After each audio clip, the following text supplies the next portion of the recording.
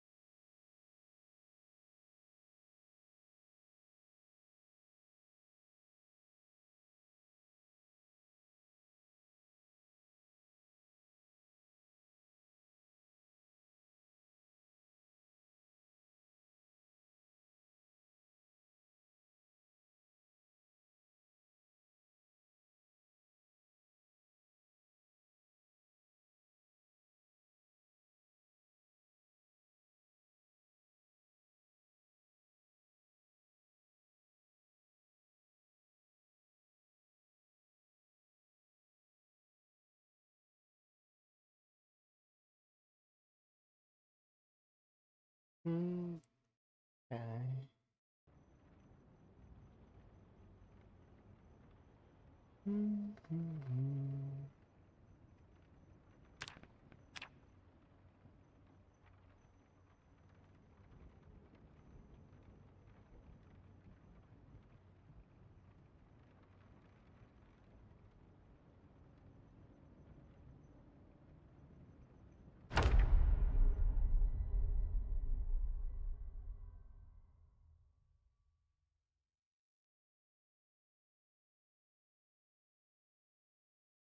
There we go. So many things, always.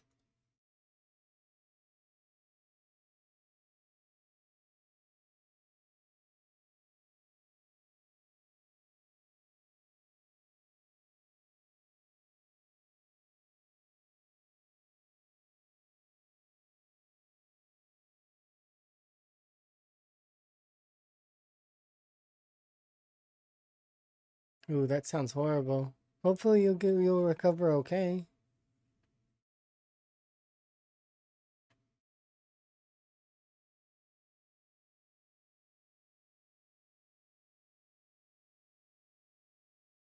Time for some training.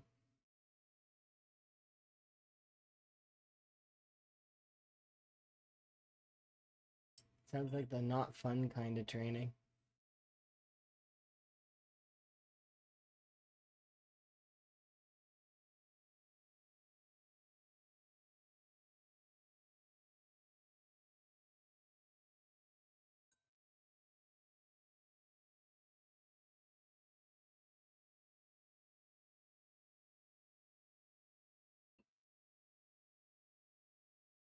Mm.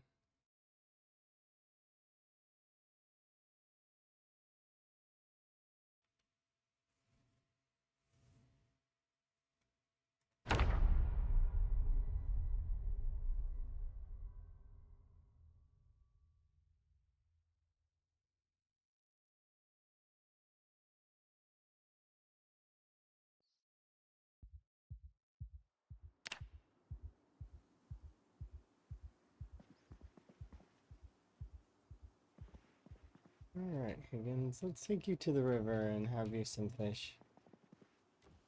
I did sleep nice, and then when I woke up, I did some stuff that was important. Got through quite a lot of it. Then I got distracted, which is gonna happen sometimes. There's a new game that I gave a try today, and it was really fun, and I had to stop myself from playing it. But it's the new Schedule 1 game that just came out, right? That one. It's really fun, where you get to like baggy things and sell them to people. It's like a Breaking Bad kind of game, right? I could see myself putting more time in that game. It's very fun. I like those kinds of games. They're neat.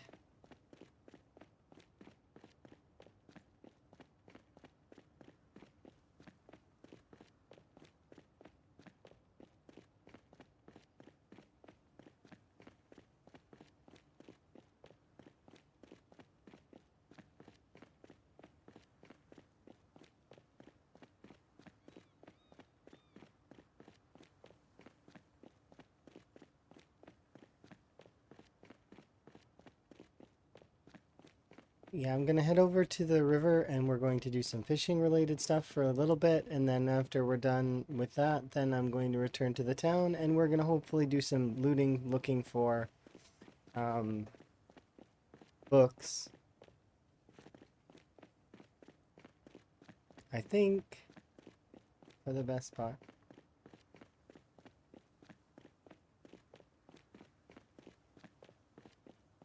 I need to adjust my phonemes, I think. Leaning too heavily into the O's. I'll deal with it later. Steam's been having a lot of crashing issues lately, which is kind of annoying.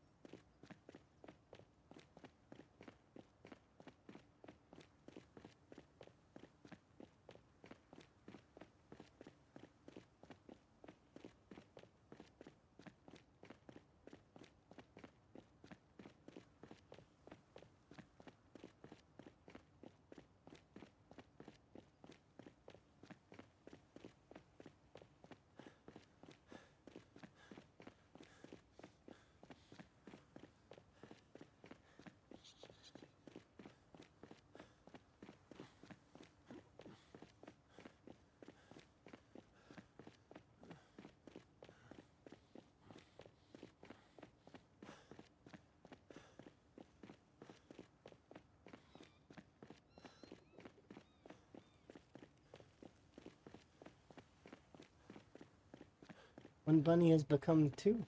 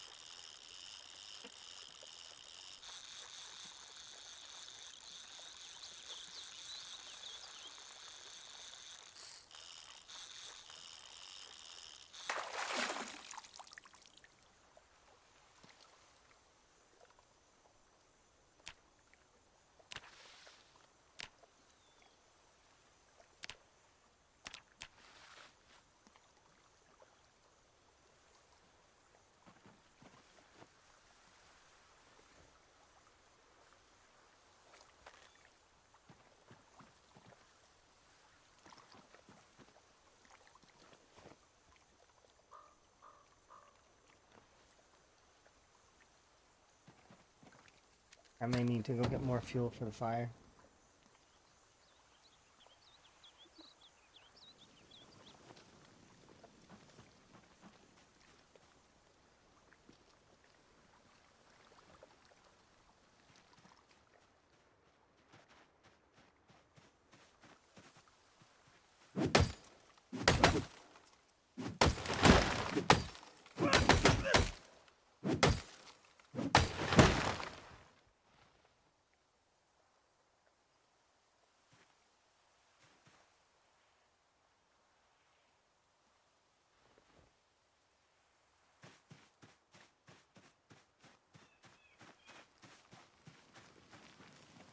Whoa, almost walked on the fire. That wasn't bad. I haven't died that way in forever. Actually, I don't know if I've ever died that way to a campfire specifically. I definitely have died that way to the CDDA fire, though.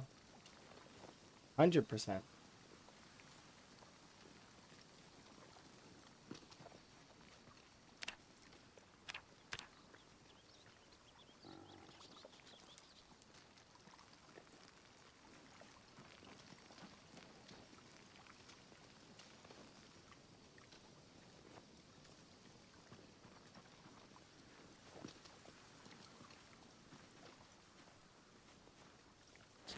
Goes there for now.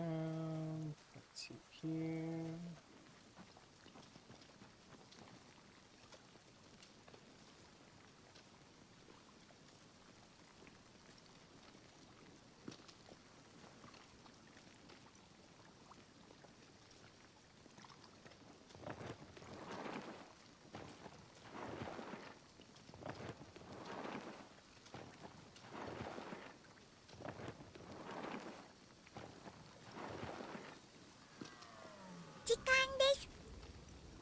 It's Ice Road.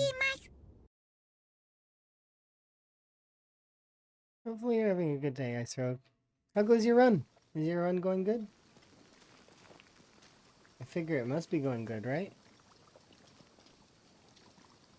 I'm in the process of stuffing my face with some fish. And getting ready to do a short workout session to max my regularity. As well as then we're going to go off and look for books. Fingers crossed we find some books. Hopefully everything's going good for you.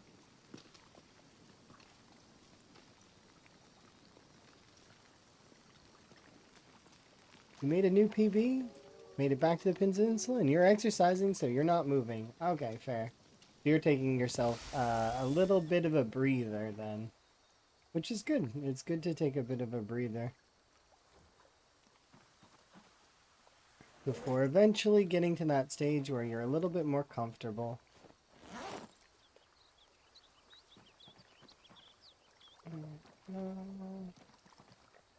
Place you there.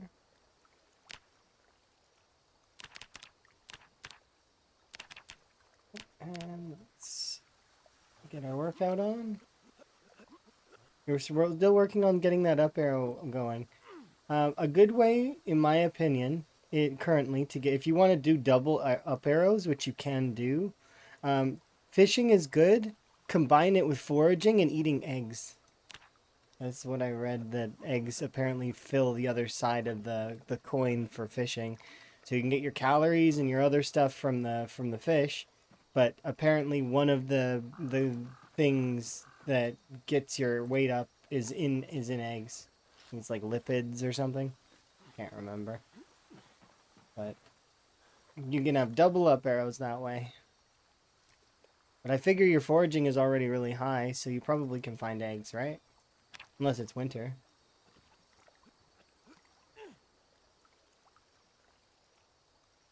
Acorns would work for it too? Yeah, probably. Currently, I am not in a means where I care about the double up arrows, though. I've just been kind of doing what I can, you know.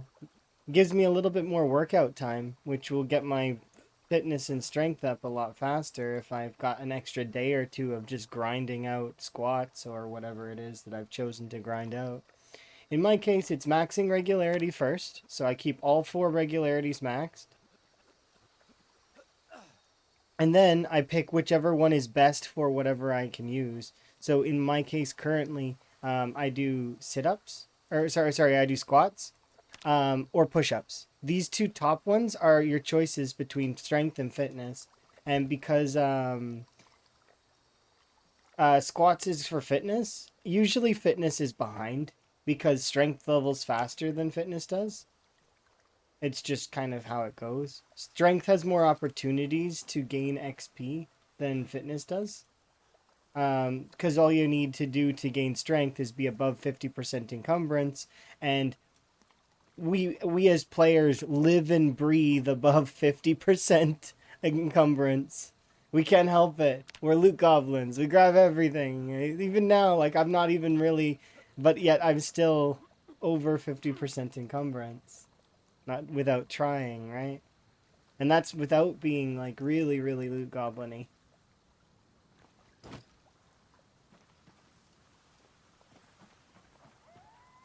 Point of view in the morning.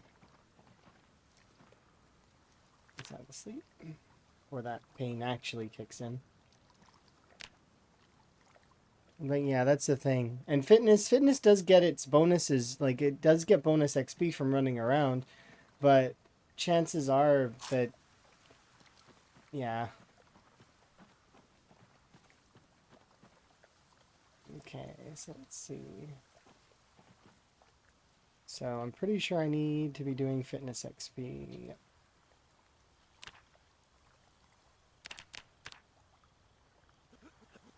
Hello. And yes, I'm going to be doing fitness for a short while.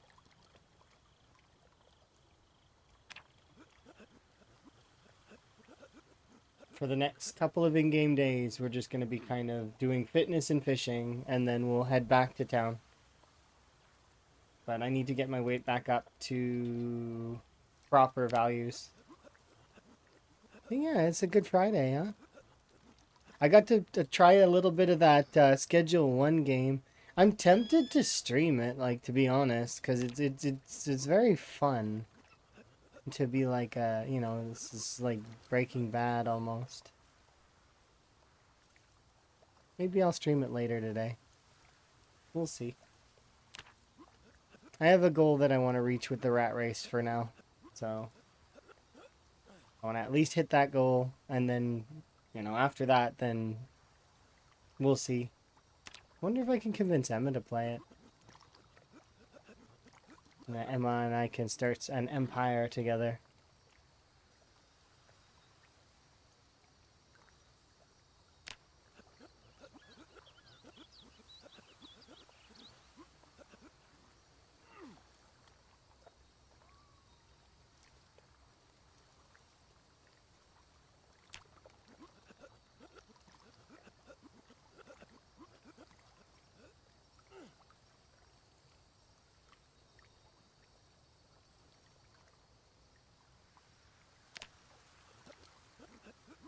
Yeah, we'll just keep on working it until we get through our weight being low.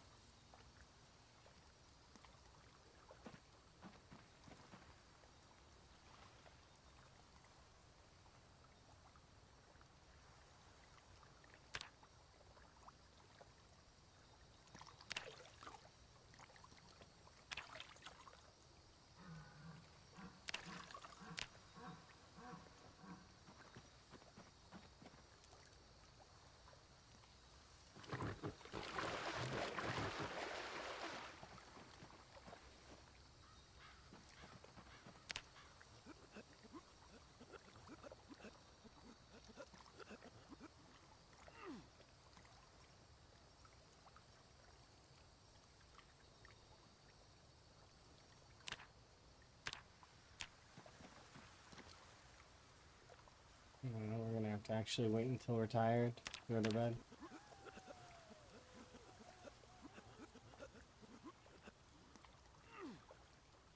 And we're about halfway through to level 8 fitness.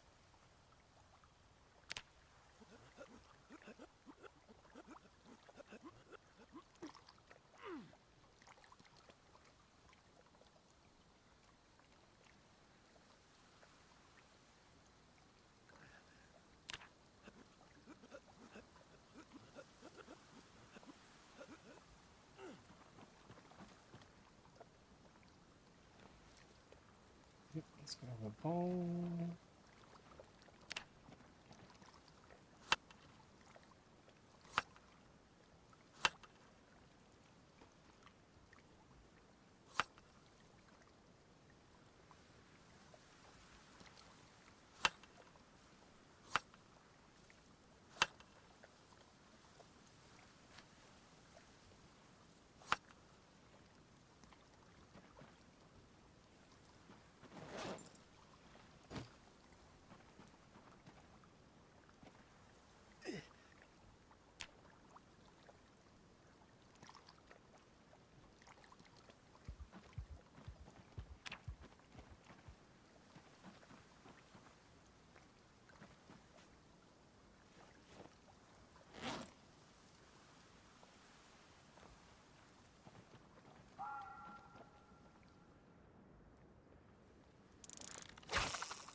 There we go. Someone made worried about assuming you made it to snow. Well, you can ask if it can be used. It's one of those things where I don't know if we're allowing other mods and whatnot. But perhaps if it's for health reasons, I'm not sure. I don't know if Lamprey approved it yet. Because his internet was having some problems this morning, and it just kind of broke. So hopefully that gets fixed. Also, his computer went all weird and blue screeny. I wonder if that's the same issue that I've been having with Steam. Because I've been having the Steam webhooks breaking quite a bit. So I'm wondering if perhaps there's 130 centimeter gar. Thing is gargantuan. Look how big it is. How am I supposed to deal with you? It's still dark for another few hours. I guess we'll work out until I actually can't put that there.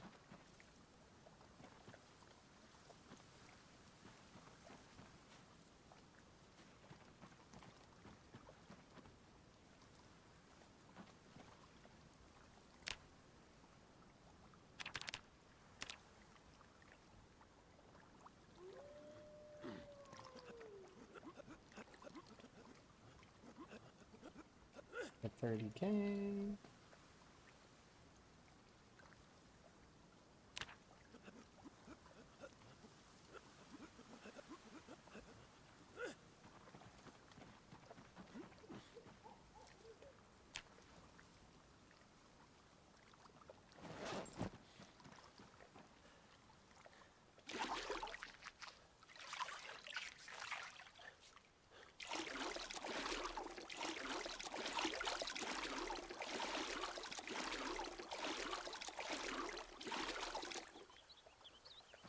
I don't know.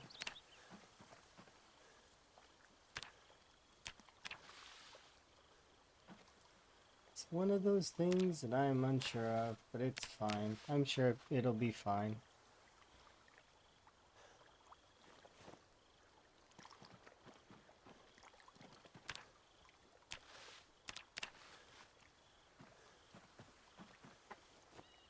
I didn't mean to cut those extra small.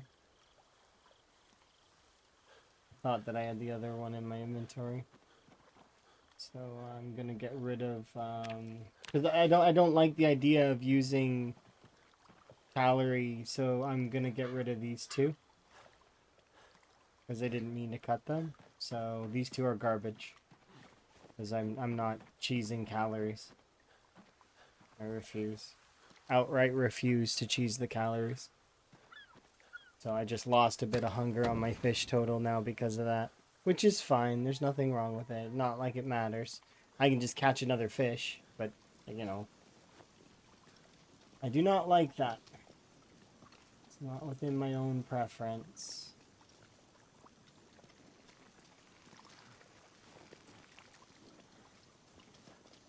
It feels exploity, you know? I don't like it. Blah. Because there's no way the devs intended that if you cut the fish to a minuscule, teeny tiny piece that it keeps its calories. That's an oversight for sure.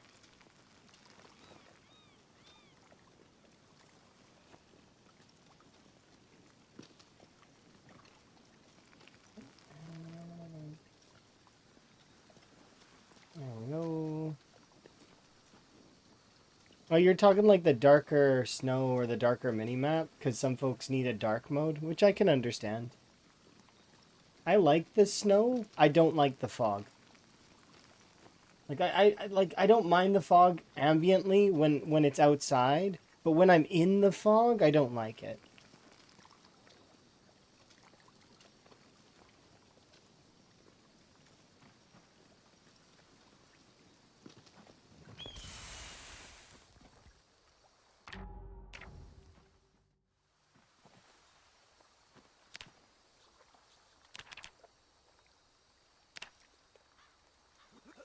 Alright, let's carry on.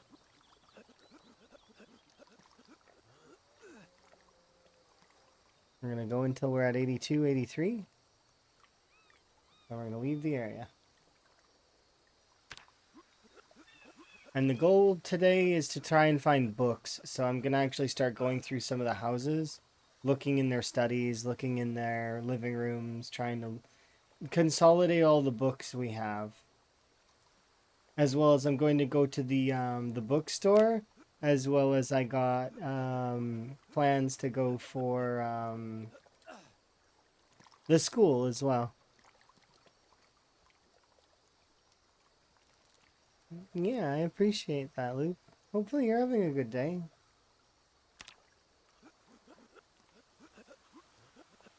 I'm having a good day. Making progress.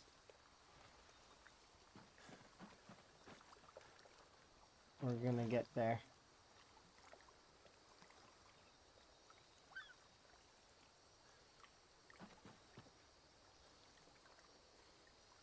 If I absolutely wanted to min-max this to the absolute nth degree, I would also be reloading right now.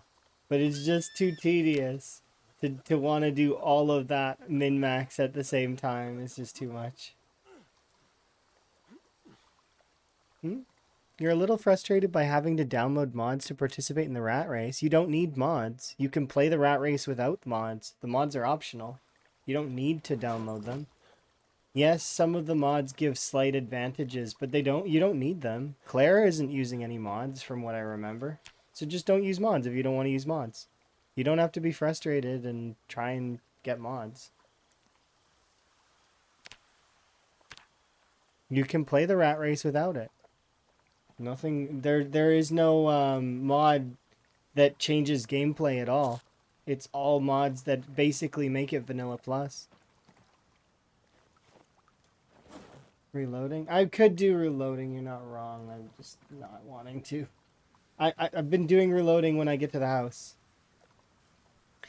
He requested Twitch stats, but I mean most folks do Twitch stats. Because they link it to their kill counter, right? So that it's on display, so that it's easy. That's more of an ease of access thing for Lamprey than anything, because remember he goes into the VODs and he looks and sees when we're like our runs. So if he has to look for a moment when you have this open, that's a little awkward, right? And also the text is kind of small. This is a little bit bigger and you can link it, right? It's not too difficult. That's the only thing that I could imagine. Like if anything, if we were to go back to basic, which is something Lamprey mentioned before, that this would probably be the only mod that he would allow. He would probably disallow a lot of these little UI mods that exist, as well as proximity inventory. If we were to go back, go back and redo it, just because of how many folks are asking for mods. He's mentioned that it's kind of it's tedious to have to yay or nay everything all the time. You just want to play vanilla. That's understandable. But if you want to play vanilla and then you can 100% do that. Just make sure that at some point you put this little window up so that he can see this number here.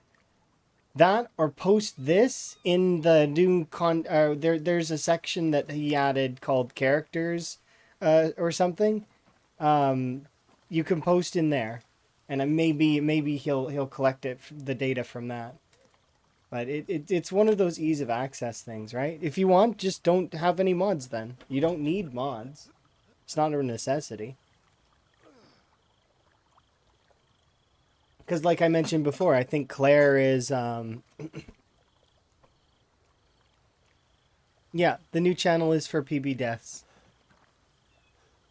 And he'll go through and just... like I said, if you want to play pure vanilla, which you can...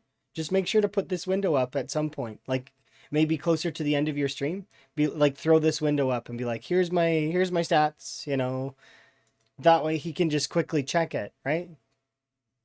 Yeah, if you do that, then you should be fine. Just like make sure that it's like up the whole time during that like end portion of your stream. Cause he's just doing it for that. The character updates apparently is for PB or for personal bests, if in case, you know. But I maybe I thought it was for including things like your skill grind. Cuz like if you happen to grind a skill to 10 or yeah, the leaderboard channel is specifically for the leaderboard, but and it's locked for only Lamprey to post. Yeah, it's I think that the character one is for including this stuff right here, like your skill grind. Yeah, I think you guys are fine. Don't worry. I'm pretty sure if we go into the description of the channel though, which I'll read it out loud right now. Um, the description of the character updates channel is if you've died on a PB run or if you've maxed some skills to 10, please let me know here. So he doesn't care about kill counts or he doesn't care about your survival time in this sense. It's just for maxing skills or your PB if you died. So there you go. But he can't keep track of all the skills. That's going to be difficult cuz like I mean, how often is somebody looking at their skills, right? Probably when their skills pop. But yeah, you don't need to have any mods at all so long as you're following that. If you like just keep this up during the end of your stream so he can see the kills and the survival time. Cuz we want to make it as smooth for Lamprey as we can, right? And stop messaging him in the Discord on their discussions. It's like you don't need to put an at Lamprey because he's gonna read it. Unless like I mean it's unnecessary. There's a lot of people that are like at Lamprey, at Lamprey. It's like stop bugging him. Let him relax. There's like 70 plus people in this challenge. And he has to go through it all. Yeah, exactly. It's good to make sure that it's smooth. And like he said, the easiest way for him to check our runs is if he goes into our runs and at the end of the VOD, he'll just like peer through the VOD real quick and he'll grab whatever number he sees. And if he's off by a little bit, like if he's off by a smidgen, let it slide. It doesn't matter that much if you killed 407 zombies and he put it down that you killed 380. Like that 20 or so zombies, who cares? Let it go. The only time it will matter is if you died. If you died on your run and then post it in the PBs section and be like, this is my PB, there it is. But, you know, we're all not even close to the million, let alone like even a fraction. Even Twist is under like 10% still. Like we've got a long way to go before we're anywhere close to it. We can't be nitpicky now. It's silly to be nitpicky anyways.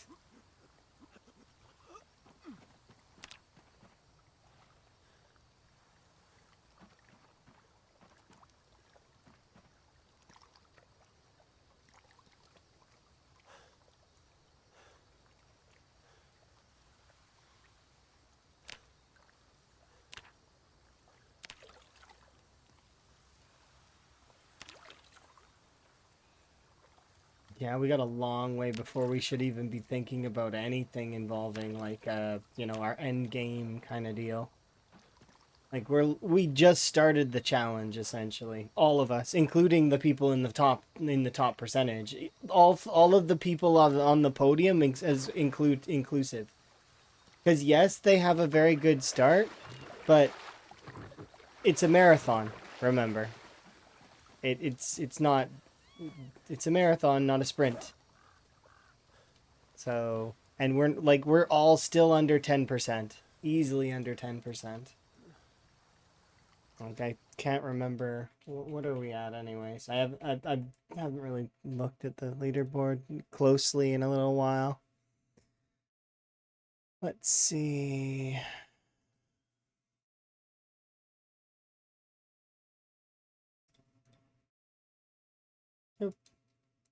Broke. There.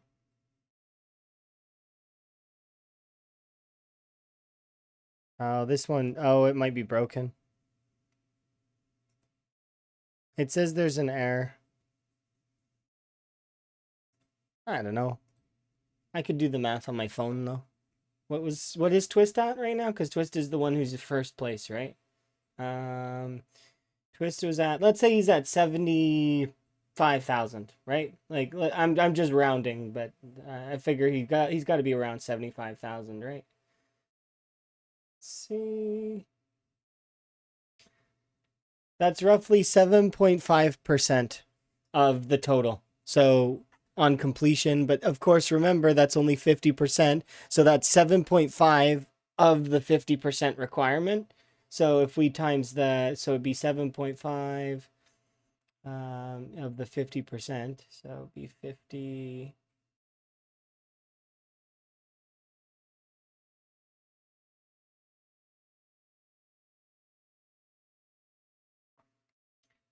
So it's actually like less than 5%.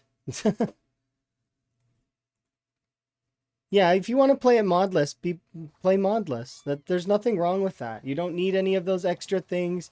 Eventually, you'll figure out. Oh, it's really easy. Did you want me to tell you how to do it? It's simple. It's really not complicated at all.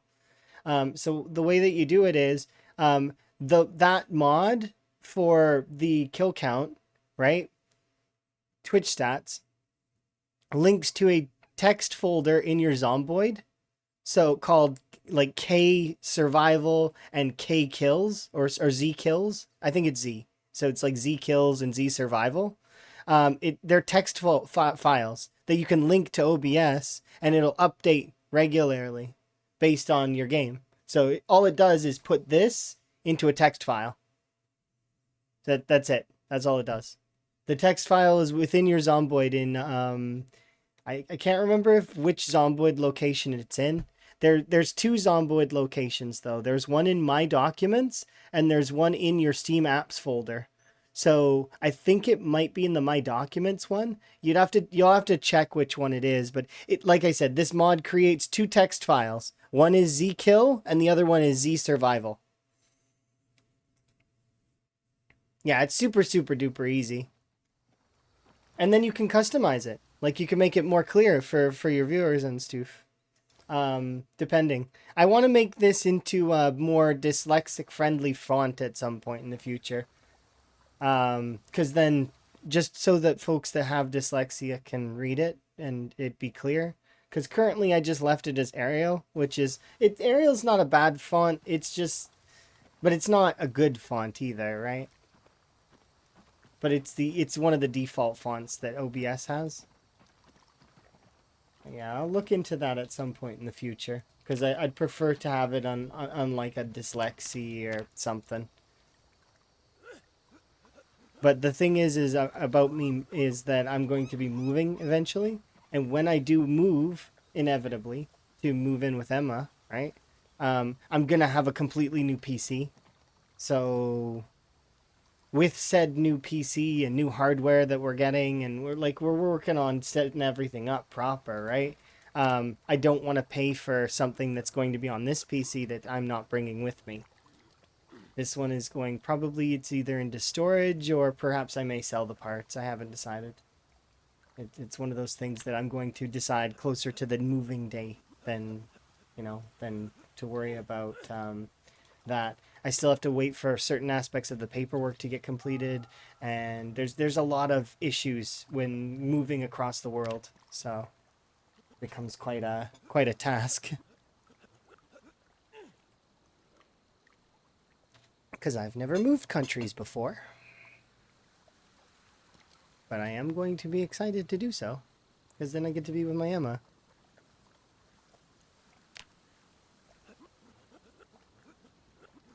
And it'll be nice to be with Emma.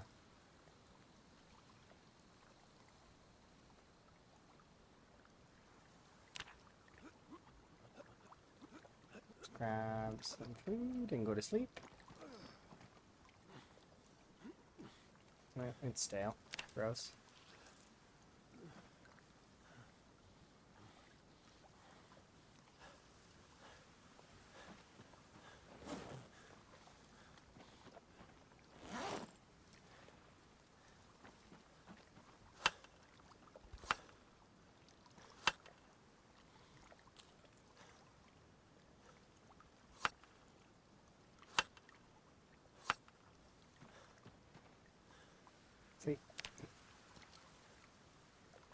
How's my weight doing? 81. Nice. We're actually gaining quite a bit. We'll probably go back tomorrow.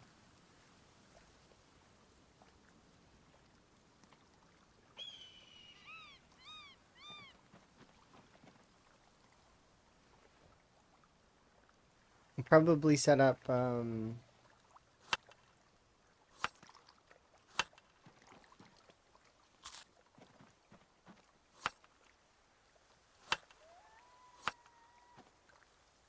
yeah.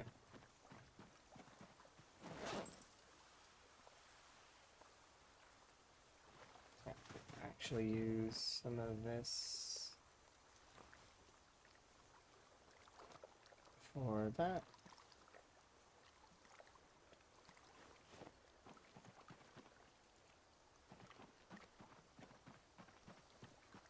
You got the info working in a cool text file? It's cool. I mean, you know, if you like it, you like it. You said you wanted to do modless though, and you can. And like, I mean, I don't, I'm not, you know, saying that you have to do mods. It's just ease of access. That's all for both you as well as for Lamprey.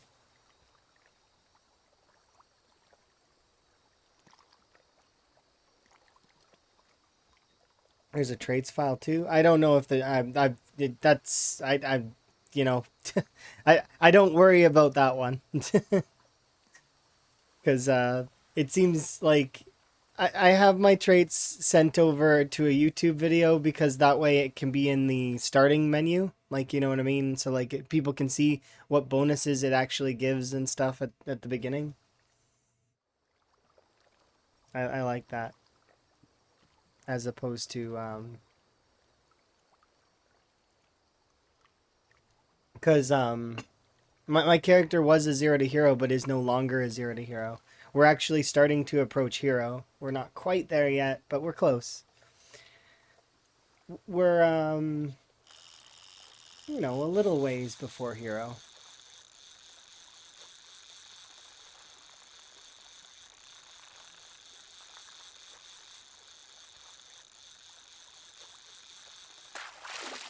Nice.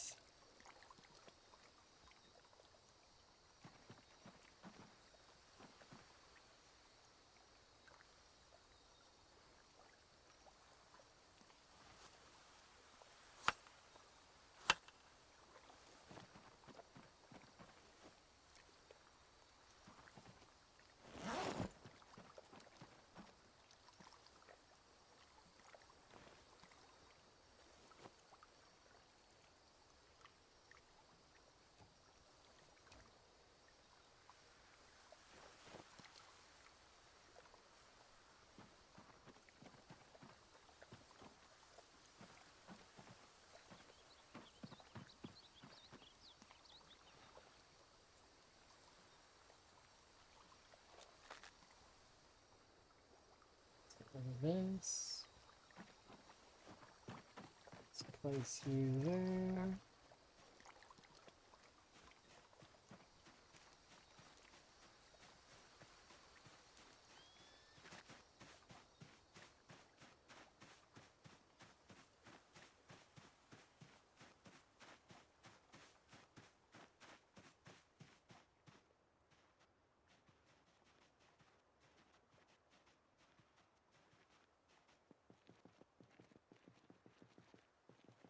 There we go.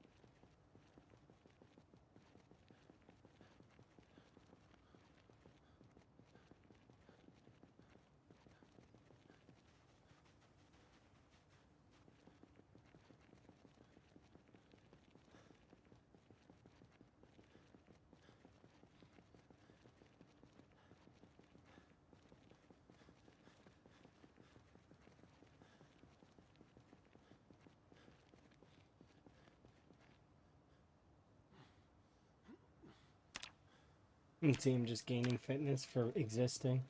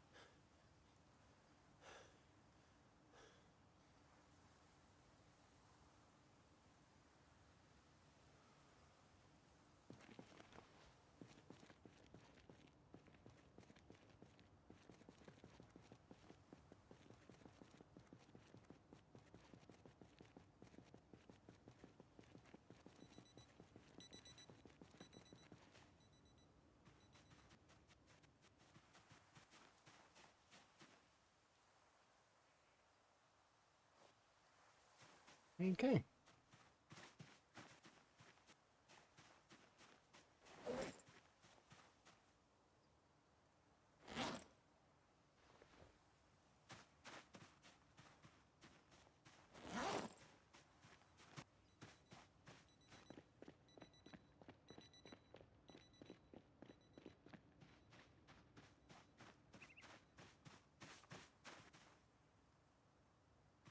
Actually, I'm gonna go and yeah, I'm gonna go grab a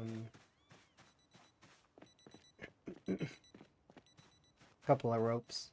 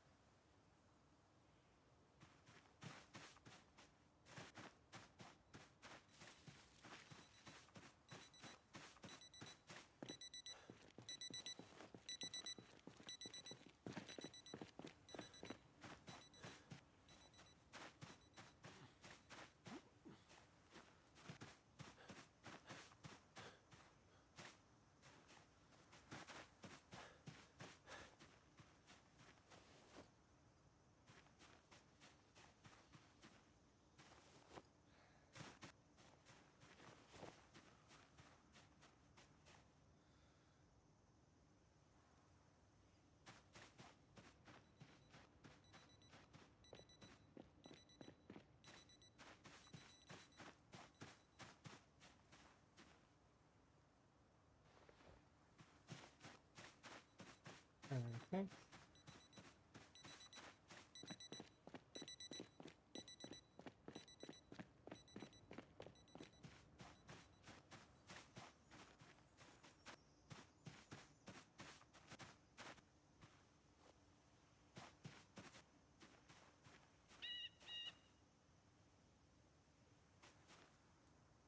Yeah, I don't really like the app myself.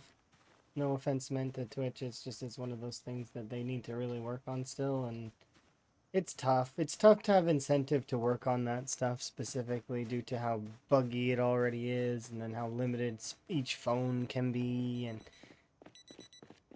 how bulky it is overall. I don't know. I figure it's got to be pretty complicated to get that stuff working just right.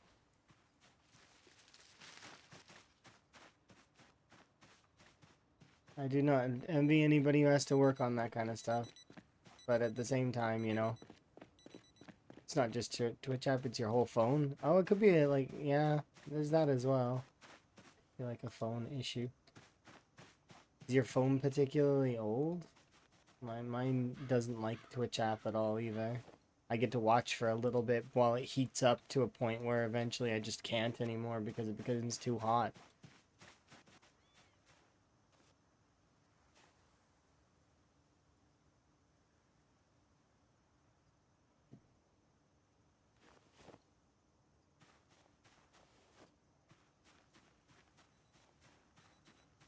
Hi, Chili. How goes? How goes your run? Is your run going good?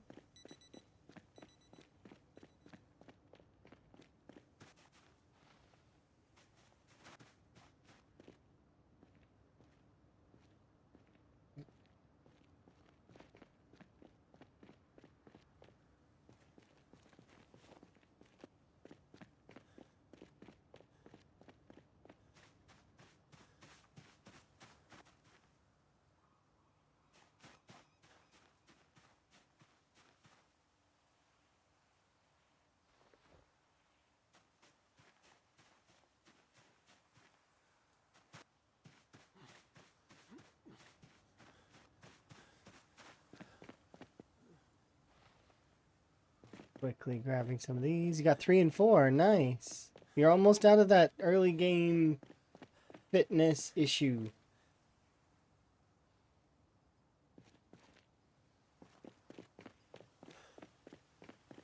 Right now I'm just grabbing some of the logs that I left behind.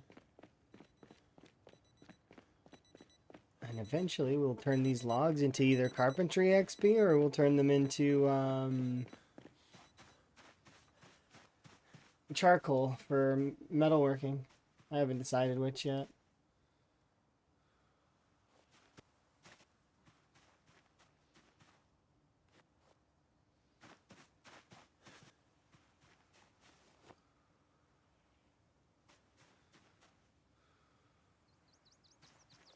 And I need to go and actually get some more branches as well. You're going south this time instead of west. Oh, you're hitting the town from the south? Ooh, that's dangerous. Don't get pinched. You mean South Riverside, right? Like, so down here? Yeah, don't get pinched, Chili.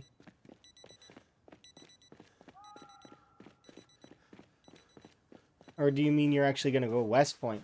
Like, if you're going to go to West Point, that's cool.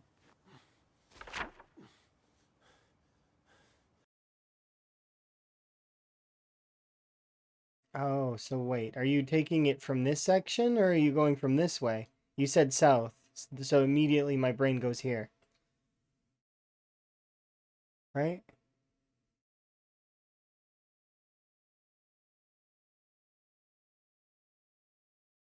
Like, you're probably doing this section, yeah? So same as I did, where you enter on this bottom corner. Right?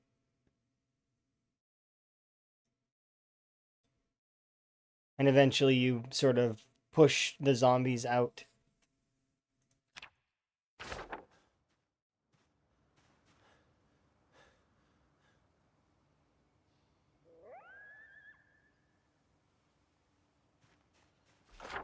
East on the river, east of the mansions. Oh, so you're down here. You're going south this way. Into these. Well, this is not a bad staging ground if you decide to go this route down here and start sieging down this area to then go after Phallus. That's what I'd recommend if you're going to go this route. Because Phallus is doable. Very doable.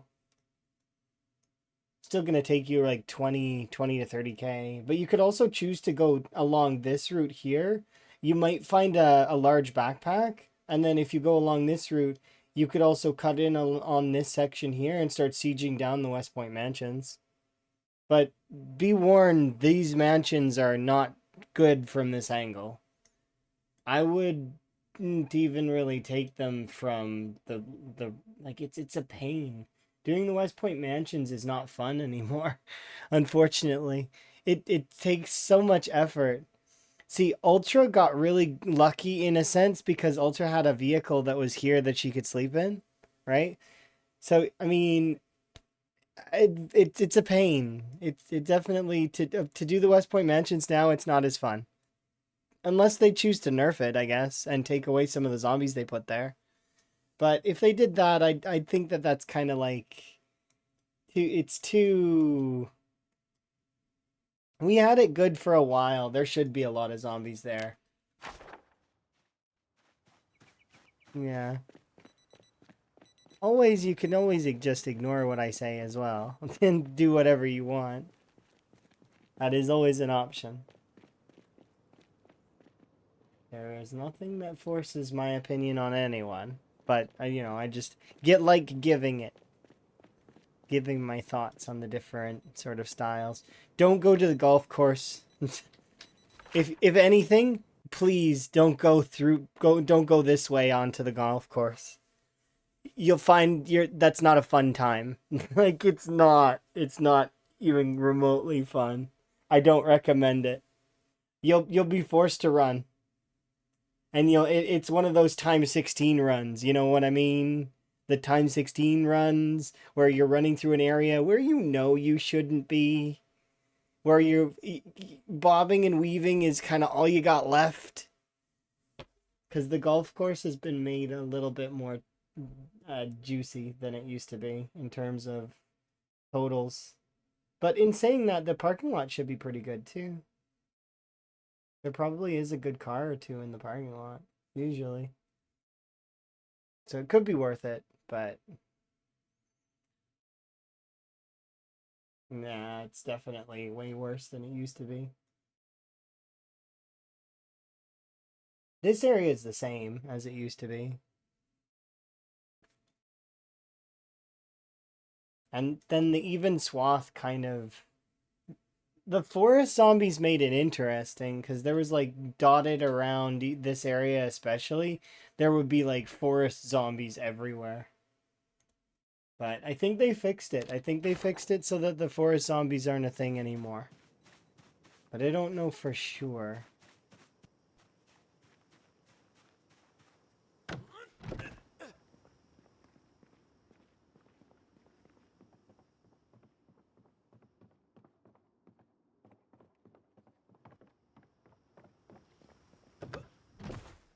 Oh, I still have the fire axe? I do. Nice.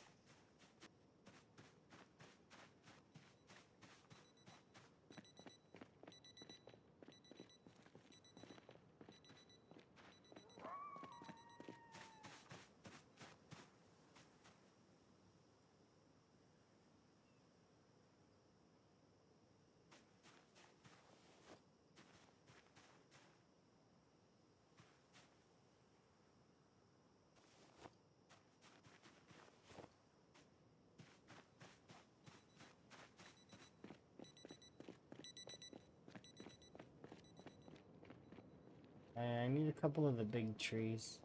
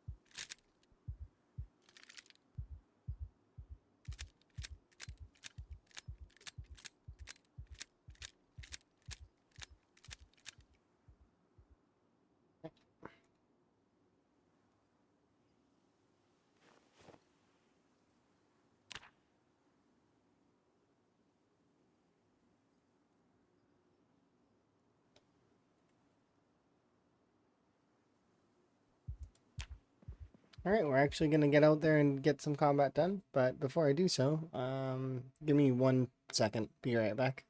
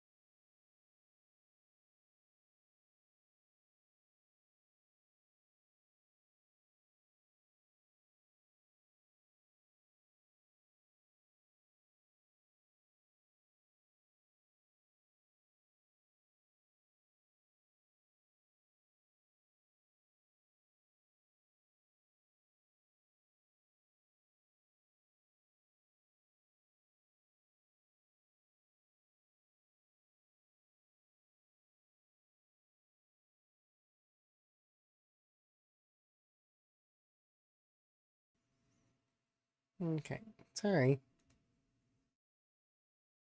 Here we go.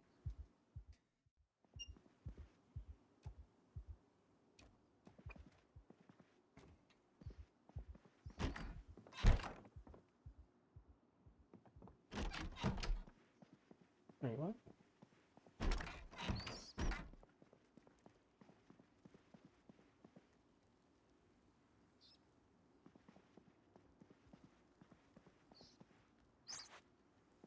I think you fooled me.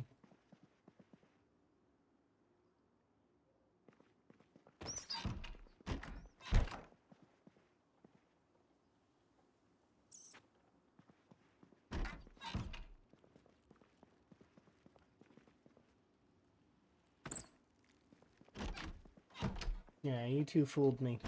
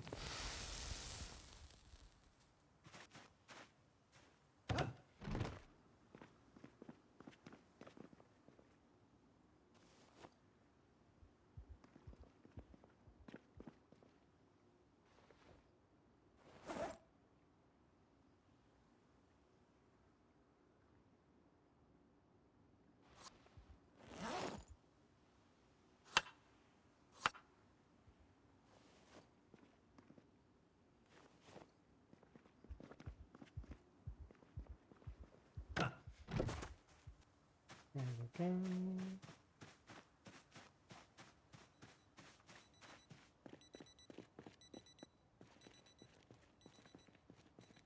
Alright, let's go start looking in houses and start searching for books. Book time. See if we can find any other books that are of fairly good use to us at this time. 'Cause it's been kind of tough finding good books.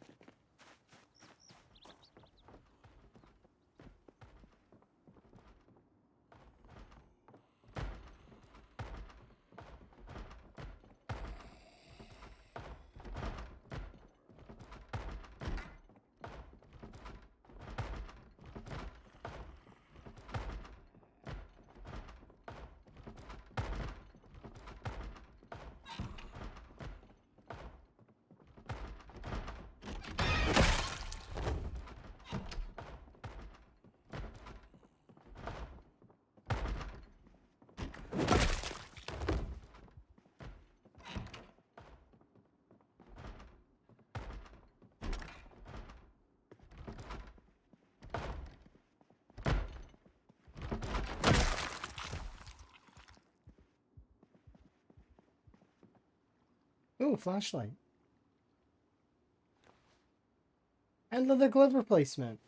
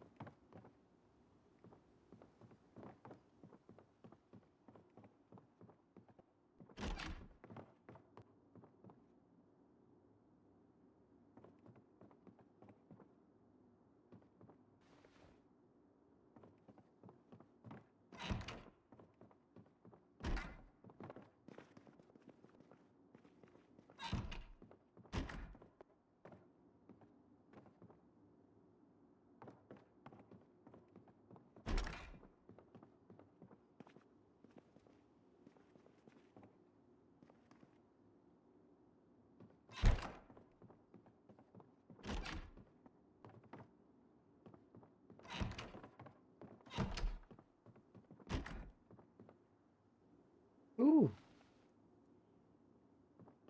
scratch ticket.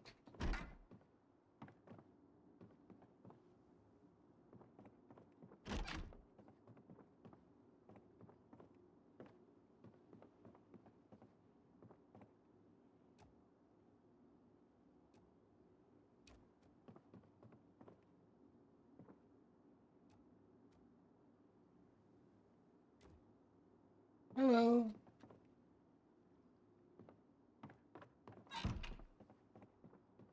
All right.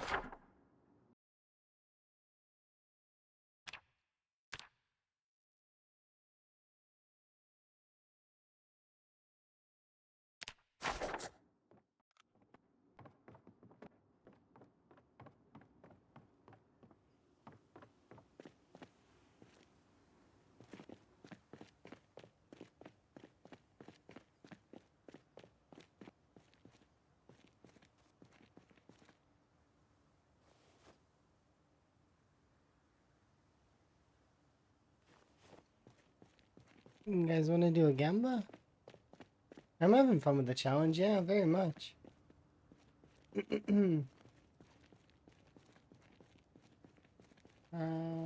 Right now, I am currently in the process of looting. Because I have the ability to loot.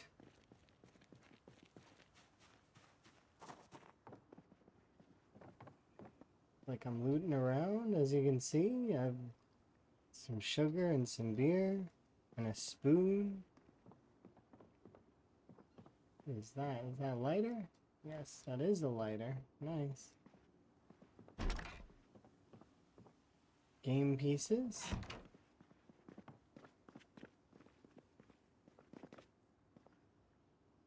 Dog food. And a knife.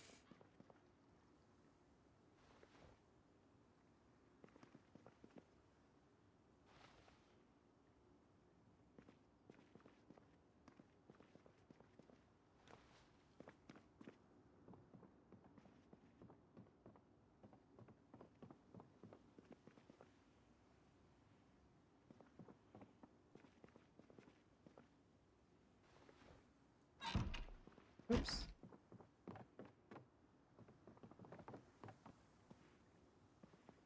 Yeah, looting is fun when you finally get around to it.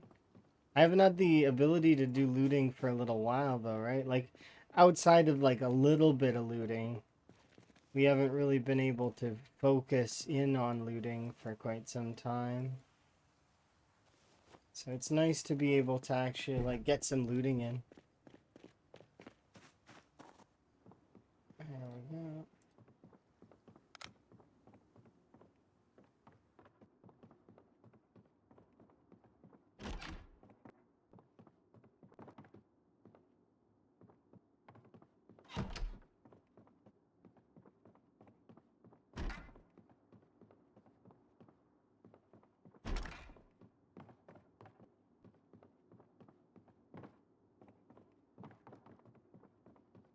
The big part of today is I want to at least loot one section of the gated community, another section of it. And then I also would love it if we could get to the point where... That's a happy face pillow! Heck yeah! That is replacing my old pillow.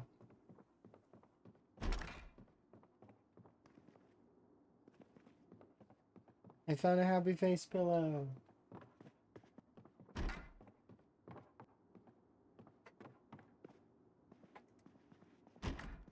Nice pair of purple pants. I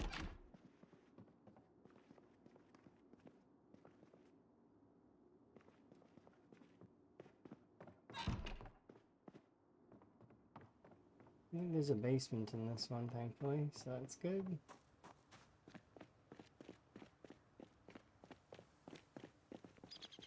Cordless phone. Regular pillow gone. Happy face pillow. Yes, please.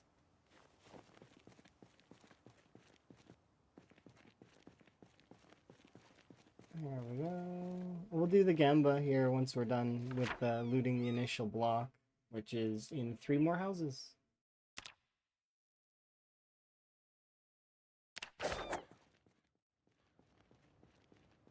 So that is currently what I want to do. I want to loot these houses.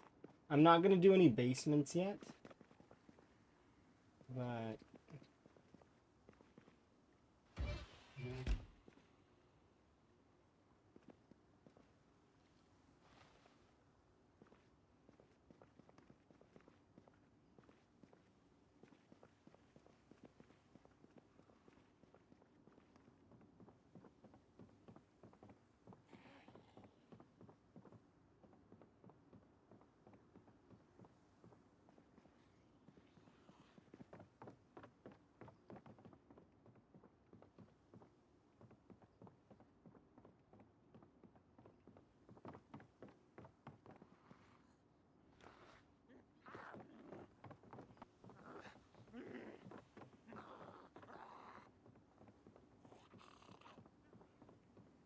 sounds like a zombie is free and moving.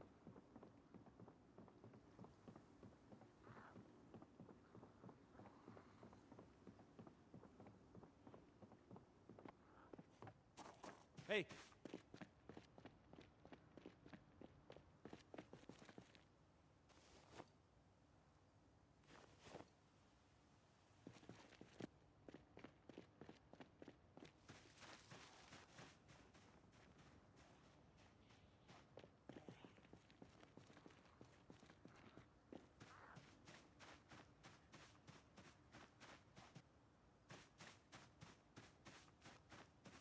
I want to do that upstairs.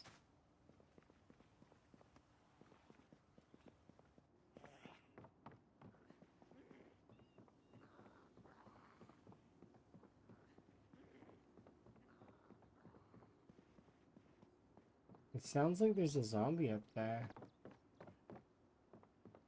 At the top of the stairs.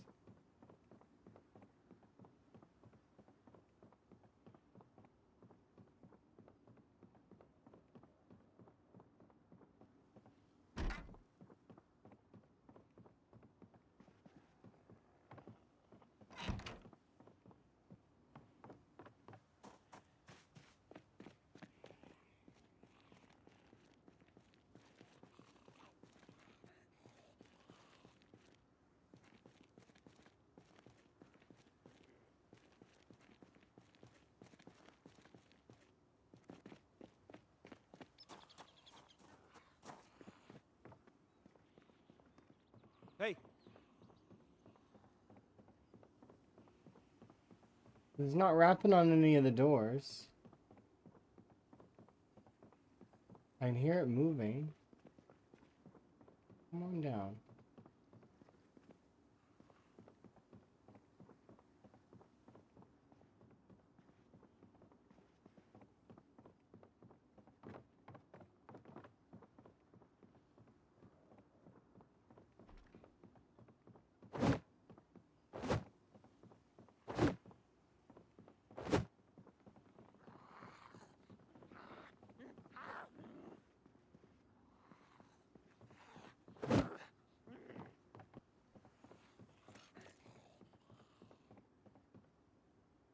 He's getting aggressive when I go near the stairs. I don't trust it.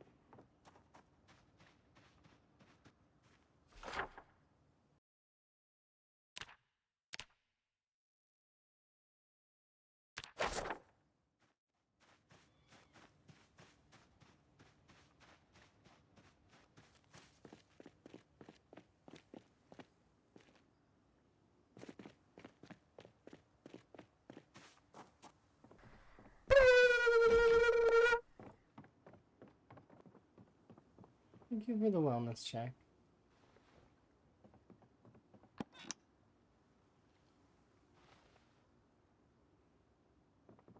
I'm gonna sip of my tea here in a moment. I am just distracted. Ooh, pasta. That on its own is worth 3k calories.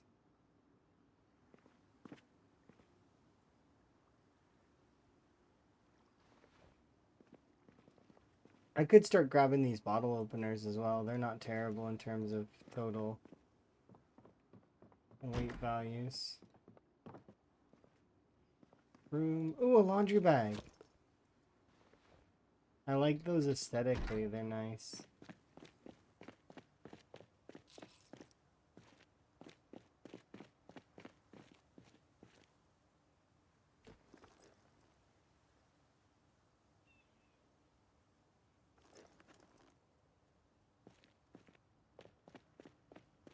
Hello. Are you the zombie that got stuck? Let's go find out.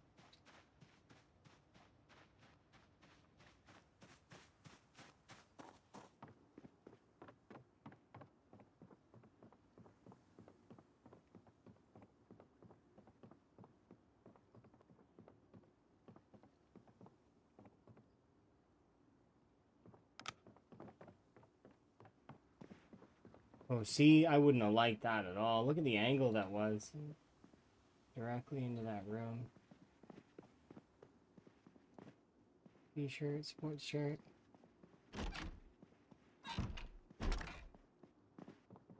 Power bar. And pickup.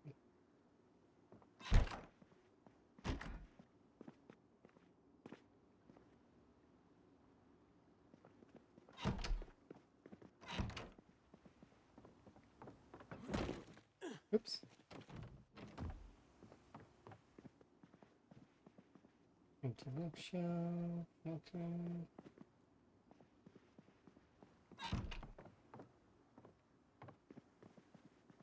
Vampire mask. Needle. I have a bone needle. I guess I'll switch it out for the regular one.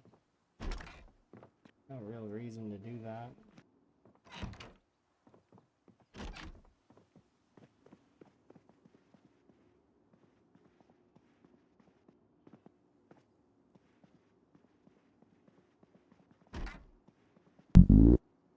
Oh, thank you very much for the subscription. Do very much appreciate. Enjoy your ad-free viewing as well as your frog emotes. And how am I doing? I'm doing pretty good. Today's been a very good day so far. I've got some goals that I want to achieve in the rat race, one of which is to loot these houses here that I'm currently looting. I managed to finally go upstairs on this one, so we'll mark this one off.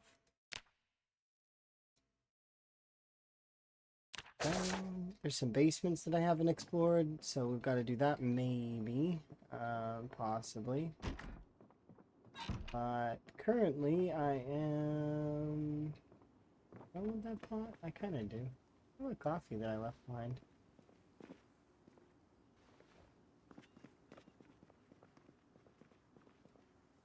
There we go. Okay, let's run back out. But yeah, I'm doing pretty good. And thank you again. Do very much appreciate you. Swap the bone needle out, unpack, favorite you, and favorite. Jeez. You very much appreciate the 5 gifted subs. And enjoy your ad previewing as well as your frog emotes. And bonus to channel currency if you get to earn that. You very much appreciate. Vampire mask there. I actually might be able to have a spoon in my inventory. Maybe. I was just getting to this house here.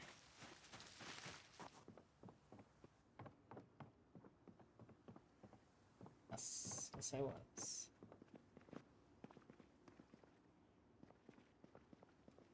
Muffin tray. Awesome. Do very much appreciate the gifts. And the hype train.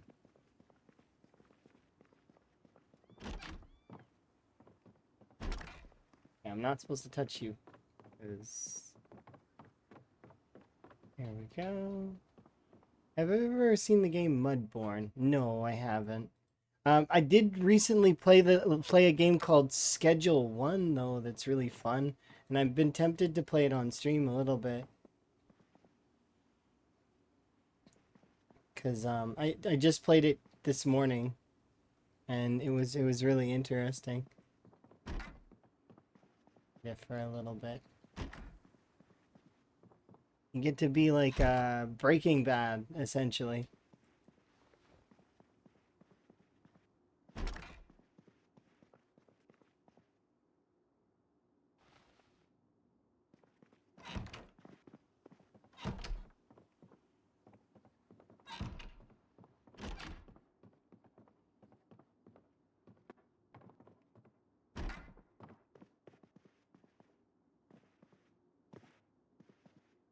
There we go. But I definitely can write it down.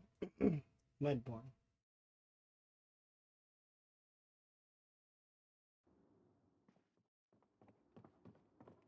Means discovering frog breeds. The last game that I played that was like that was called Camaroo or something like that, where you took care of sticker frogs, which was really cool. I really liked that game.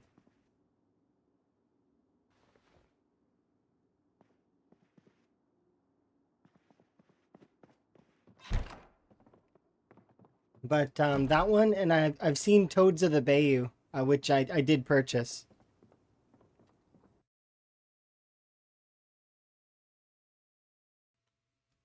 which is Toads of the Bayou is like a turn-based frog game where it's kind of cool, rabbit keychain. Um, where you take control of a frog that is kind of like a fencer or something, and they have attacks, and it's kind of like a card game. It was really cool when I was looking at it, and I watched Emma play it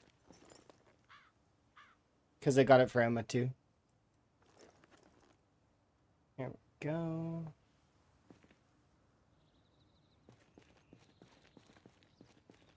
Okay, last house on my list is this one.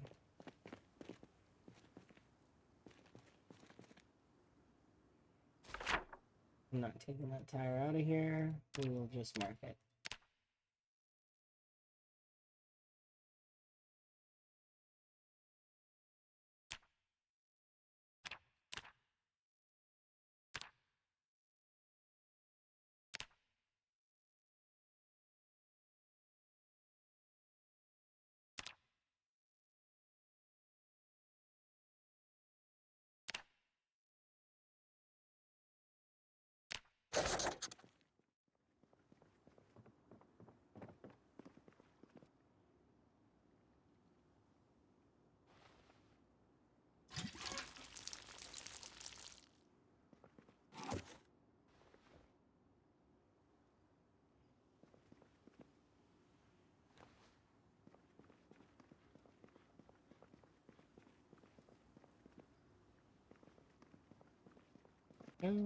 Thank you very much for the hype train. Do very much appreciate. Open.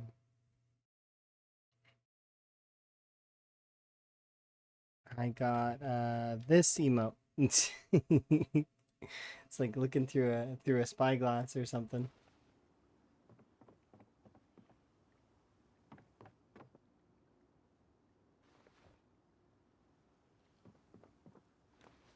Can I solve the puzzle cube? I don't know, it won't let me. Darn. Choo-choo. Need cat traits.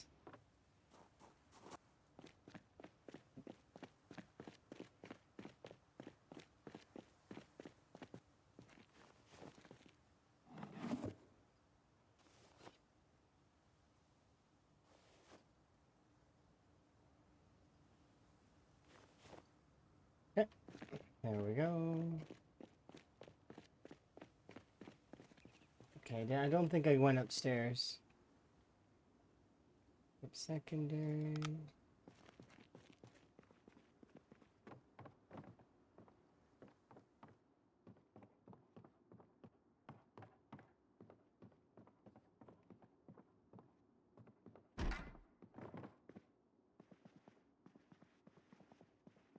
Yeah, no worries. I understand. You have fun, and do very much enjoy whatever it is that you're up to. And thank you again for the gifts, as well as the sub and the stoof.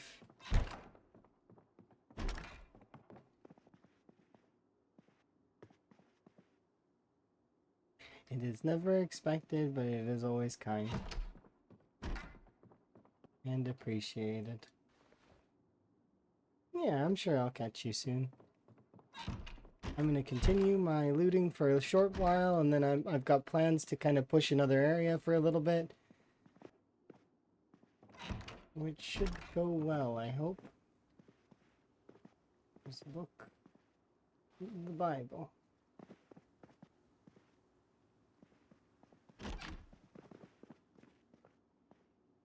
Nothing in there, nothing in the trash can. Empty.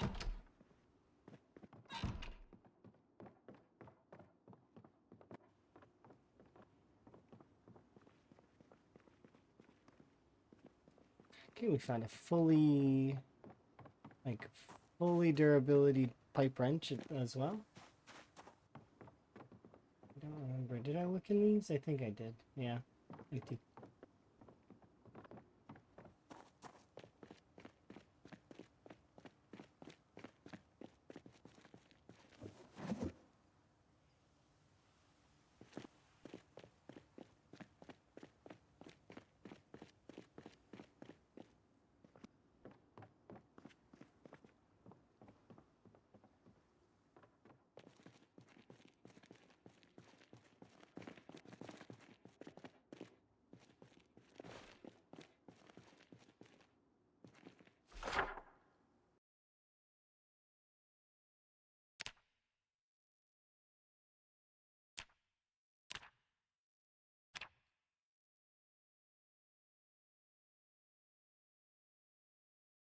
I've been in there, and this is just a dusky, empty basement.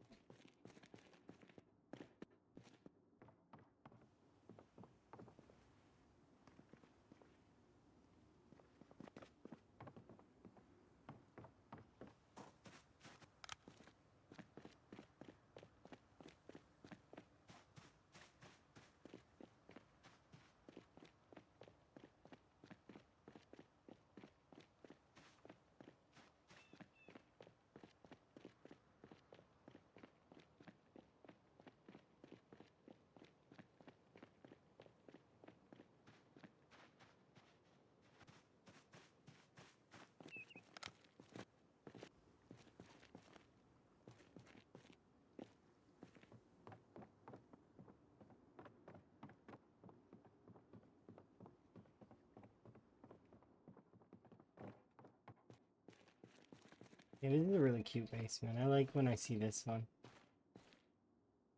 Box of screws, not bad.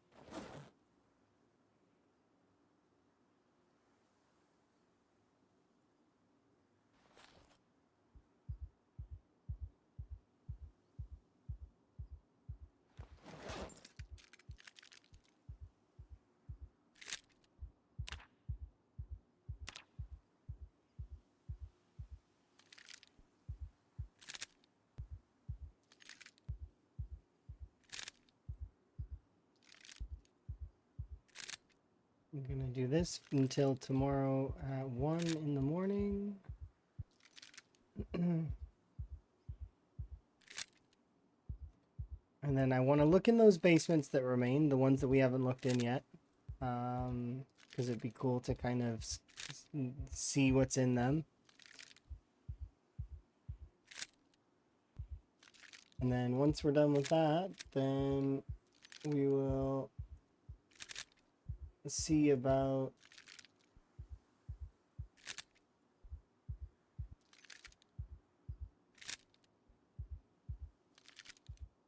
going over to the bookstore and clearing out the area in front of the bookstore. I'm going to pull an axe and we're going to chop down the door. Because the door is locked from what I remember.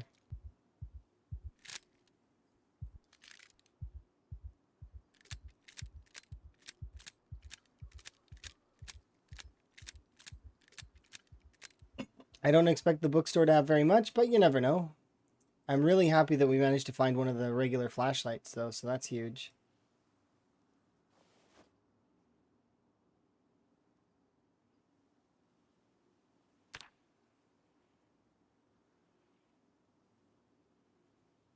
It's funny that these 4 zombies here that we killed are more scary than the larger hordes that we fight, because they're in like areas that are kind of frightening.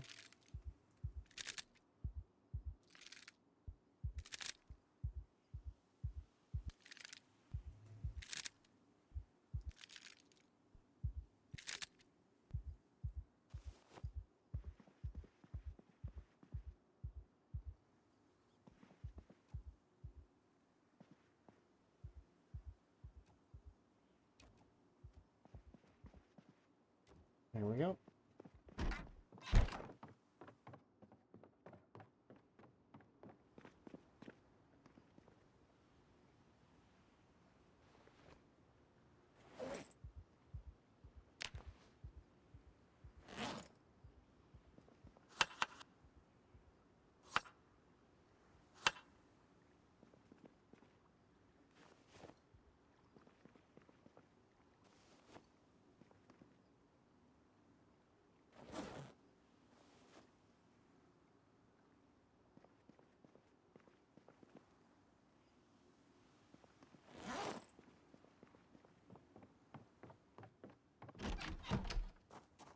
Okay, let's go check out this place's bait.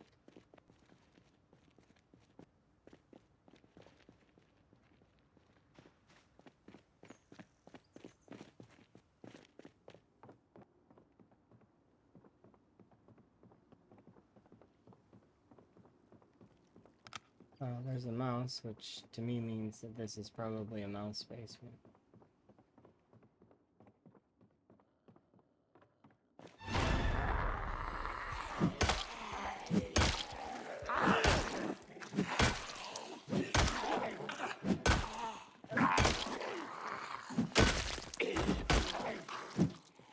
I hate being wrong like that.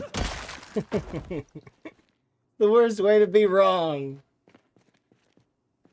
There's not even anything in this basement except these 2 zombies. Like the worst way to be wrong. Oh well. It is what it is. Sometimes you're just wrong.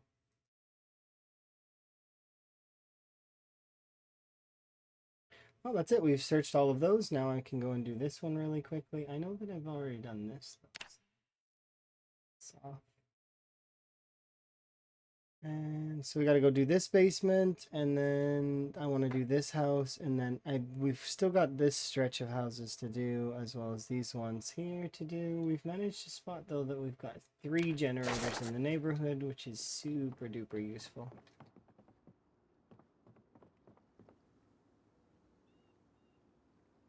I'm gonna bring the corkscrew and a wine glass with me, because why not?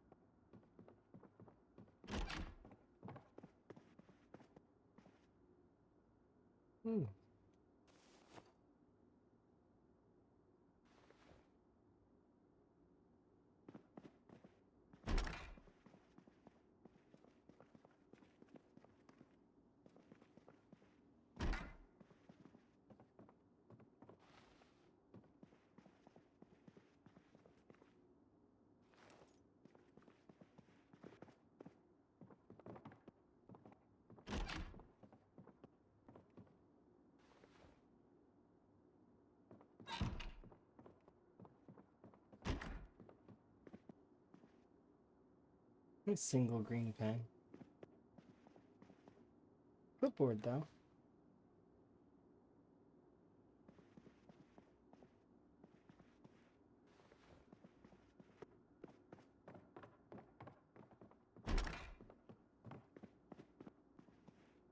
Into the house.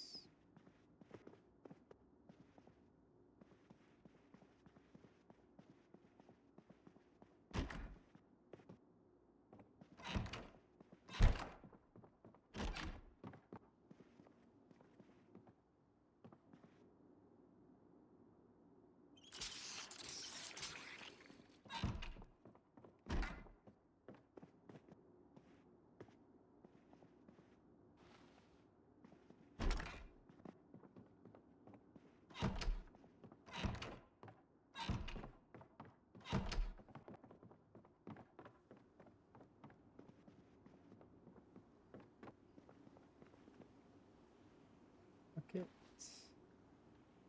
Baking soda.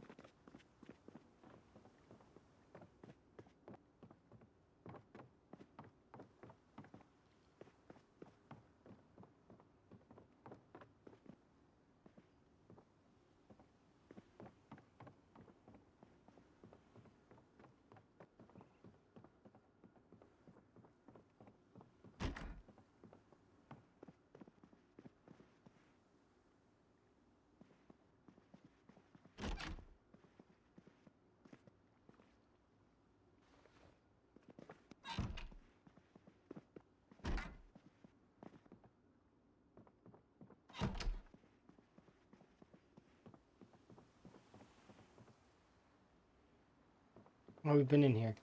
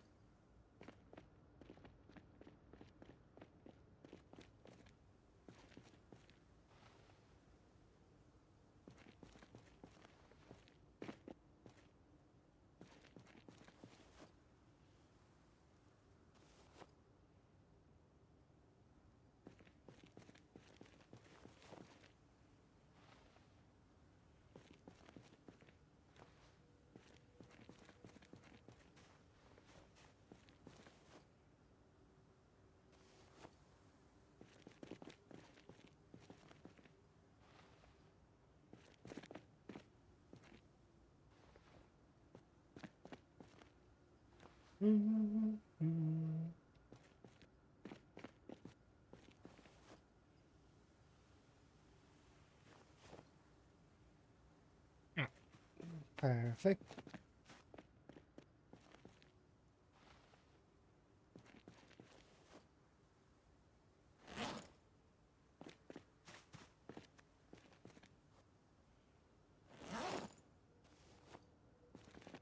Yeah. Tidied up a little bit.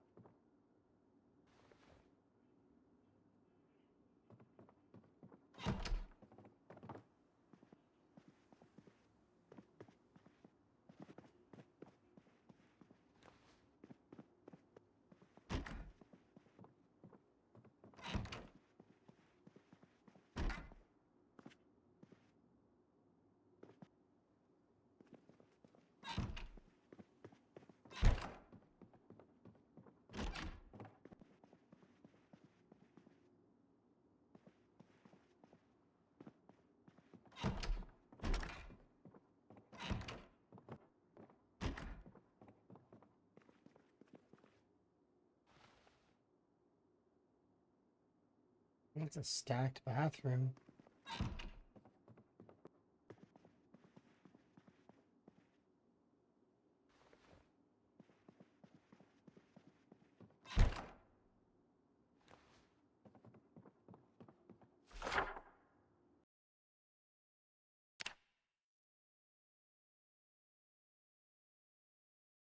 Okay. We're getting close. 3 more on this upcoming street. And that's another set done.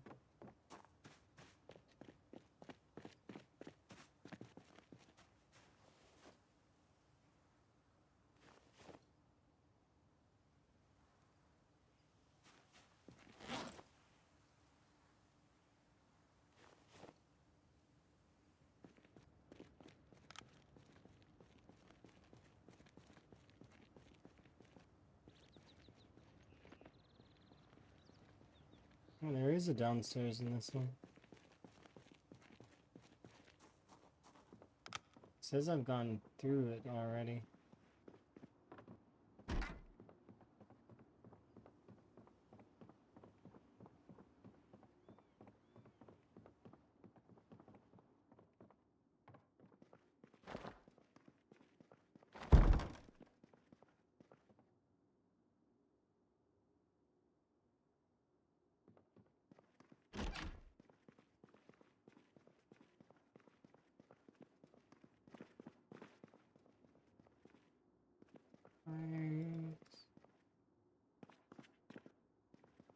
Oh, it's a film one.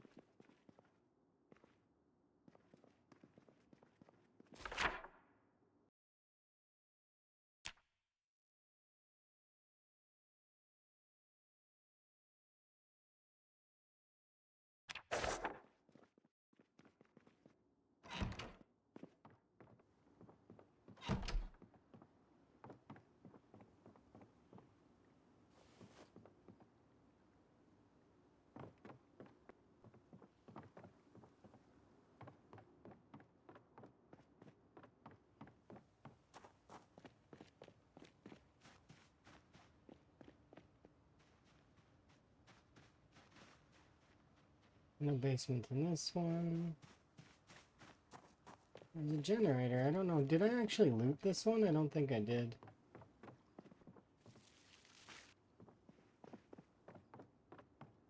The mouse. Girl Scout cookies.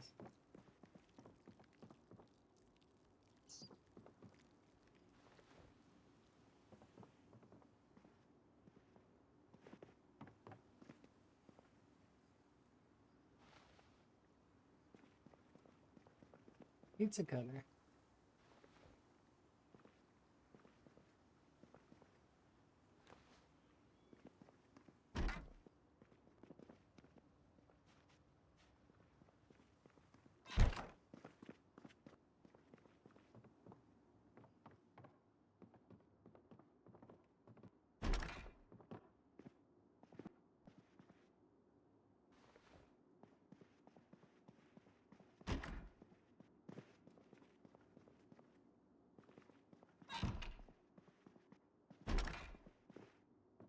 Ooh, shovel and twine, nice. Not a spade, but still, I mean, we can make our own, so not that big a deal.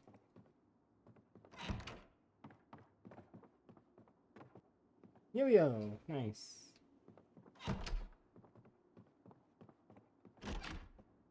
Nothing on any of those bookshelves. Full suite of pens and pencils in case I need it.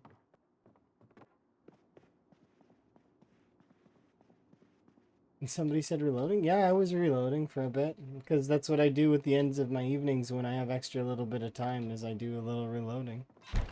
Which, we're at 5 and a bit. Like, a little bit. And that's how it's gonna stay for a long time, because reloading is one of those skills that takes an eternity.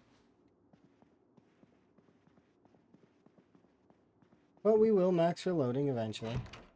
It's just a matter of time. If I keep going at it a little bit at a time, a little, you know, a little every day, eventually it'll get maxed. Work boots, yes, I will take those. I am glad I went back and looked.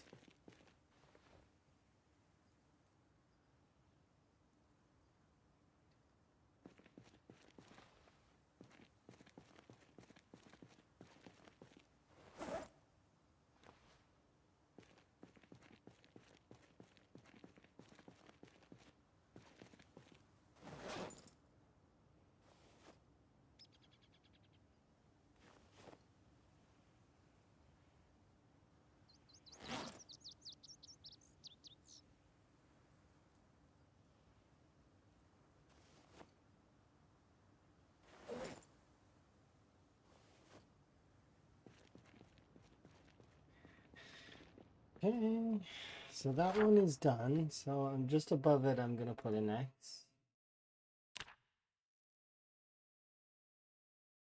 But, so that one's finished.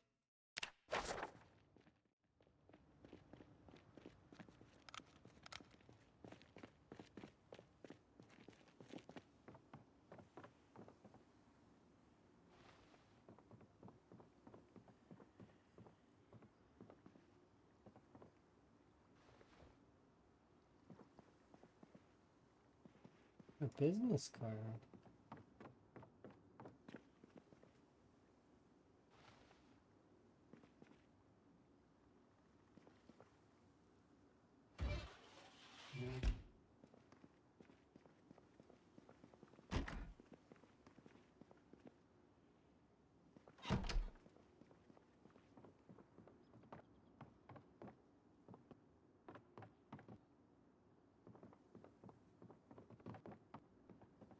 that is a fancy looking basement. Kind of. It's made of metal.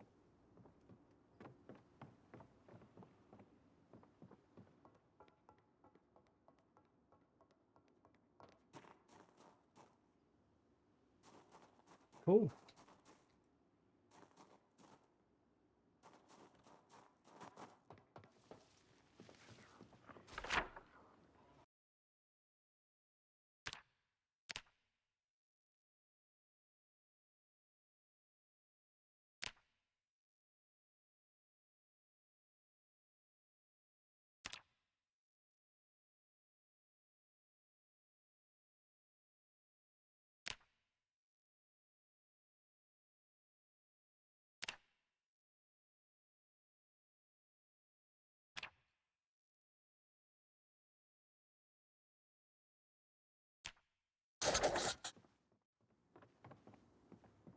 Oh, hello.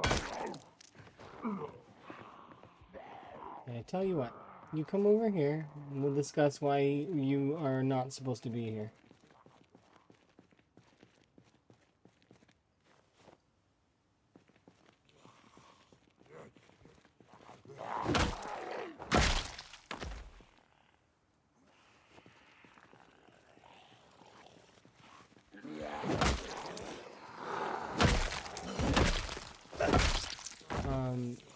So them showing up now is good, because if they had shown up while I was in the basement, that would have sucked.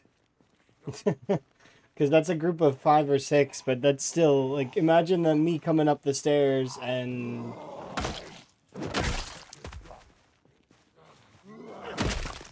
It doesn't matter how strong a character I have. And getting out of that would have been a pain.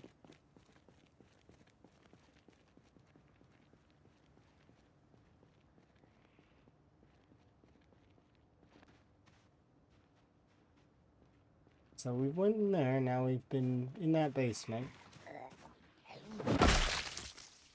Haven't searched the upstairs yet, though. But I don't trust doing it while there's zombies on the ground floor.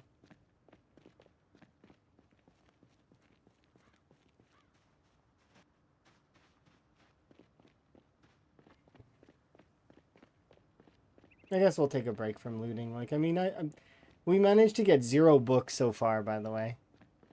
So maybe we'll check the store. Let's put these things away. Let's just drop you on the ground.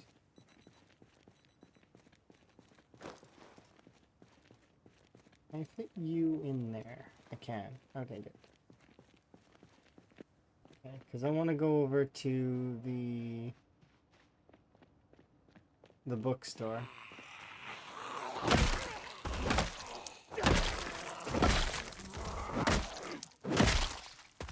Looks like they'll let me in.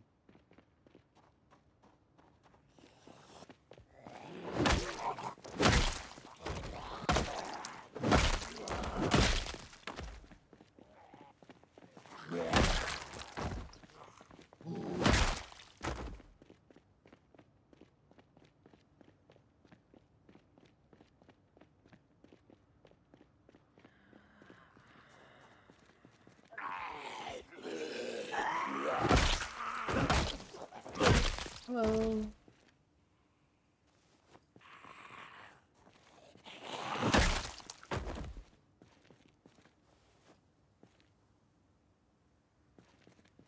Feel free.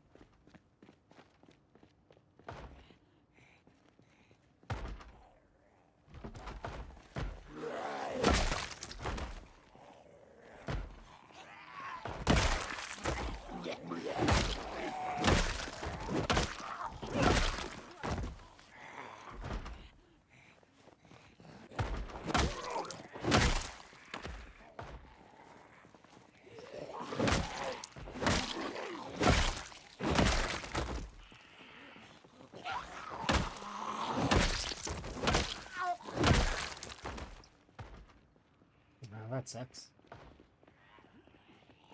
The bookstore is a little bit out of our league at the moment.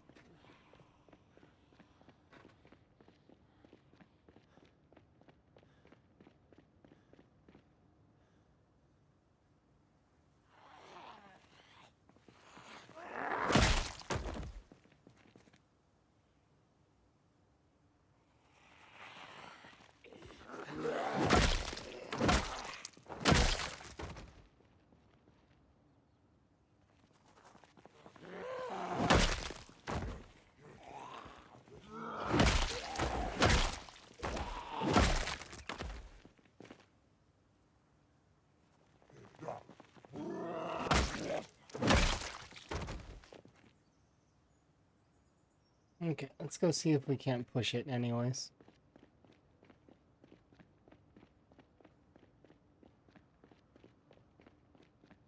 Oh, they broke down the door for her. That's very kind.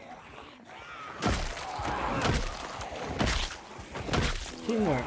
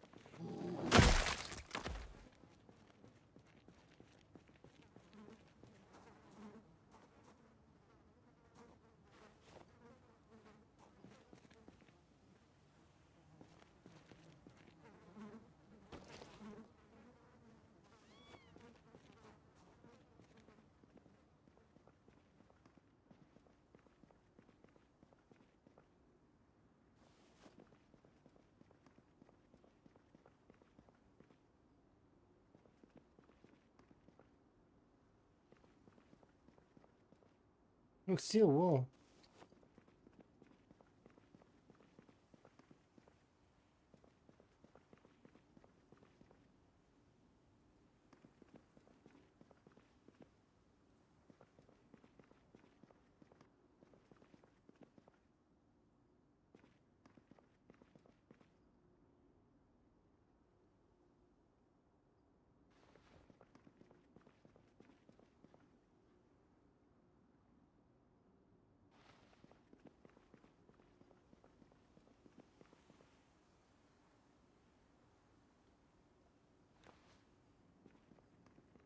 I didn't check the back room.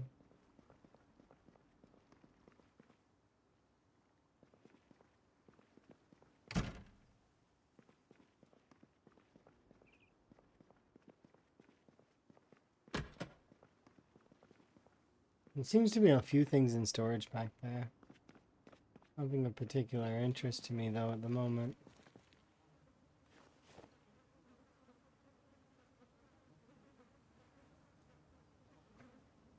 I'll keep the high.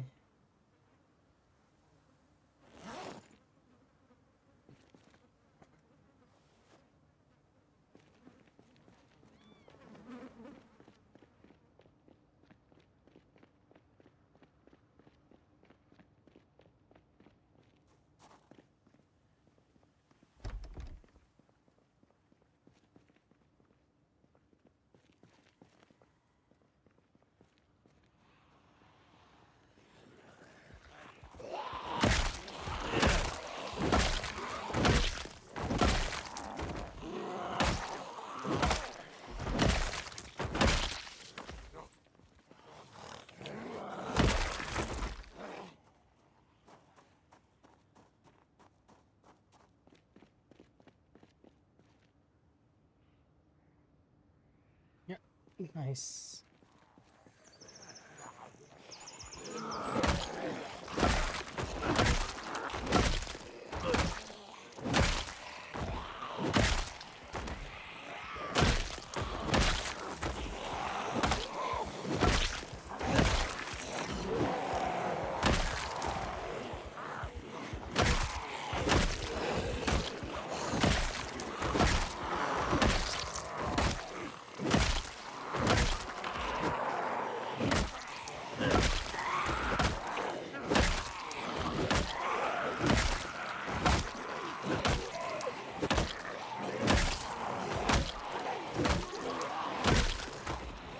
Okay.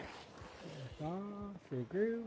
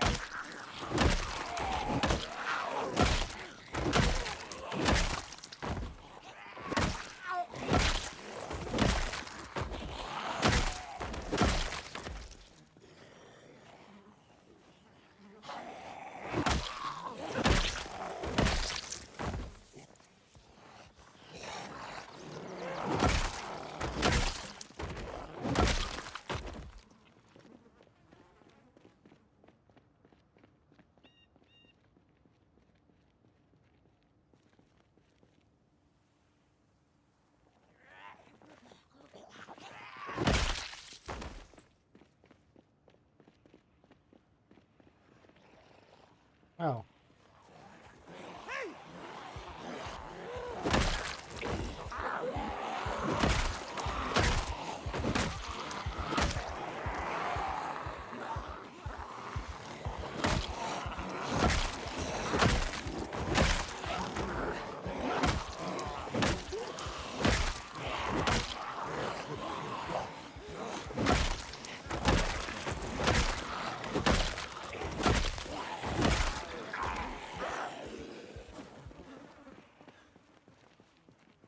I did not realize what I was getting myself into. But we have a spoon! And we get to eat like a civilized human being. Hooray! No longer am I eating like I'm, you know, shoving a bowl to my face, and don't like that. I like eating with a utensil. It's much better. So it would seem that there are quite a lot of zombies in that section. I knew I was only like 30% through, but actually seeing it and registering it is like kind of tough sometimes.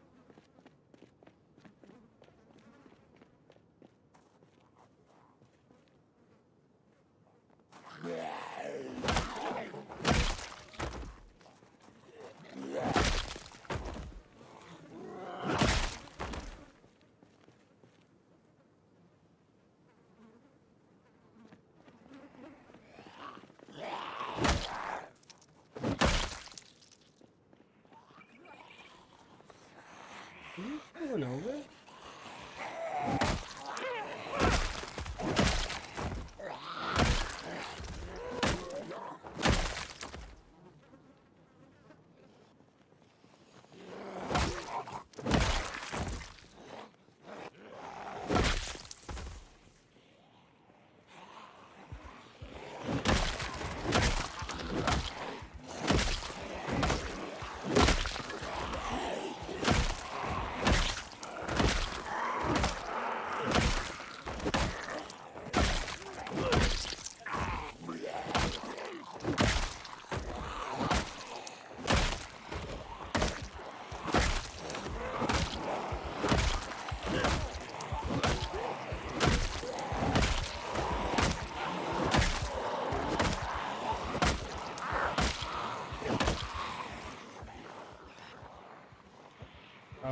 Okay.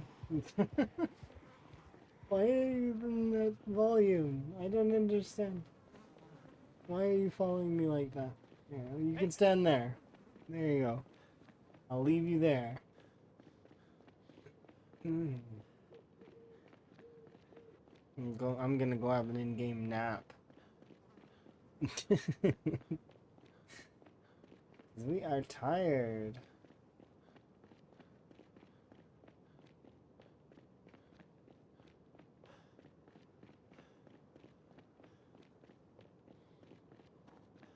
Not quite at a stage where I feel comfortable with the, but we're getting there.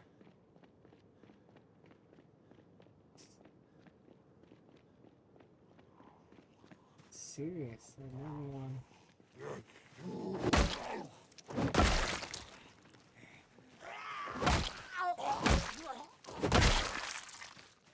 It's creepy. I don't know how many zombies have managed to wander their way into the gaming community while I'm away. And how they spread out.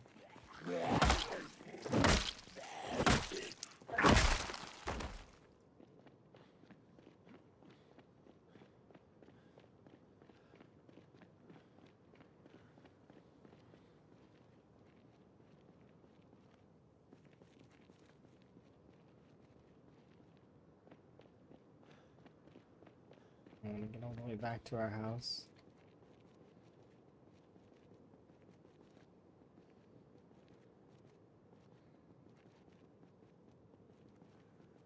No reloading tonight.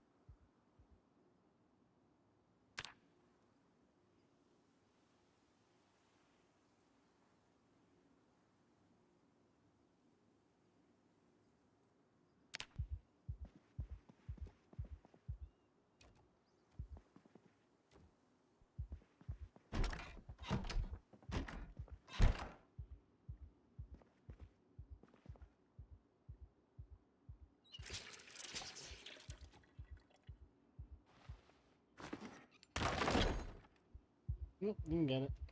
It's okay.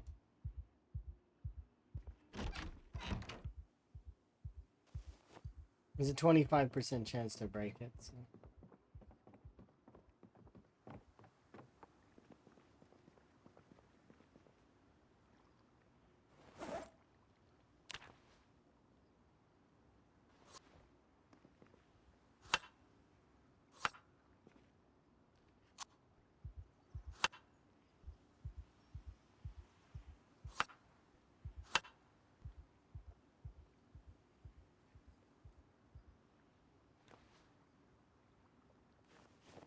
These stale ones are gonna go bad, and I feel there.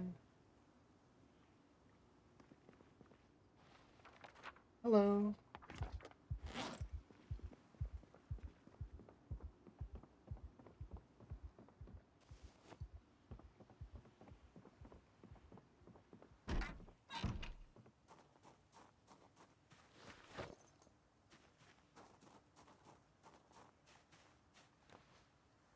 You have a rat in your house? Yes, I do. I have several. They're my pets.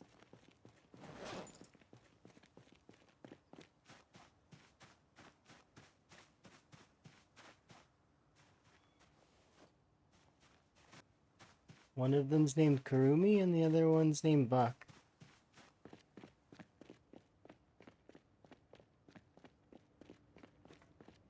There's a couple other mice around and rats wandering around the town. With luck, we'll be able to take care of most of them.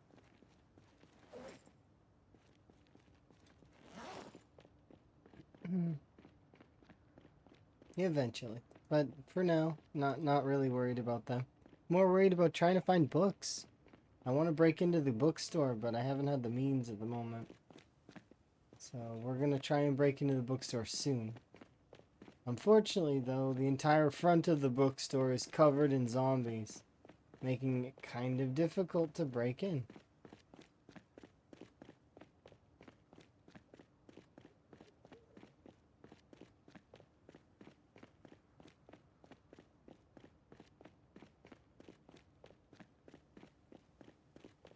No, this is Riverside. Oh, look, a raccoon. Hello, raccoon.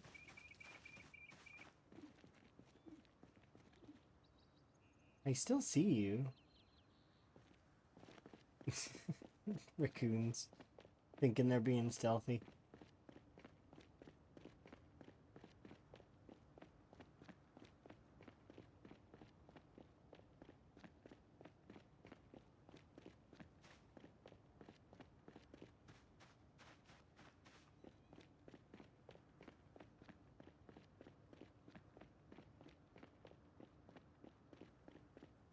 Mm-hmm.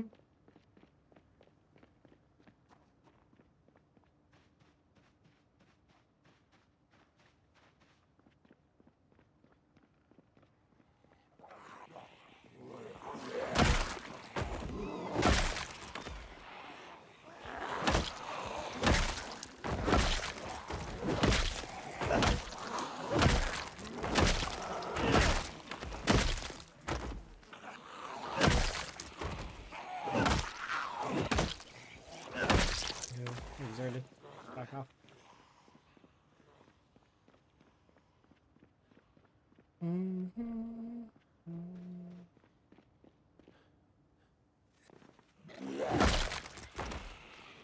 I have no idea. Because it depends on your definition of Riverside. Do you include the gated community, or the golf course in the country club? Do you include the Waverly Sanatorium? Do you include the trailer park and the steelworks, as well as the self-storage unit? It all depends on where you draw your lines. Generally speaking, in my opinion, it can vary. And the pop map is not 100% stuck in place at the moment due to it being build 42 unstable. They're messing with the heat map frequently. They've, even in the last patch or two, they've adjusted the heat map slightly to lessen the load of zombies on areas that are a little bit more rural. But, you know, we'll have to wait and see. Don't really know.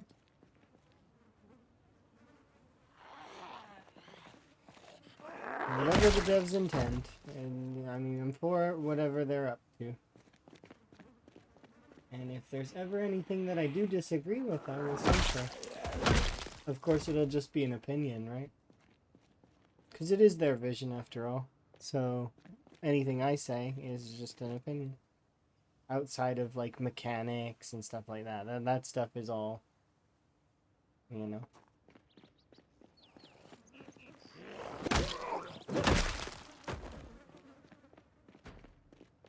Excuse me. No, you don't need to break into the bank. Stop it.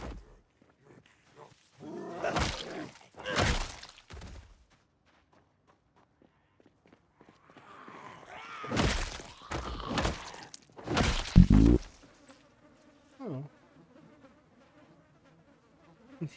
Thanks for all you do. Thank you very much for the subscription.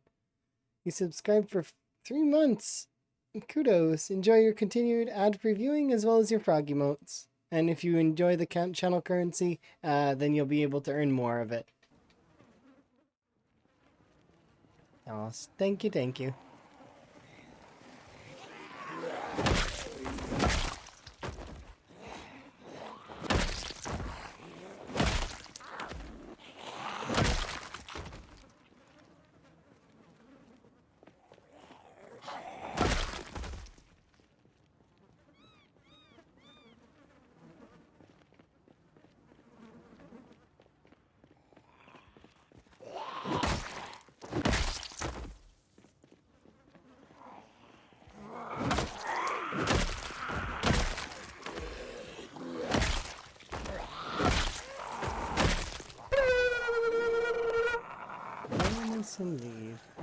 sipping my tea here in a second.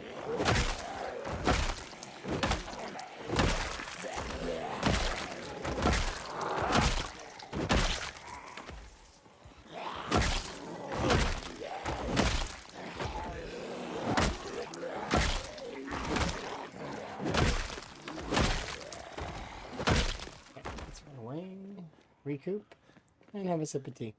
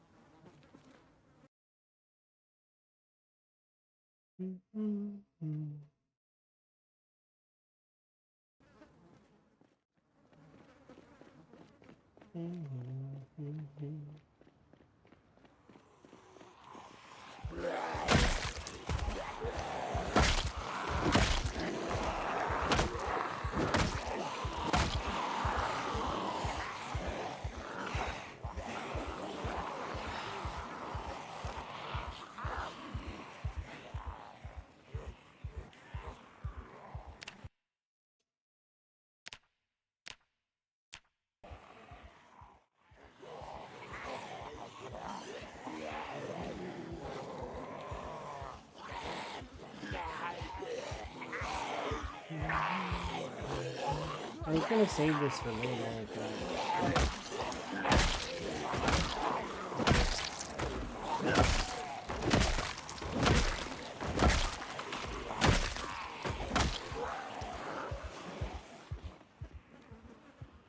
I've got an idea.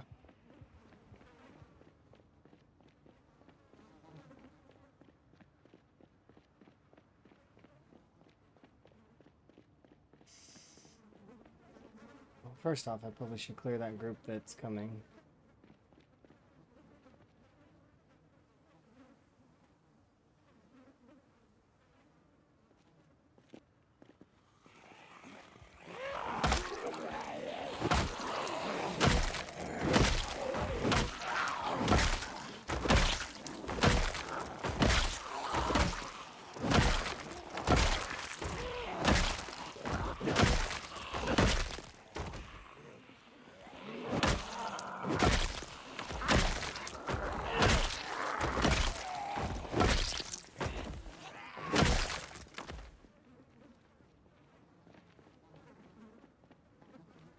Let's see, what would happen if I decided that I actually wanted to level stuff to 10? Let's see, 1, 2, 3, 4, 5. Right? 1, 2, 3, 4, 5, 6. I would have 6 skills that are at level 10 if I forced it right now. Right?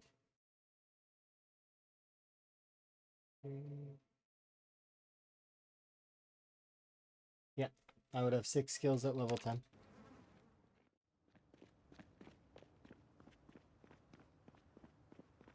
Nah, these think it's a lot of work. I don't know if I want to do that right now.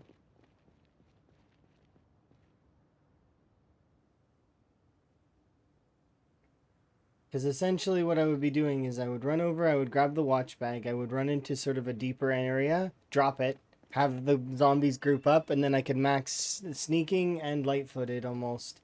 It'd take me an hour or two, yeah, something like that, to level those two up to 10 from where they currently are, which is level 1 and level 0.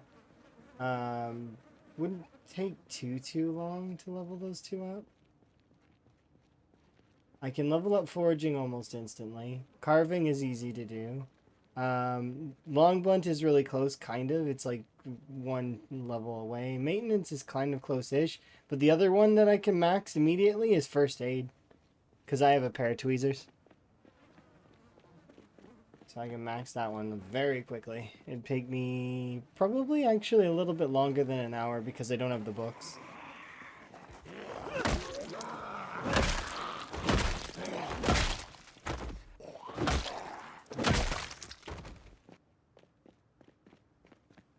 I could very much easily get that to 10. You could probably do it without the tweezers, but it would take longer.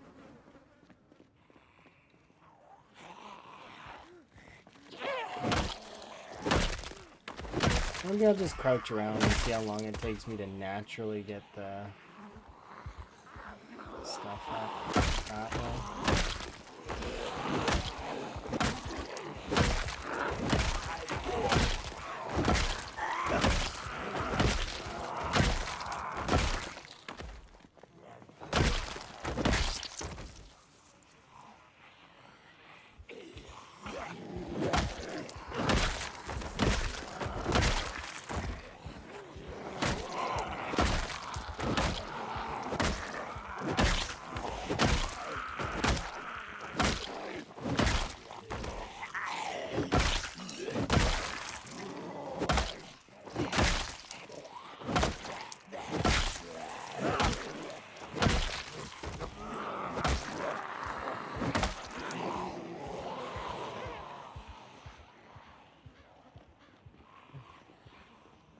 I don't like crouching.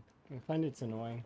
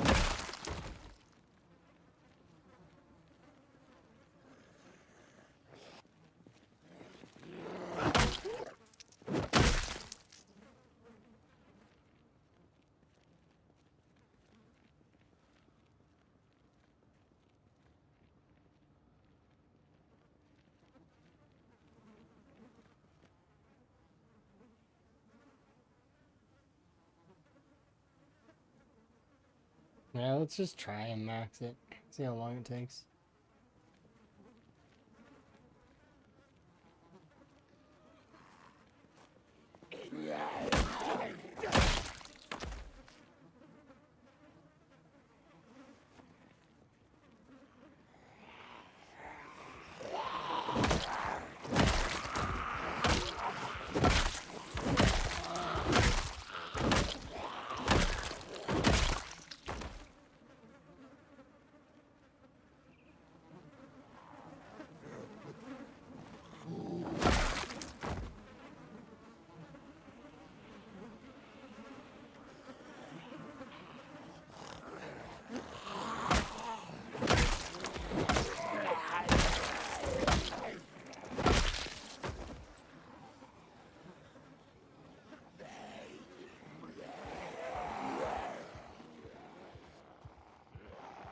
up a bunch of you.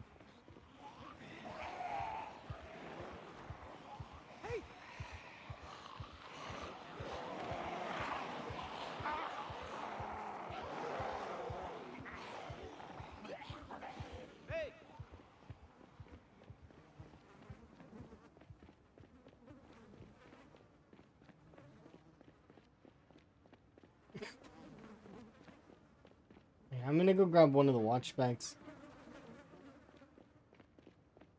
I think it would be for the best. Give it a go. If I consolidate a group there.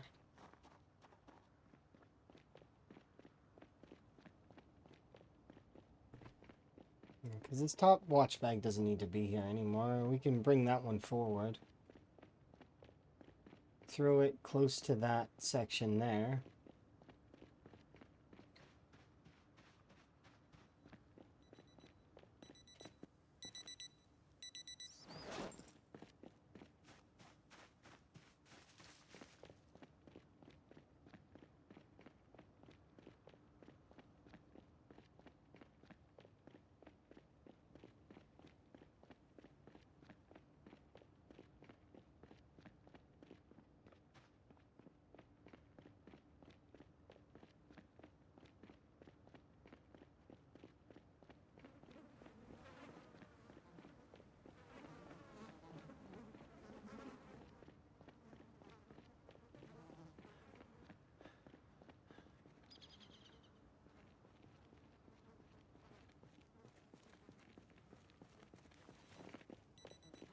Be there.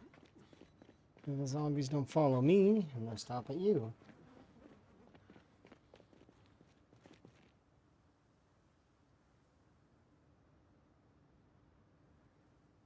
It seems like it.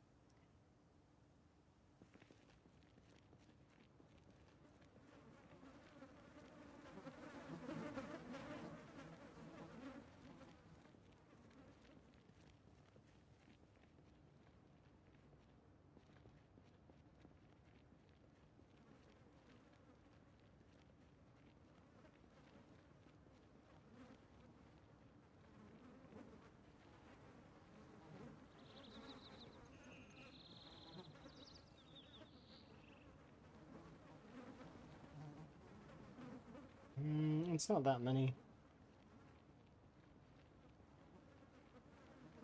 We could get this up so much faster if we had more.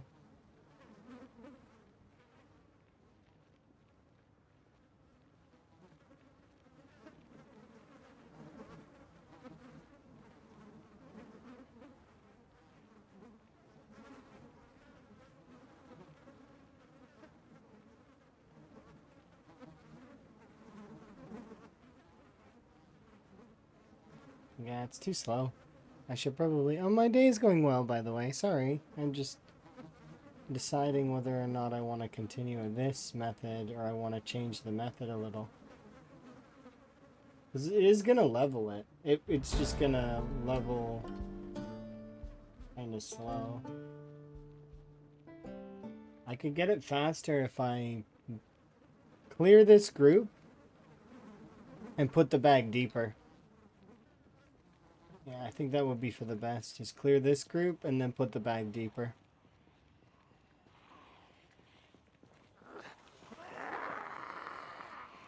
Because this group's not big enough.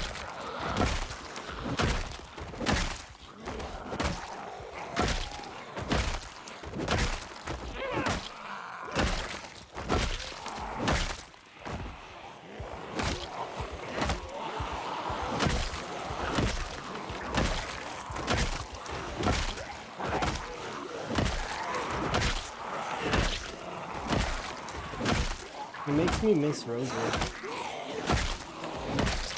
Specifically walking past the bus depot and going from level 1 to level 7 almost instantly. I couldn't stay there, but it was nearly instant. Does the watch bag have a consistent alarm? Yes. The reason being is that I have 48 watches in there that go off every 30 in-game minutes. So the alarm is consistent, and they overlap each other in such a way that there will always be an alarm going off. You can make a better watch bag the more watches you put in it, but 48's usually the minimum of making a fairly consistent watch bag.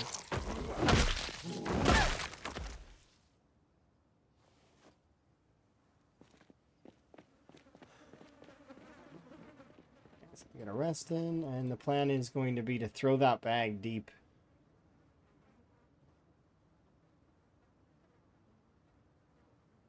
And then from there, I'll be able to instantly level those two things. And once those two hit 10, I will force as many levels into getting to 10 as I can. Just to see if I can't do it very quickly. So the plan is to then have 6 things hit 10. We go from 0 to 6. Why? Because why not? Let's see if we can. So the trick to this is going to be that I need to bring this watch bag and we need to drop it over in the zombies over here.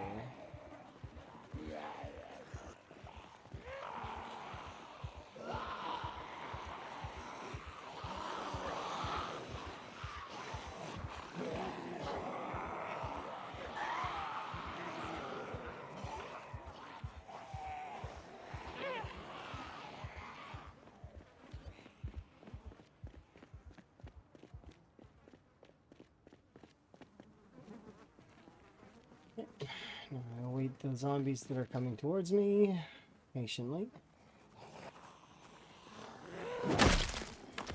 Clear them.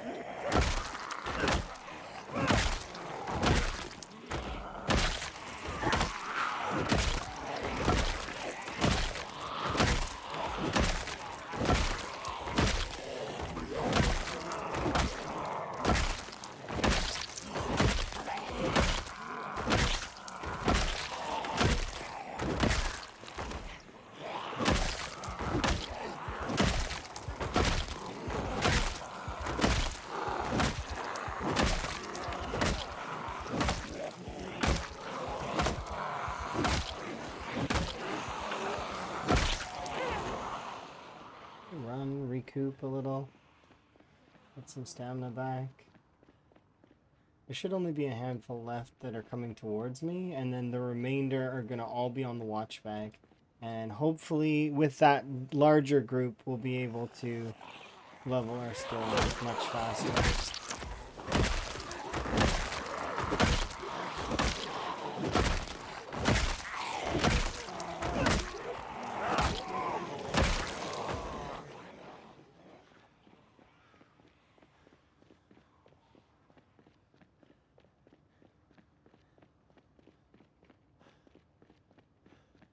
Yeah, we have 3 of these bags actually that that I set up. And I could set up more, but 3 seems like not a bad number for now. And we'll very soon be hopefully on generators as lures. Generators are much louder lures.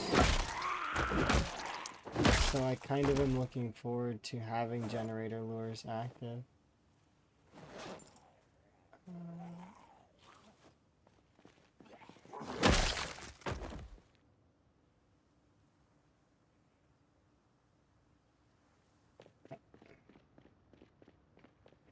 So we should be able to walk somewhat close to that area. There should be a sizable amount of zombies that are over there. They're going to group up. And then from there, we'll be able to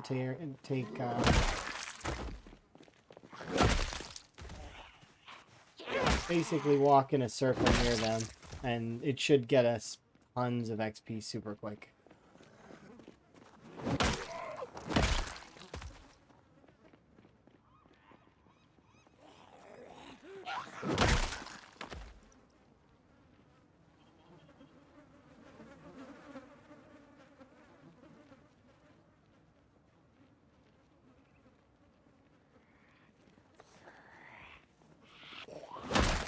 You'll notice it fairly fast as well.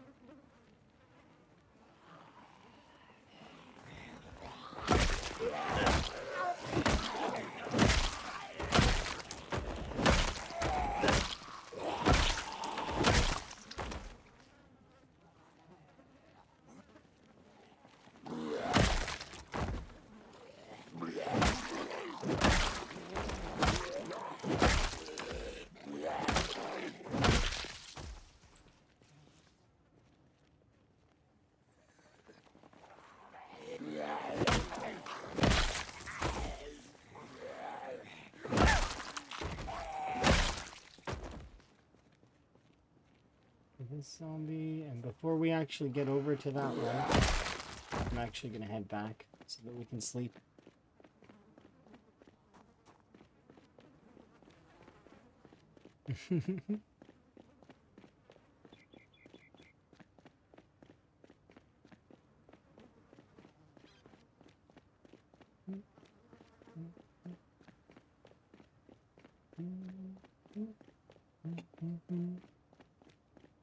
Good afternoon.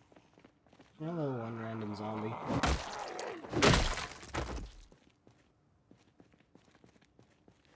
There we go.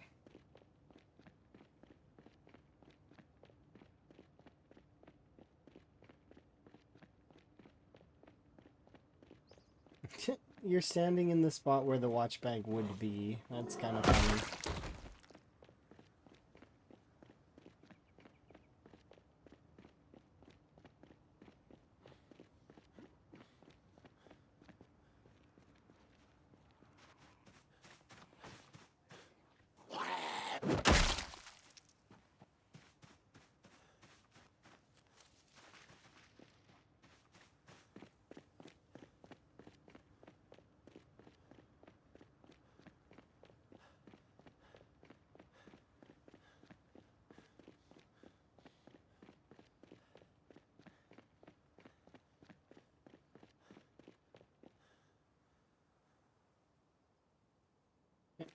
Let's run back all the way home, and then we will see about getting this next bit done.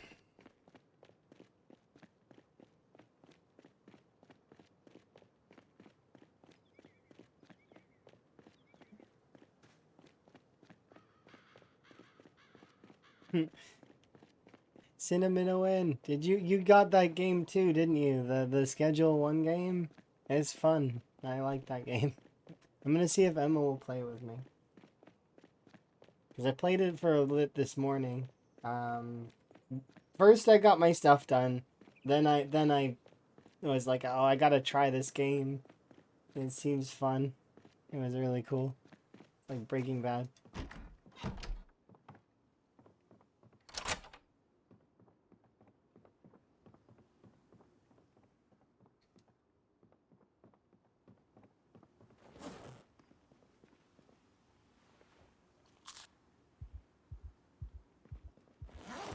Okay, let's go. How did I hear about it?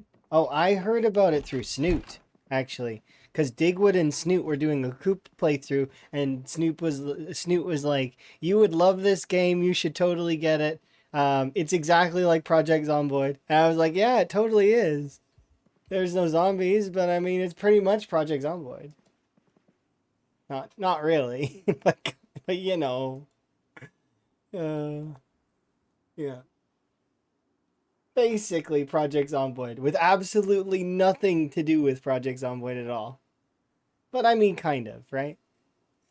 The closest comparison would be like a tycoon game, pretty much, except it's like a drug empire.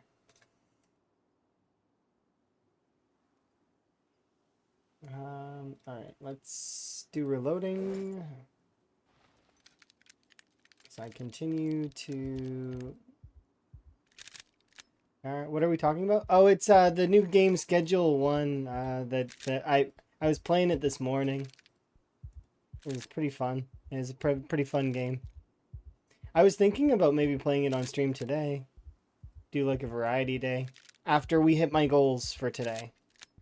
Because I have goals that I want to hit for today. I'd like to hit them first before we do anything different.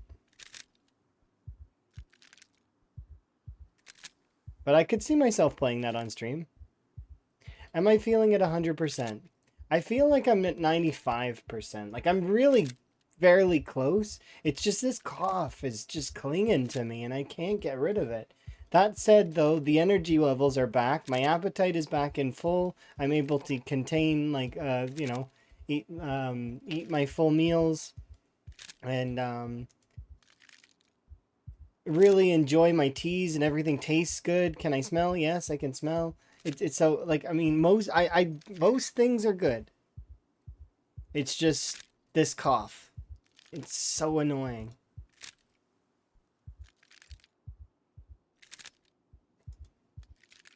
But yeah, that was something else that I did was I had a recommendation of teas. And I tried them and I really do like them. I got recommended Lady Grey as well as in the variety pack that I purchased. It came with a raspberry, or was it a raspberry? I don't remember. It came with a couple of like four types of tea. One of them it was a vanilla gray that's very light and very very good. Hello. Let's go to sleep.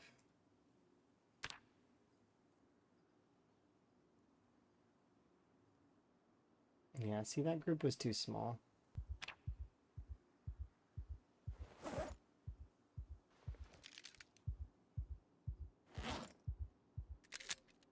But yeah, the vanilla gray I could see Emma liking, maybe. Emma doesn't like standard traditional Earl Grey.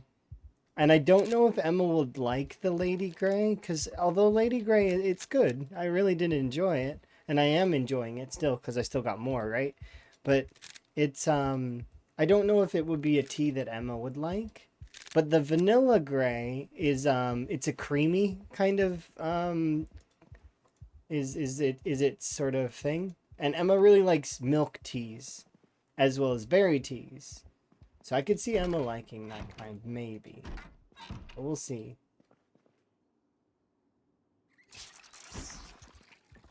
But yeah.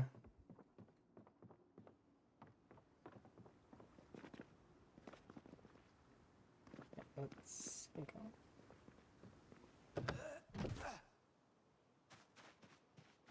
go forward some food.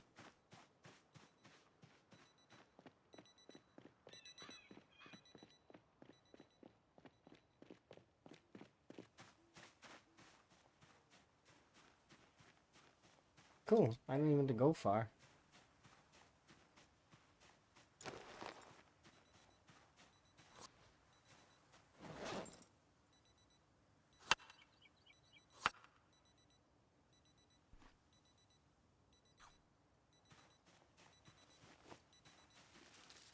Let's go.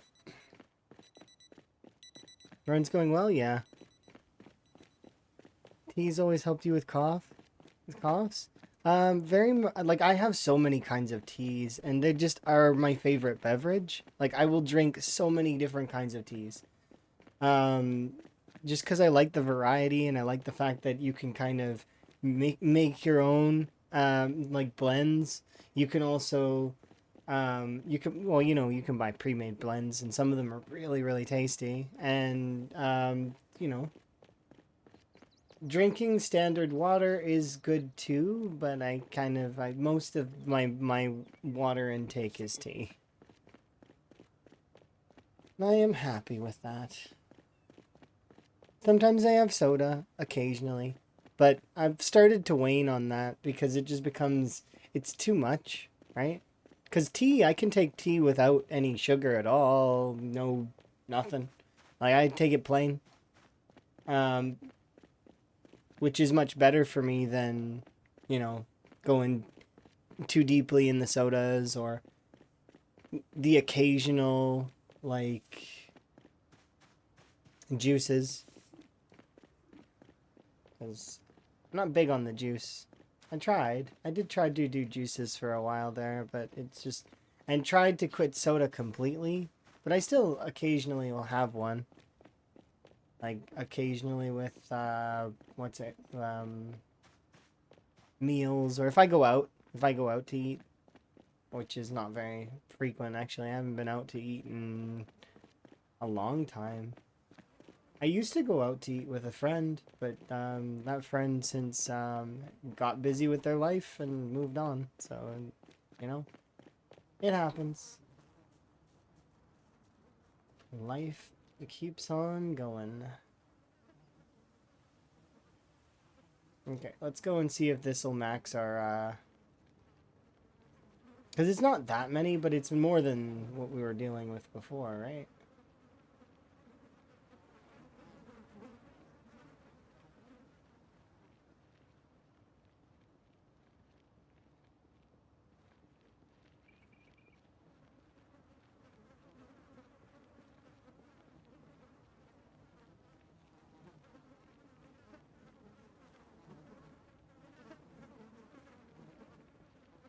Well, see, there's the watch bag.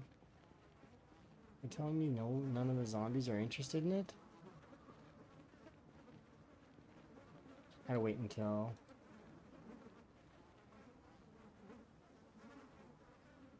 a 30-minute cycle, which is now.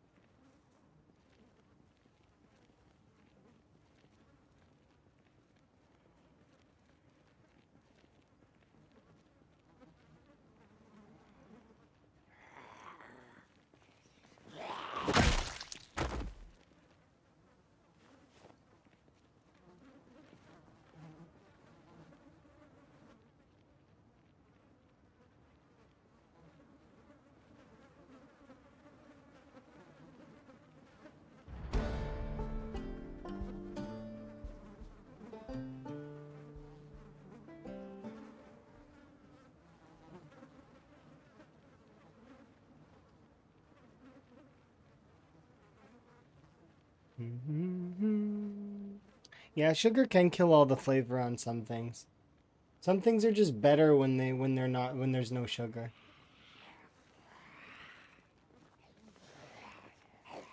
You three are ruining everything. 4, 5.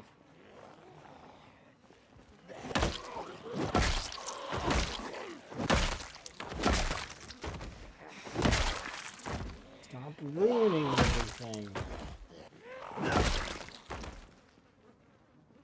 Okay. Now let me grind my XP in peace.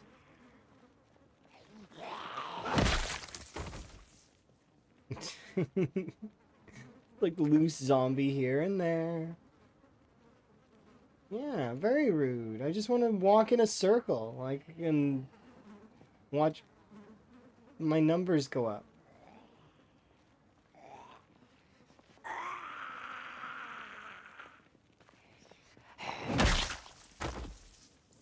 Okay. Now we should be able to walk a little bit closer to them. Remember, we want to stay roughly about 20 tiles away, and we're within sight range, and therefore, as a result, we can just watch this number climb. It's going to take me roughly, at this pace, I don't know how long. We'll already be level 3. I should be able to get to level 10 fairly quickly.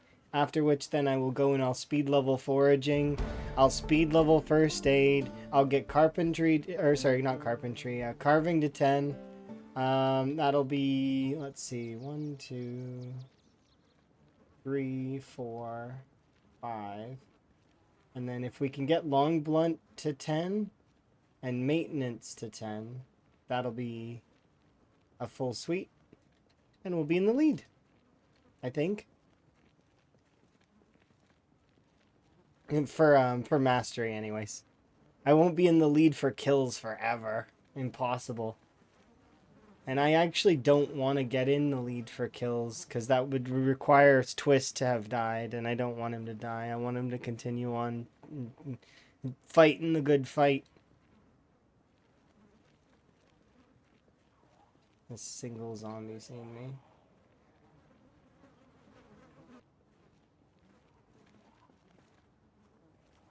Abuser?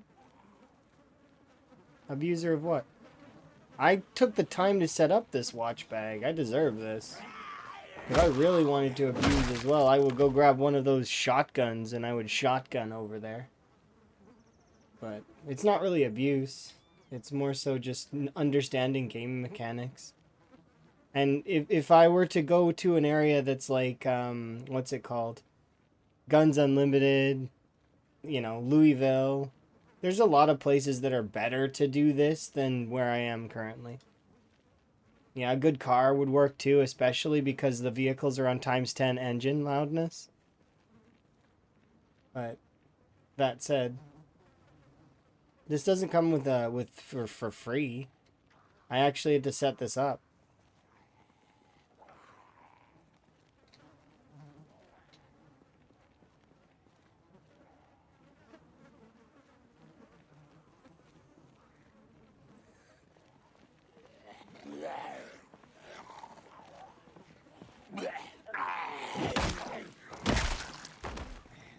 What happened with Twist? Wait, you said that the car screwed him. How?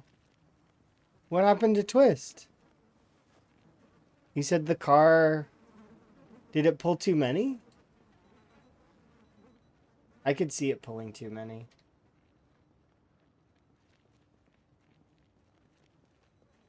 He drove a really loud car. Oh no. And he didn't want to? Like he was, like... Usually if you're gonna drive a really loud car, it's because you want to.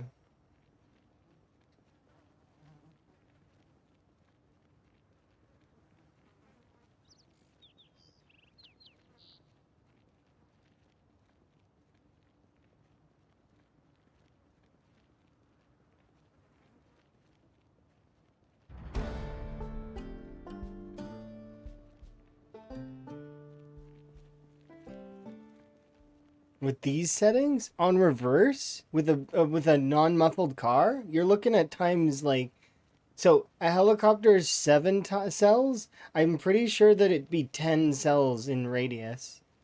And remember, the zombies they will come in at 1,000 follow distance.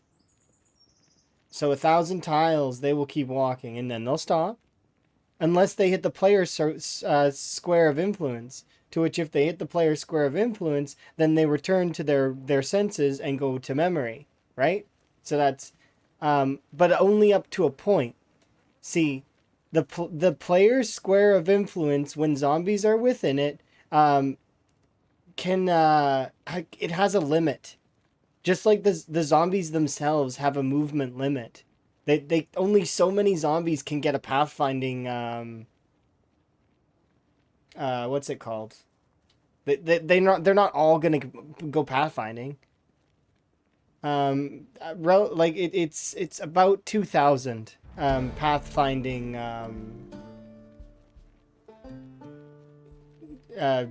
commands can be issued. The reason why I know that is because I watched Bonds, and Bonds hit the limit before in a Louisville playthrough on Sprinters. So, and I watched what happens when the zombies go above the limit, when there's no more pathfinding commands to be given. The zombies don't get to move. They it's like they're waiting in a queue to be able to move. Like they just can't. It's not possible.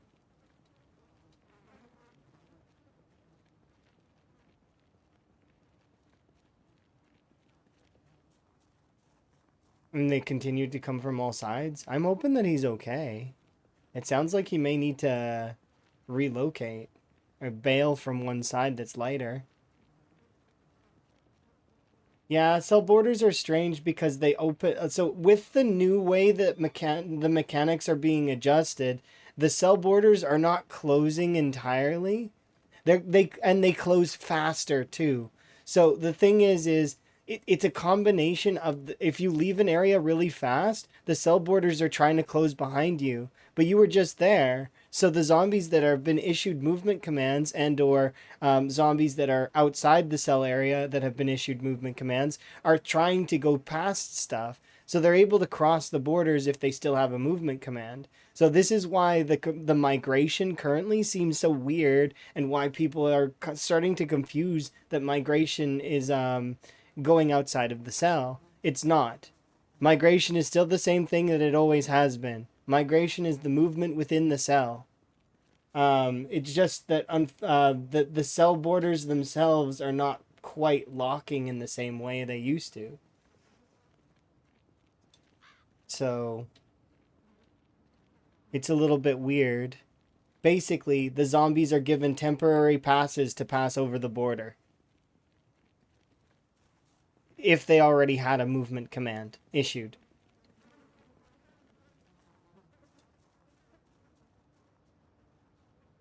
It's just so weird. And they're still working on it too. Like there's still stuff that they're changing in the system.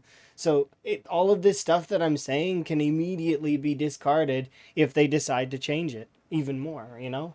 And that's why all of the things that we say currently in the unstable build are asterisked with it's the unstable build. At any moment they can completely completely change or undo a system or change a system or we don't know, right? It's not stable. The light footed is what's going to take this an extra time. And it's because I don't have a bonus in light footed, but that's okay.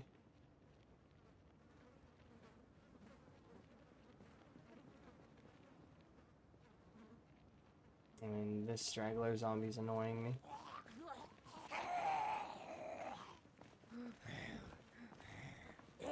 They could revert it too, or at least make some things cost more. I think that that's what's going to happen.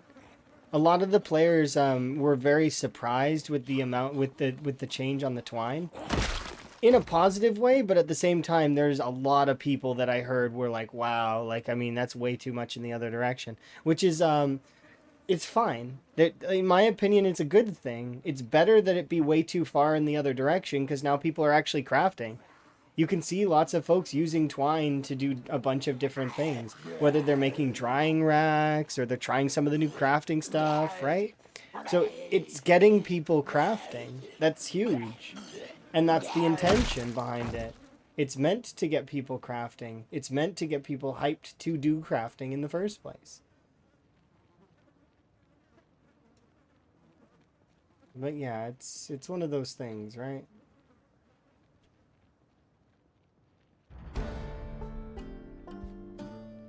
Yeah, it's the light-footed that's really going to take some time, but whatever, it's fine. We should be able to hit level 10 sneaking fairly quickly. And then after that, I will go and finish off carving, finish off foraging. We'll do first aid to 10. Hopefully that doesn't take too long. But you never know.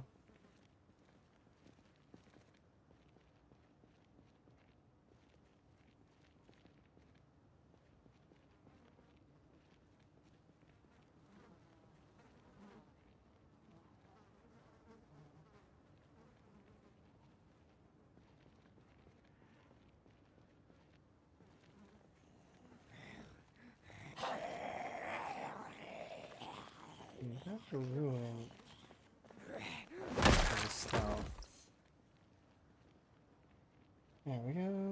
Oh, I want to be back a little ways.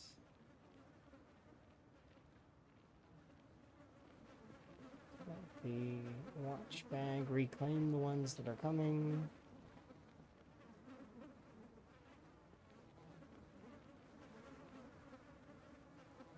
There we go.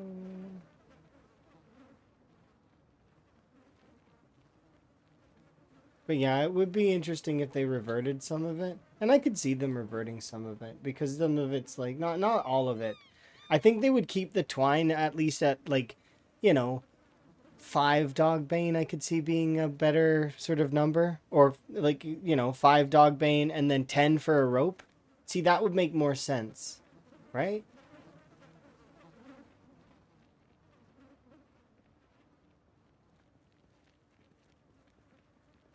But yeah, I like that too, yeah.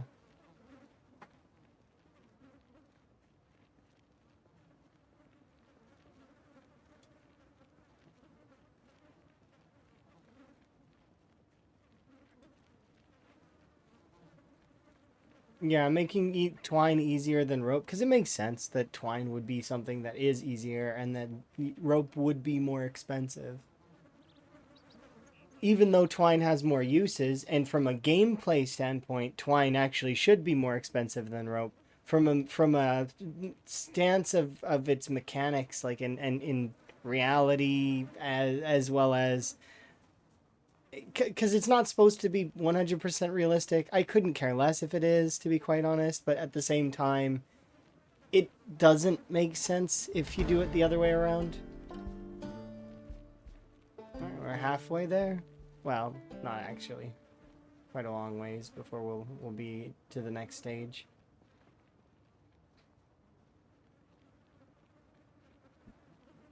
But yeah.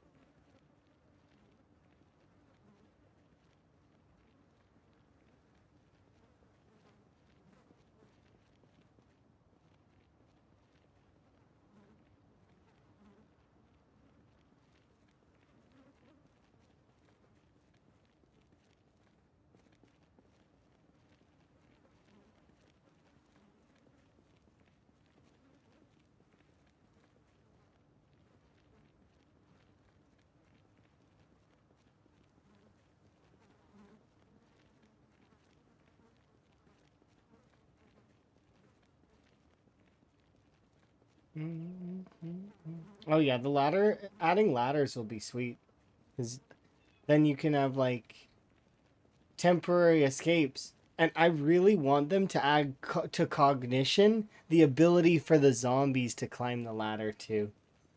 I know that that's not, but you know, it could be a sandbox setting that we can turn on.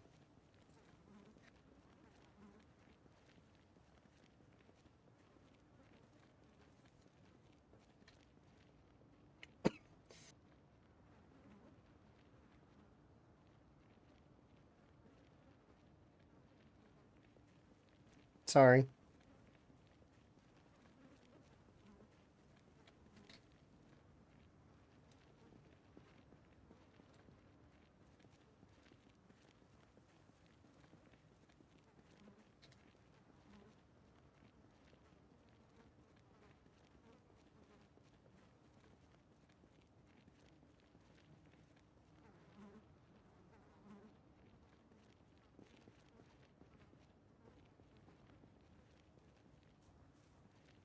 Mm. So 1/3 of the level 6. Yeah, I've seen the one that lets them climb fences. That'd be kind of cool as well. Could you imagine you're just walking along and suddenly like a group of zombies hops the fence, like a too high fence?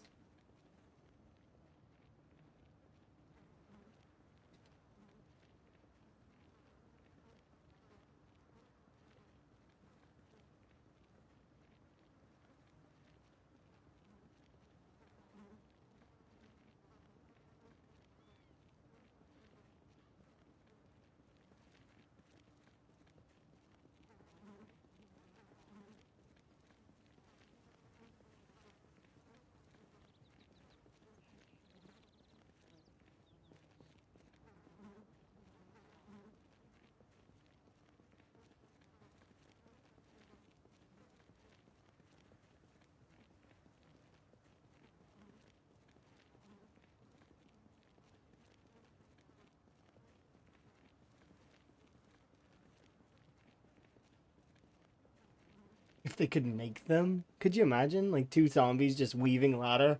and then they start carrying the ladder and start walking down the street. They're just zombies. And they see a player and they're like, nah, we'll wait on this one. We've been planning this heist for ages. And then they make their way to the player's house to put the ladder up to the window, climb up, and then they wait in the bedroom for him. That would be so cool if they could plan out stuff like that. That would be neat. That'd be like super advanced cognition maximum.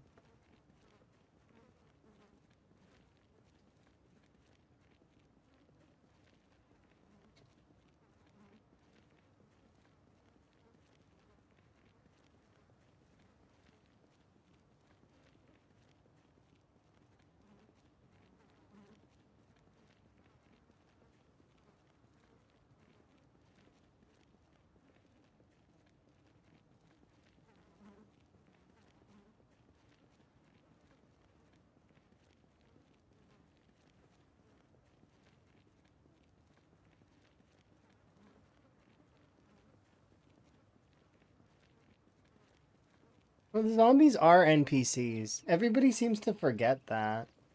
The zombies are really simplistic NPCs. They're non-player characters. So are the rabbits, so are the deer, so are the cows, so are the raccoons. They're all NPCs. People misunderstand that sometimes. Not just because they're not humanoid doesn't mean they're not NPCs. Actually, the zombies are humanoid.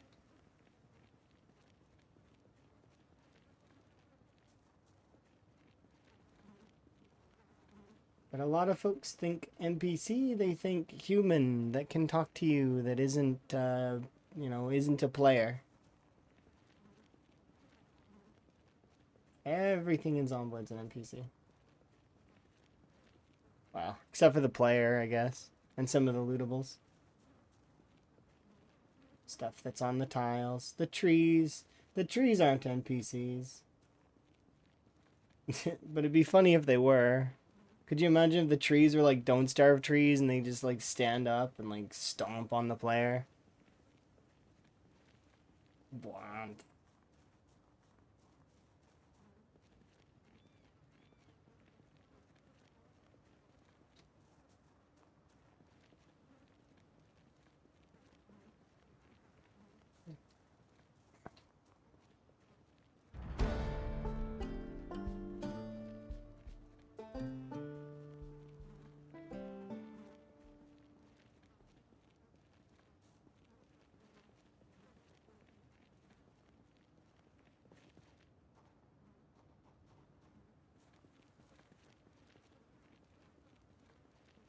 About to hit level 6.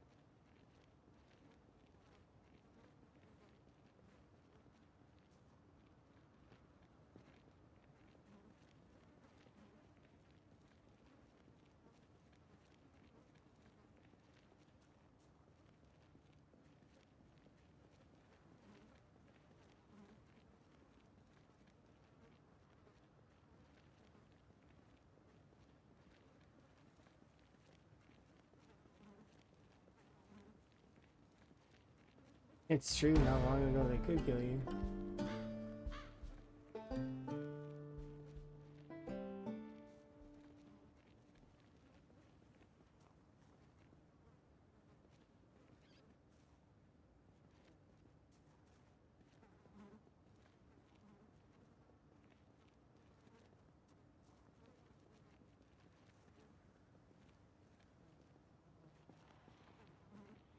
This is why I'm trying to fast forward, is because occasionally I get a stray.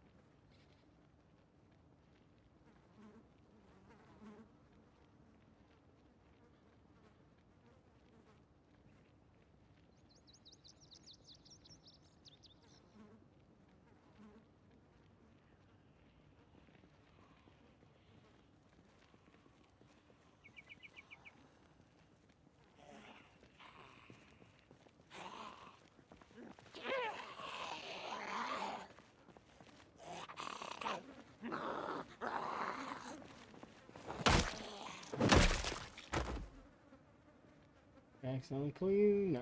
Okay.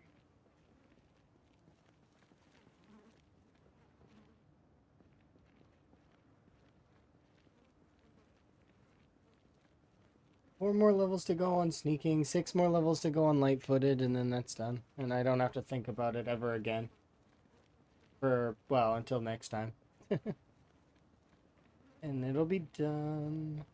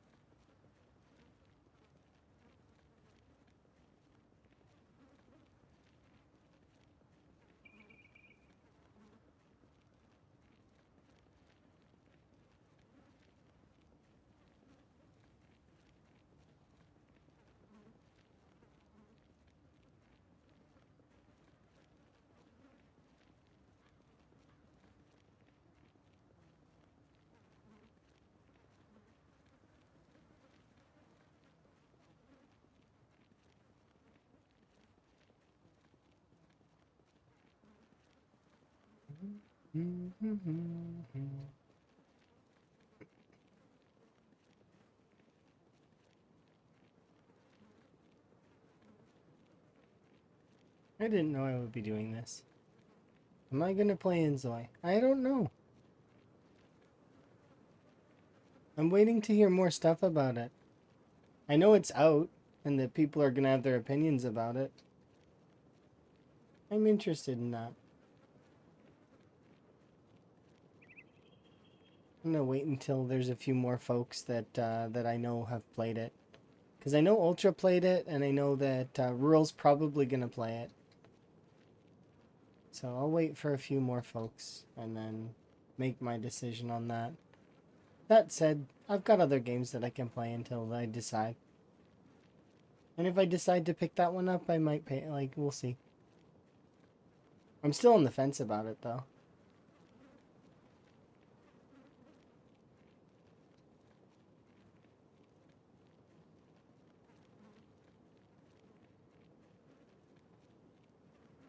Mostly because I read some articles that were less than flattering about the game.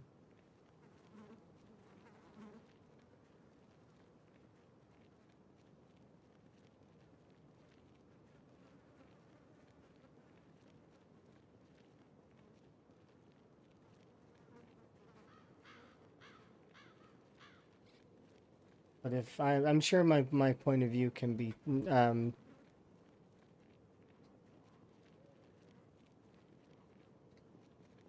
shifted.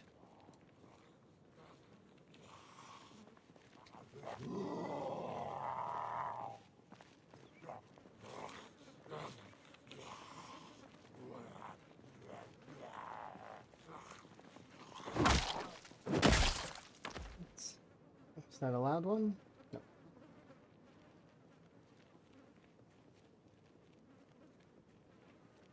I don't know if they themselves said that they were, but I don't know. Like I said, I'll wait.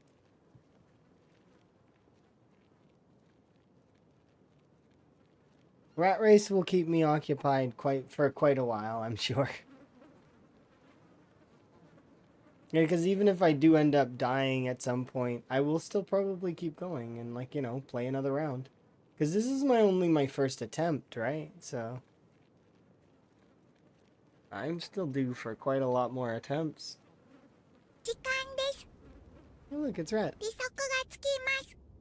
I'm gonna shout out for Rat. Are you having a good day, Rat? I am doing the You're just gonna watch me walk back and forth for a while. I'm doing sneaking light-footed XP grind. But just hello. Um,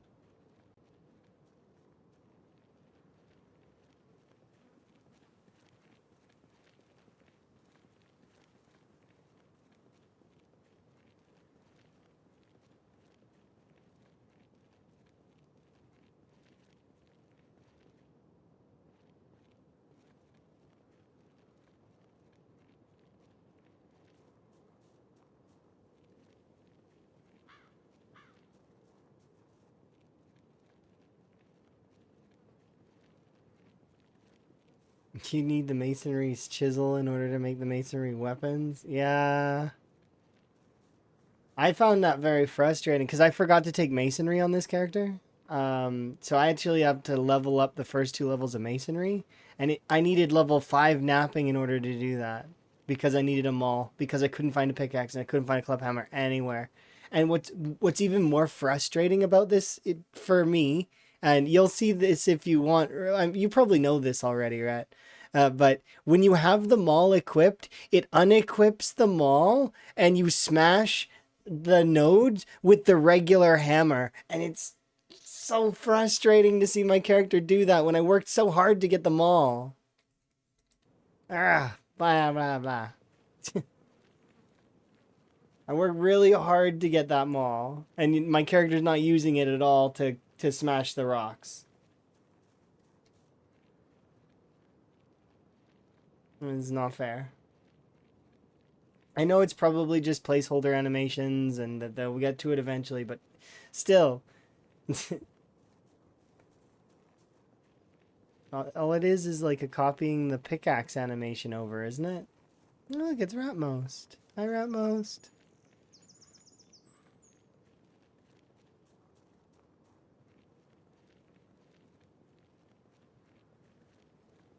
Can you double the time and move the animation on the spot? I mean, I could walk back and forth with a little bit of speed. I was doing it a little bit earlier, but I was like, every once in a while, I accidentally pull a straggler, and I don't want to fast forward a straggler into me. So I'm just gonna do it at 1 time speed, and that's how it's gonna go. It's not gonna take that long, to be quite honest. It'll take like maybe another hour or so. It's fine. I'm okay with giving up that time. But just maybe drop the hammer first. If you drop the hammer, your character doesn't use anything. Their hands are empty. They have empty hands, and it's stupid. They hammer with nothing.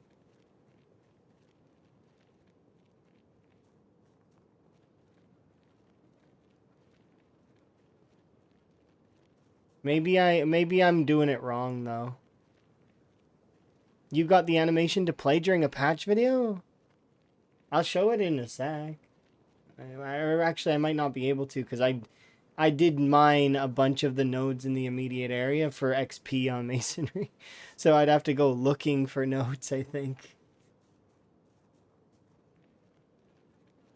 It doesn't matter at the end of the day. I'm sure that maybe I'm just doing something wrong. It's more than likely.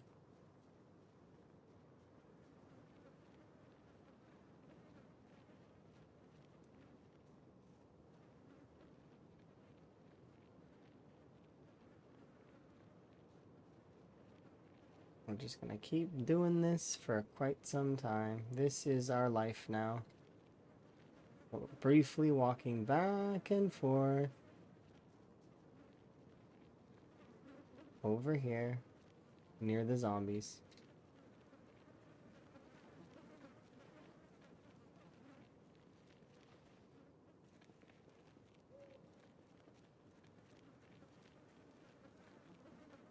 That's strange though. I don't know. It was frustrating though while I was leveling it. I even complained about it while I was doing it yesterday. But perhaps my complaints were they weren't good. And now another 6,000 XP to get to level 8.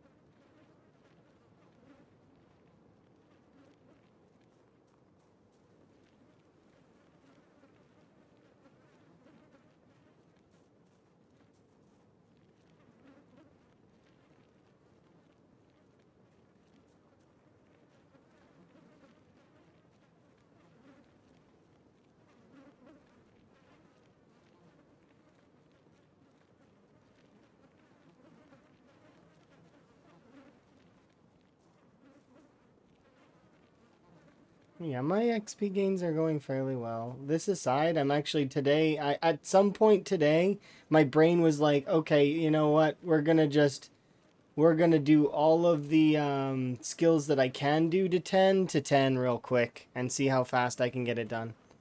Um, so right now we're doing sneaking and light-footed. That light-footed is gonna take longer than sneaking, but it was going to anyways.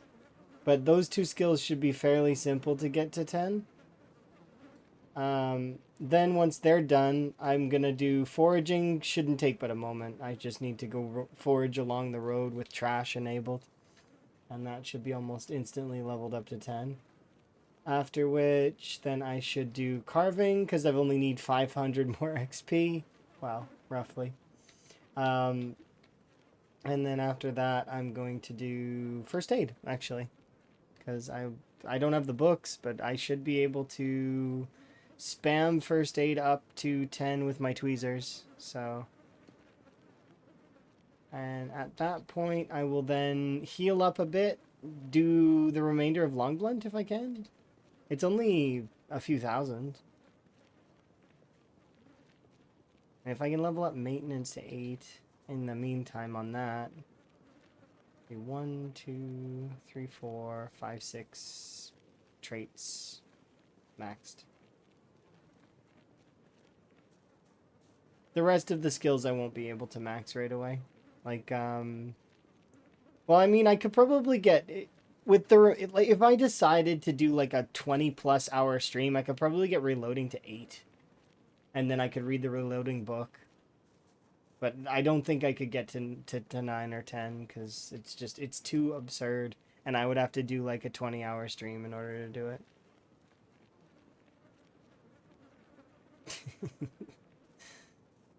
Seems a little bit excessive. Even this is excessive. I don't know. I kind of started doing this on a whim, and I was just like, okay, well, let's do it.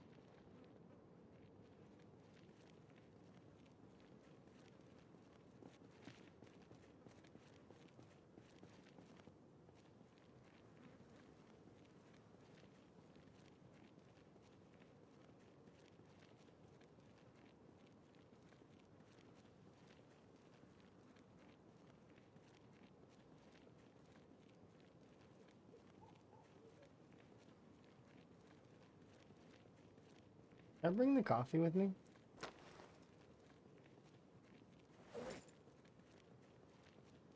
No. I must have left it on the ground. Nah, it's fine.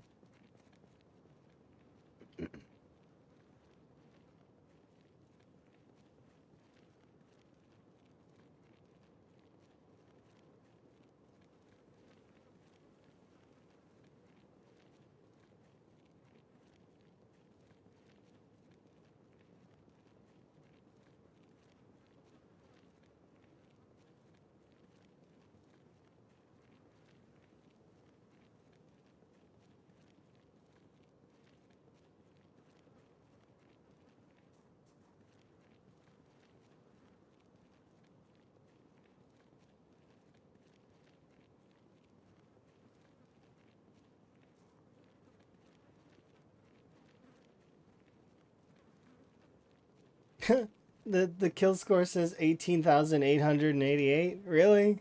What a weird number. Why all eights?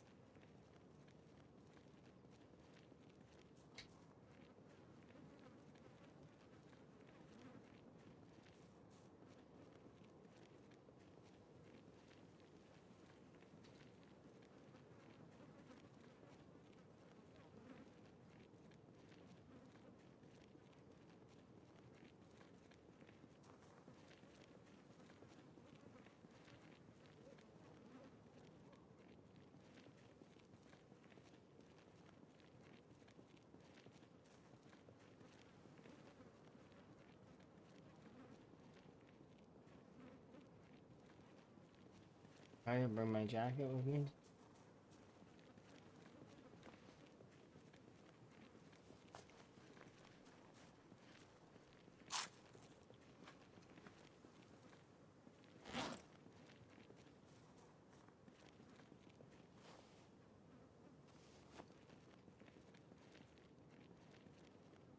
I wonder if I can forage in this section and find food.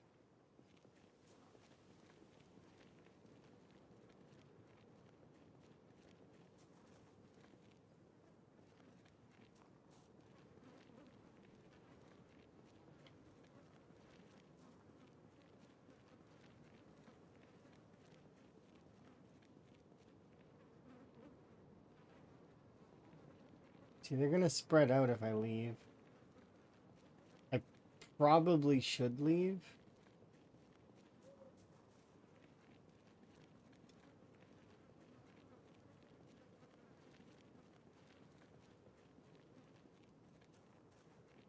I'm avoiding that intentionally until I get my nimble up already. So I'm not doing animal tracking until my nimble's maxed. I'm level 4.5. I don't want to instantly level it that way. That's cheesy.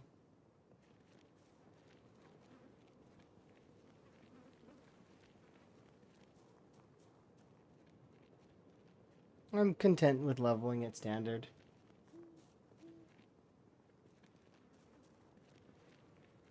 Doing this, I mean, it's at least I had to set this up, right? Like, I mean, in theory, I could do the same thing with walking behind a building or something where there's lots of zombies on the other side, or like, I mean, but still, like, I mean, this I had to put in a little effort, and there's no other method to level up. What's it called? First aid that's viable and makes sense. I kind of wish you could do surgery on the bodies in order to level it up, like Braven's. Braven's first aid overhaul is really, really well done in that way. Where you can study bodies. And you get a larger chunk of XP, but it goes on cooldown. Yeah, but if you let the bushes eat you, you might as well have been standing on glass, because it's still they're both self-inflicted, right? It's like throwing yourself through a tree or throwing yourself over a fence. It's all self-inflicted. So it's like, in my opinion, it's still bad. It still doesn't constitute, like it's not good, right? Meanwhile, like I said with Bravens, that would be a better system to actually like study on the bodies, the anatomy and all that. It makes more sense.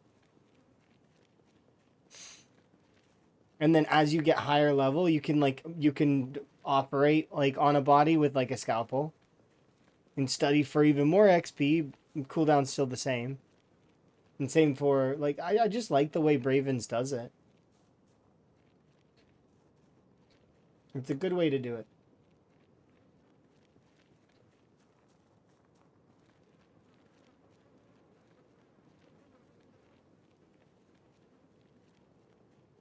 Yeah, I'm gonna need to leave.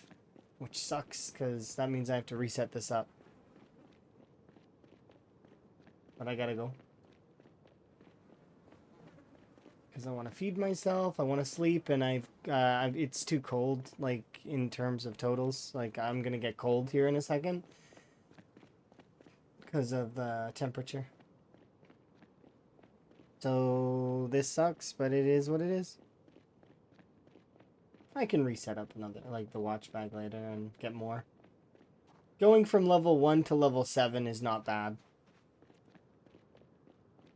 It's just that final stretch of larger XP that's going to take some time. But overall, we should be able to get it done. And then the light-footed is also...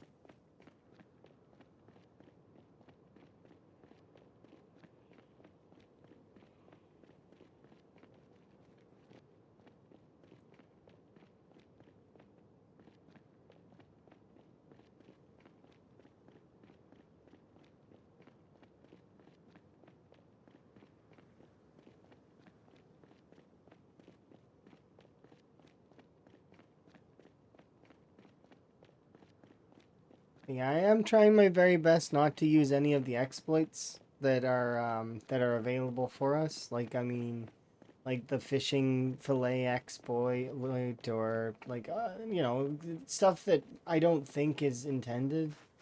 Because you know, I'm trying to stay true to the challenge because it's more fun that way. And there's some folks that are using like fishing fillet stuff I've heard of, and there's some folks that are doing like speed leveling, other skills. But I don't really. It's one of those things where I'm not sure if they'll stick with the challenge, you know, given the fact that it's quite the lengthy one, right?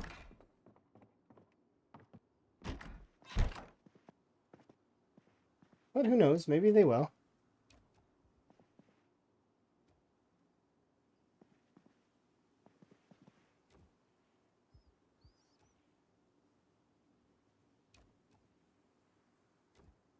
It's not where it needs to be. Yes.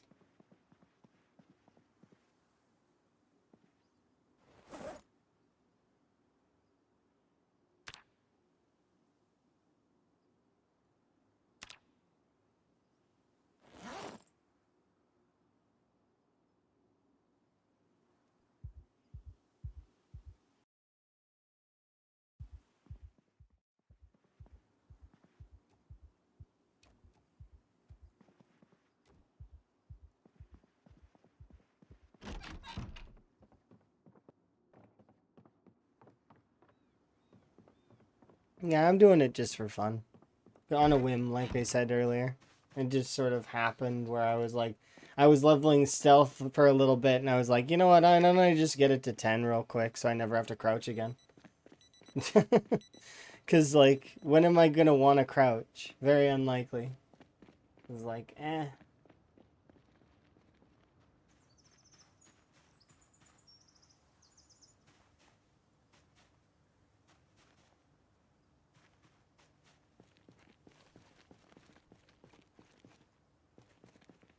Like, some things I'm not leveling at all. Like, that'll level on their own, which is, like, cooking. Cooking's gonna level on its own. I don't need to level that. Technically, I don't need to level foraging either. That would hit 10 on its own, too. And same for carving. But I figure why not just quickly get them done now, I guess. There's no reason to not, I guess. Like, eh. Just let's hit 10 with them real fast. Why not?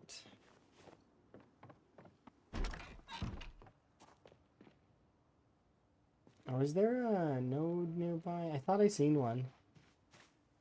Because you said that I could have the animation work if I don't have. Because watch, when I've got the, see if I even if I equip it, it's in my hands right now. It will unequip it to use the hammer.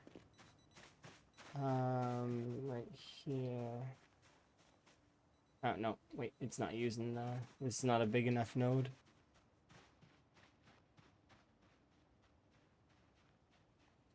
No, I don't have any nodes nearby. Because I smashed them.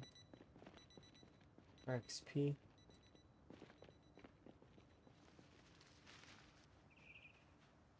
Well, there might be one over there.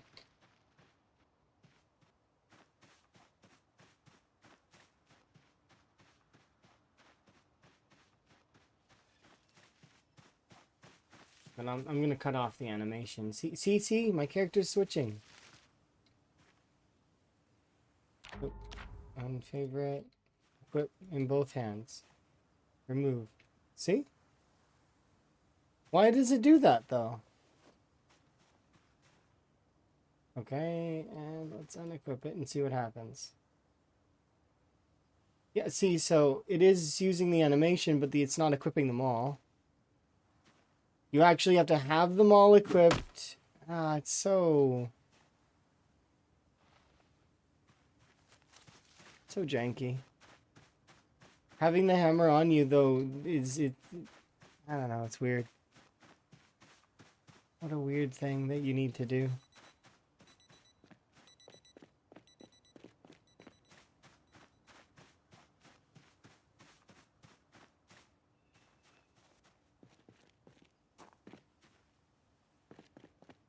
Okay.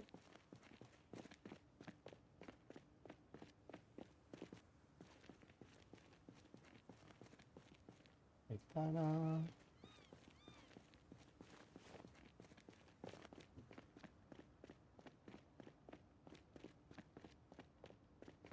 Yeah, I don't expect we're going to hit 900k though. I think that we might get into the 500, 600k range before a patch that's large enough bricks our saves. But you never know. Maybe one of us will hit 1 million.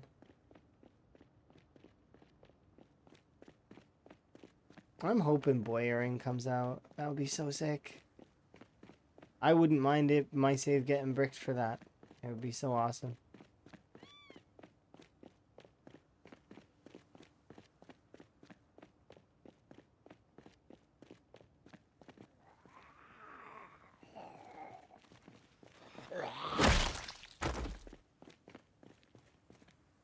Is there a holster nearby? That's okay.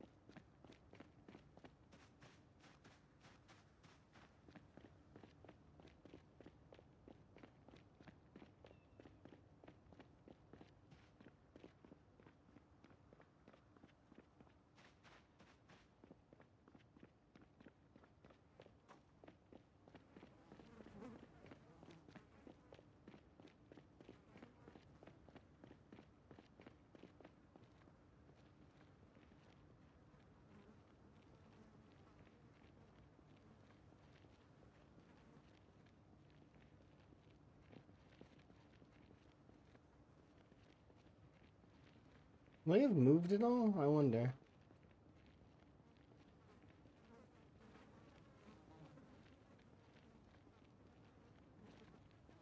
Yeah, some have.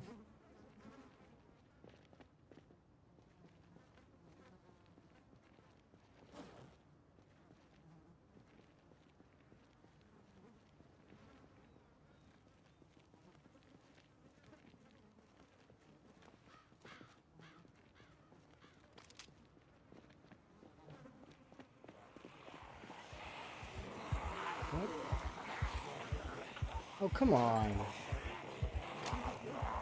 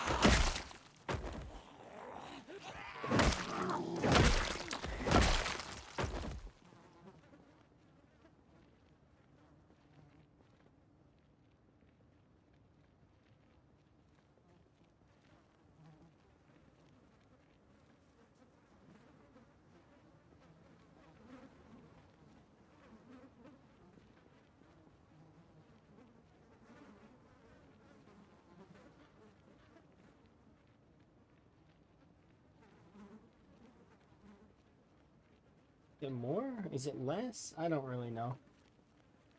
What books am I hoping to find? I don't know. We'll go check the bookstore as soon as we're done leveling. I think it's a little bit more. Once we're done doing these 2 levels, I'll clear this group and then we'll go check the bookstore and see how busy it is in terms of our books. I do want to check the school as well. If we luck out in the school, that would be kind of nice. No guarantee that that's going to happen, but if I had to hope for certain books, though, I would say getting an early generator mag would be kind of nice, so that skips over that. But if I could just get the electrical books, that would be phenomenal. I'd be really happy about finding the electrical books. Any of the crafting books, any of them at all, that are not like the early level crafting books.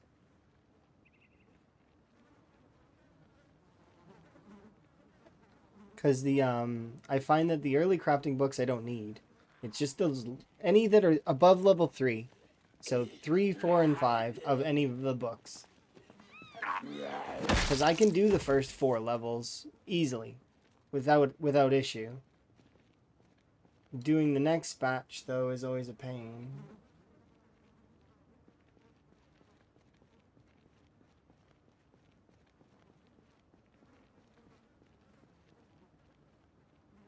So right now I'm going to continue leveling these skills till they're done, and then I don't have to think about them anymore. And then I'm going to do the same thing with foraging. I'm going to just quickly level it. I only need 1.5 levels of foraging, so it won't take very long. And then same for carving. I'm basically level 10. I might as well just pop that and finish it off.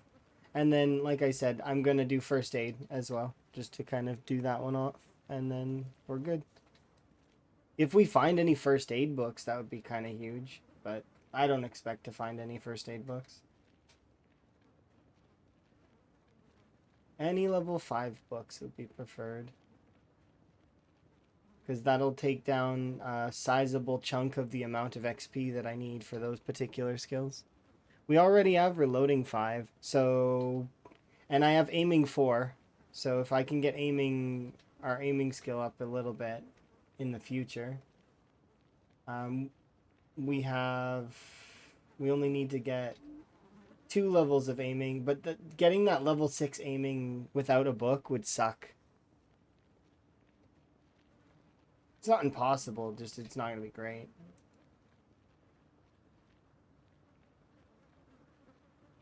But yeah, as soon as I'm done with doing light-footed and stealth, we'll clear this group out and search the bookstore.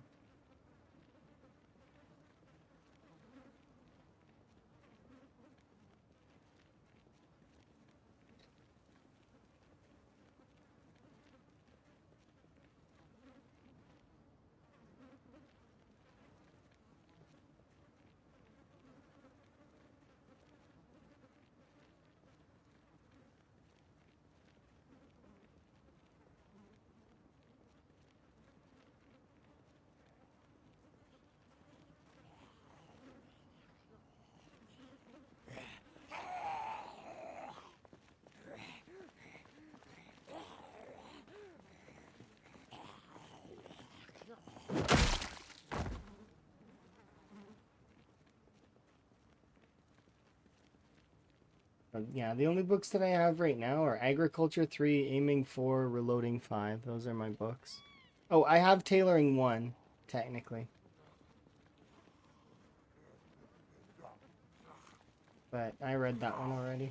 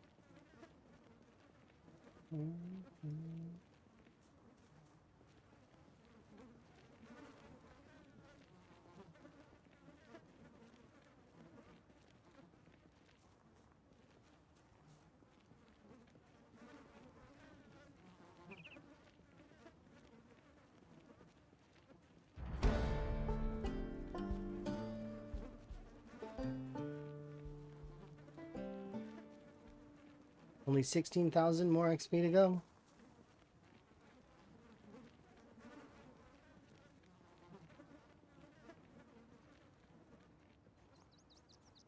Not counting the other XP required for light-footed.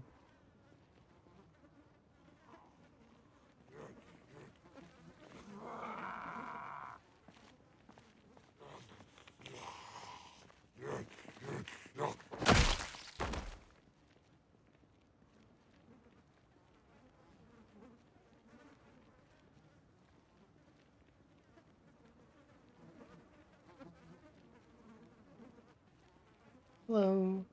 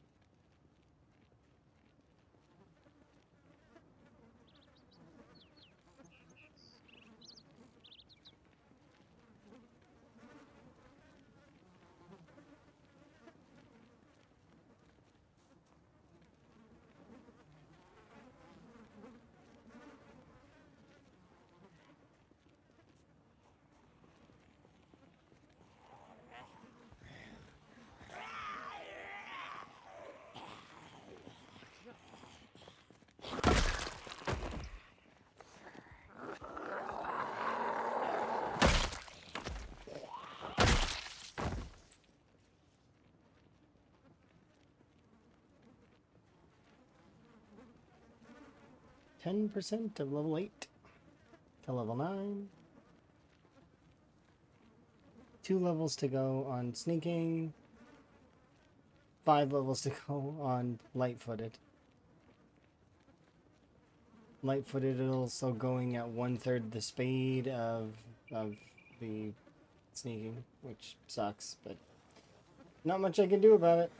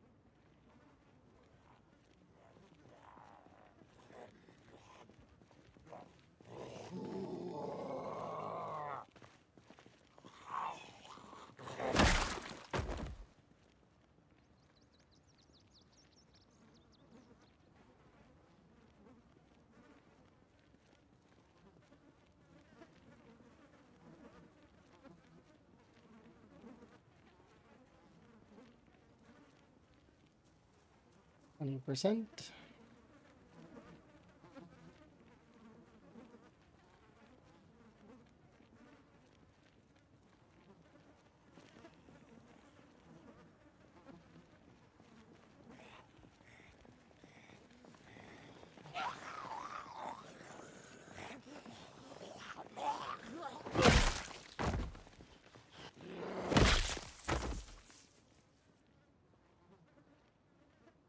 Oh, I made a mistake.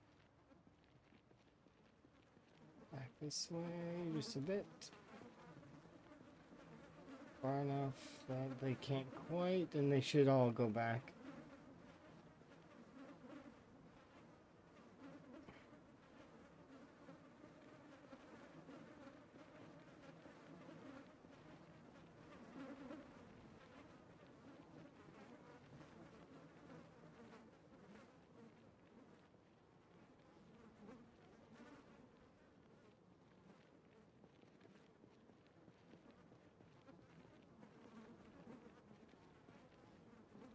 Why are those two acting that way?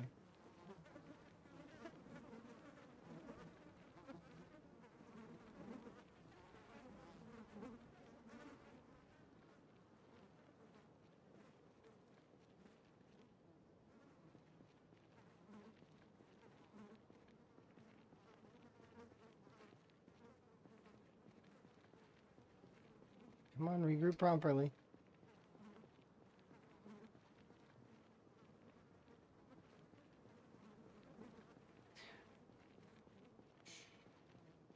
Sometimes when you hit the zombies, that's very noisy.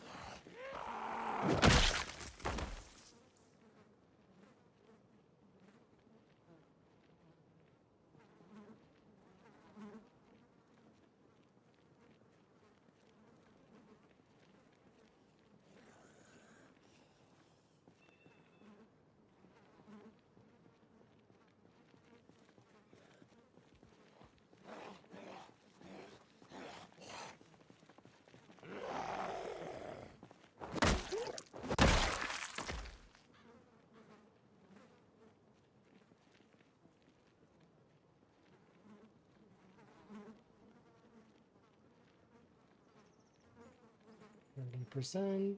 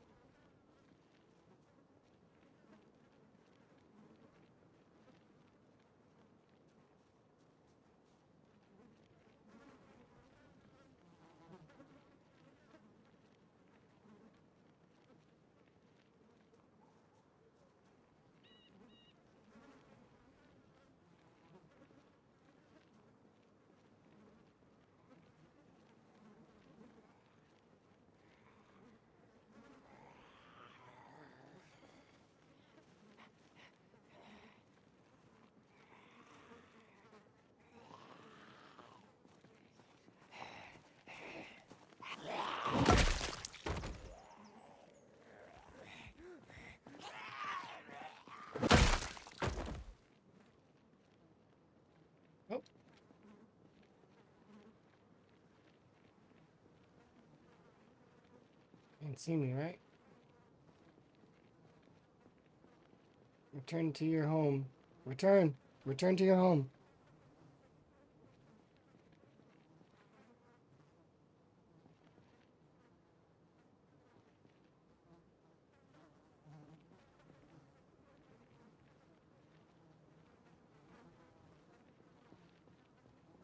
Awkward when that happens.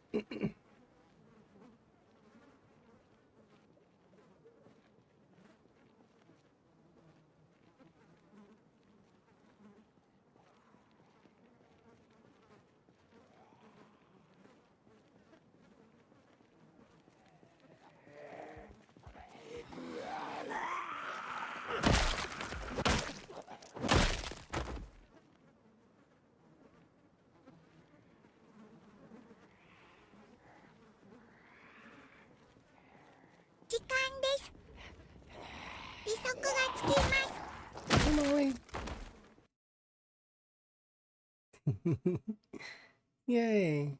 Hopefully you're having a good day and that your stuff went all good. You seemed to be having fun when I was visiting. um that just that's my brain's one sec. Um, thank you very much for the raid. I've been staring at my character walking back and forth for like an hour and a bit now. Or maybe a couple hours, I'm not sure. Here, just one second. There we go. Molly is also doing the rat race, by the way, in case anyone wants to check out Molly's perspective. And I'll do my little intro thing, and then I'll continue walking back and forth. Right now I'm doing stealth and light-footed XP gains.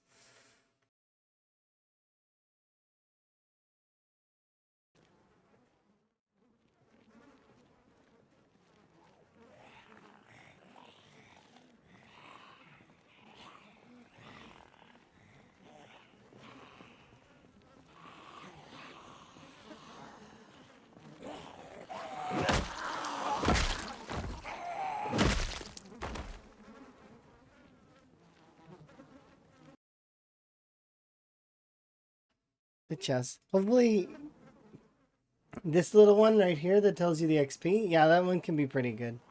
I like it because it's got cool pictures and you get to see the XP going up.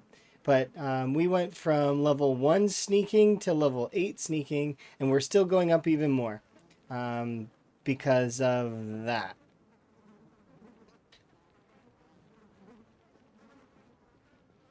So that is the plan currently, is to kind of get these two really leveled up so that it's all good. And then I'm going to clean that off because that, yeah, it is indeed a watch bag. I'm going to clean it off. We're going to then be able to loot this bookstore and see what books we get, which I've looked inside and I've seen that most of the shelves are barren. So I'm expecting almost no books, but that's okay. They look like a swarm of bees. I mean, yeah, they kind of do. It's not that many of them, to be honest. I know it looks like a lot, but it's not. It's not that many. It's like it's less than 500. So it's it's only a few, but it's definitely enough to get my sneaking all the way up to the maximum, and same for my light-footed. So that's why I just on a whim decided that I would finish off all of the levels on the things that I have close to mastery on. So currently that is I'm doing sneaking, I'm doing light-footed. So light-footed will get all the way up as well. I'm going to be doing foraging up to 10 because that's not going to take very long. I haven't even really tried and I'm already almost there. Crafting, I mean, I'm pretty sure carving I can hit level 10. And then the other one that I'm going to hit level 10 in is probably the long blunts. So very soon, around another 7,000 XP, which shouldn't take too long comparatively. And then finally, something else that I'm going to level from 0 to 10 is first aid. I have a pair of tweezers, so it's going to take me like a little bit longer because I don't have the books. But maybe we'll see the books in here. I don't know. If we see the books, great. If not, it doesn't matter. I'm going to level this to 10 as well. So hopefully it won't take me very long to do any of that. Just some hours, that's all. We've been at this for, I think, maybe 2 hours or so. It's because my zombie pool isn't that large, though. Like, the one that I'm drawing from. Because, I could make a much bigger ball if I were to push the watch bag a lot deeper, but it would require me to be a lot more more danger involved, and I don't need to, right? So might as well not. But yes, I definitely follow Miss Adams and Molly. I'm gonna shout out Miss Adams as well because I know Miss Adams is going on a holiday soon and is gonna see Molly. So you guys should follow those two. They're amazing, phenomenal Zomboid professionals that play other games as well. They do a lot of Ark and a lot of other stuff. Yeah. And that's one of my favorite emotes on Twitch at the moment. For sure, 100% is clapping. Clap, clap, clap. Yes, yes, yes.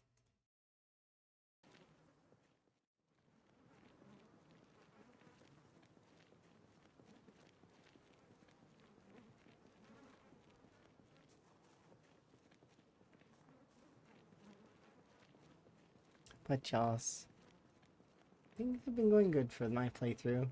I kind of want to hit 20k today as well if it's possible, but we'll see how much energy I have in terms of after I'm done leveling this. Because I know this is going to take a while.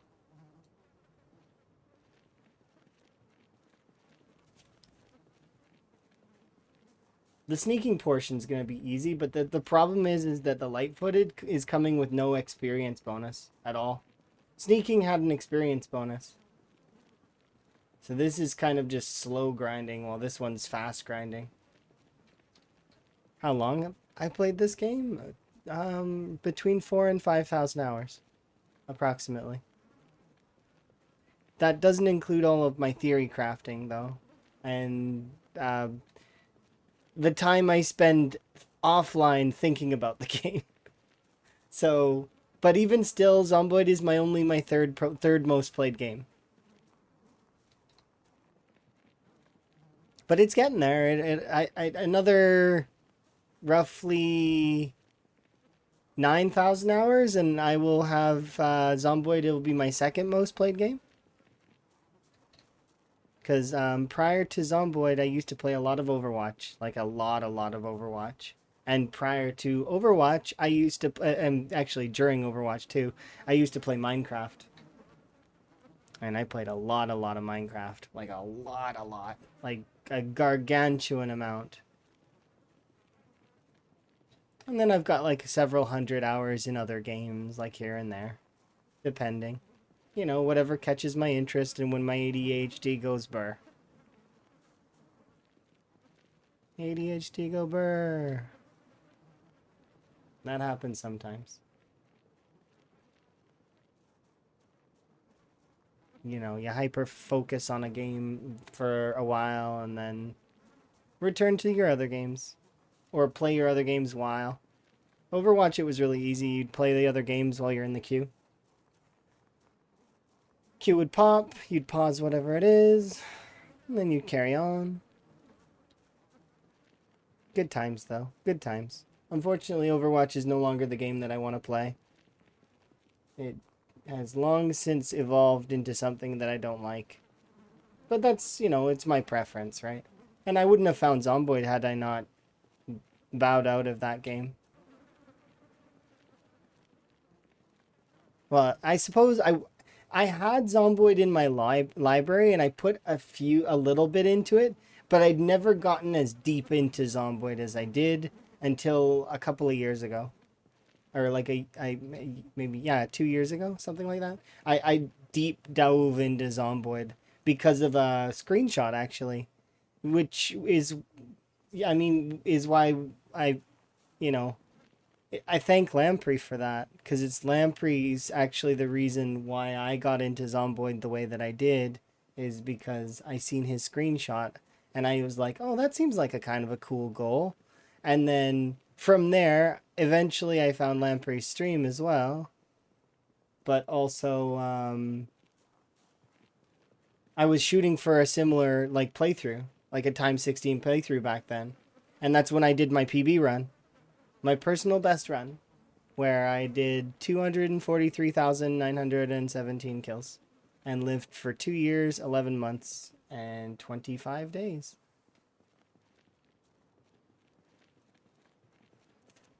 And the only reason I remember that exactly right now is because, I don't know, sometimes you get those moments of just being able to remember things.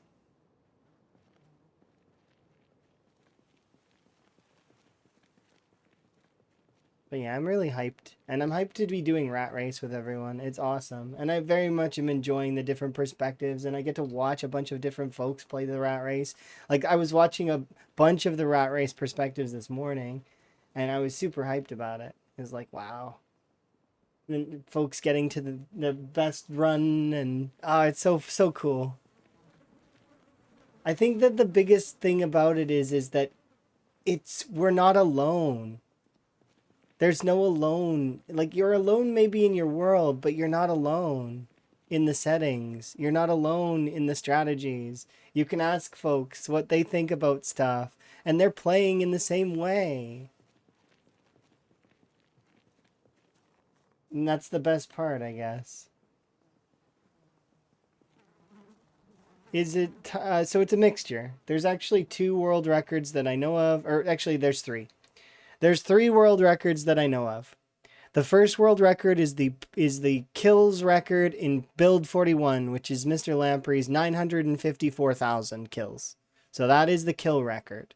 Then you've got the survival time record. The current survival time record is streamed is actually done by Vanishing Tower. Vanishing Tower survived for 6 years in game, and then died in what looked like an alt tab Windows bug, is what I think.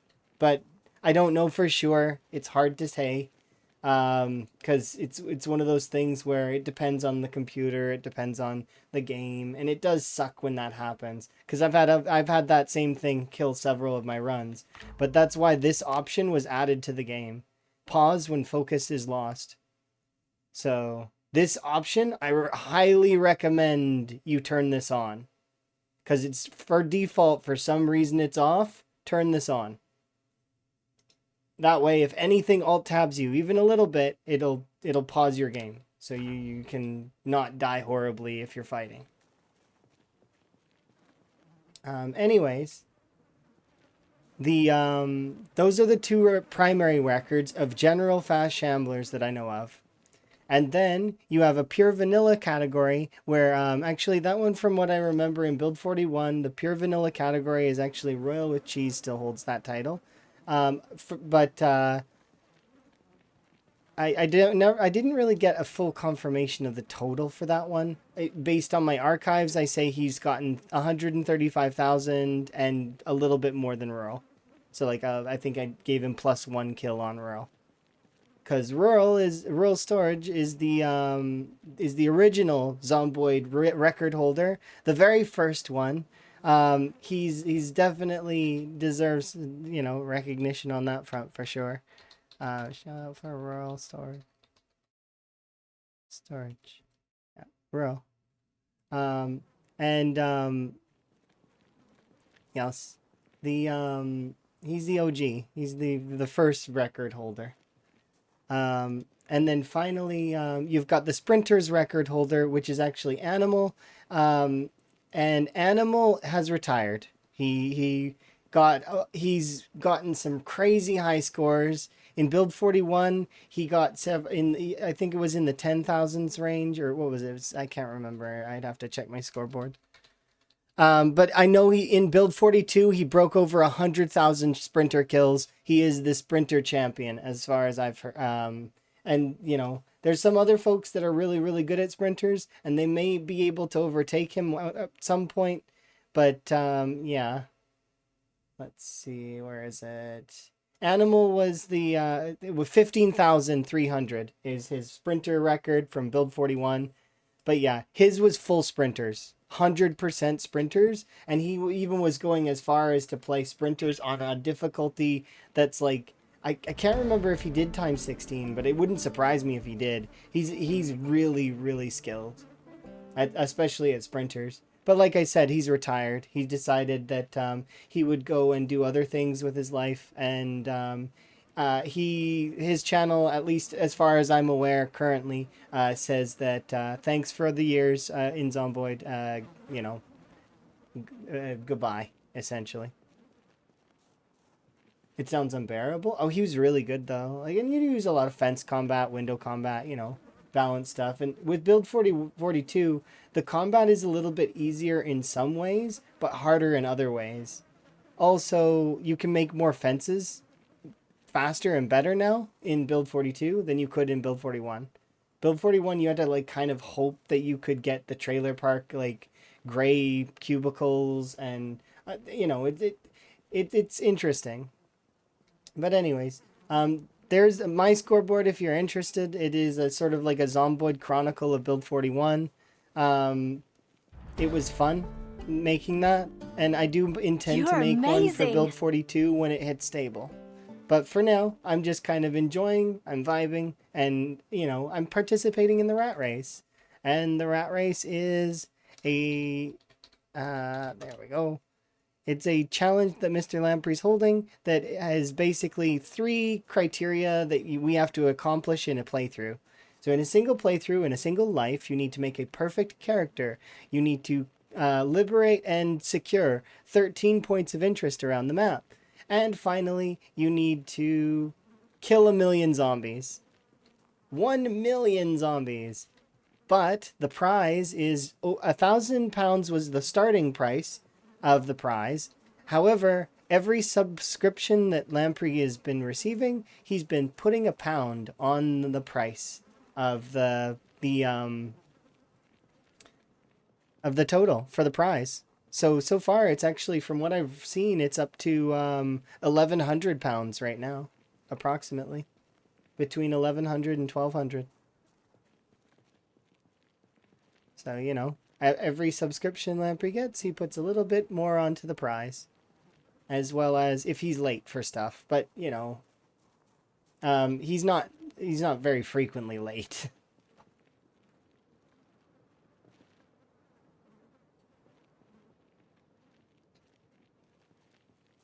We're on the last level of sneaking, by the way. So sneaking will be done soon. We have 4 levels of light-footed to go. Light-footed is a little slower than sneaking. But we'll be done with sneaking here in a moment. And that will be my first level, will be sneaking.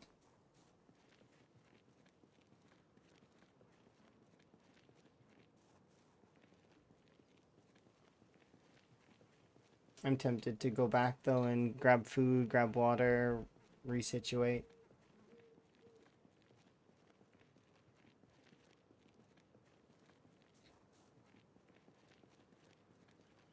Yeah, hopefully I've explained everything good enough. And if you want to see any of the extra additional commands, those are my own commands for like traits, mods that I'm currently using, and then the settings for the rat race in a little bit more detail. Unless you want to join the rat race, to which then, you know, you join Lamprey's Discord, which is the link's there. The first one is a link to 2 pictures that explain the rat race. And basically the summary that I gave, but a little bit more detail.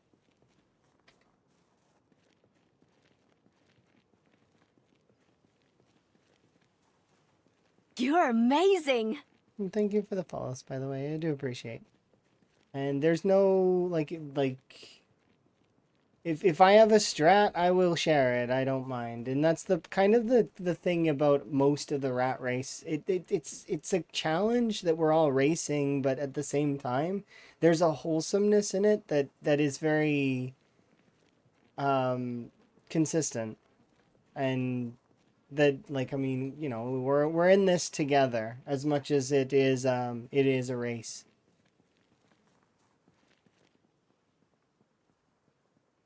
And the person currently in first in the race is Twist, actually. Twist on Fire. Whom is Was that like I think he's probably at 75,000 by now if I had to guess. He was shooting for 100K last I looked.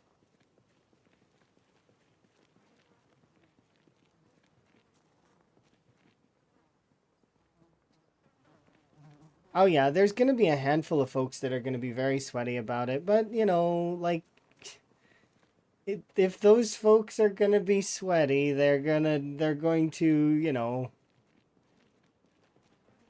they're going to strive and I can hope them the best. But we'll try our best as well. I figured he was over 75 and he's shooting for 100 by now.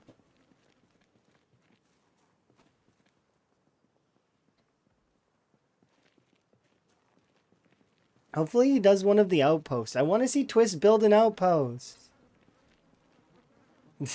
Somebody tell Twist that that's what I want to see. I want to see him build an outpost.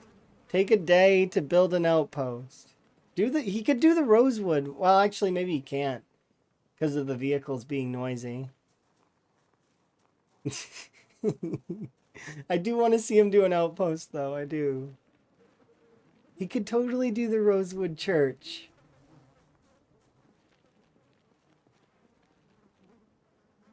Because if anybody hasn't looked at the outpost map, you're actually supposed to be doing specific buildings now. There are specific like actual ones that we need to be claiming and filling the criteria for, which is the criteria is not hard. It's you need to get a spare car that works.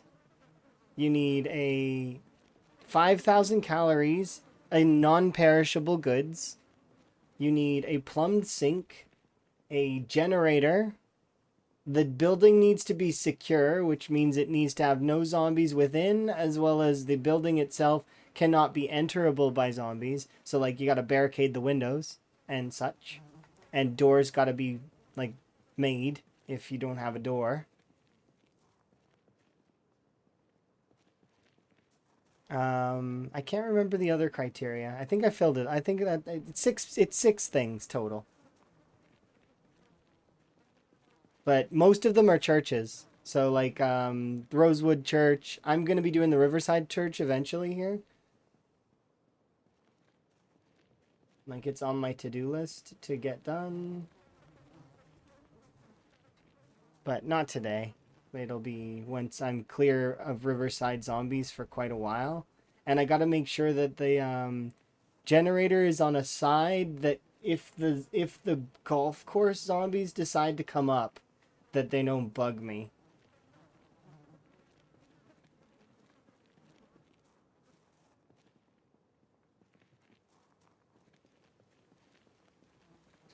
I'm sure he'll be fine, right? Twist is a very trained and seasoned veteran. He's someone who could in like keep up with Lamprey in the when they raced in Build 41. They were on par.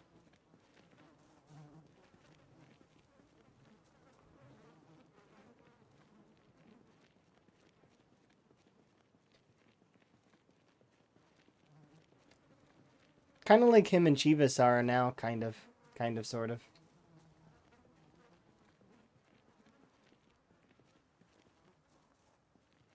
Although when you get into the 100K zone, like when you start getting above 100K and stuff, it starts to there's a wear down that starts to happen where you got to keep finding things to do and take little breaks. Otherwise, you're going to drive yourself insane and you might even hit burnout if you keep going too hard. Because I felt the same way when I was in the, what was it? I was pushing past the mall push was hard on me. I remember doing that one. That one took 11 days straight of fighting, doing like thousands of zombies a day of just constant fighting. And it was hard. It's one of those things where it definitely tries your patience when you get to that stage.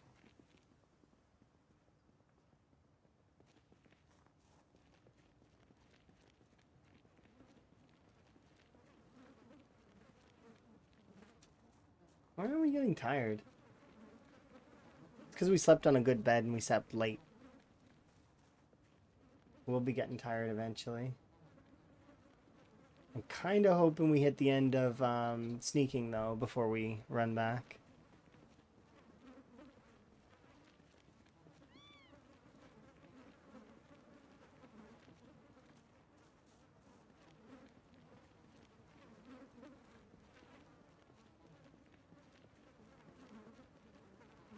Yeah, hopefully he gets the ability to build soon.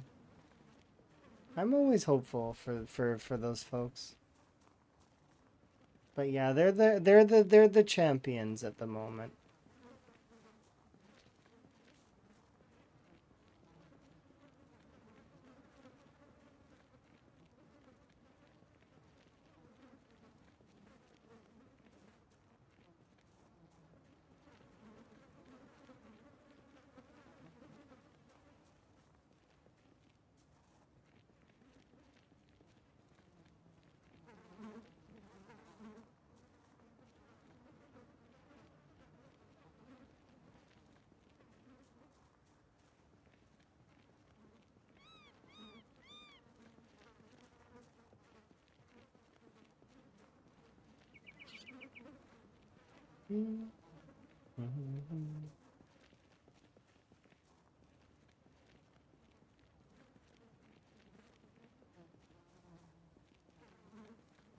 And folks that are curious why I'm still not getting sick after standing on the corpses for pretty much all day, all night, it's because I'm wearing a medical mask and I have resilient.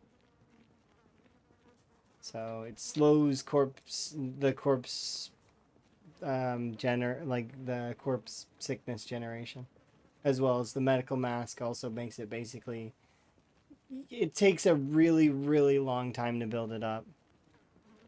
Not to state that I won't, because I will build it up eventually, but it's just going to take a long time. What's the worst trait that I have? Probably cowardly.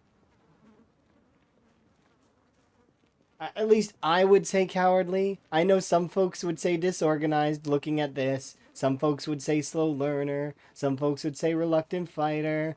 In my opinion, cowardly. Cowardly is the worst trait that I have because I can't get rid of it, and it's going to make Van not very good at fighting. Why did I take it? Because I wanted to see how bad it was. I haven't seen cowardly in a very long time, and I was like, you know what? Let's go for a panic build this time. So I took cowardly and I took claustrophobia. So to see how bad they are.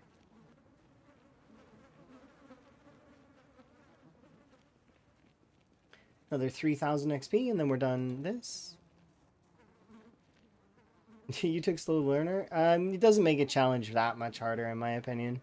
30% harder. Not that much harder.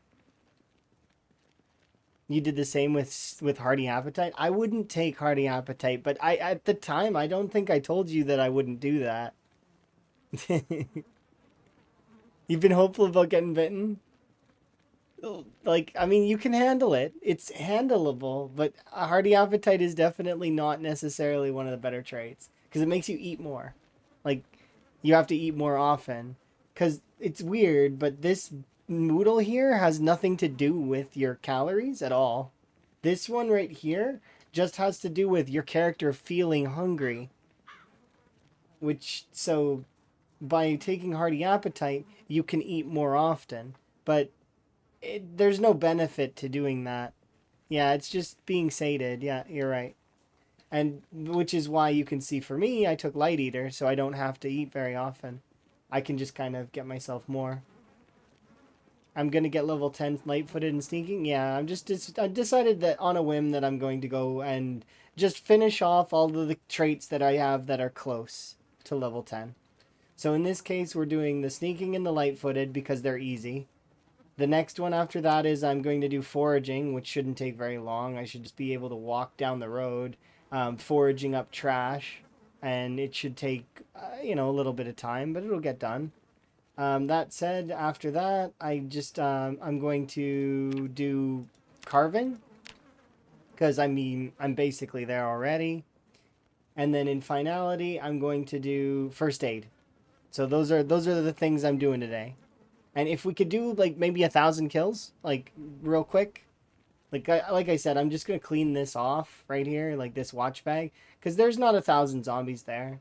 That's less than 500.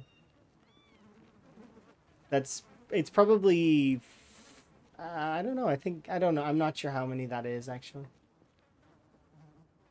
But I know that it's not 500 because you'd see them shading if it was. But yeah, we're very close to leveling up sneaking.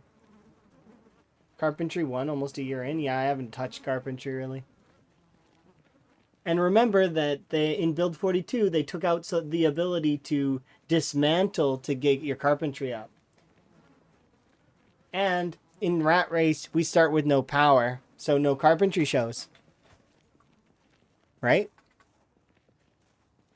I mean, I can go get the movies, but that's if I happen to loot them at a video store, which is unlikely given our loot settings. So the only way to level carpentry is by getting a saw, which I did collect finally. Like I have a saw, and sawing planks, and in the initial making fence posts. And then after I'm done making fence posts for a little while, I can start using my metalworking to make nails. And then we can start doing wooden frames. Wooden frames into wooden walls would be ideal. But just making the wooden frames on their own would be best. Until I'm high enough level where I can make the nice level 3 wooden walls.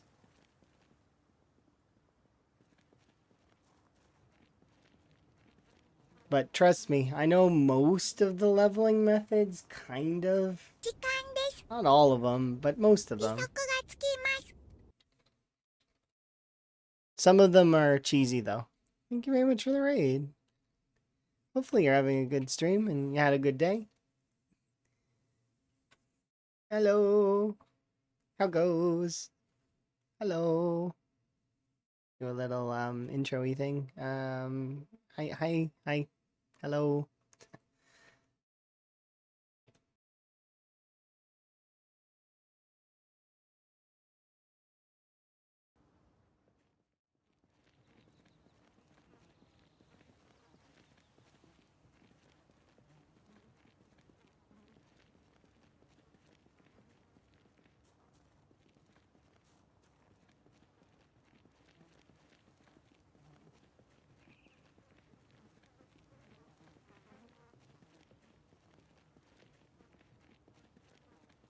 Congratulations on defeating your helicopter. That's awesome. Good to hear, good to hear. I am glad. I am about to pop my first level 10 skill.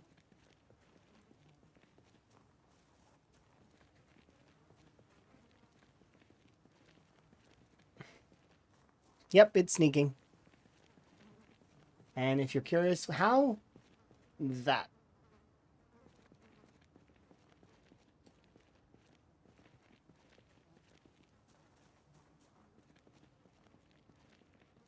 It's a small cluster.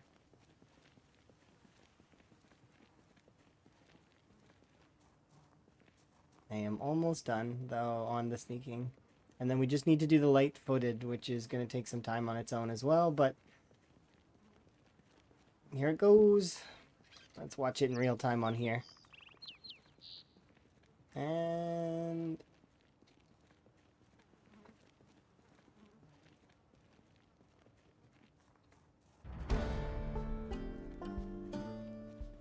there we go. First level 10 skill. Don't need that one anymore. Sneaking is now off that list.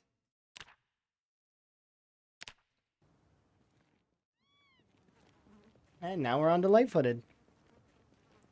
Yep, that's the first level 10 skill that we've earned. And now we're going to start working on light-footed. Of course, I'm going to have to probably bail in order to go and have a sleep. Eventually. Not right yet. Soon. But not yet.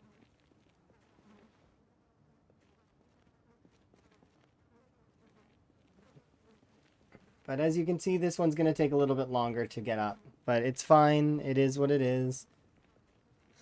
We'll do what we can. All it is walking back and forth for a little time. It's a little bit slower than sneaking was because I have no bonus in it.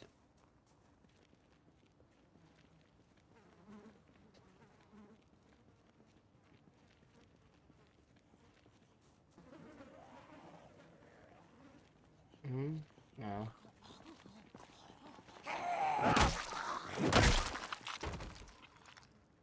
Did we make you move?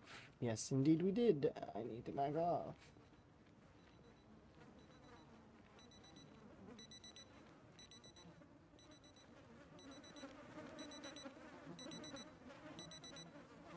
It's not you.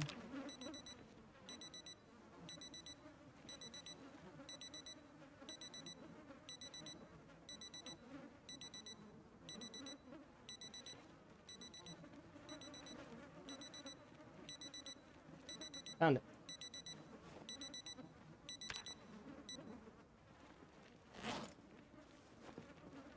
Most of them will have walked back by now.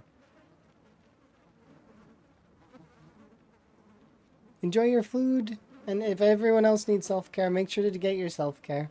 You know, whether it's food or rest or you need to pack or some other stuff. It's very important. Make sure to get your self-care in. You're amazing! Thank you very much for the follows. I do anonymous follows so folks can enjoy their lurk, but if you want to chat with me as well, the chat's right there, feel free. And if you're watching a VOD in the future, I suppose there is a comment section. So feel free to message in there and I'll get back to it at some point. Because that's the way I am.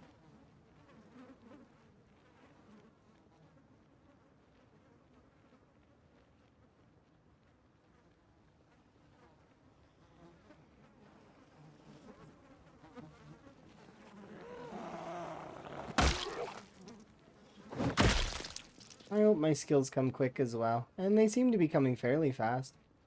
Of course, it's still going to take some time, but it is what it is. There's no way that I can really make it go faster aside from using fast forward tech. And if I do use fast forward tech, there is a chance that the zombies will fast forward themselves towards me. And if they do that, then... well, I mean, it's up to my reaction time to be able to stop them from eating me before I can get away, you know? And given the fact that I'm trying to kind of push it a little bit, we are kind of tired. Because getting this ball together like this may seem kind of simple, and it is.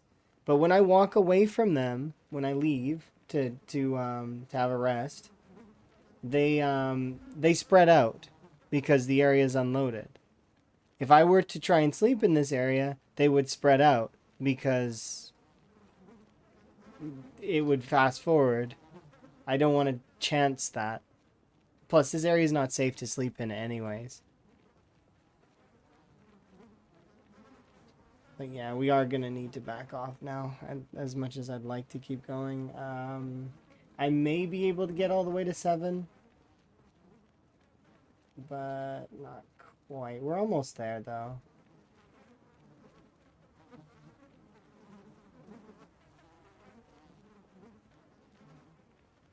Yeah, I think I'll bail now. And we'll,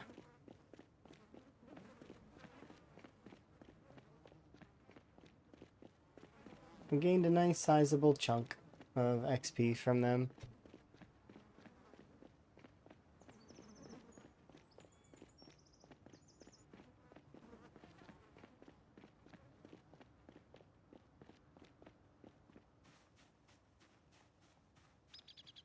If I happen to find food in this little area here, what does this count as anyways? Birch forest, really?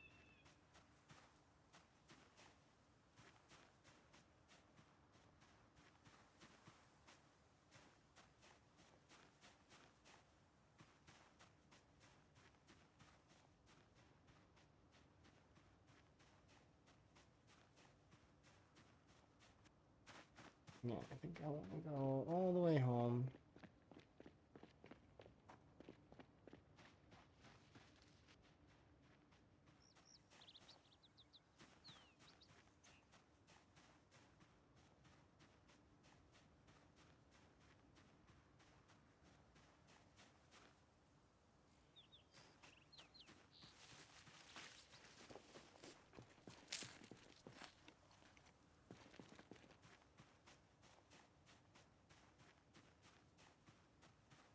You like my frog hat? I do appreciate it. I have a button in the chat that lets people wear it. Like other folks can take it and wear it. And then they can give it back to me.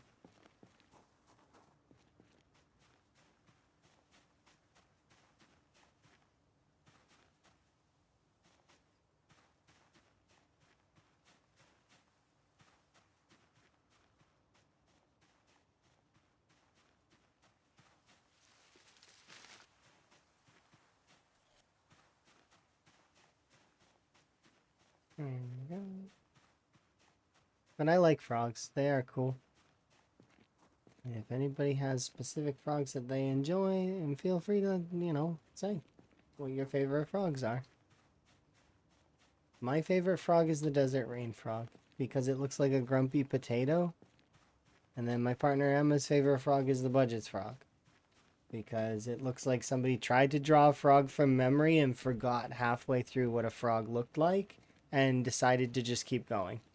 The budget's frog is like a dopey, smiley frog that's aquatic, lives in water, and is, you know, is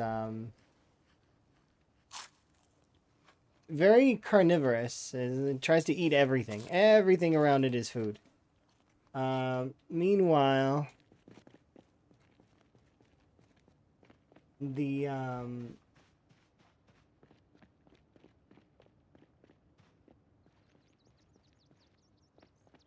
desert rain frog is the opposite. It's kind of like it's a burrower.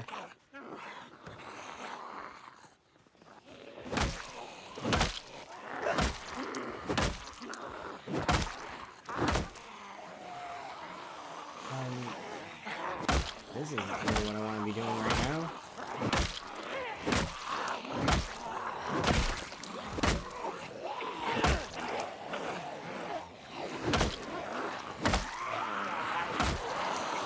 Our damage is really bad.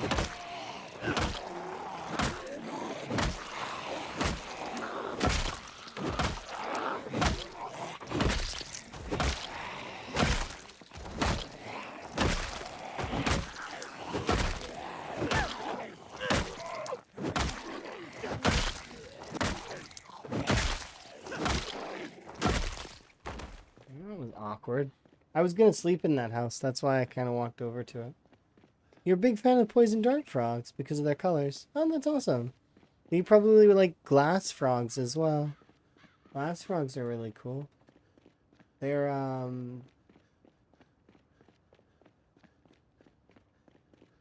you won't like if they're on a leaf. Sometimes you won't see them because they blend in so well. And they've got really, really beautiful eyes.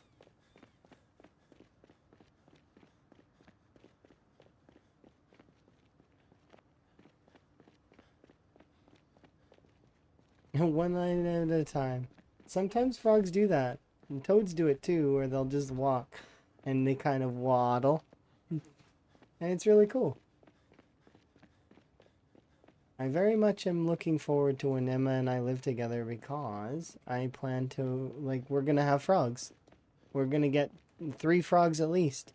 I want us to get a budget's frog and I want us to get 2 rain frogs.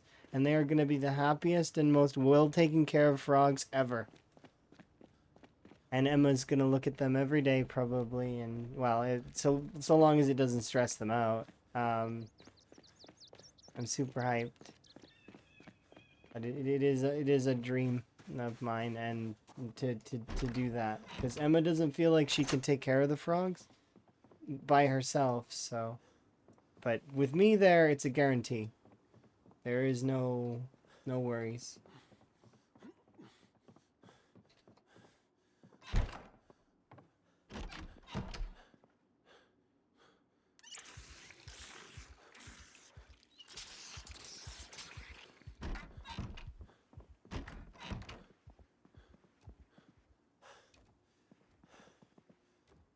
And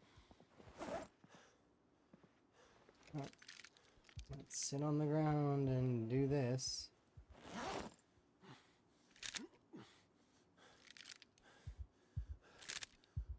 But right now I'm going to be doing reloading until 1 a.m. tomorrow morning. Why? Because I'm trying to reset my sleep schedule because I messed it up.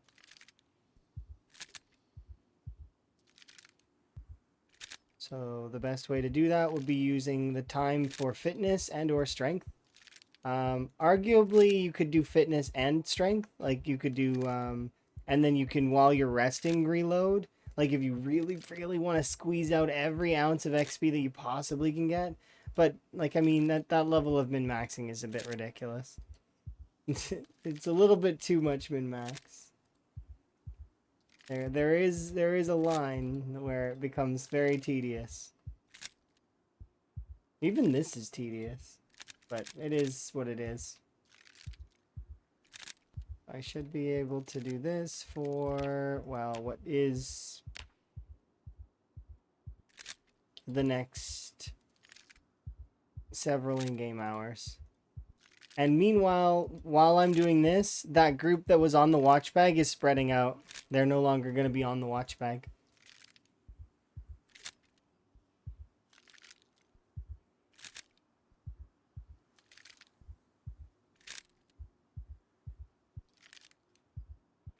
So I'm going to have to recollect them after, but that's fine.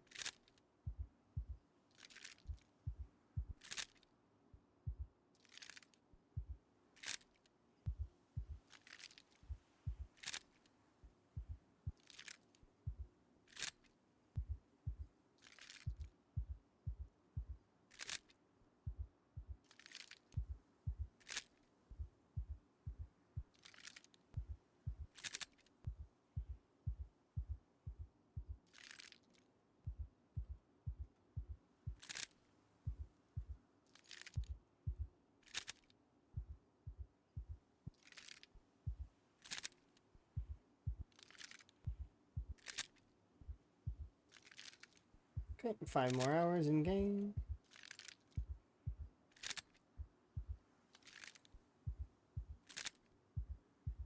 This is my frog collection. We've got 7. The record in the rat race so far that I've heard about is 11.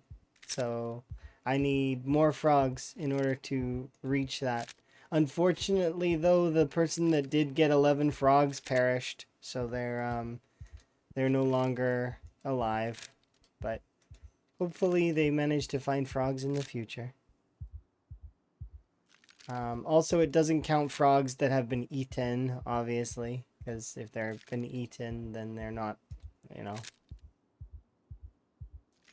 Because some folks use them for food, some folks use them for bait. I use them for pets because they're cute, and I keep them.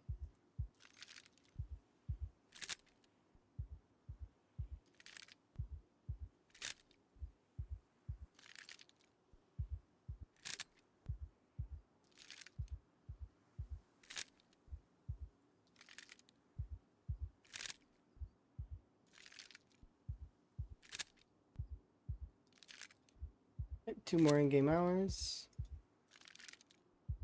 Meanwhile, this has been, well, we'll see at the end of the day. We did what? We started at 2 o'clock, so this is almost, this will be 11 in-game hours of reloading. We'll see how much XP we get total. So this is like half a day's worth of reloading grind.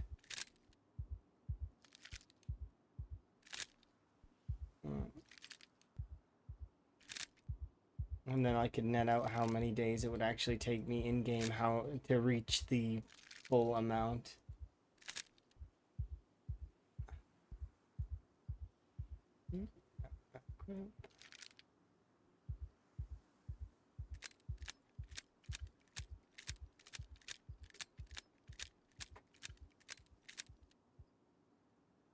Go.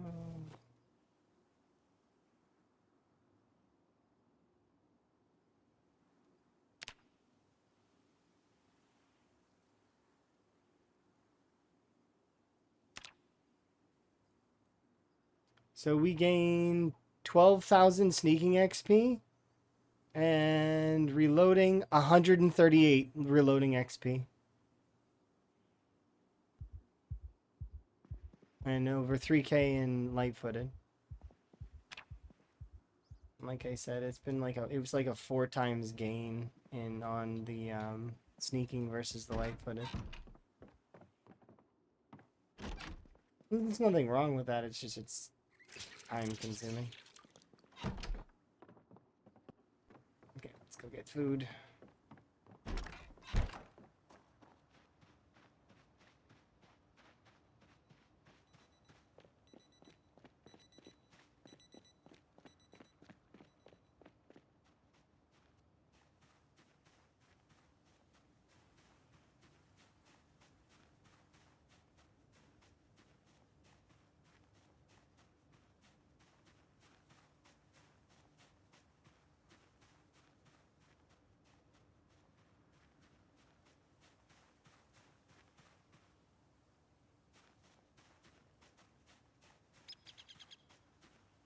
There we go. Should be good enough for now. Actually, we can trash. Yeah. Okay. We'll just speed level the... Hey, look, popcorn.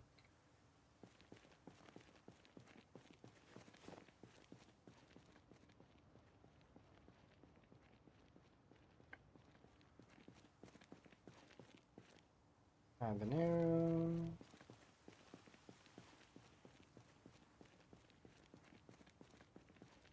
Need about 3,000 XP. And then 9,000.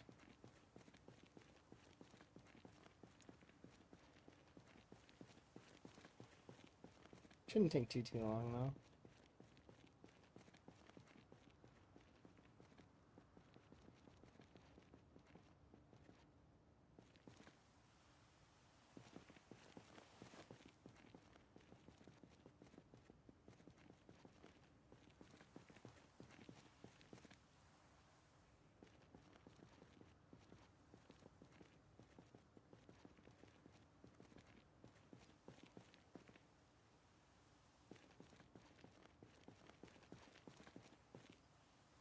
There's the garlic, regular stone.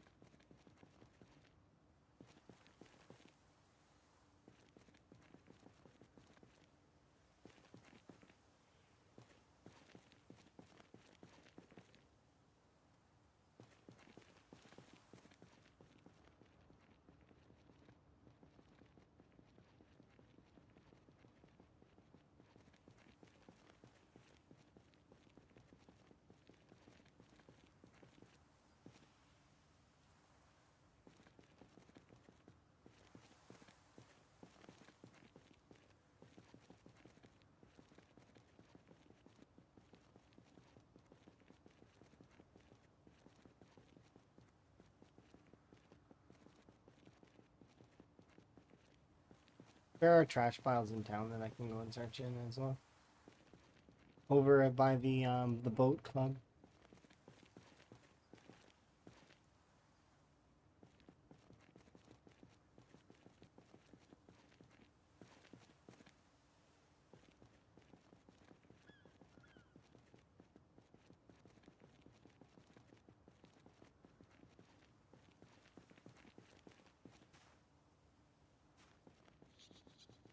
Mhm.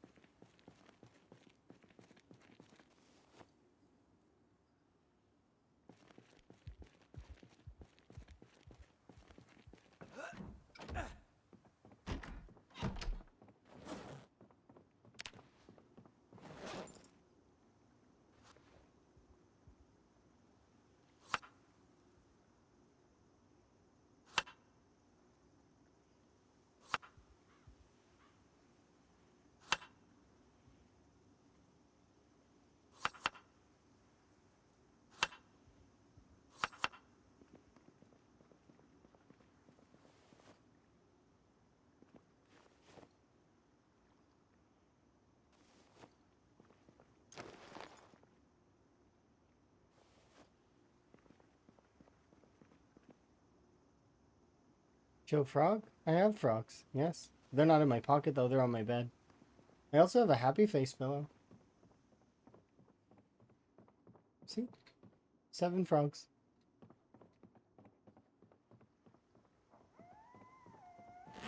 You are not wrong. You are very correct. I'd like to find more. I'm not at the lead currently for most frogs in the rat race. I definitely need to work harder. Rat race has been going well. Right now I'm just kind of power leveling some of my skills up just for fun. Just to see if I can manage to do it. Which I don't think it's going as well as I thought it would for foraging specifically, but I mean, that's because I don't really have a book as well as... it's hard.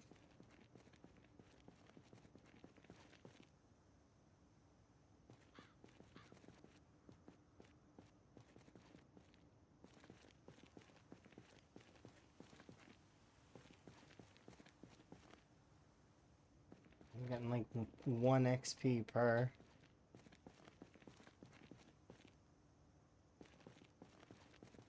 But if we keep finding, like...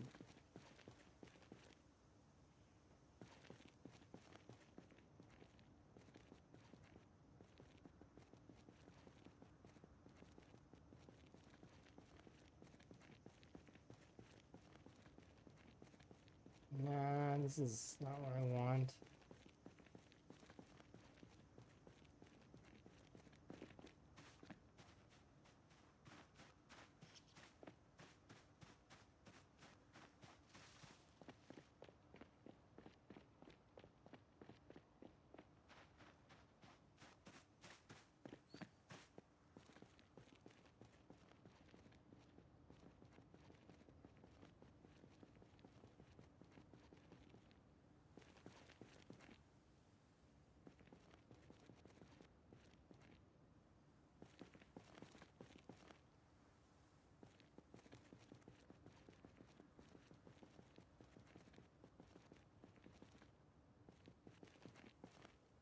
Dishcloth.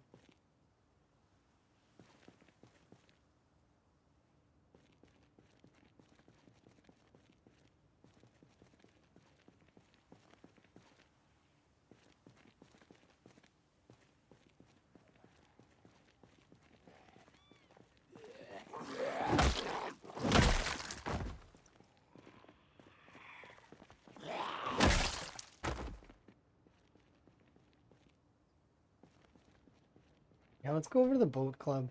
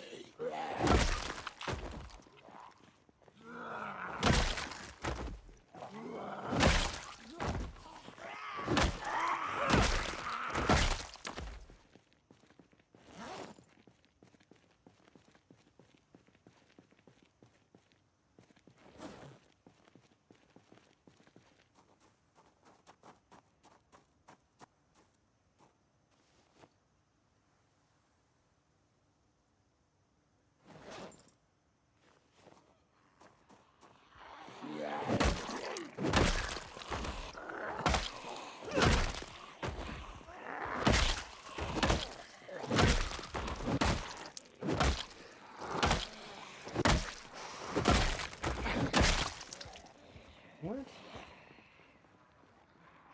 Why is there a group there? I cleared out the north side of this area already. Who let them in?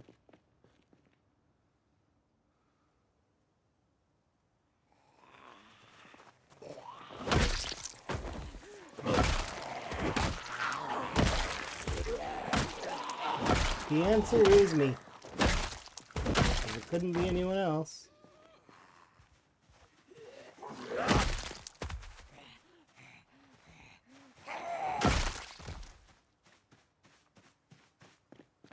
Well, I mean, it could technically be the AI director, but the AI director doesn't think. It's just a robot.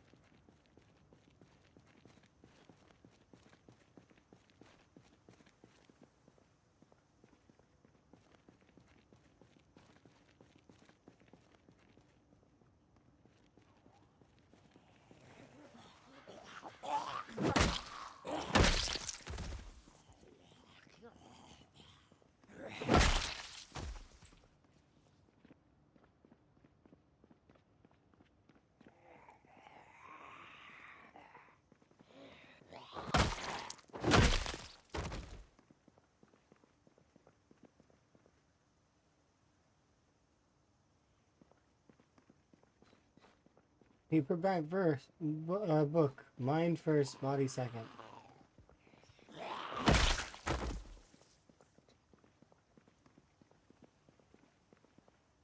Umbrella? Oh, look at that. Shotgun shells. We found 3 shotgun shells. That's it. We're on our way to aiming.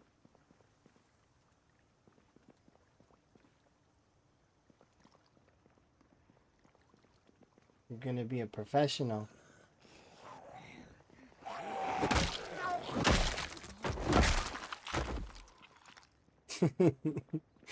Found 3 shells. That means that I'm gonna win.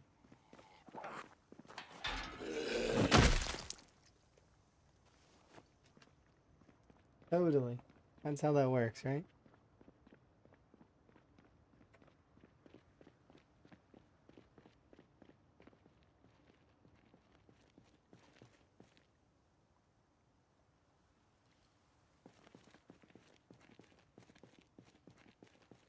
See, we are gaining quite a bit of foraging XP from these trash piles, but it's nothing that's like back breaking.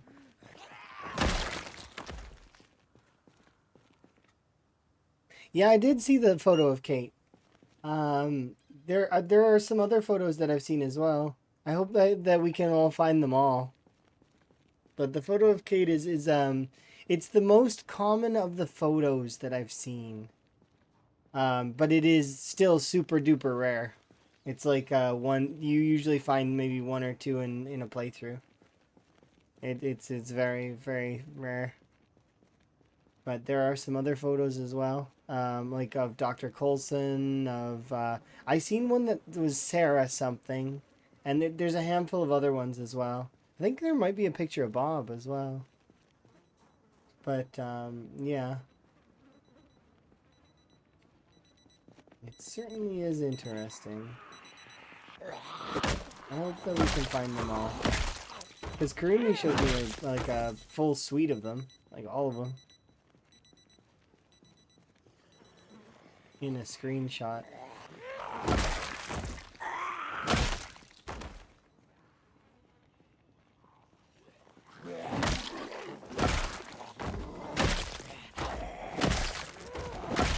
Time to return to the grind. I brought a meal.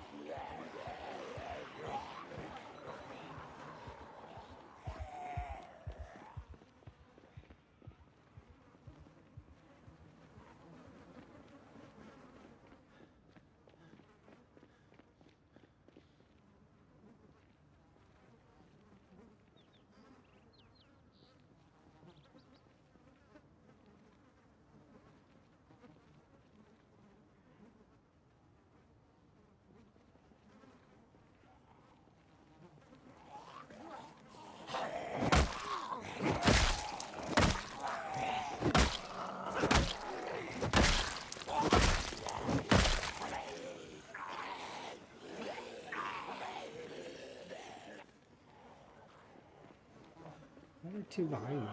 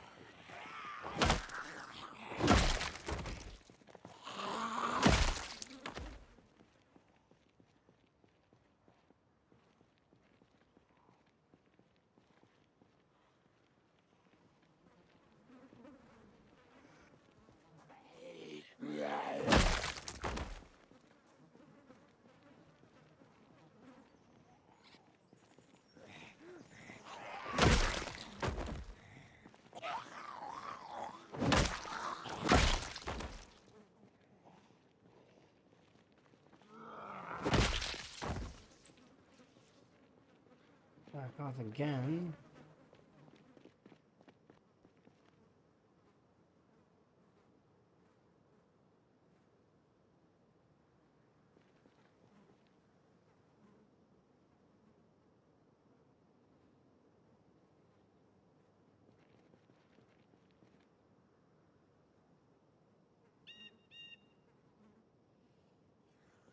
This sucks. Because that means that I have to kill all those ones.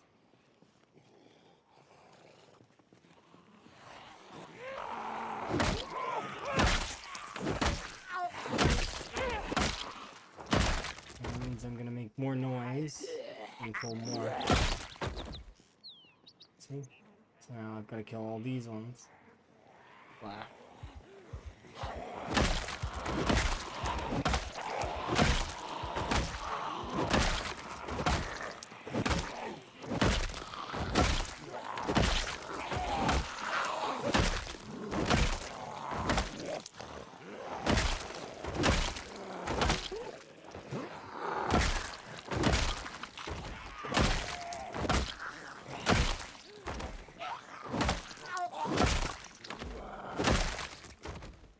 You done, zombies.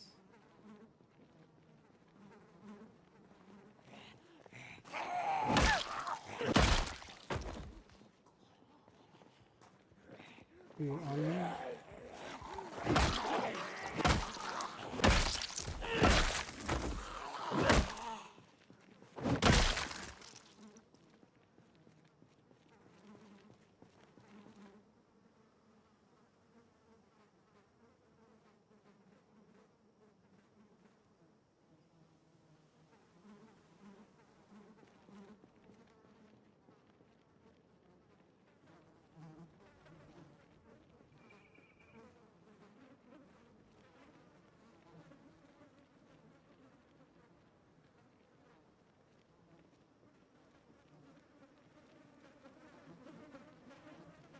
Alright, there we go.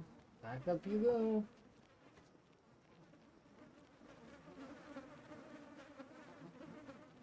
How big is that group anyways? Oh, it's a small one. That's unfortunate.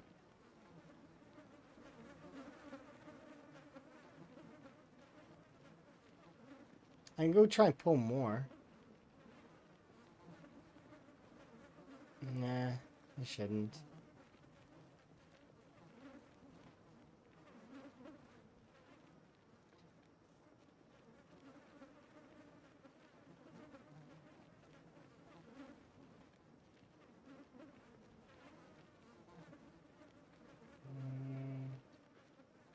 Yeah, it is gaining too slowly.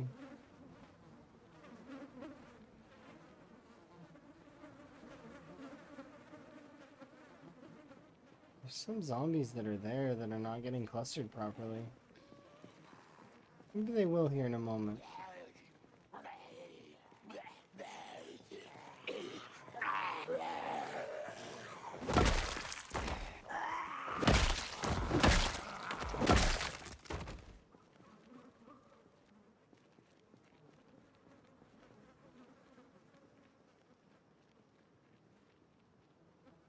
New alarm should be going off now. Maybe they will pick up a little.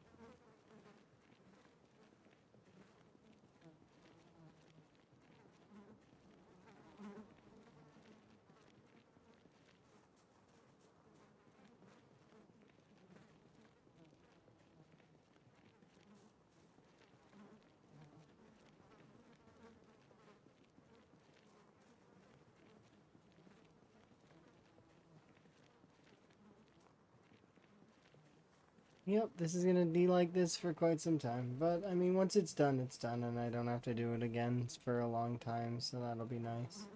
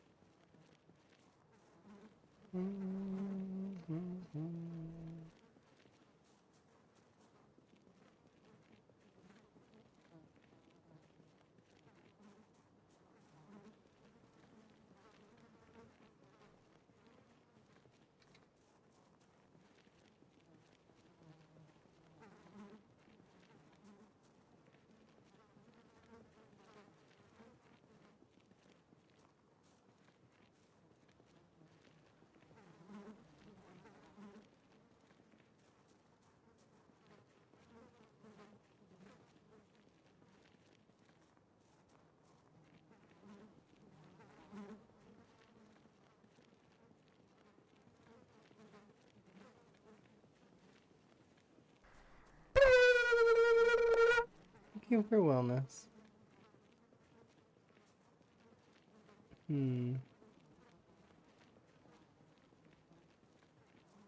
I'll do wellness in a little while.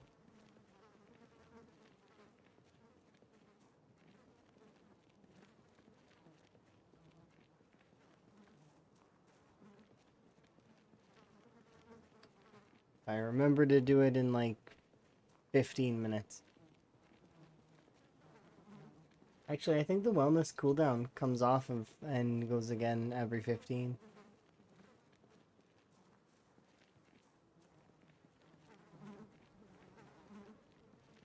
I'll do a brief BRB and refill my drink and stoof then. By then we should at least be at like a part way into level 7, I'd like to believe. Light-footed.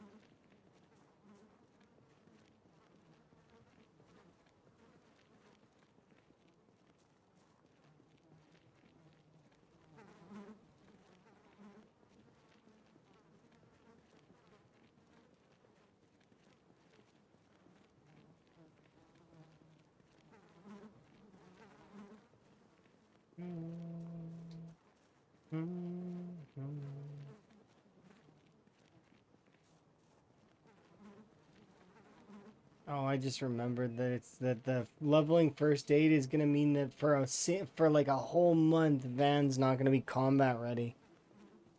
Um, due to the fact of how the pain works. So pain currently doesn't have a cap, neither does food sickness. So if you get food sick, you can actually take yourself above 100%. Pain also works the same way currently. They don't have caps. They can just keep going at past 100. Meaning that while we level first aid, Van is going to be gaining more than 100 and actually more than a few thousand total pain.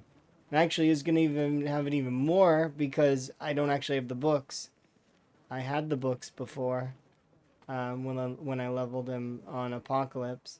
So I don't have the books right now. I need to double check if we at least have the level 5 book in Pharmahug or in the bookstore before I do that. Because it's going to be... In order to... You have to wait for the pain to come down. And it takes like a month of going to tier 4, and then it goes from tier 4 to tier 1, and then disappears, and then reappears at tier 4. And because what's happening is it's counting down from every 100 that it gets to, it counts down.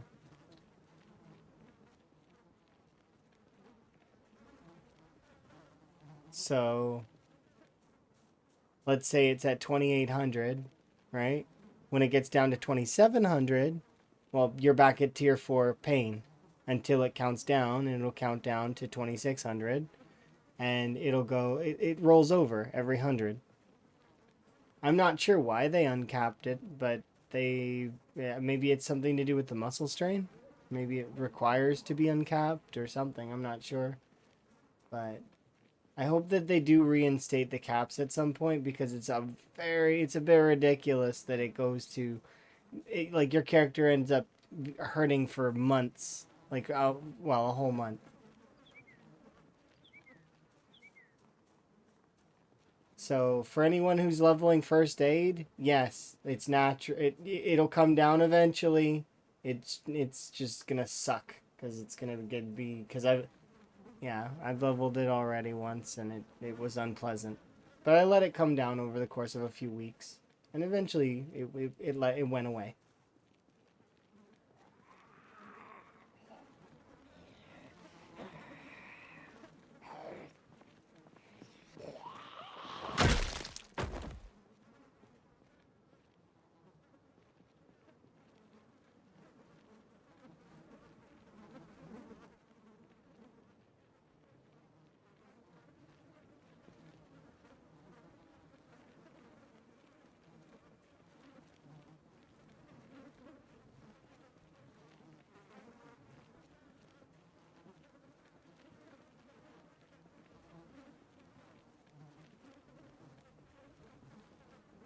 I grossly underestimated how much XP this requires, but that's okay.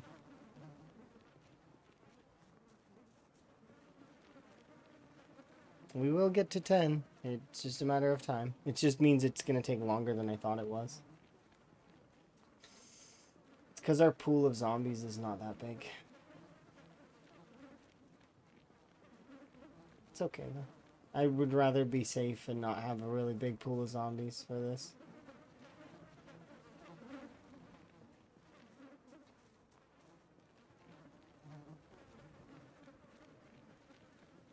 And we clear it off in a second, and it'll be like 300 or so kills.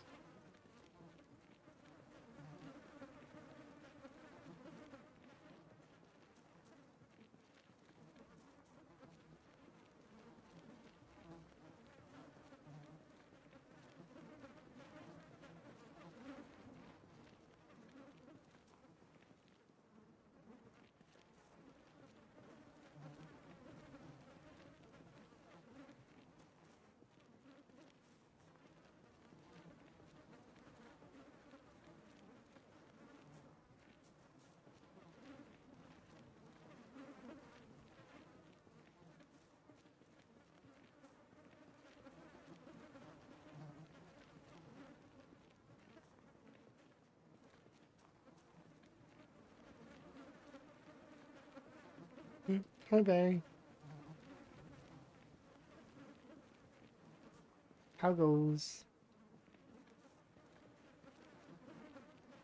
You having fun in your Stardew?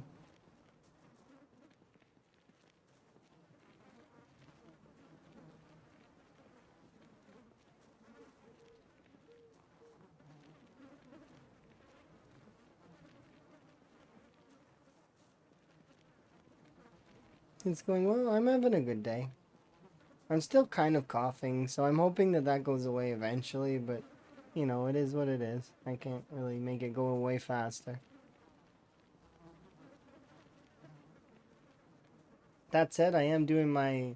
We're doing the light-footed and sneaking grind real quick. So by quick, I guess I mean we've been at it for a few hours, but it's fine. It's one of those things that once it's out of the way, it's out of the way, and then I can move on to the next thing, which the next thing is going to be I'll probably do foraging, just really to try and get foraging up. But I'm gonna clear off that, and then I'm gonna see what books are in the Enigma books. So I'm looking forward to that as well. We're about 3 levels and about like a little ways before we're done. Just shy of 15%. So 3 levels and 15% of this level. The final 3 levels are the ones that take the longest though. 6K, 7.5K, 9K. Yeah, I'm hoping that this goes quick, and yeah, we'll clear that off here in a second after we're done.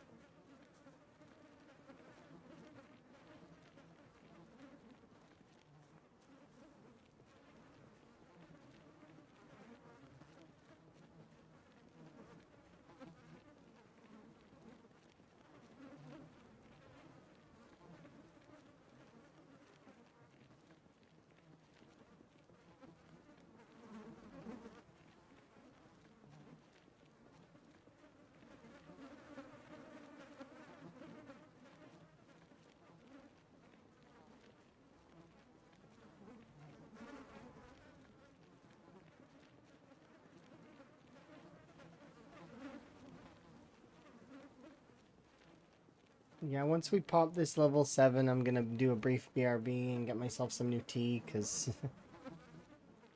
But we're getting there. We've got about another 13% to go.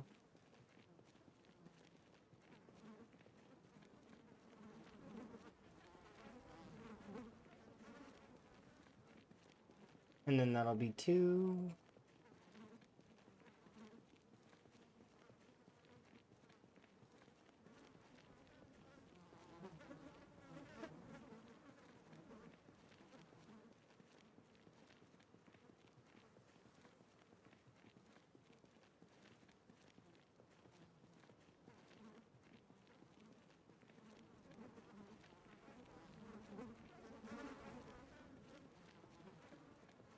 Yeah, over 19K kills. We're getting there.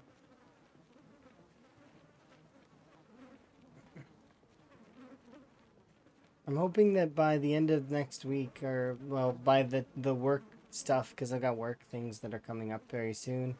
And I hope I don't get sick again, because that would suck. I mean, I want to get sick again.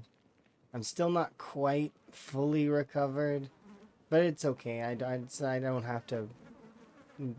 I guess I'll just make sure that I'm extra careful.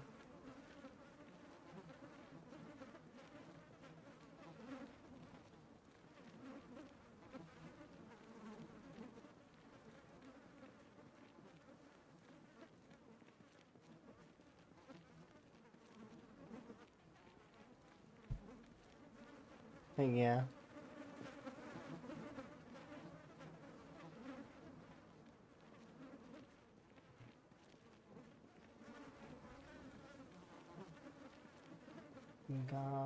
Another 9% to go.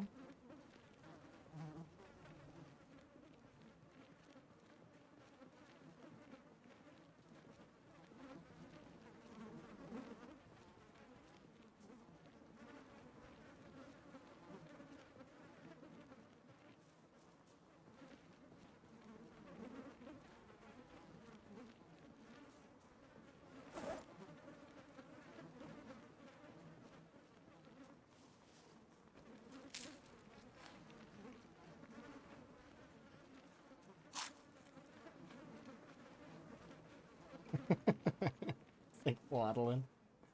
Waddle, waddle. For the very next day. Boom, boom, boom, boom, boom, boom.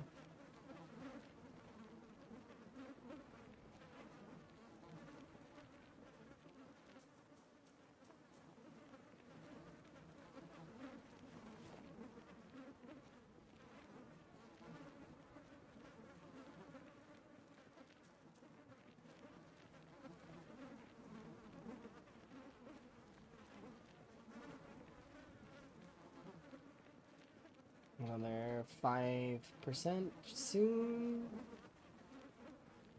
Roughly 240 XP.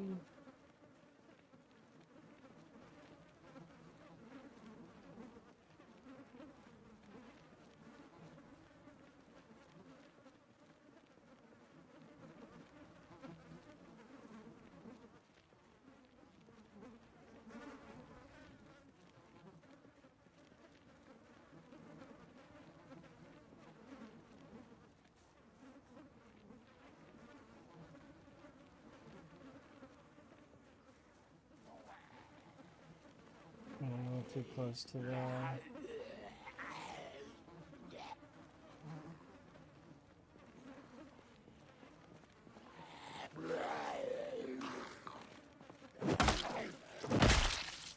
Can I pull them? No. Okay, good.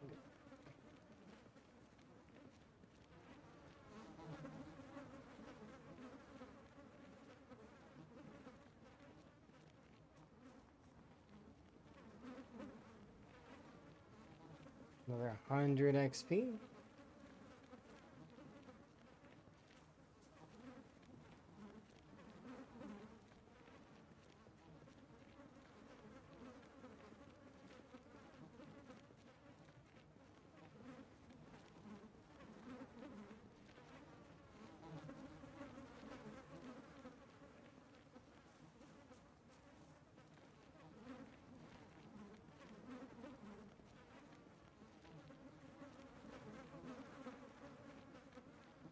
I've started it, so I'm committed to it.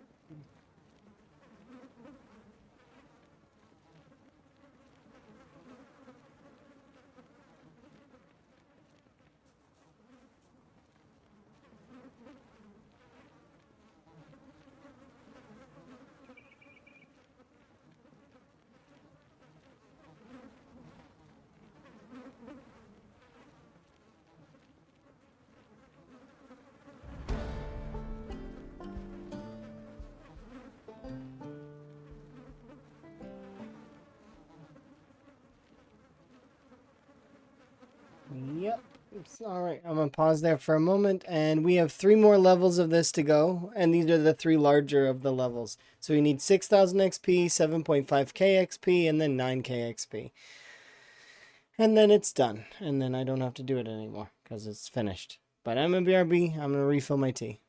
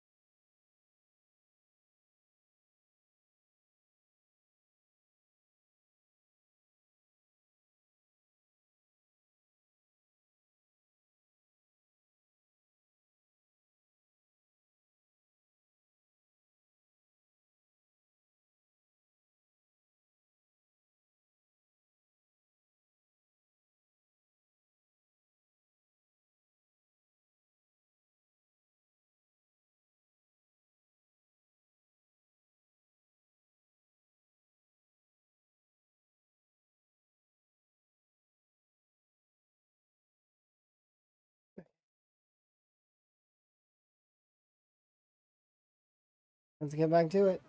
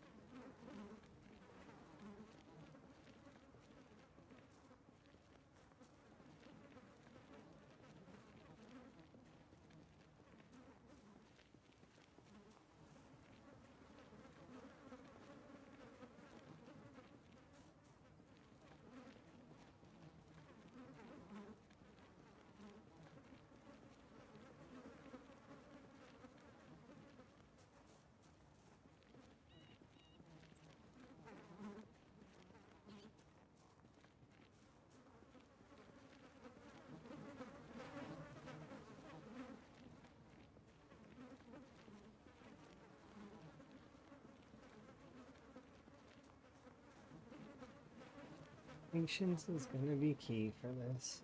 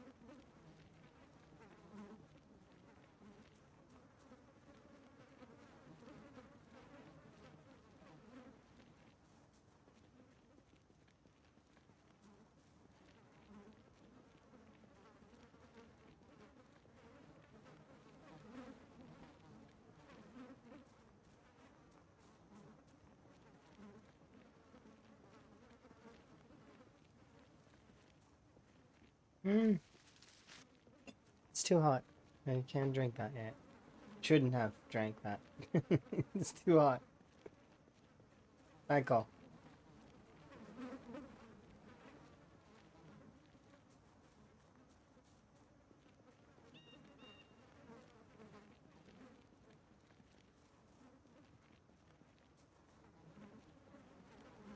Nearly 1/6 of the way through.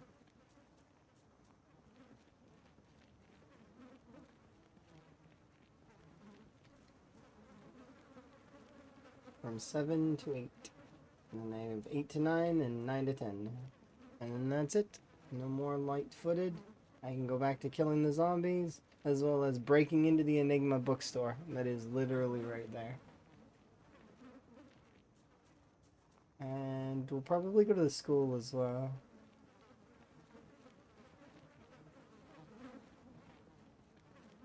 Maybe.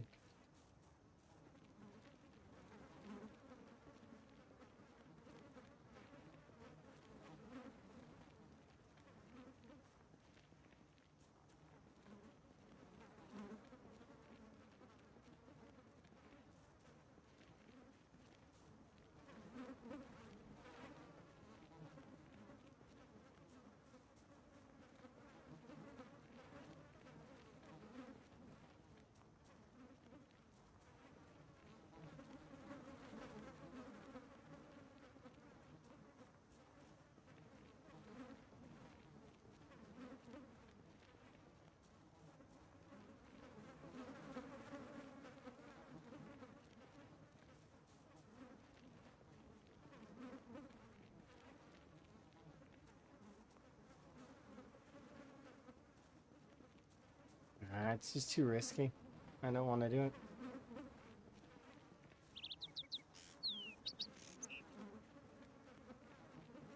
I just need to be patient.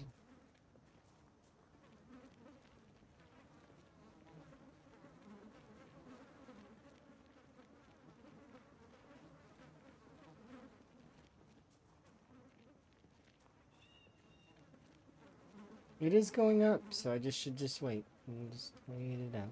Come on.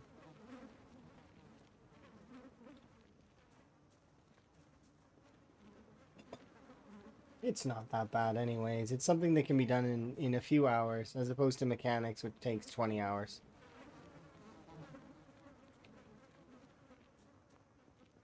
And that's while you're fast forwarding. So like, I mean...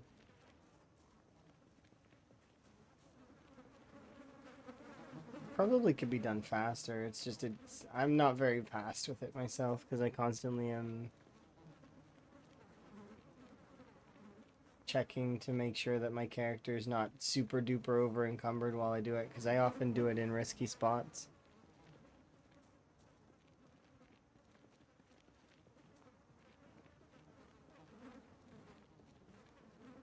Out of the multiple weapon or things that are very grindy, I prefer to do this over some of the other ones. This one's not as bad. This is like, I mean, you know, at least I get to move around a little. Same for mechanics, at least you move around a little.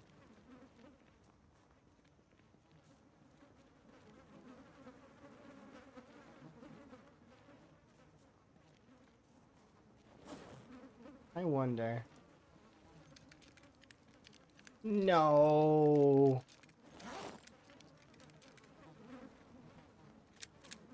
Oh, I could be doing both. I don't want to be doing both, though.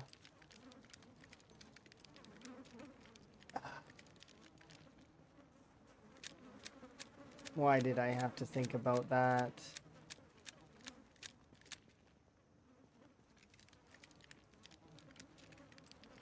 Now I have to. Now I'm gonna be doing reloading in real time while doing this.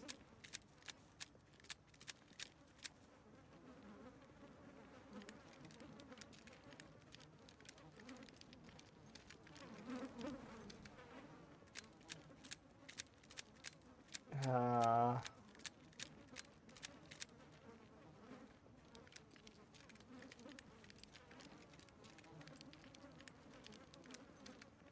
Thing is it even worth it? I don't know.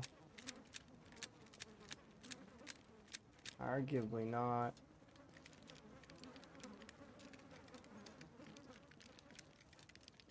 It's definitely not worth it for my sanity. I'm not doing it. I will go crazy. Yeah, we'll put that away. I'm not doing that. I will go crazy. There's some things that are just a little too grindy to do at the same time, like in a combo like that. I can't do it.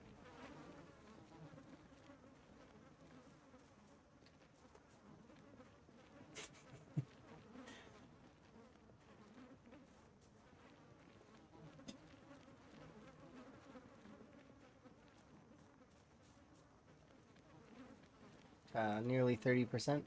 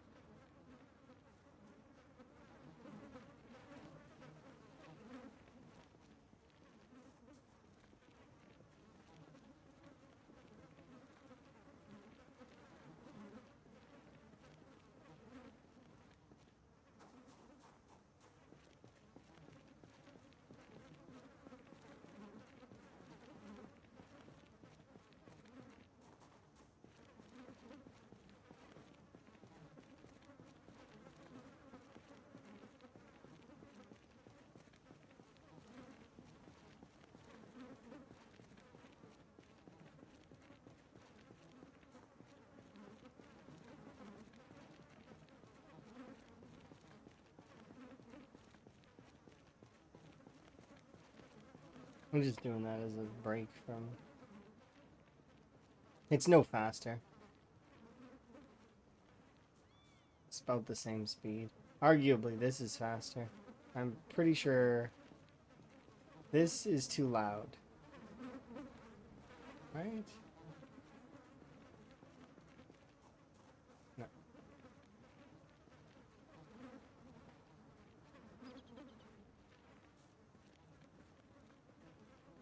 Yeah, I think this is the best choice. Still.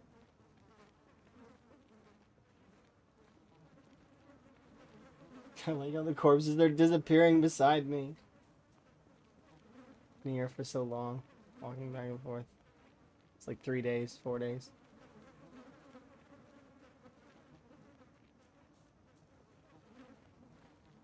Of course, we went home twice, but we probably should go home again. Have a nap.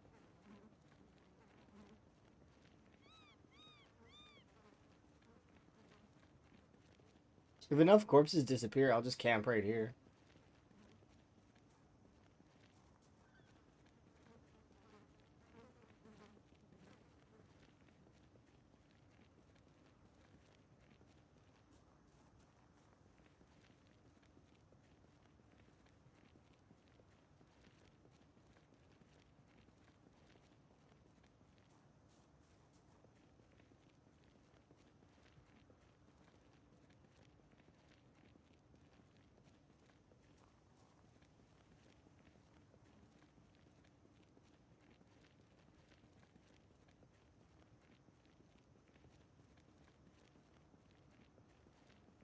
Thousand points in to the 6,000, so we need another 4,000,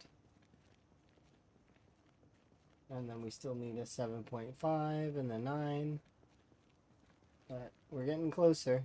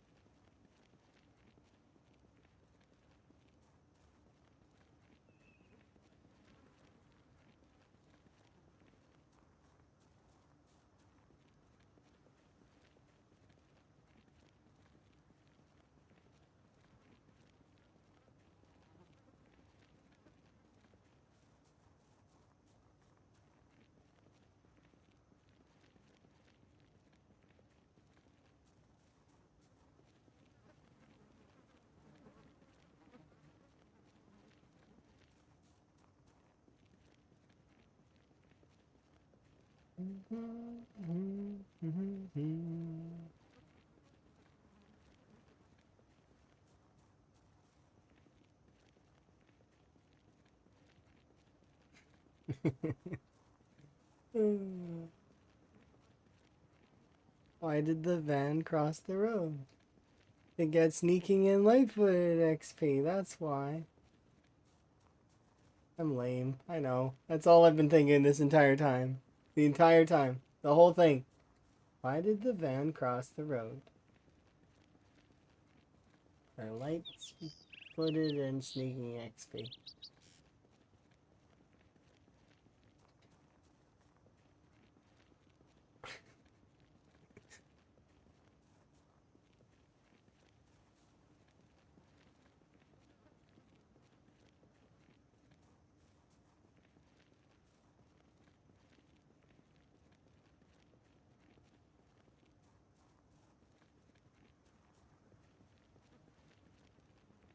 Hey, less than 2 hours to go. What? Like, you did the math on it and you realized how long it's gonna take me to finish this?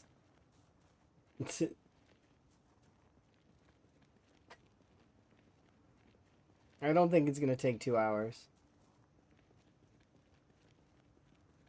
You just guessed? I'm roughly at nearly 3,000 now, right? We're gaining approximately 2 XP a second, maybe more depending sometimes. It goes up to as far as if I see maybe 5 to 8 XP per second, depending. Because it's very strange the way this is calculated. Anyways, so that doesn't matter. I know that I need 3,000 XP, then 7.5k the XP, then 9k XP. So we can actually do the math and see exactly how long this will take me. According to math, which would be, let's say, plus 7,500 plus 9,000 equals, now let's divide that by,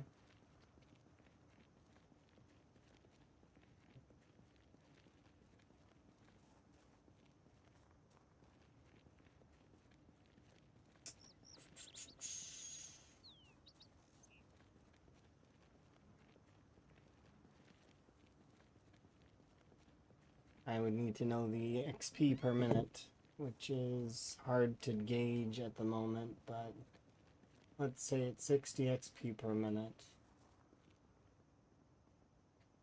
So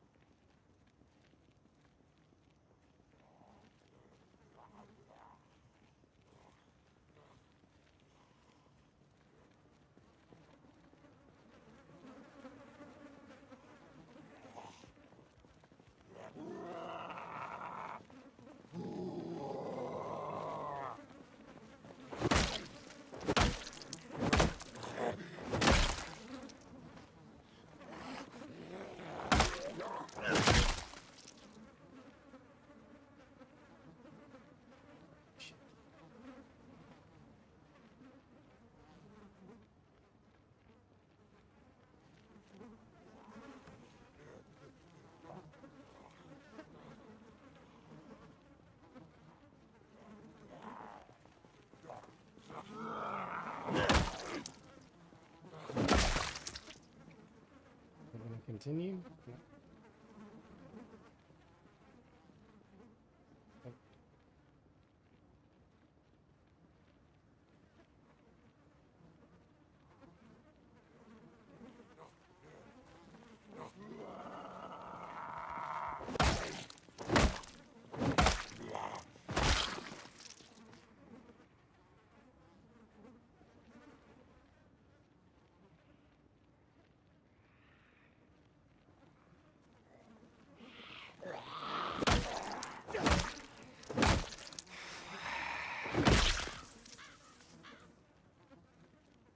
Down. Yeah, it shouldn't take 2 hours, I don't think. If it keeps going up at this rate, it should be...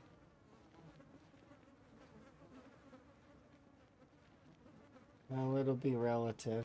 Like, it's hard to say, because the percent, like, it's going up kind of... Sometimes it's faster, sometimes it's slower. And sometimes I have to move based on the big old horde deciding to come over here. Because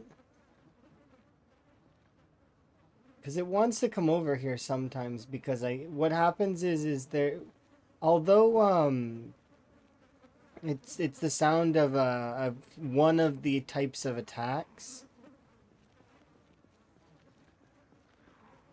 is really loud, so they get pulled in as a result of it. But then they get overridden by the watch bag.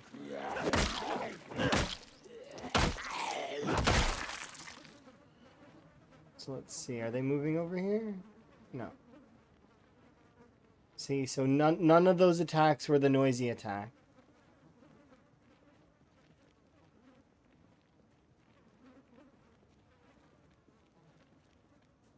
Yeah, we'll see. If it keeps going up at this rate, though, we should be able to finish this in... I don't know, like another hour, maybe. Maybe. Depending on if I want to bail so that I can go to sleep. Because it's risky being tired near a horde that size and then having stragglers kind of coming in on the sides. If I get flanked, then I might die, which would be bad. Yeah, I know. But it's at the same time, it's like bunching that group up is a pain, right? Like it's not easy to keep that group bundled like that. If I go sleep and come back, I have to rebundle that group. So it's annoying. So I would rather just stick it out if I can, which I should be able to.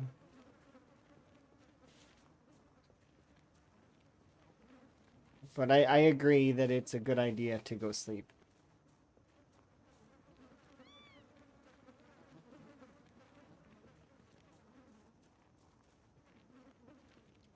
I can't.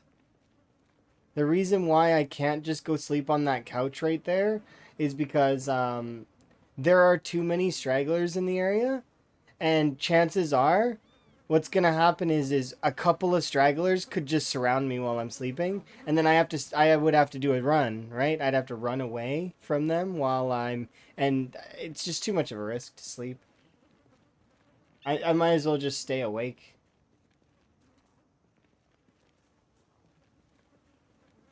Because it's not like this tiredness does anything outside of reducing my vision cone and making my damage absolutely terrible. In theory, I shouldn't be fighting that much anyways. It doesn't make me any noisier. We also are 10 sneaking, so we are fairly quiet.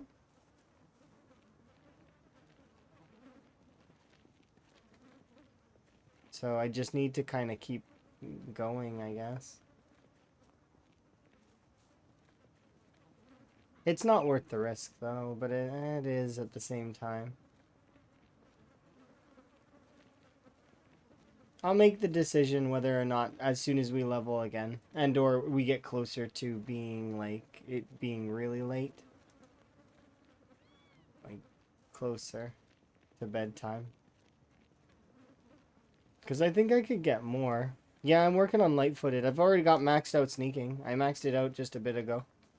And now we're going to do the same thing to light-footed. And then once those two skills are done... see, this is what I mean about the stragglers.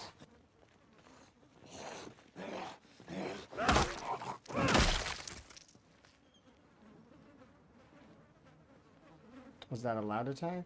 No. So I can't trust going in that store and sleeping on the couch?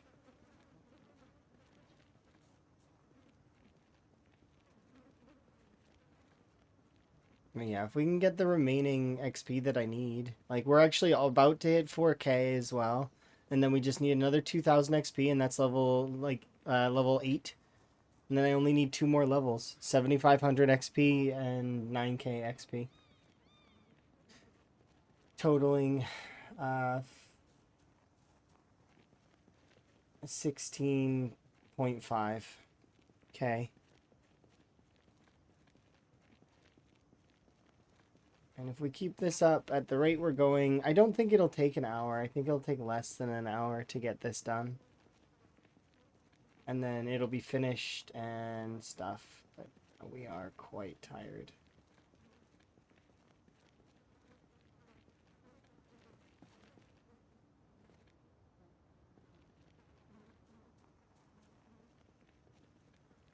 I should go sleep.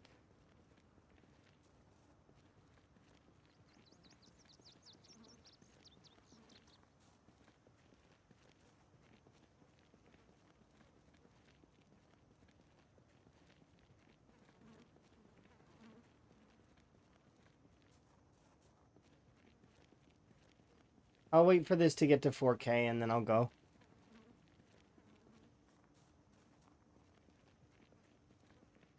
See, that's the thing though. Sometimes it shoots up above 5 XP per second and sometimes it goes below. It's just, it depends.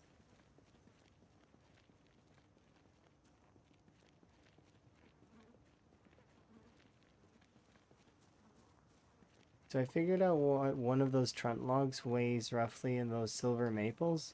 12 tons? That's a lot of weight.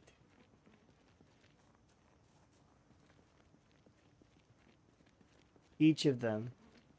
So there's 12 of them. So they weigh a ton each or all of them together?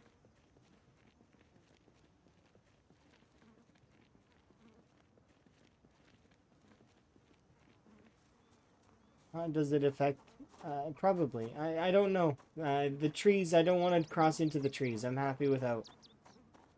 I need to go and sleep, though. So, as much as this has been... Like, I'd like to keep going, I need to sleep. In-game, as well as feed myself. So, we're going to run back to to where we belong. Have a sleep, recoup, and then we'll come back and finish this. I'd like these moodles gone. There's no need to really rush this. Like, I don't need to rush it, but I just want to get it done. Because why not?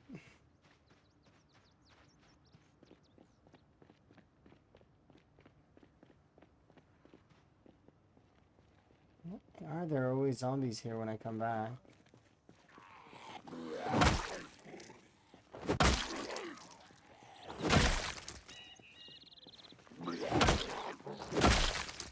Yeah, the gated community.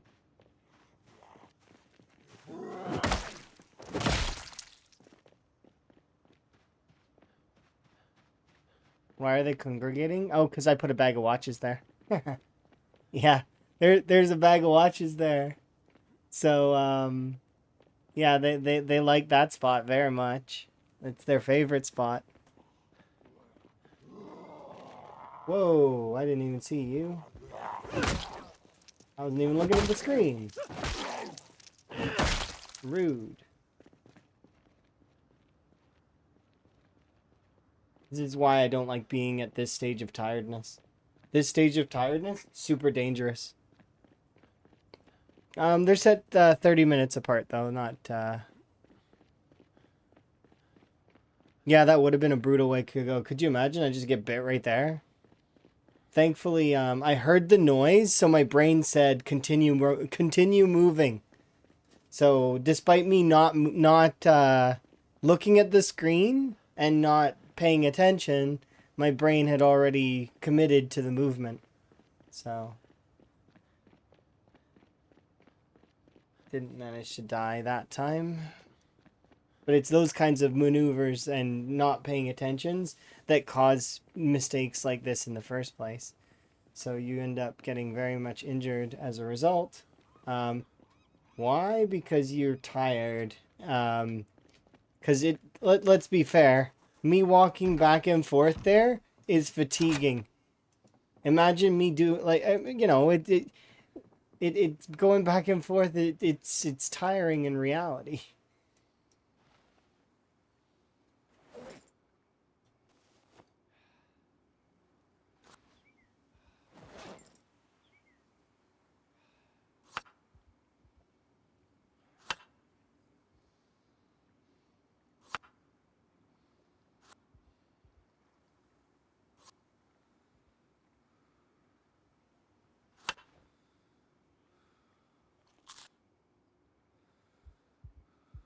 Tomato. Tomato.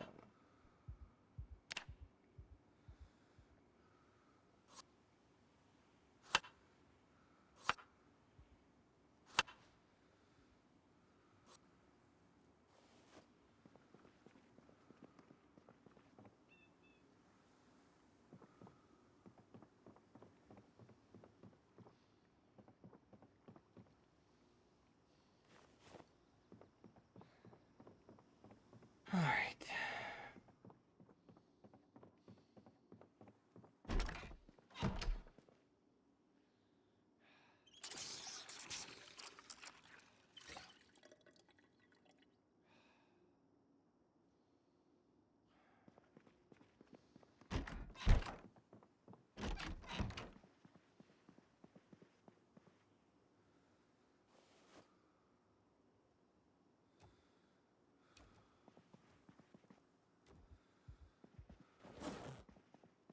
Let's do this for a short while.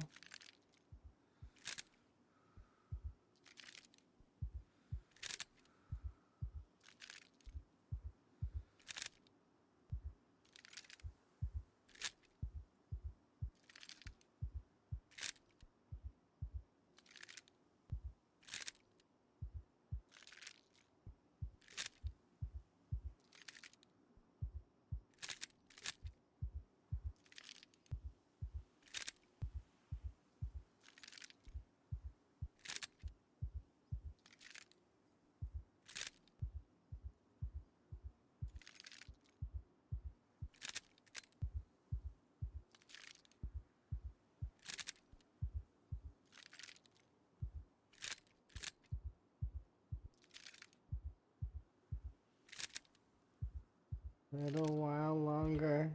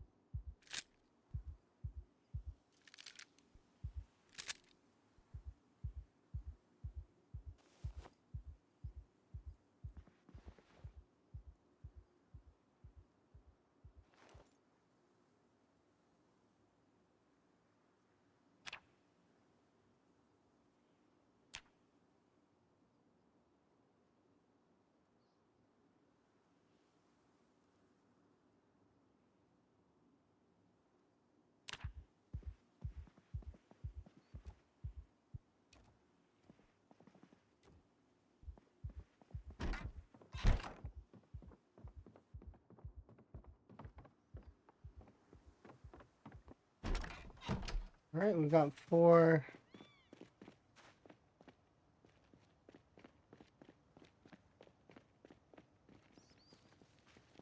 Well, we dealt with that. Now our noodles are sated.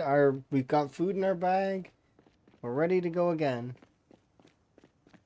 We got about 3K worth of XP to get on the first one.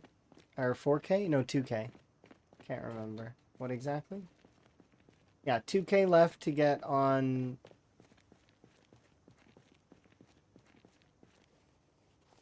2,000 XP left to get on levels, this current level, and then we've got level 8 to 9 and 9 to 10 to go, and then that's it, and we're done. I need to pick up a gun on my way by. One of these has a gun in it, I'm sure. Is it you? No.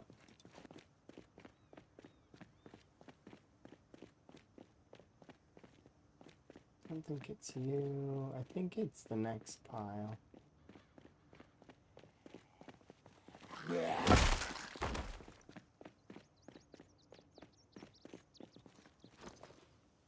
Don't think a shotgun would be best. Pistol would be good though.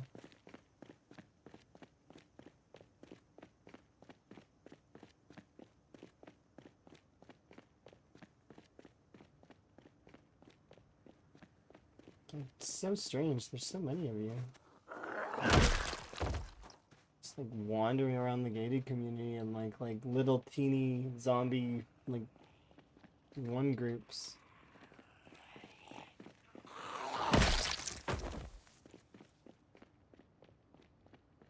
It's you. You're why. Oh, double clicked by accident.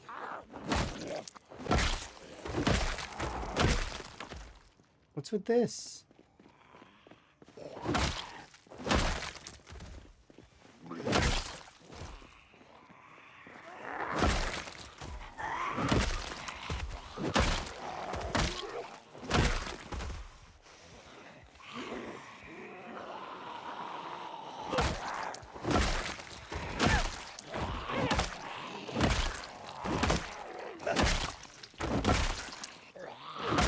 This is why the gated community has like a few stragglers just like chilling. But why? Why are they coming up? There a reason? It couldn't be because they shot a gun, right? No way. I don't believe it. You didn't hear the gun from all the way over there.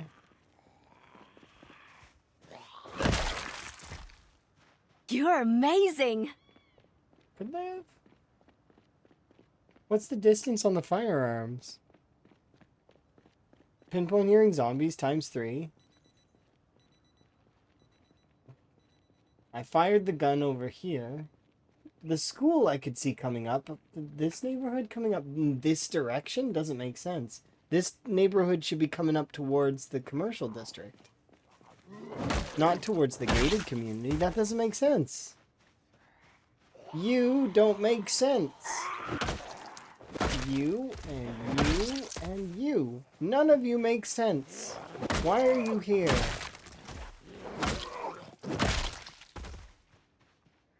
None of this makes sense.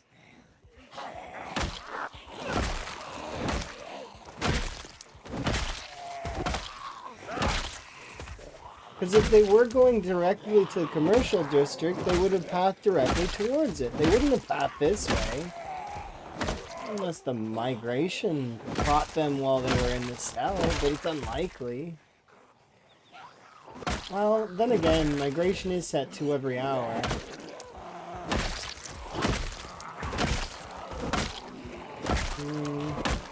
Could it have caught them mid-pathfinding? No. Its follow sound distance is 1,000.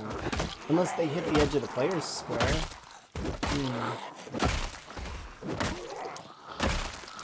They might have hit the edge of the player's square.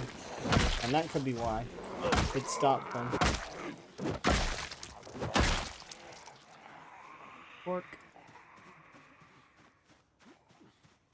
I have no idea. All I know is that that group should not be over on this side. It's strange that they are. They should be on the other side.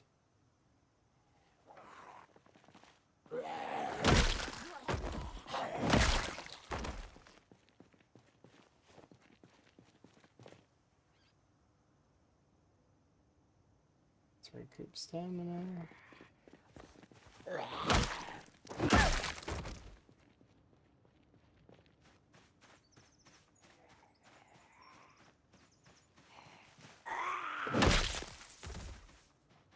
Yeah, this is weird. But at least I seen them before they flanked me, I guess.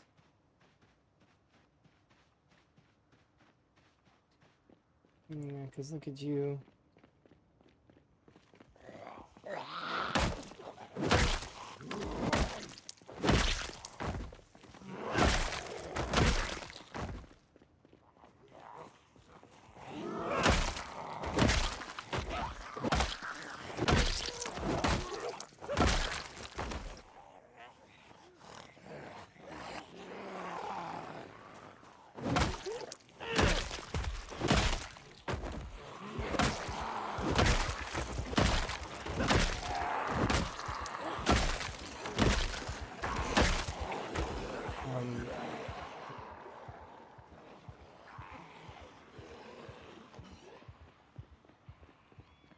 Huh? Maybe that is the school coming up to the commercial district.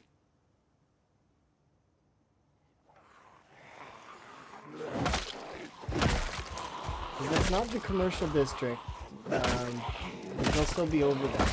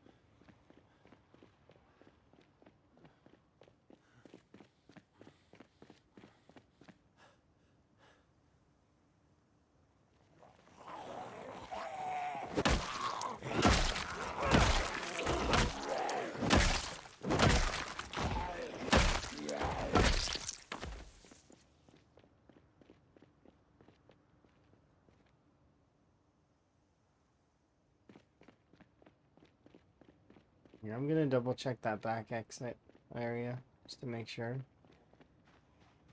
Because there's still a few of you.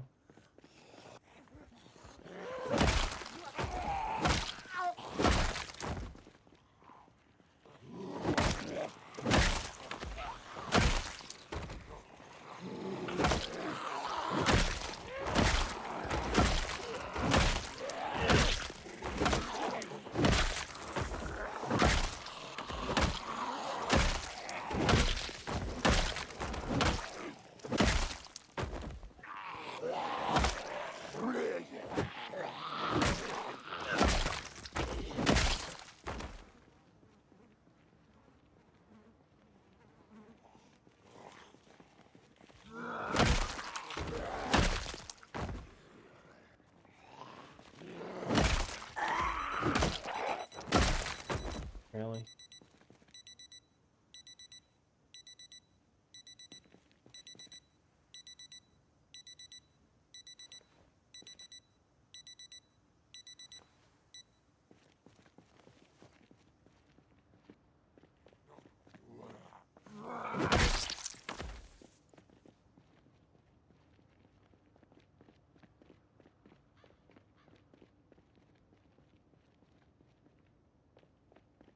They're just loose ends. They're not actually anything dangerous, thankfully. Should be able to take all the zombies that are in. Oh, so we had a really loud attack. Nice.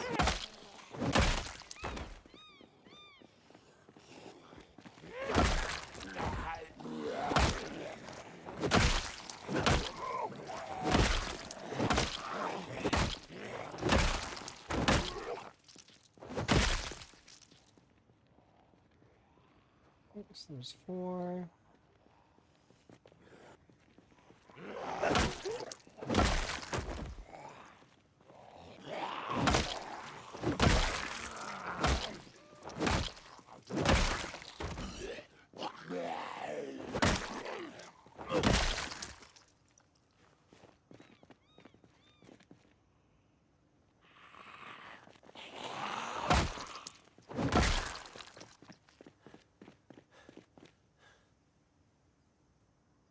But let's go and regroup our group.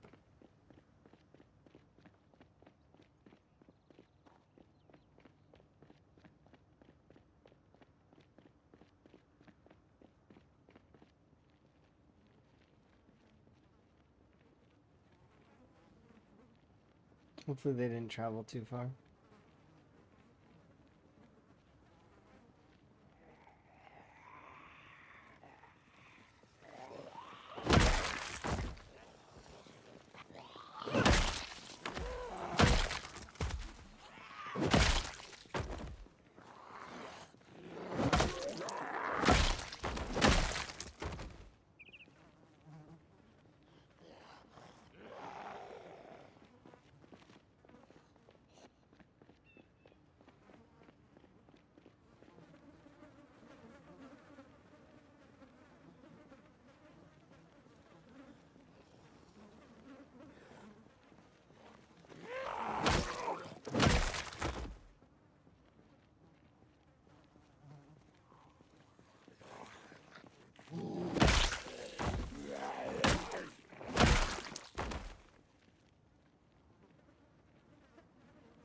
How is the group?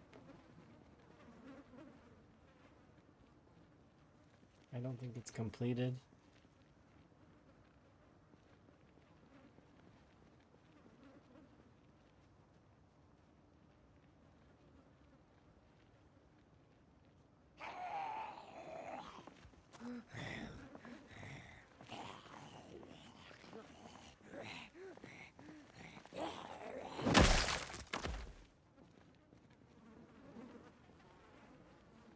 Dang it, big loud noise, really?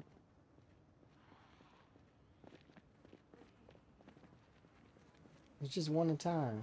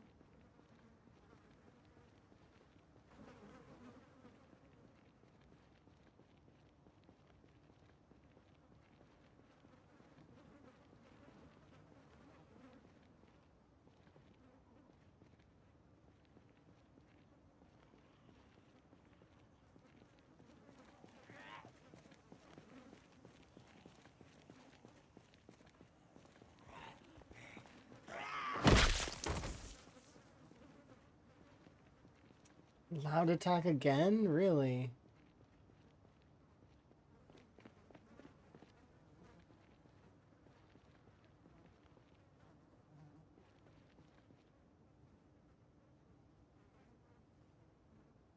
Those loud attacks suck. Okay,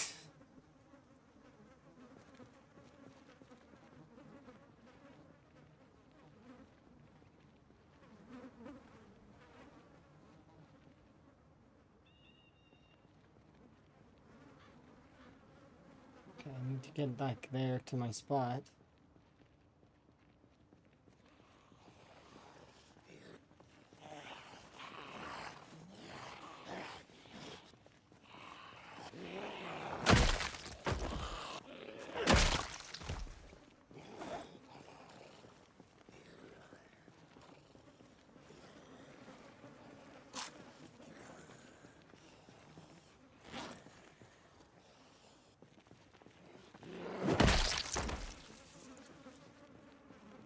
Okay, let's go have a look. Some more loose zombies and you.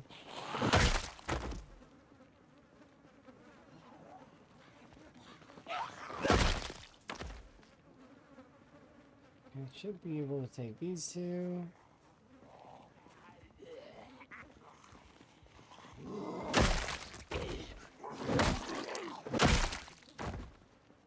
The other ones. We're nearly ready to take our position again.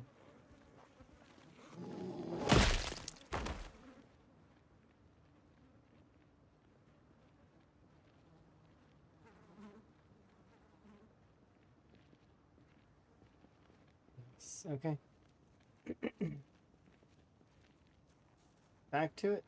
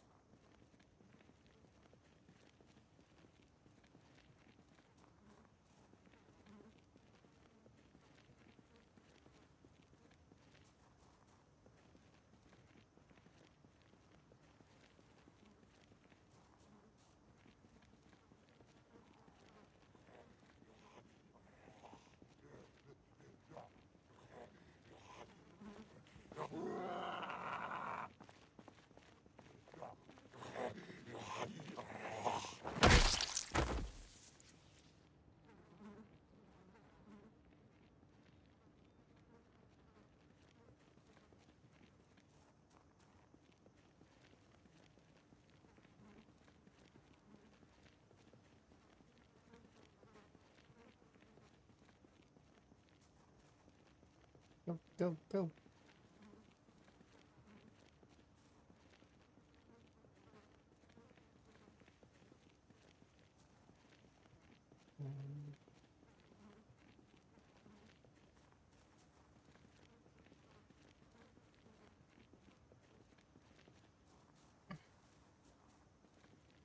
Too close.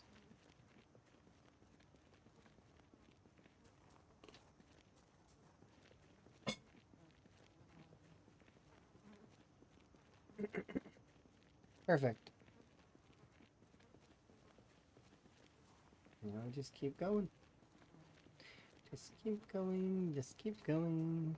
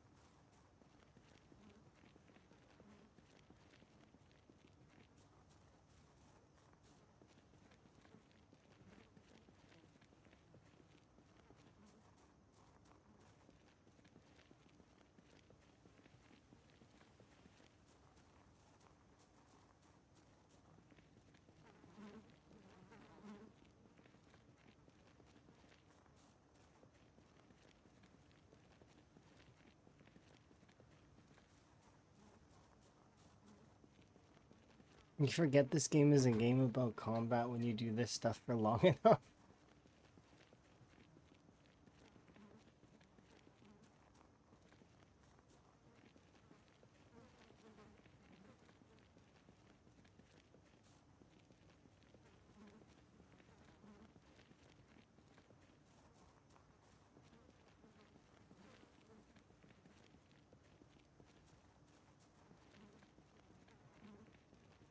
Combat, looting, farming.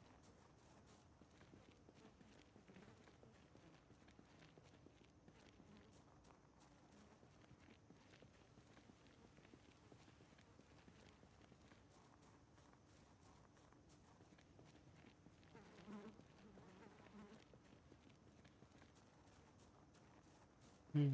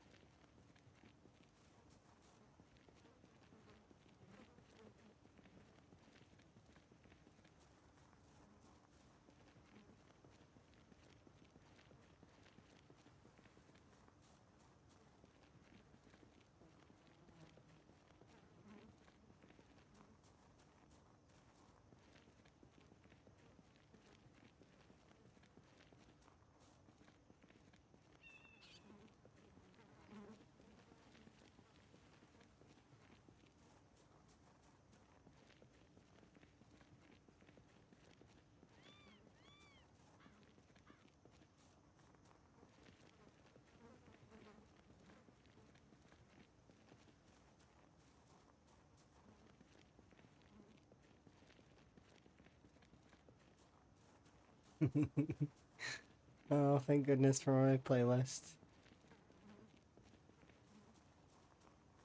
It's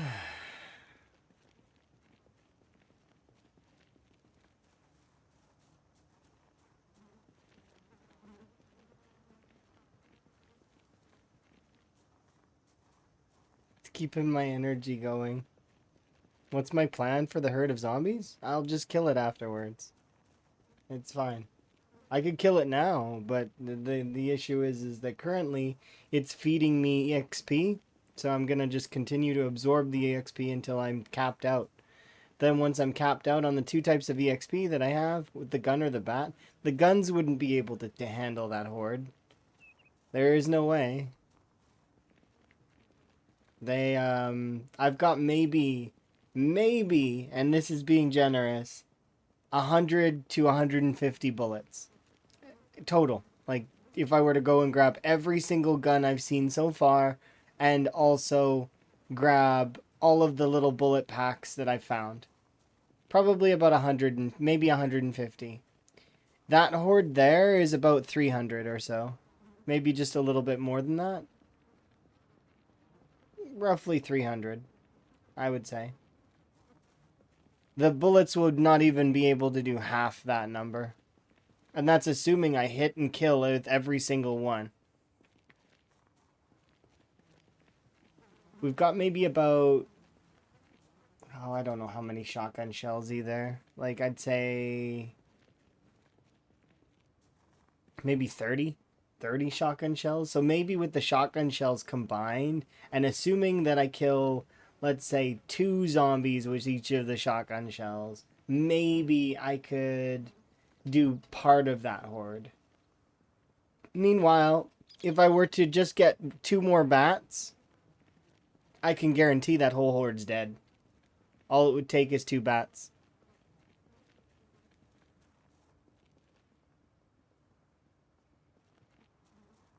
Because all I do is, you know, kite them and keep meleeing, rest when I need to, and return and keep kiting and keep killing. Melee is just superior to firearms by a large margin. There is not even, it's not even a contest.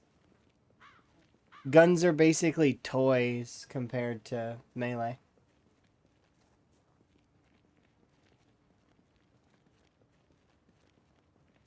Even unarmed. Like,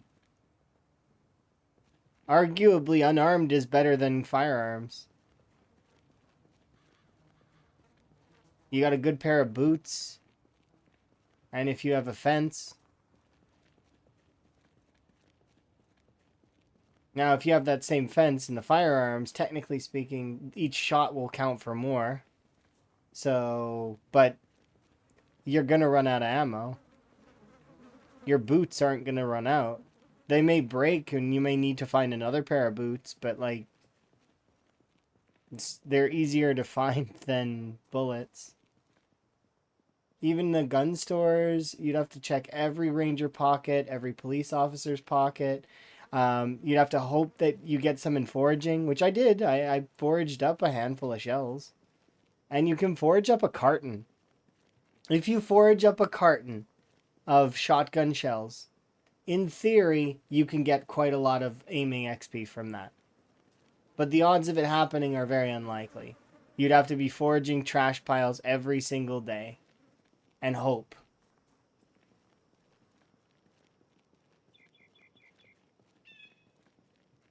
It just ends up not being worth it in the end. Aiming is fun, but it's not like...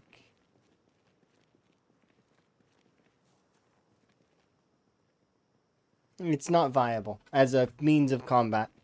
Not unless you have the means to make the ammo, I guess. But even if you had the means to make the ammo, it's noisy.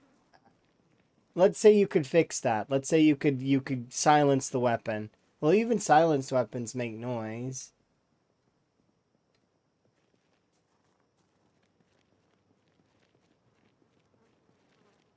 But if you could fill both of those needs, like the ability to craft ammo and the ability to make them quieter, they could have a place in gameplay. They're more so meant to be cool, I guess, and that's the thing, right? But in actual gameplay, they're more of a chore than what they're worth. Because they make lots of noise. They pull in zombies from pretty far away, depending on which firearm you're using. And so you have to clean up the mess of afterwards. So, but they're just like toys, you know. Fun for a little while. But let's say you save up 1,000 ammunition. You could blow through that in like 3 days. 2-3 days.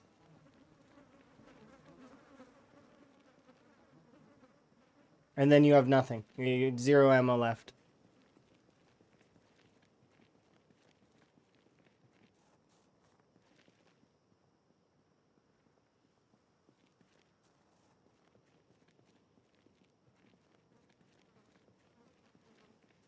We're almost the next level. And then we've only got 2 levels left to get.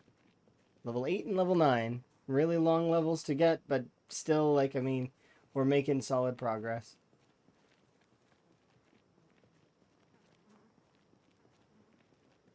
And then once that's done, then I'll probably go refuel my bats because I think I'm low. I think I only have the one. Yeah, I only have one. So we'll probably grab an axe, chop down a couple of trees, get some new large branches, and then we'll clear this group out. Check the Enigma bookstore, which, like I said, I've looked inside there already, and I can give you guys a peek.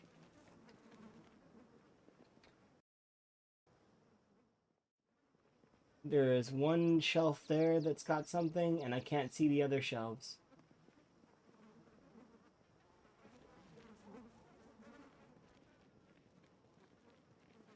But most of those shelves are empty, as anyone would expect on these settings. I didn't mean to pull you. I'm sorry. I'm sorry. Go back.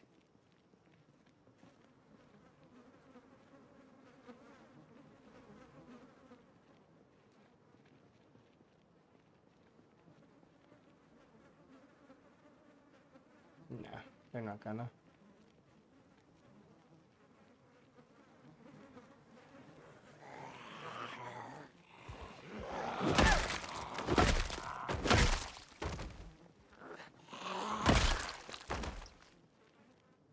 Alright.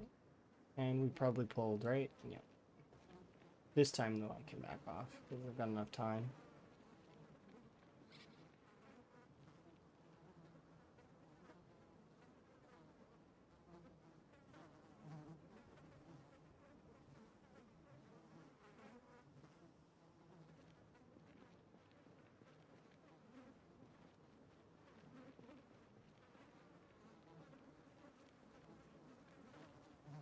Yeah, I used the gun just earlier just so that I could make noise so they would come in and then get stuck on the watch bag.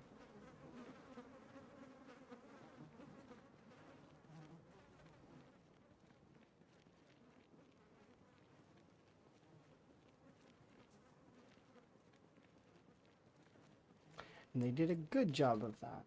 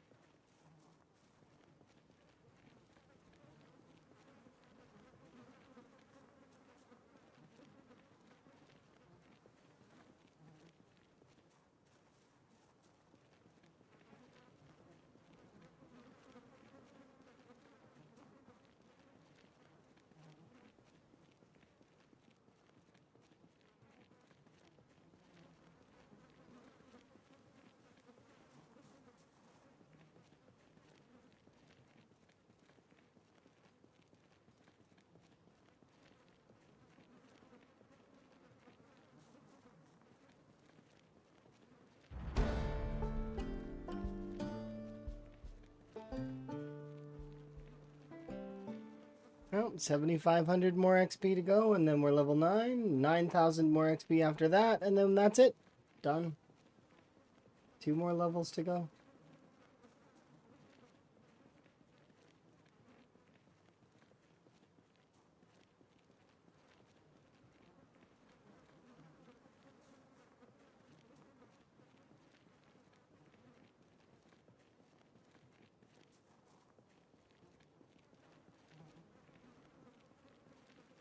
Yeesh.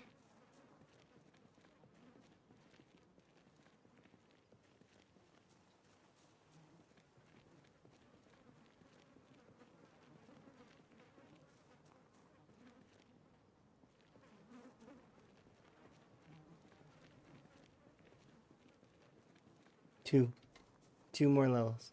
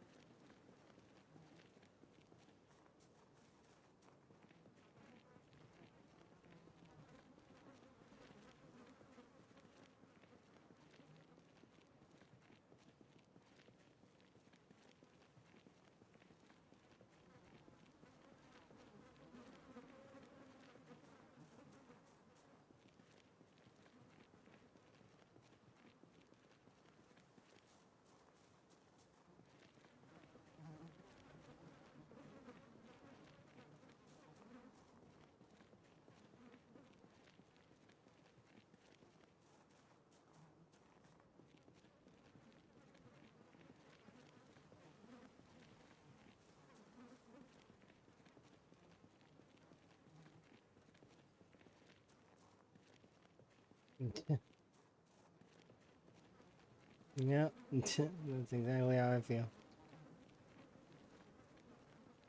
Very tired. Back and forth. So tiring. Oh my goodness.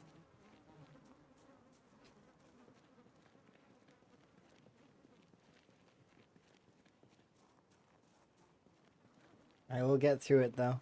I've gotten through worse, much worse than this. Things that are way more boring.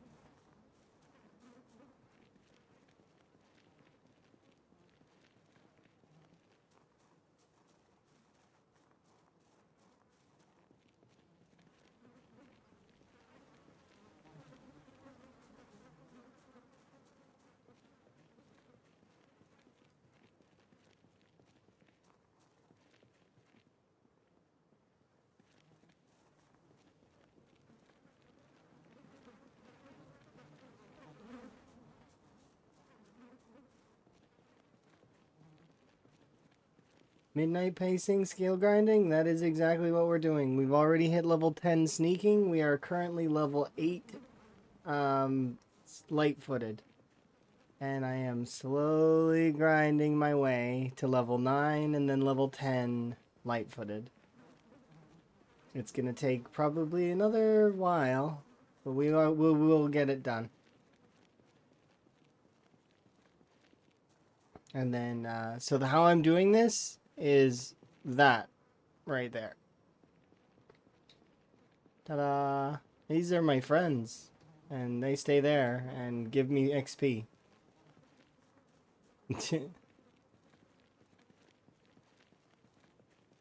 They stay right there, having a rave around my watch bag while I walk back and forth across this street.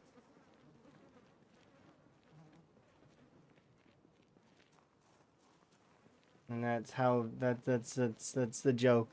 Why did Van cross the road? To get light-footed and sneaking XP on the other side.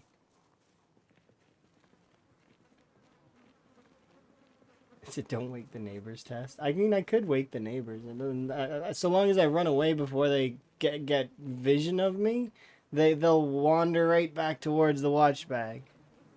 Only time that they don't is if they manage to make it to me before, or they visually see me before I wander away. I wasn't going to do this, but then I was like, you know what? Just out of the hell of it, on a whim, I was like, you know what? Fine. I'm going to grind the skills that I have close to level 10. So after this one, I can get carving to 10. It's like 500 XP off. That one won't take very long. I can grind first aid from 0 to 10 fairly quickly. And then foraging is level 9.5. So I probably can grind that one to 10 fairly fast as well. Then we also have our long blunt, which is our primary weapon, is also fairly close to 10. So I probably can get that one up eventually. I probably won't do all of this at once today.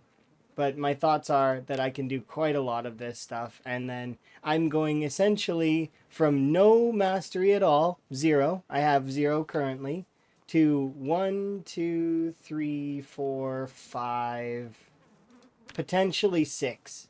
6 mastery almost instantly. Well, instant is not necessarily in the numbers it'll look like instant, but in actuality it's taking me hours to do it. So, but numbers wise it'll look like I went from 0 to like 6 like right away. From a statistical standpoint, there will be no time passed.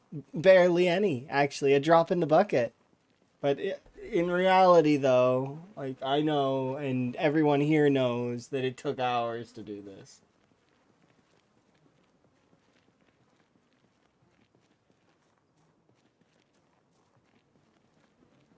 Is it possible to reload while walking this way? Like, walking this way? What do you mean? Possible to reload? Oh, I did it earlier, and I said, and I will lose my sanity if I do that. I can't. I tried, and yes, you can. I can reload while doing this. I will lose sanity. I won't be able to stay sane doing that. I can't do it. I tried for a little bit, and it's one of those things where it's just no. I can't do it. It's too much. Too much grinding. Like, way too much for me. But yes, you are right. Technically speaking, during this downtime of walking back and forth, I could be reloading. I would very much rather reload with fast forward in the future. Doing like a reloading stream as opposed to doing it now.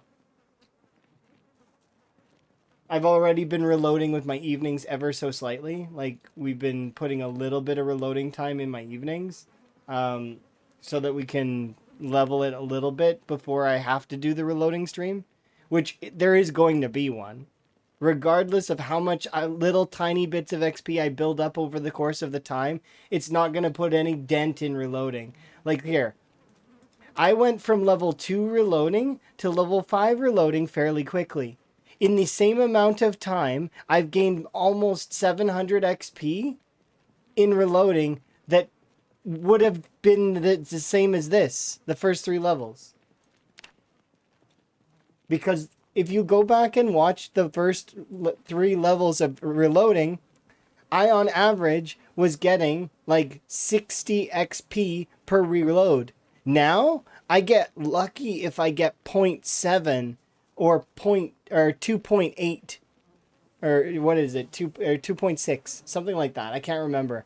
But if I get 2 XP for reloading now in a full clip, then I'm happy because I at least got something. Because you can go full clip without, or full magazine, sorry, without getting anything. 0. You get none. Because it's a 67% chance to get XP on top of it's reduced XP. Now, not counting the fact that I also have pacifist and slow learner.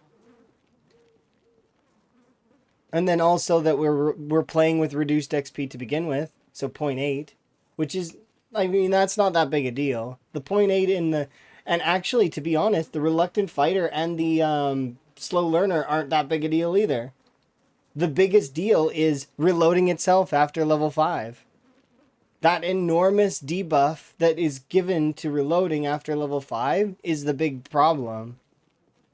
It turns it from being, oh, that's pretty grindy, to good God, that's grindy. And for folks that enjoy a grind, like really enjoy a grind, there's only a handful of people that have ever gotten reloading to level 10 on standard XP. And those folks can all attest and would all agree it tests your sanity. Because I've made it pretty far with reloading, but at the same time, I've never maxed it. But I've been far with it. I think I got to level 7 or something. And that's a lot. That's a lot. Let alone trying to get higher. Lamprey did it for 22 hours straight. That was it was a 22-hour stream, and it's the saddest I've ever heard his voice. Like, he was so downtrodden. And I was there for 20 out of 22 hours because I fell asleep during it. But I watched the whole thing from start to finish.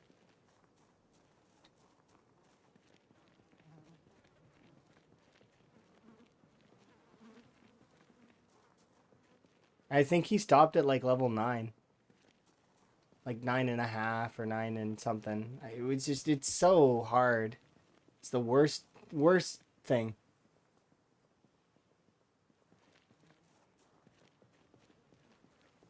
This at least is fine.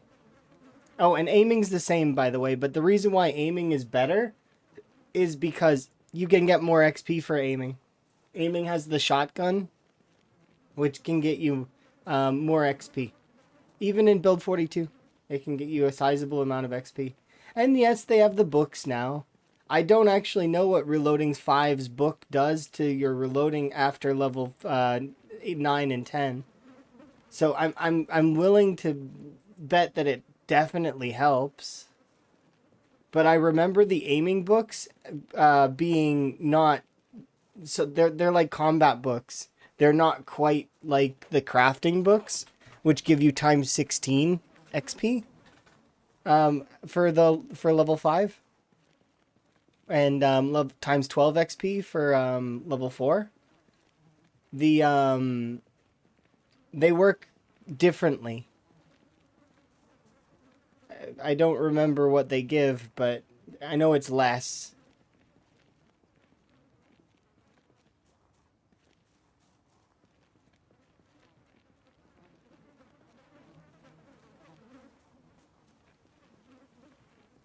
But yeah, we're already 27% through level 8 to 9 right now. We got about another roughly 5,500 XP left to go on this particular level. And then we need another 9,000 XP after that. And then we're good on light-footed, and I don't have to do it anymore. And I probably am not going to crouch very often anyways. Like, I don't... Most of my gameplay isn't crouched. Like, I don't crouch very often outside of two or three playthroughs that I've done where I've crouched for a large portion of it, but I don't like to crouch. Watching my character be all hunched over is weird. If there were actual stealth mechanics, I'd be more into it, but the stealth mechanics in Zomboid are not quite... Like, they're all based around sound and then sight, but kind of... It's weird.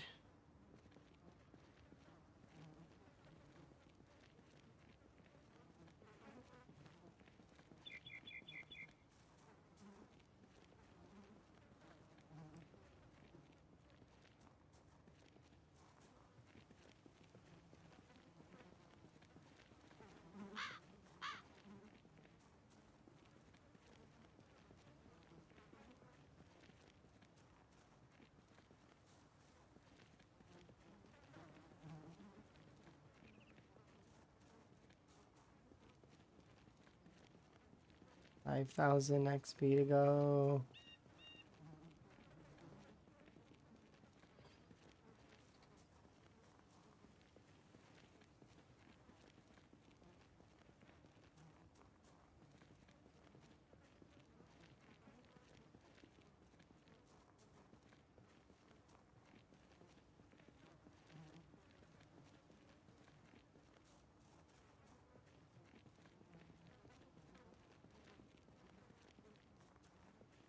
Yeah, this is definitely... I don't want to do reloading while I'm doing this, because I won't be able to stay sane.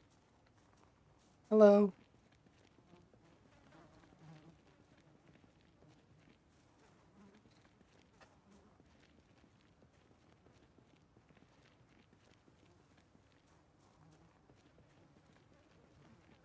It's my first time here. A friend recommended you. Said I'm interesting? Oh, okay. I can be. Do you like frogs and tea and adventures? Because if you like those things, then yeah, then I'm interesting. But if you don't like those things, then I'm not so interesting. I'm kind of boring. Oh, there you go. What's your favorite kind of frog?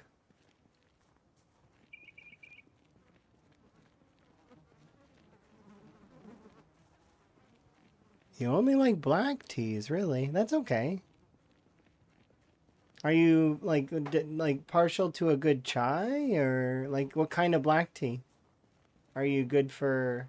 Oh, you like tree frogs and poison dart frogs. Interesting. I like desert rain frogs. My partner Emma likes budgets frogs. Any black teas? More chais. Okay, neat. I don't mind black teas. I don't mind red teas, white teas, or, you know, yellow teas. I'm fine with any flavor of tea. There are some teas I'm more partial to, though. I've had berry teas, root teas, leaf teas, flower teas. You know, tons of different kinds. They're all really good in their own ways. Currently, I am drinking a it's red rose orange pico, which is it's a red tea.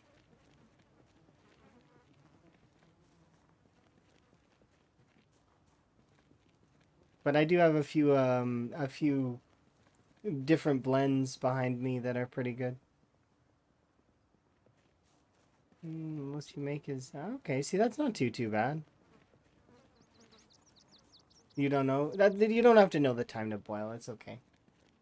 It's when the water bubbles. It's not super complicated.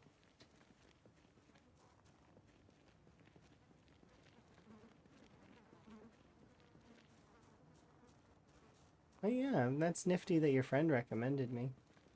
I don't know if I've been recommended before, but by a few folks I kind of know. They recommend me for like knowledge and stuff, which is appreciated. But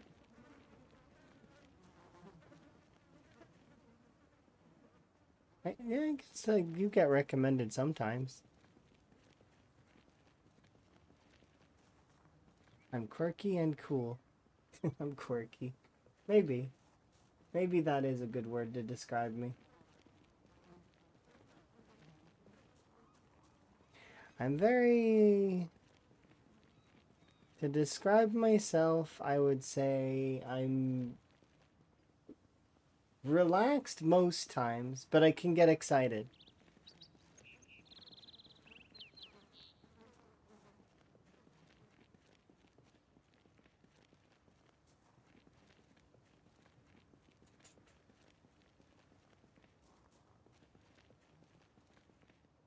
Sometimes. It depends.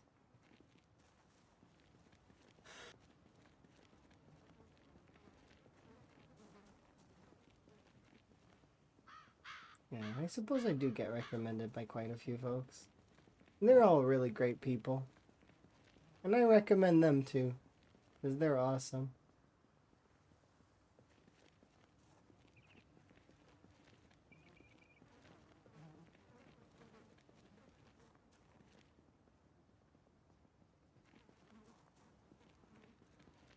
But yeah, most of my game knowledge at the moment is revolves around Project Zomboid.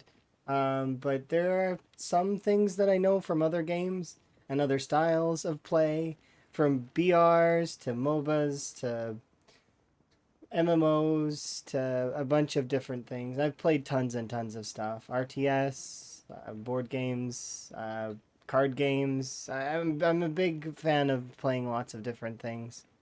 And I have knowledge in lots of stuff. But it varies. And I'm sure some of it's wrong. Oh, good to go.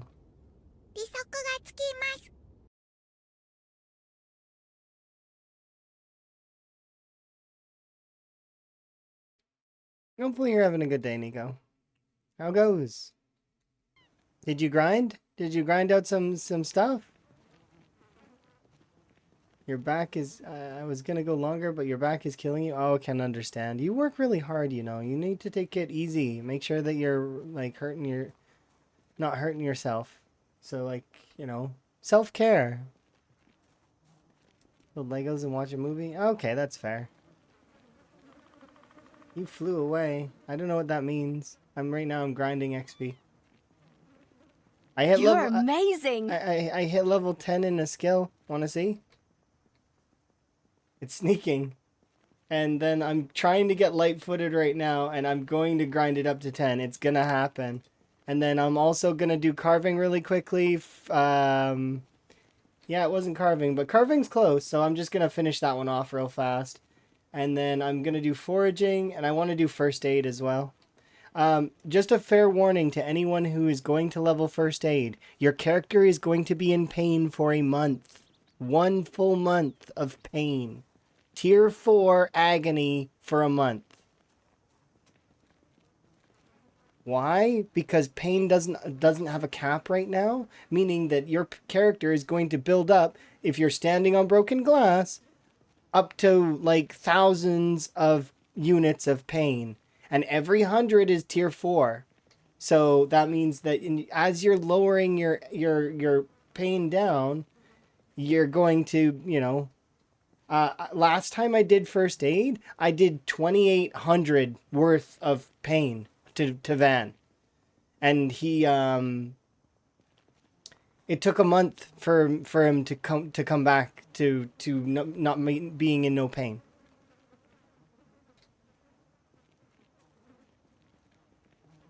How is my foraging so low? Slow learner. So even though I have a bonus, a single +1 bonus in it, it doesn't matter. Slow learner really slowed it down. So I have foraged a ton, but I don't forage primarily for trash. Yeah. Once you find a second generator. Okay, congrats. Kudos. Enjoy your lurk. Yeah, but slow learner is the big reason why my foraging is still behind, which is not a big deal. I don't mind that at all. I took it on purpose to have more time and enjoy. No, XP doesn't work that way. It's actually kind of less. You're amazing. Less than that. So it does its 0.8 calculation first, and then it does the slow learner calculation afterwards. So, but it doesn't. Slow learner doesn't hit all skills as much as it would sound like it does. Slow learner will not hit like fitness or strength or stuff like that, right? So.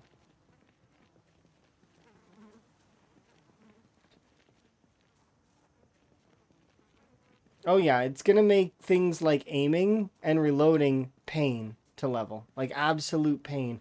But those skills are gonna be a pain to level on their own anyways because of their already ridiculous debuffs after level 5. I don't believe in free points. There is no such thing as free points. Even conspicuous, which is a broken trait that doesn't work properly, despite it has fringe uses, and therefore it's technically not free points. But yeah, I believe that things can be mitigated, but there's no such thing as free points. Unless you... Yeah, okay, Dyson is correct. There is a way to get free points, but they're literally called free points, and yeah, they're a sandbox option. Well played. You win this round. I can't argue that. That's true. But yeah, I don't believe in free points. I believe in mitigated points. Like you can mitigate things. And technically the closest to free is conspicuous. Because all conspicuous does is increase the zombie sight radius by 1. So it's like there's some fringe cases to be made near windows where you might have not been seen had they not had conspicuous on, and like it's like very weird. But that said, yeah, there is no such thing as free. You can see them as free. I agree with that, but I don't believe in free points. Everything has a cost. You usually pick unemployed. It's called custom occupation now. It's no longer called unemployed. Hearty appetite is your favorite? Fair.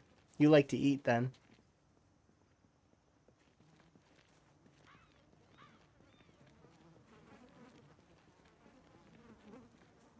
My favorite trait is keen hearing. but after keen hearing, probably hunter.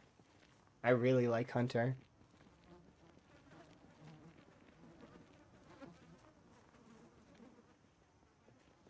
I gotta restart TZ. It happens.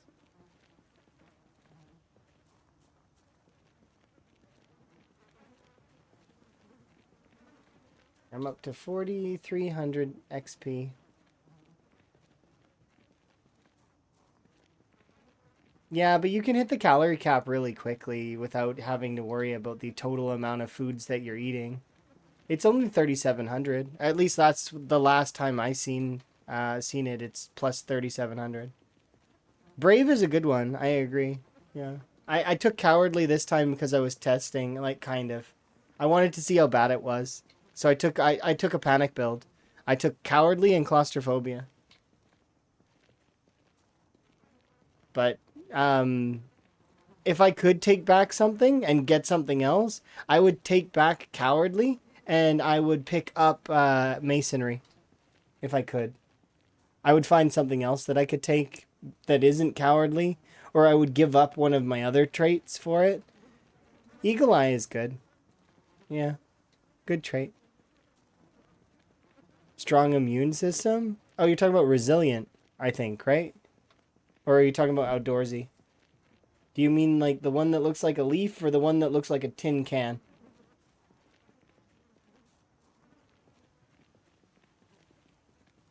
Because, yeah, resilient is really good. It's a really good one. It's why I'm able to stay here as long as I am. Tin can? Yeah, it kind of looks like a tin can, right? Or a spring.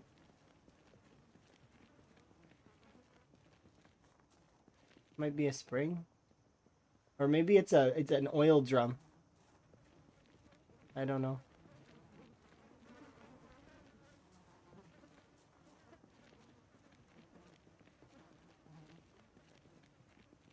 You forgot because it's been so long. Well, now Build 42's out, so you should give Build 42 a try. It's new. It's in unstable form, so it's not in perfect form yet, but it is still pretty good. You and me both. I would take it every time if it was 1 point. I'm still regretful I didn't take masonry.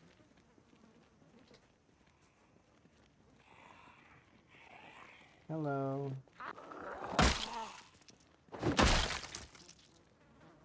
Did that pull? No.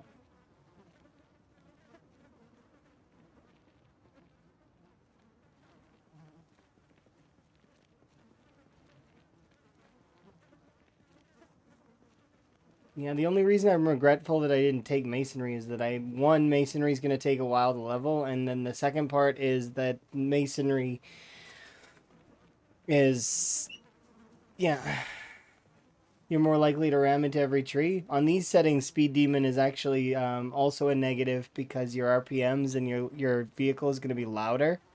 We have times 10 engine loudness.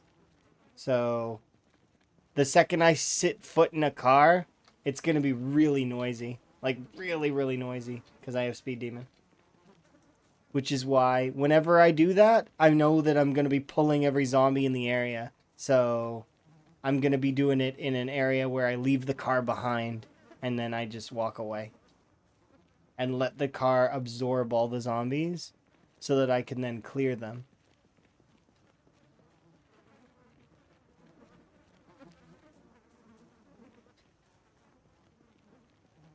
I feel like masonry's not that bad because of all the large rocks. Once you get to masonry level 1, it's just the pain of getting to masonry level 1 is really obnoxious. I kind of wish that the chipping of the stones was a 0 level thing. Because, to be honest, it's terrible to level 0 to 1. But that's my opinion. Once again, it's like just it's not fun. That part is tedious. To have to constantly like that or grind yourself to napping level 5. Like I mean that's I don't like when skills do that and it's the only thing that's available. I don't mind it if there's several choices. Like, for example, okay, well, if you could carve something, or if you could, like, if you get your maintenance to a certain level, then I don't mind if there's choices. But when there's only one route that's viable, really, like, because the options were create 80 shelves, which, no. um, the other one is to find or loot a club hammer or pickaxe, which, I mean, that's viable. It's possible, but I mean, on these settings, it's not happening. Not unless you're really lucky. That said, the other option is to nap yourself a mall. You could also forage limestone, but like once again, that's foraging, and you have to hope that you get limestone specifically. There's a lot of other stones in the pool, and finding those is more likely than finding limestone.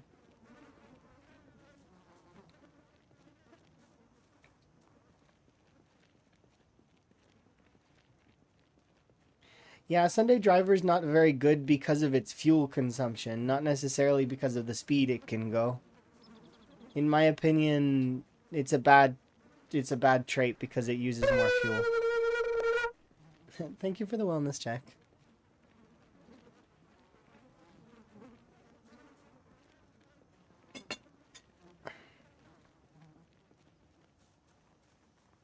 Yeah.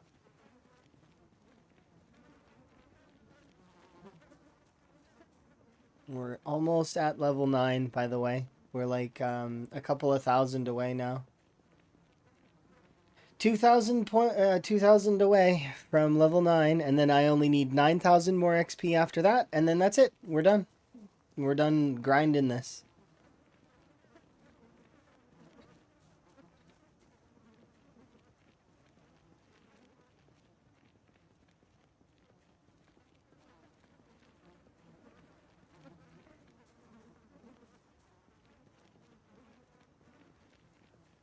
I don't feel like the game encourages sneaking, because sneaking is a false mechanic that exists in this game. It doesn't actually exist. Is this one Stardew Valley music? Yes, it is. This one is Fall.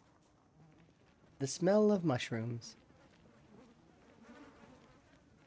But yeah, I don't feel like the sneaking in Zomboid is real.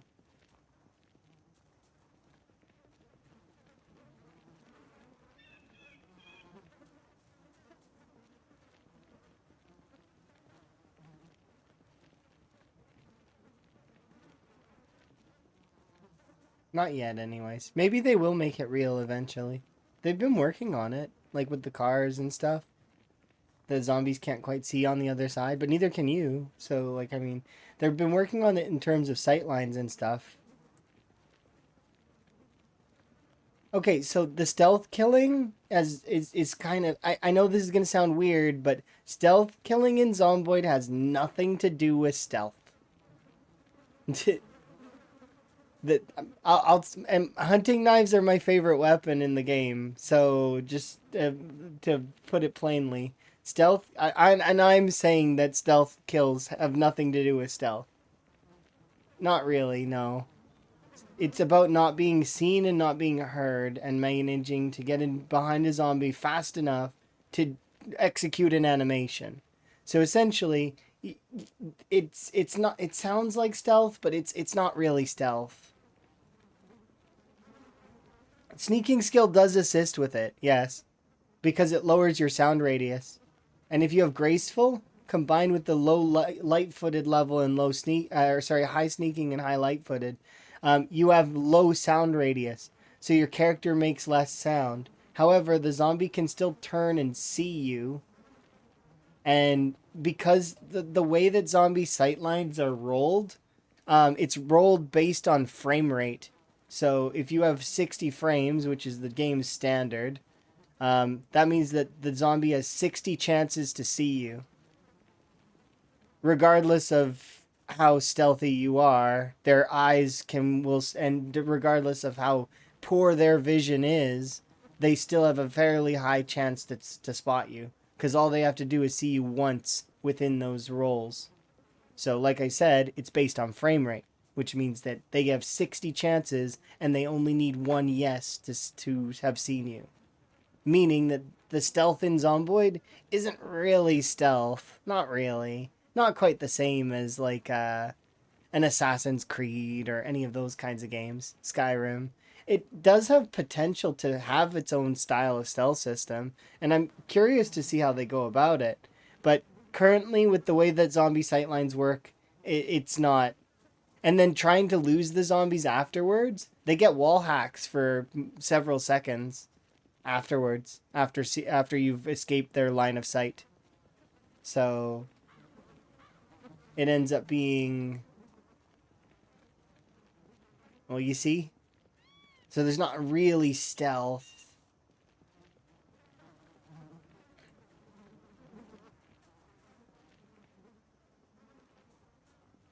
But kind of. It kind of exists. And maybe the devs will expand on it. And maybe it'll get more attention at some point. They're focused on other things though, like animals and trying to get systems like working, like the crafting systems and stuff. So I'd rather them focus on that stuff right now than worry about the stealth system. Although I do very much appreciate the idea of working on the stealth system, because then it can open up the door for like possible cool stealth runs. I would love to be a stealth archer. Like when they release Boyering, and to like shoot an arrow and pick off a zombie, and pick off another zombie, go get your arrows back. I really liked doing that in Z-Bay, but I admitted that it was ineffective in terms of the overall systems, right? Because why would I bother using those and not just melee, right? It ends up being, there has to be a reason for it.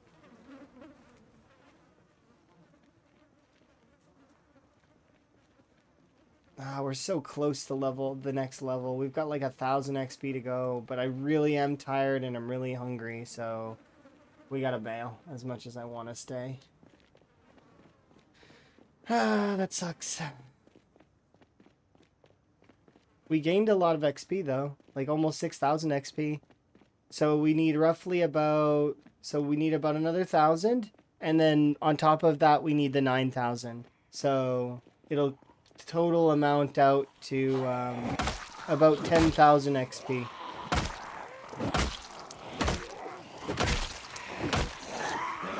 Whoa, okay. How many of you are there? Unpleasant. I'm leaving. Yeah, my character does need a rest.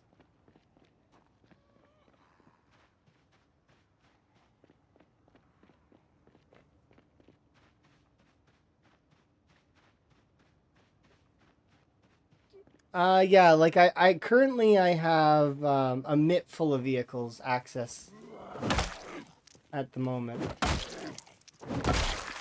Like we have, I think there's 3 vehicles in the Gigamart parking lot.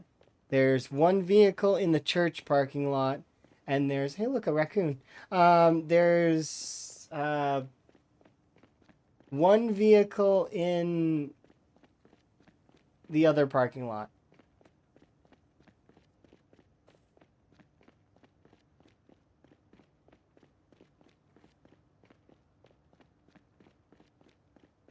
Yeah, I think we can finish this here soon.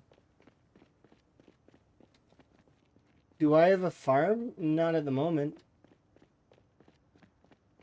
I will have one eventually, though. But I don't intend on doing any farming until like year 2 or 3. Because there's no need to worry about rushing to get to the point where I need to do that.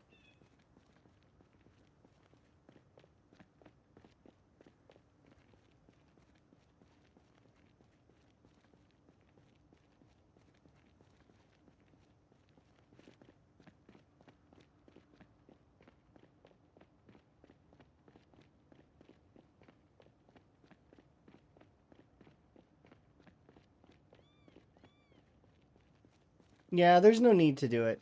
You don't need to rush it. You don't need to rush anything, especially if you're playing on standard settings, like if you're playing on Apocalypse. don't rush anything. You don't need to like speed yourself into like a blacksmithing setup, or just take your time. There's no rush. Play the game like a little bit slower, and you can gradually build yourself up so that you have the proper weapons and items and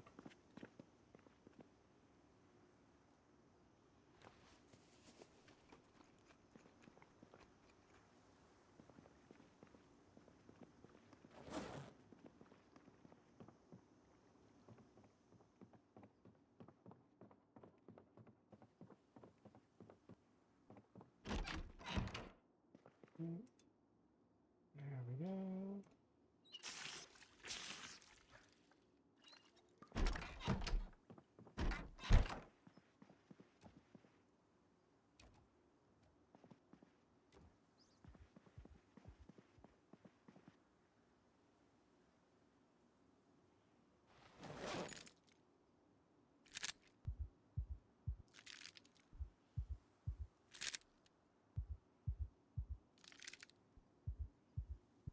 When you rush, you make the most mistakes.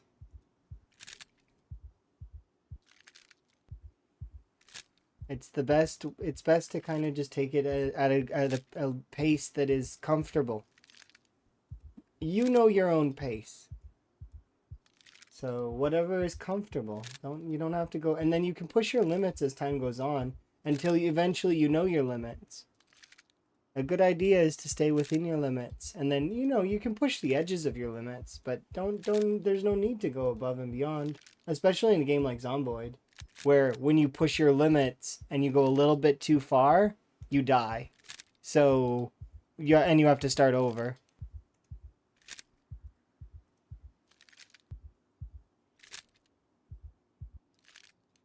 You're like an engineer or a scout.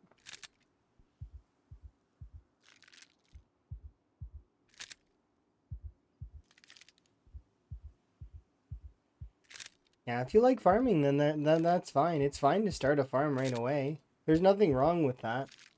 Actually, that it's inarguable. Like it's arguable that it is important to start it earlier. The reason why I'm not worrying about it is I'm letting my seeds build up. I have a bag downstairs where there's seeds, where I'm slowly building up a fair amount of seeds so that I can then plant them when I feel like it's time.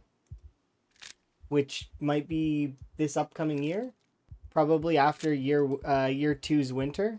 So it would be this upcoming winter's end.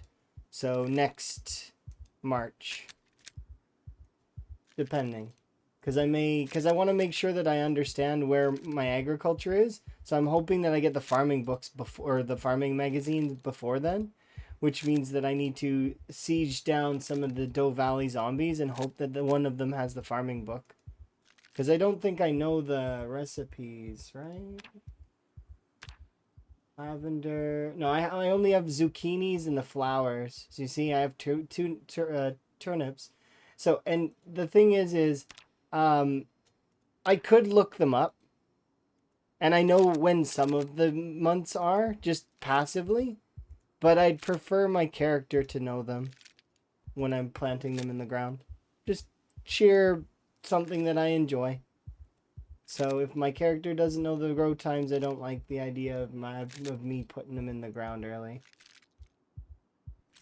I did try earlier, like in the playthrough, to do some cabbages and some potatoes, and they all died. So, because I mistimed them. But yeah, I'm just gonna let the seeds build up.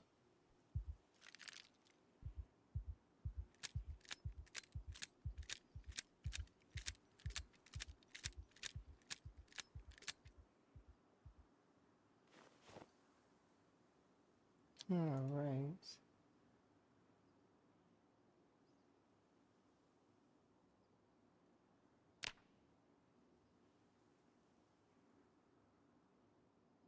That's a good day. We killed 3 zombies.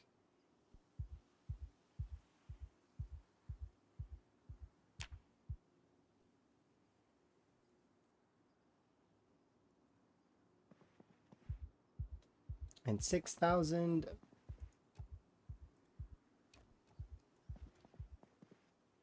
There we go.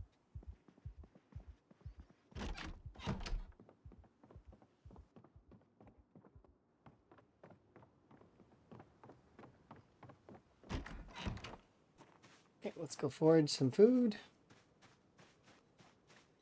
Yeah, there is an Excel document that exists actually already for Build 42's crops and their timing and all of that stuff. I kind of am still holding on hope that the devs decide to change it a little bit because it's a little forgiving. But, you know, it's up to them to decide. What I mean by that is that it kind of expects you to live for a very, very long time, and majority of the community can't do that.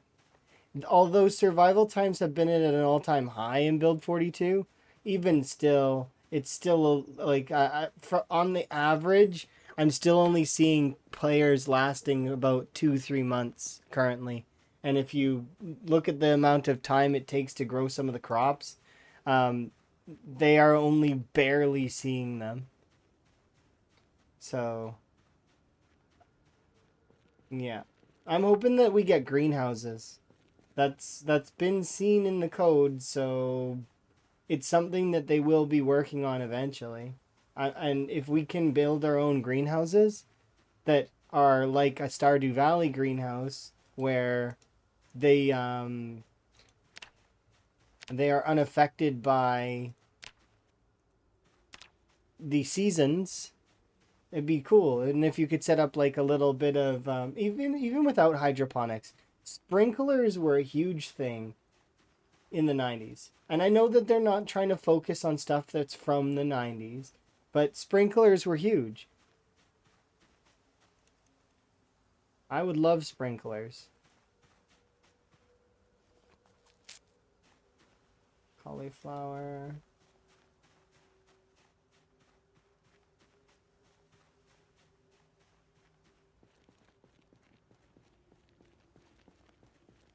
Yeah, they said that they were going to try and not focus too heavily on the stuff from the 90s, which is understandable because they want to sort of break away and have their game be a little bit more cuz it's not our universe, right? In the Nox universe, zombies were never a thing. They didn't exist. There were no zombies. Um there were Z people. That's what the comic books say anyways. That there were Z people. But there were no zombies. The Nox virus creates zomboids. They're not zombies, they're zomboids. That's what they are. And the zomboids, they do not. It's not a disease that's transferable to the animals. It's humans only, and it can only affect humans that are above the age of 28 or 27. Sorry, meaning that anybody who's less than that just dies immediately. Or they become asymptomatic and they fuse with the virus and they gain immortality. That is the alternative. But that's why there are no kid zombies, is because they don't live. The kid zombies don't survive. And yeah.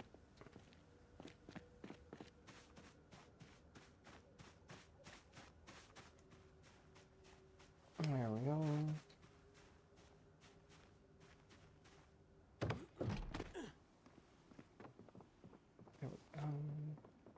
Those are my seeds, by the way. See? Got lots of different kinds of seeds.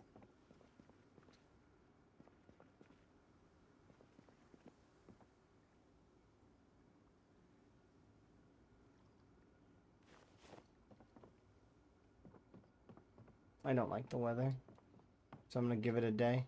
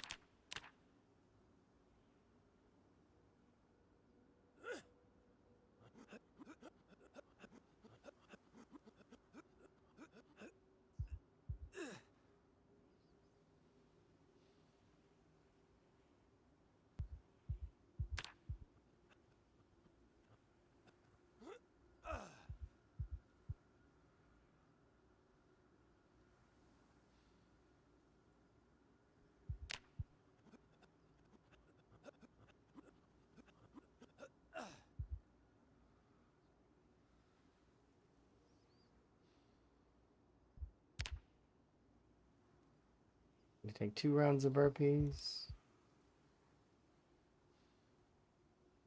Have a good one. I will see you again sometime soon, probably. But if not, happy adventuring with whatever you're up to. Okay, let's do squats.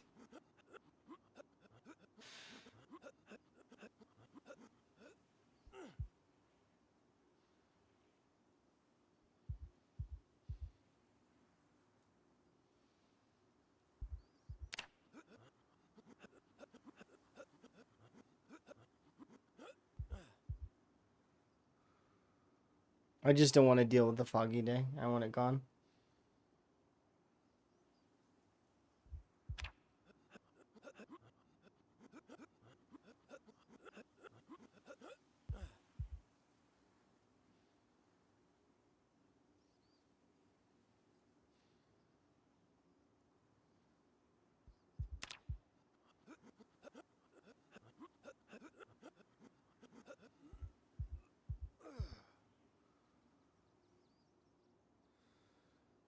It doesn't matter how much pain I have. We will sleep right through it.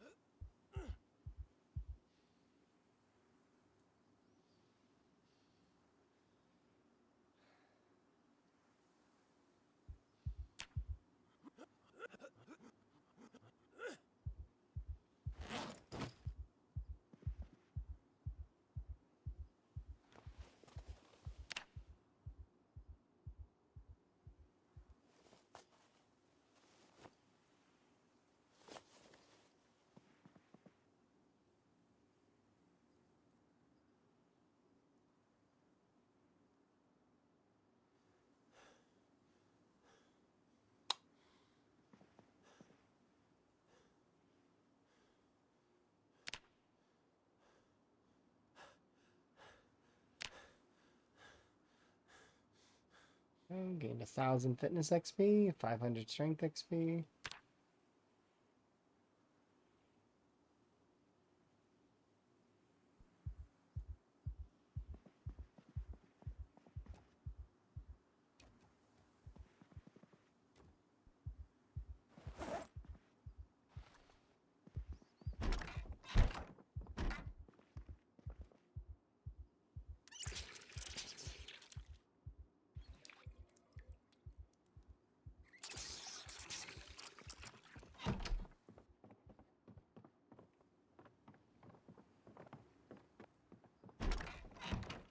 There we go.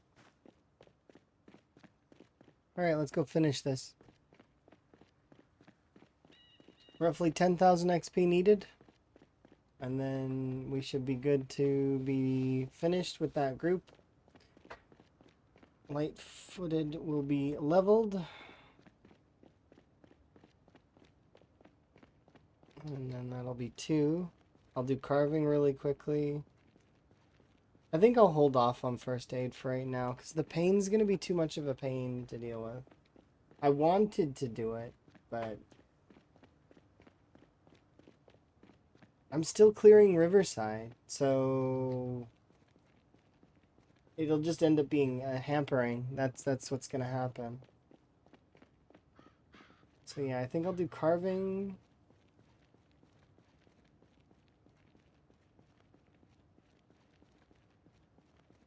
I don't know if I'll be able to do foraging because the foraging is very slow, but it'll level on its own over time anyway, so I don't need to rush it, and there's no need. I think I'll just have the 3 for now. Going from 0 to 3 is not bad.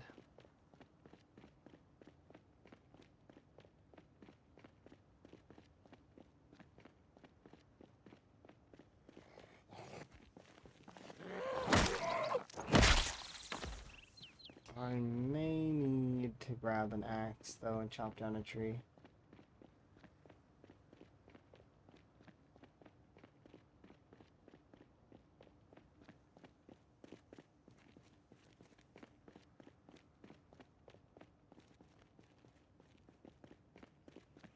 hang out on the couch. That sounds nice.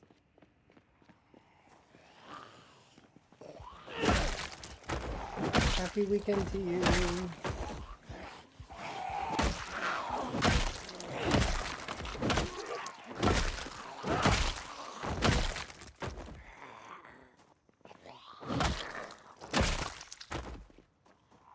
Oh wow, you're like hurt.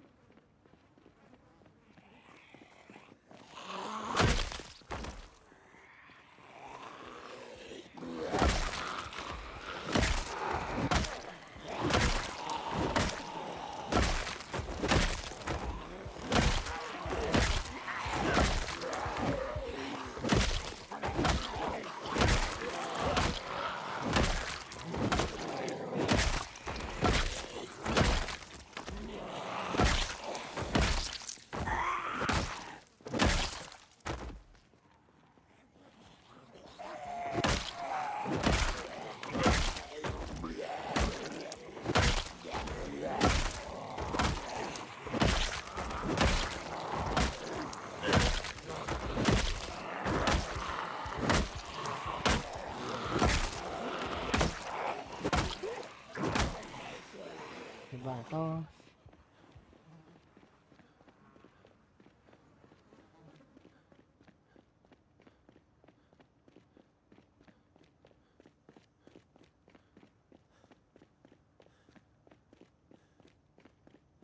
This one is gonna break soon. I can feel it. Yeah, it's 25%.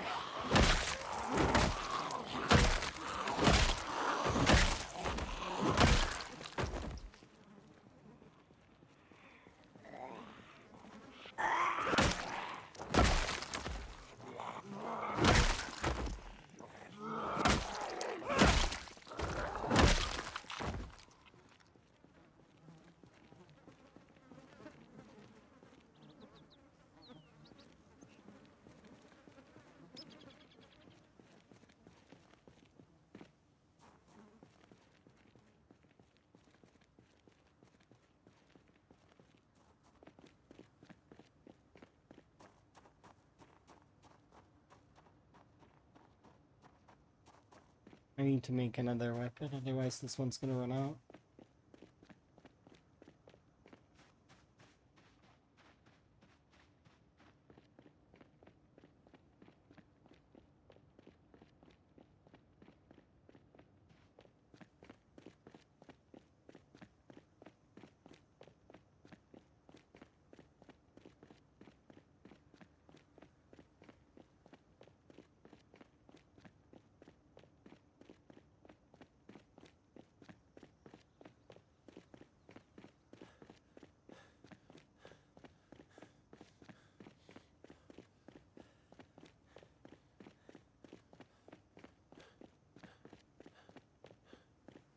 That might work.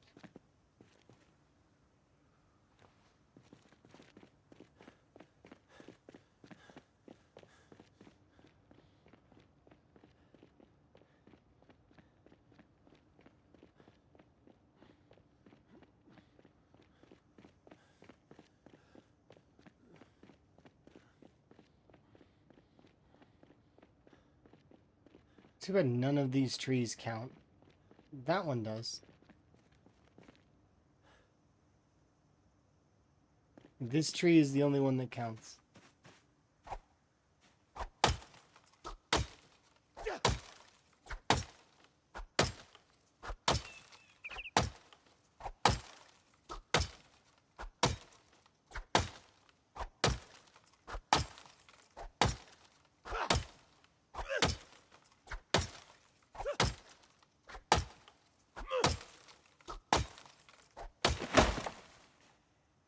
Okay.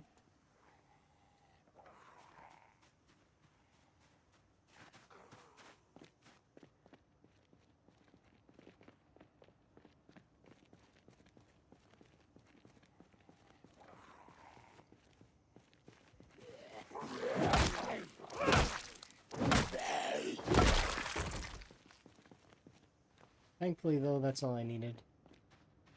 Now I just need...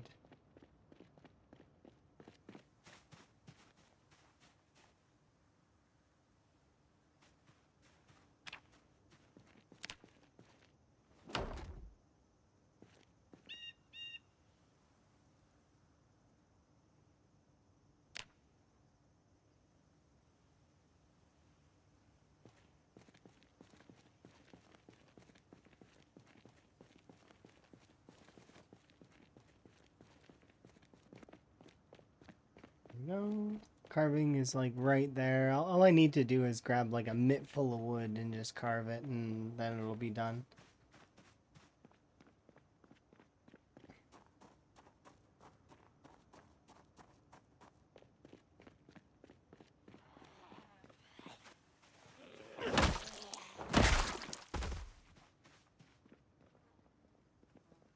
Food on me? No.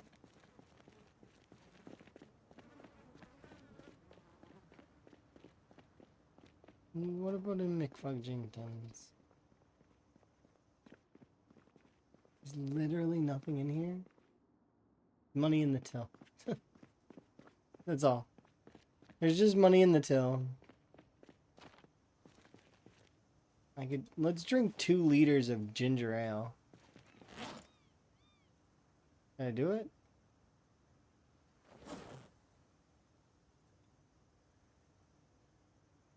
What?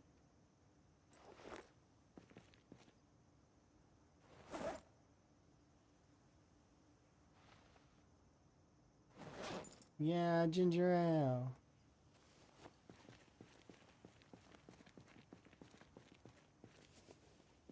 Heck yeah.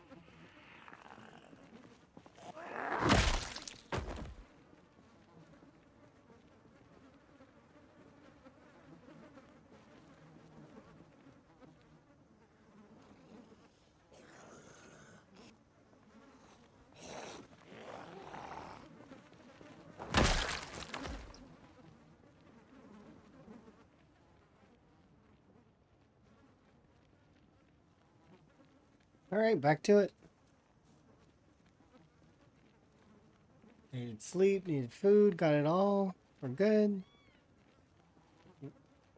Oh, something sees me.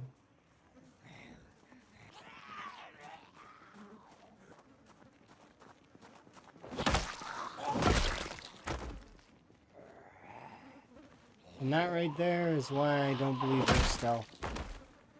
Those two can see me and thus all stealth XP is off.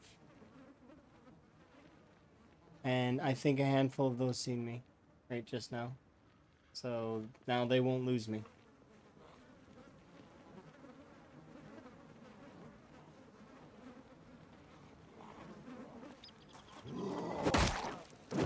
Because they seen me. And that's all it takes.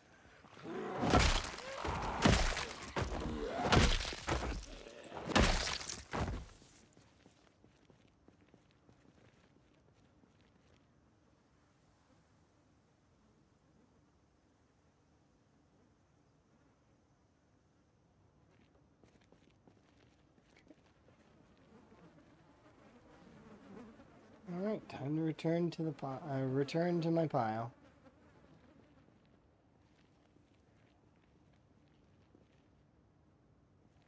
Okay.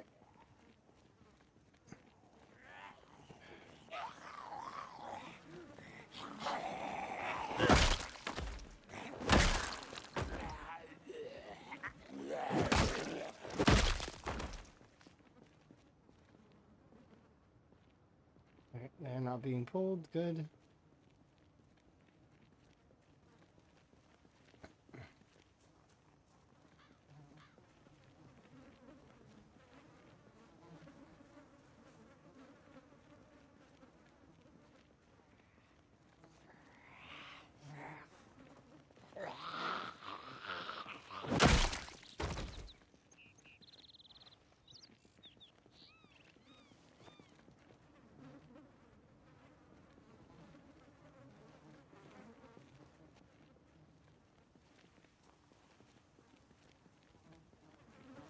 I just need like 1,000 XP, so just 10,000 XP now, hopefully. We can get this in one go.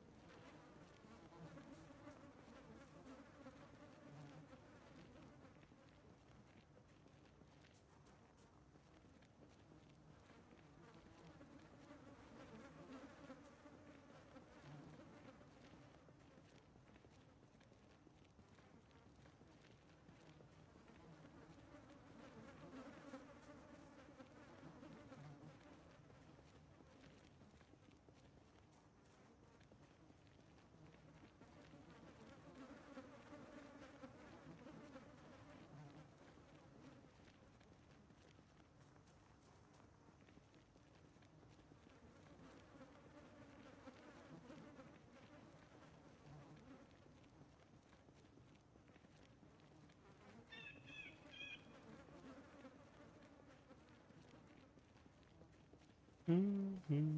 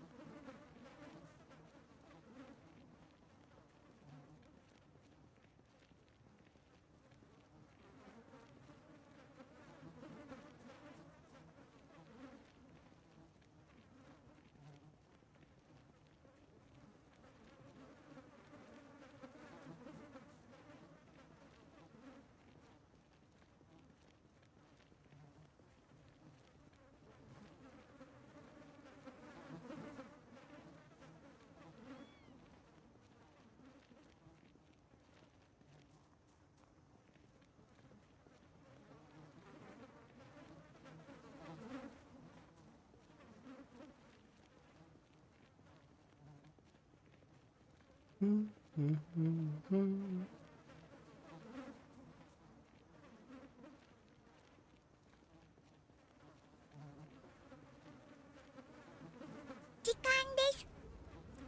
and you intoned.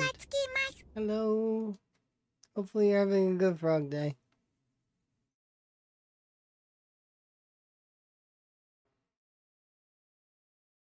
I'm having a pretty good day myself.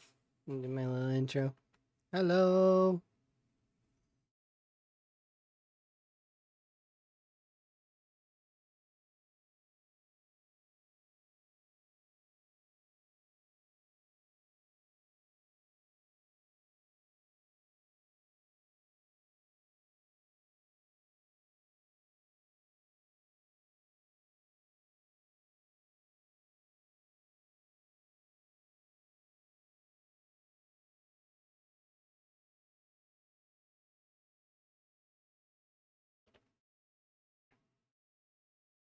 Yes, indeed.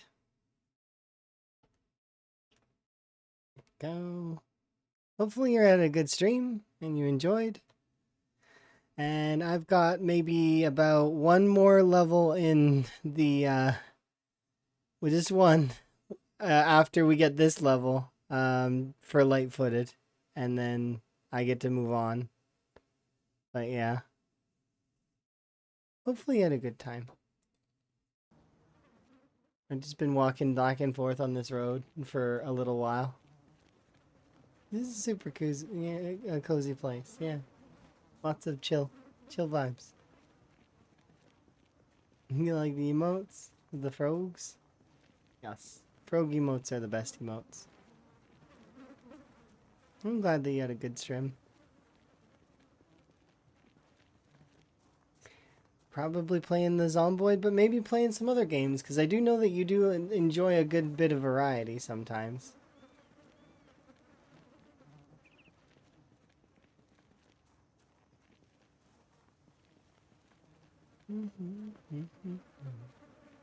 Pachos. Frogs and toads for life.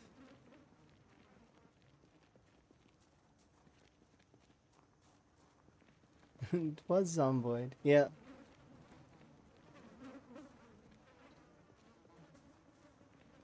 And I've been doing the rat race for a little while. If you're interested in the rat race, it is essentially a challenge created by Mr. Lamprey, where we have some parameters that we have to try to, some objectives. So it's kind of cool. It's like race to 1,000,000 kills, as well as a bunch of other cool stuff. Lurky but not chatty. That's fine. I think of it like a frog on a leaf. It's relaxing. You don't need to say anything unless you want to. Frog on a leaf or a lily pad, your call. You choose what you sit on.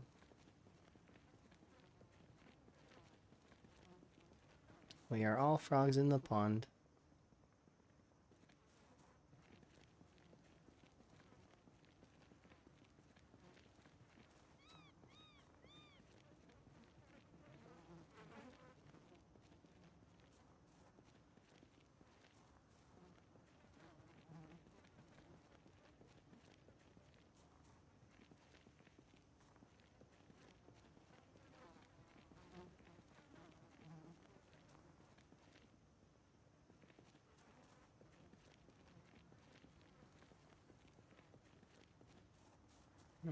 I'm about to pop the next level. Heck yeah. So in case anybody's curious how I'm doing this, that.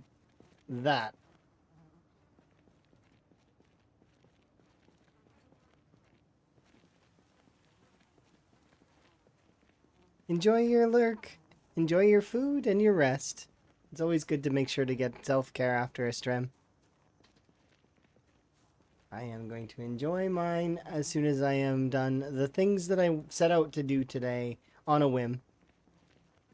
So I'm gonna at least do 3 of them. So sneaking, light-footed, and then carving. Carving will take like 5 seconds. I'm not even worried about carving. Because I've got plenty of wood back at the house. I can just throw it into like, yeah, it won't take long to level the last level of carving.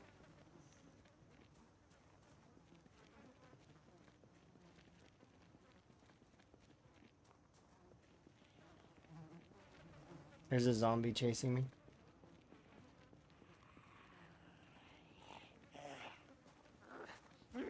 See?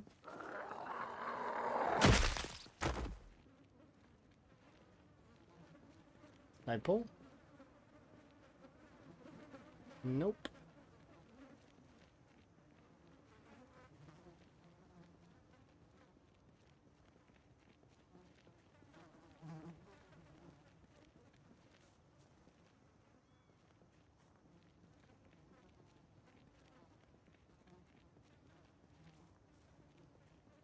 Really?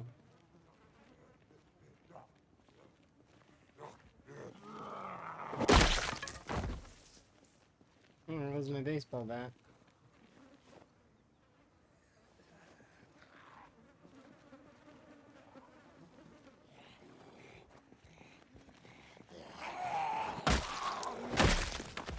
You'll get there eventually. It just takes practice, that's all.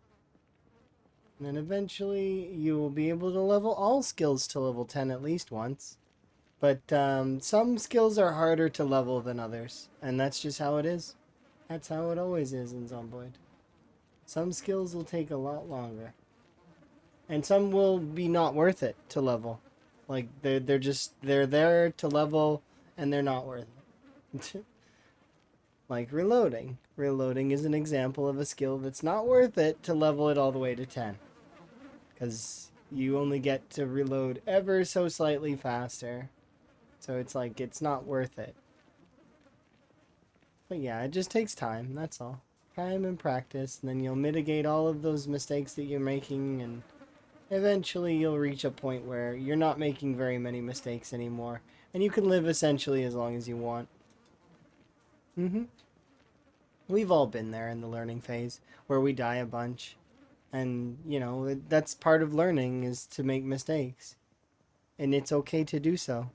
It's not bad to make mistakes. Making a mistake is okay. It means that you're human.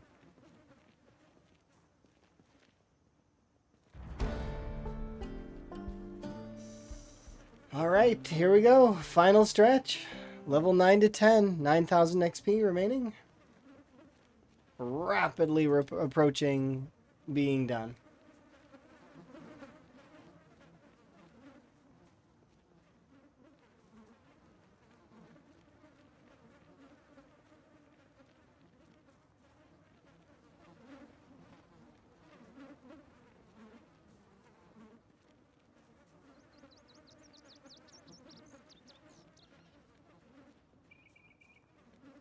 Something can see me.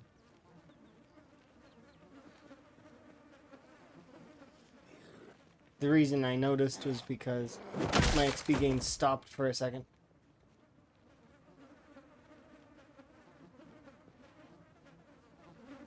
Alright, we're good.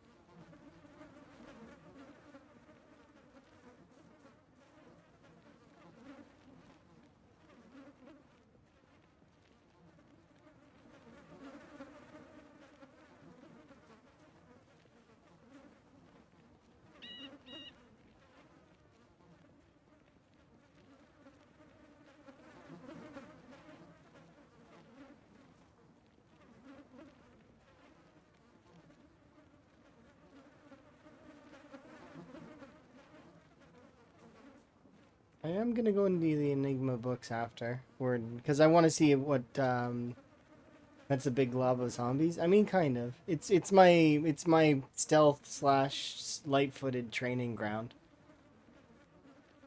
And if you're curious how I'm getting them to do that, it's there's a bag filled with watches in there. Then they're dancing around it. You can kind of see it briefly when I hover over them. Kind of. Maybe not. Sometimes they phase out and you can see the bag on the ground in the center of them. Yeah, that's essentially what it. There is a bag there that has watches going off at all times. So every 30 minutes, the watches go off and hold the zombies there. Of course, after I'm done training this, I'm gonna clear that watch bag off. So there's not gonna be any zombies left there because we're going to be placing them here in a horizontal fashion.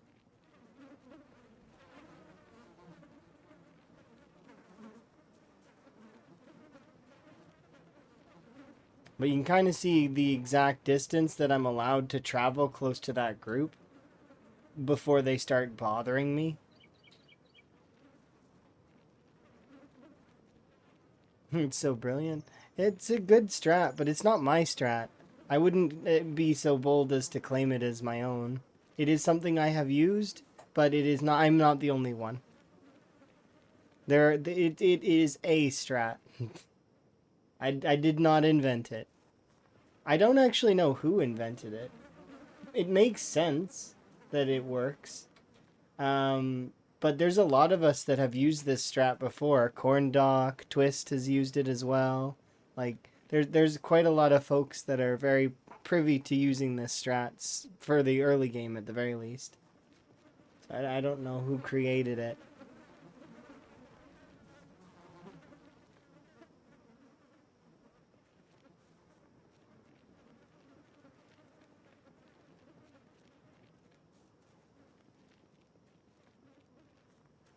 It's just like the kiting of zombies and bringing them into the woods, right? Like putting them in a ball and then sending them elsewhere. That kind of strat, um, I don't know who would have invented that. There's a lot of folks that have done that in the past, from like Cromulent Archer to a bunch of other folks, right? So like depends. There's some very very old zomboiders that from back in the old times. Could be any one of them. But then again, it could also have just been somebody who was like not even a veteran or a pro. It could just be somebody brand new who discovered that strat. You know what I mean? Because that's how it happened with the broken glass and the windows thing. Apparently, it was something that a brand new player had figured out because it made sense, right? To be able to equip a rag or your keychain and take the glass out. But none of the veterans at the time had known that you could do that.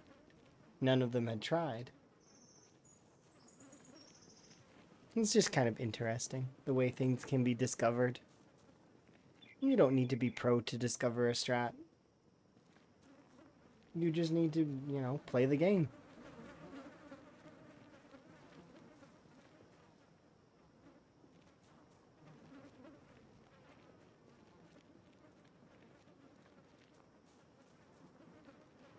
Yep, we're already at 10%. 90% to go.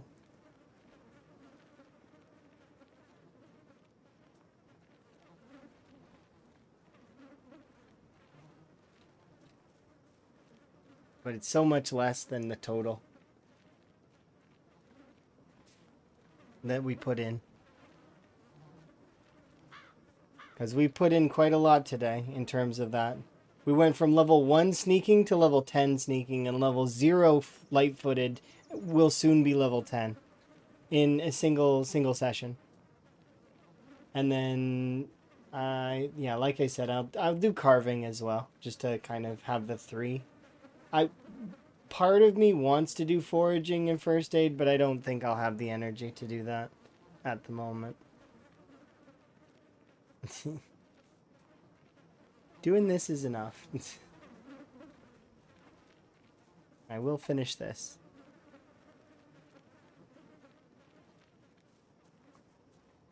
And then I'll clean that off.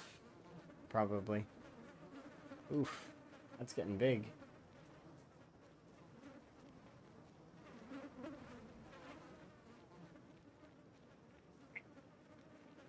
It's a little bit larger than before.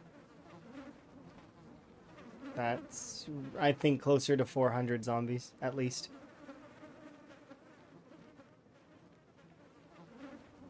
Because it is going up faster as well.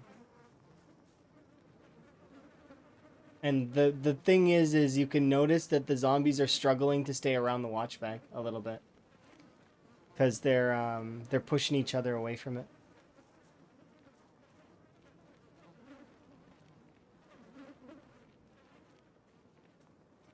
Build You're 42 dropped and amazing. you still have lots to learn. I mean, yeah, that's going to be how it is for all of us.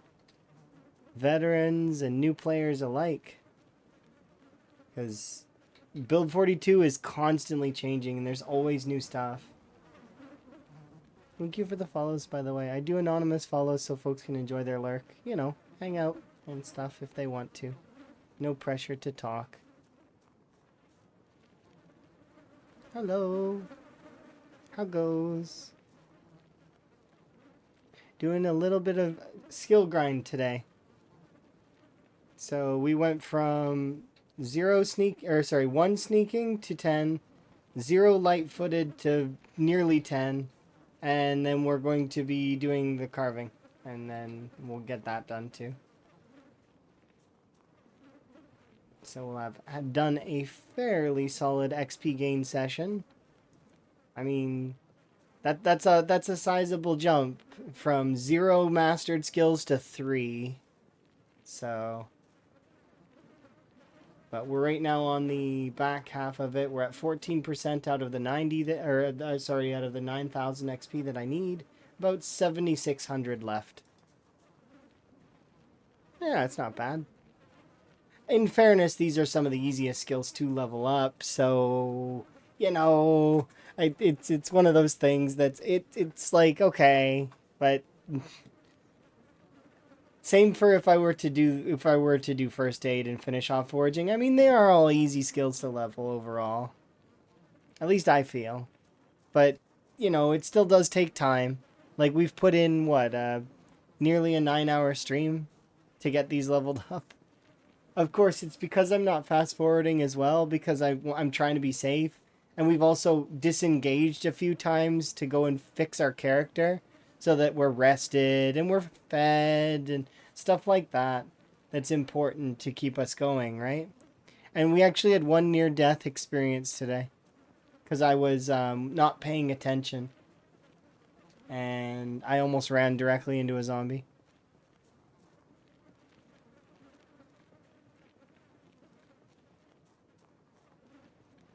I'm being a little bit more attentive at the moment, but even still, like I find my attention kind of waning, and because I mean I'm walking back and forth across a road. It's. But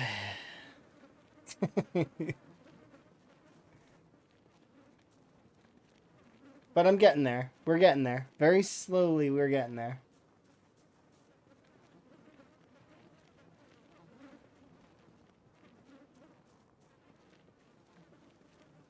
I just gotta keep myself going for a little while longer, and we should hit 10. Sucks about light-footed requiring so much more than sneaking, but you know, it is what it is. Hunting, or the hunter trait doesn't give light-footed. It gives sneaking and sneaking alone. I don't think there's a way to get sneaking. Ah, yes. So you've been combat sensing everywhere? Fair.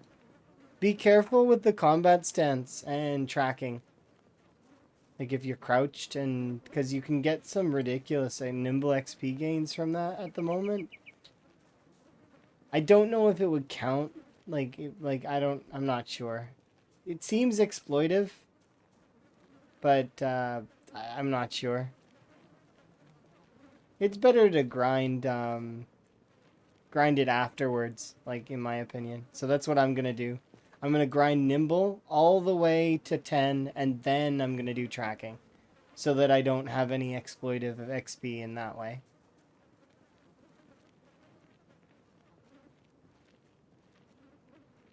And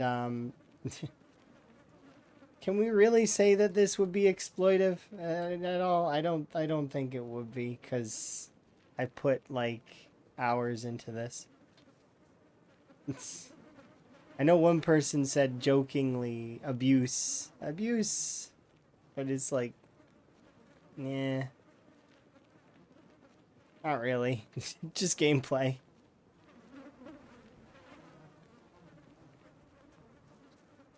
Lengthy gameplay.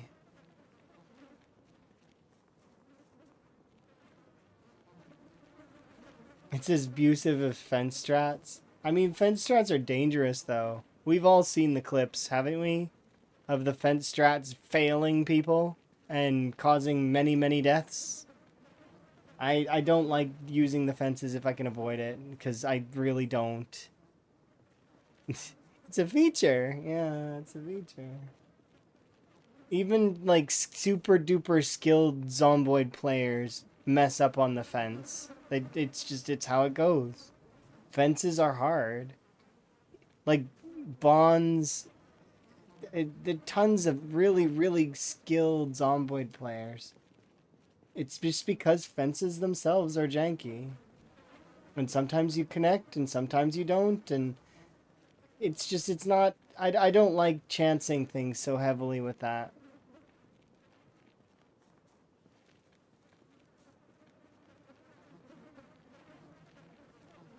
And people are trying to like stand next to the like too close to the fence, and I've seen so many times people standing too close to the fence, they accidentally tap shift and then they hop over the fence and greet the zombies by accident.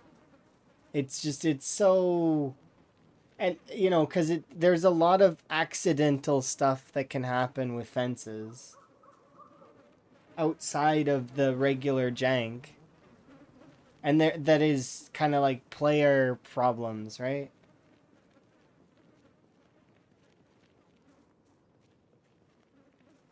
And so why you see my fence combat is very minimal, unless well, I mean, I have the gladiator mode that's somewhat frog created for animal and for ruins. And did you Joy Boy? That one was like heavily fence combat, like very much fence and window combat only, basically. And it was fun, but it's still. I feel like fence combat is like that. It's like an arcade mode that you'll play sometimes for fun, but just, and yes, arguably it's the best XP that you're gonna get in the early game because of muscle strain. It's really good XP because it downs the zombie right away, but it's too risky. The risk doesn't really weigh against the reward very well.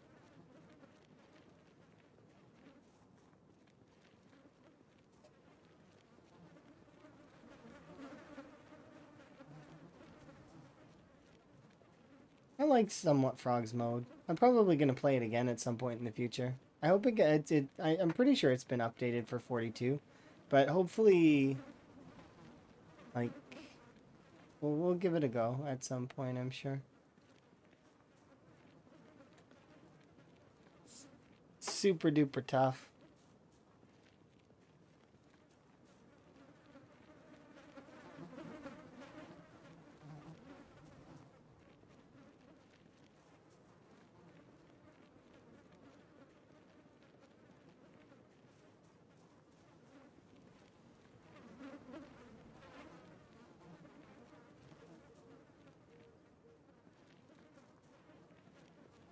We're at 25% XP, so we only need 75% more.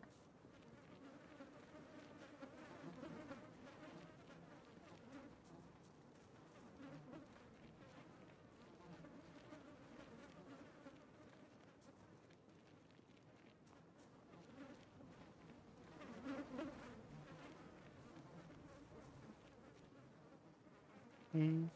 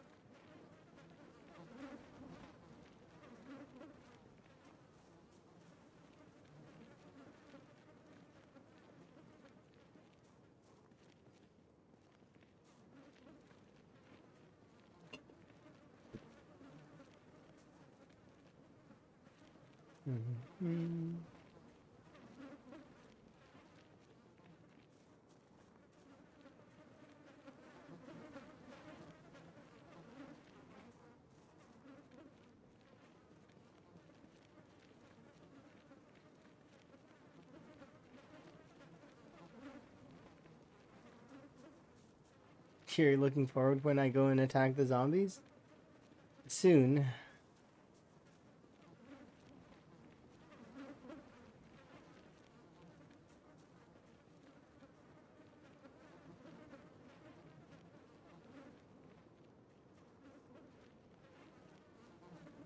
It'll be fun. I can't wait either. It'll be definitely a break from constantly walking back and forth.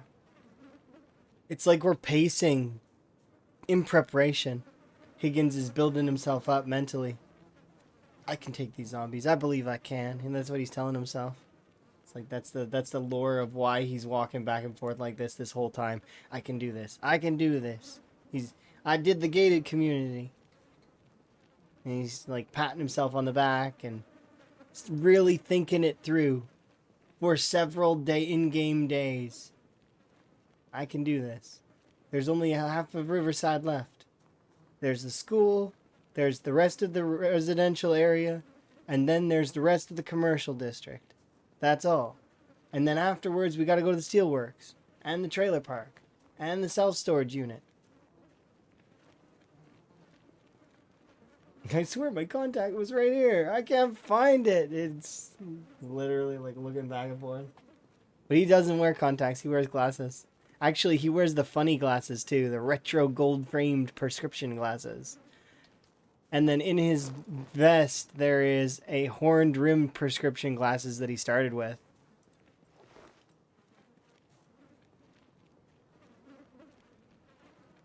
I still need to go back for his ID at some point. His ID is sitting on a beach. Same for his badge. You know, the badge that it signifies that he is a police officer of the law. Yeah. It's back on a beach right now. Over by West Point, actually. You know that little peninsula that's on the other side of the far right side bridge? Not the one that goes from American Tire to Valley Station. The other one that goes from the American Tire to the campground that's on the far right side. The West campground. That's south of the mall. Yeah, that one. It's like a tiny little peninsula. Yeah, that's where his badge is.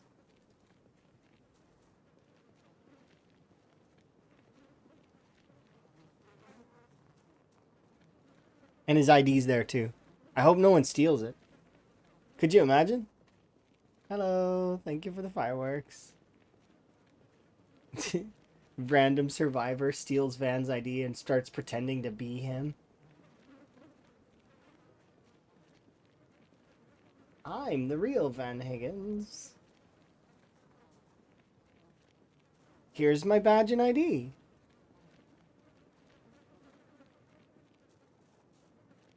Literally, it's this guy, not that guy. What are you talking about?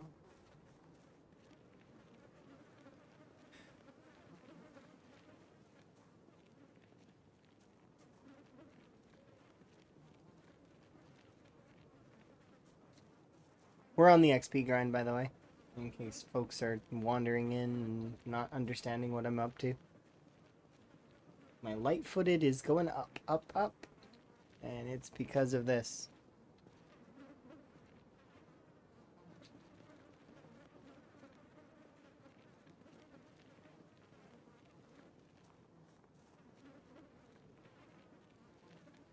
We're about at a third of the way to where we need to be. 2/3 remain. 66%.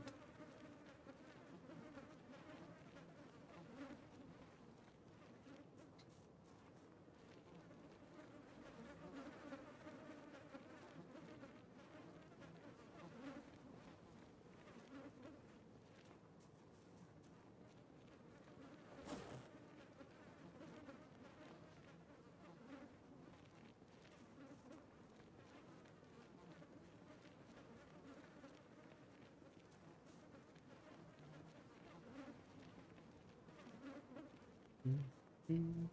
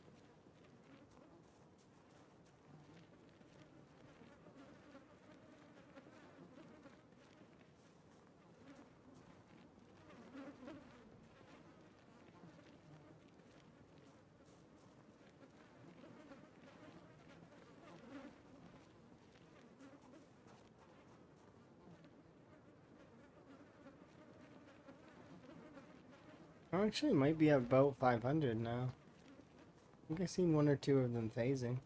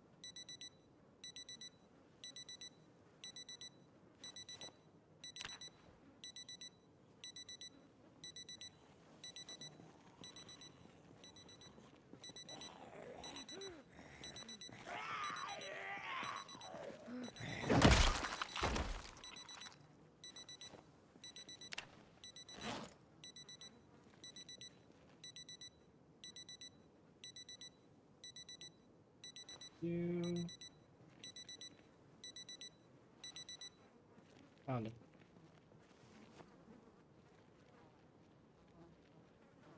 Don't want to risk that bothering the watch bag.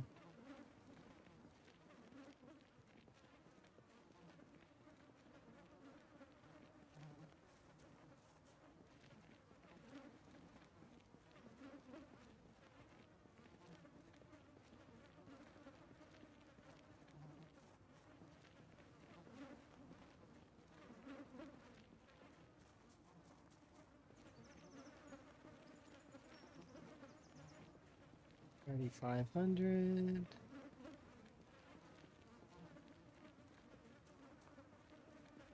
Rapidly approaching 4K. Only 5K to go after that.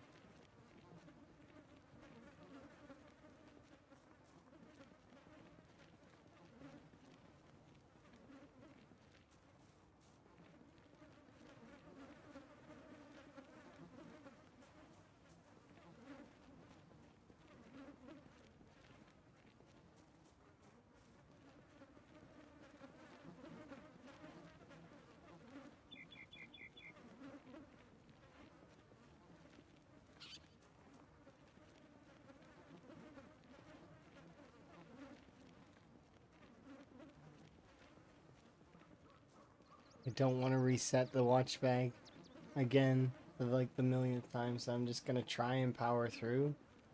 We're gonna be exhausted, but I'm hoping that we can be okay.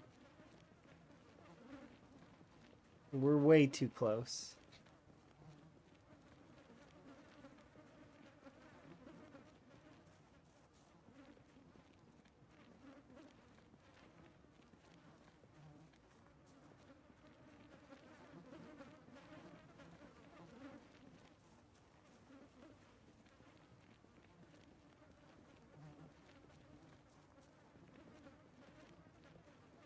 We might be too hungry though. I don't have any food to eat, do I?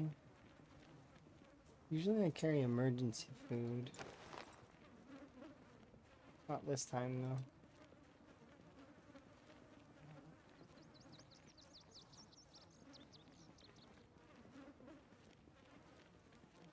I don't want to disengage.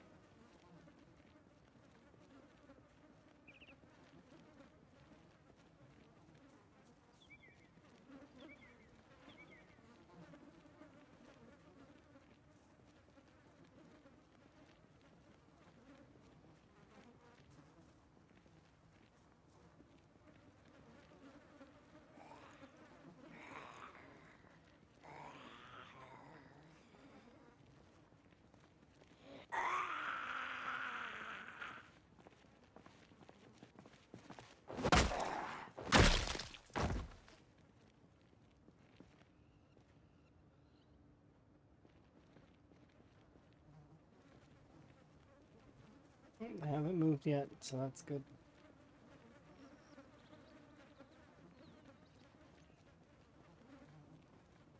And we're about to hit the 50% mark.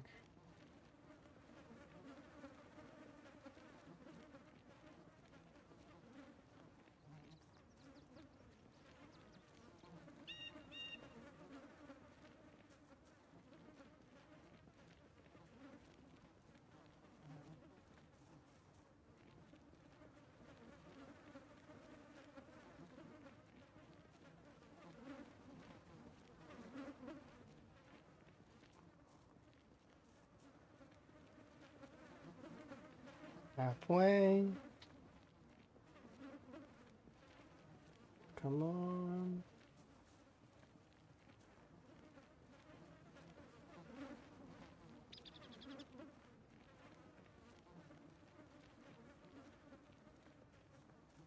And that's it, 50% so far. We need another 4,500 XP left, but that's only 4,500. Comparatively, like, I mean, we've come very far.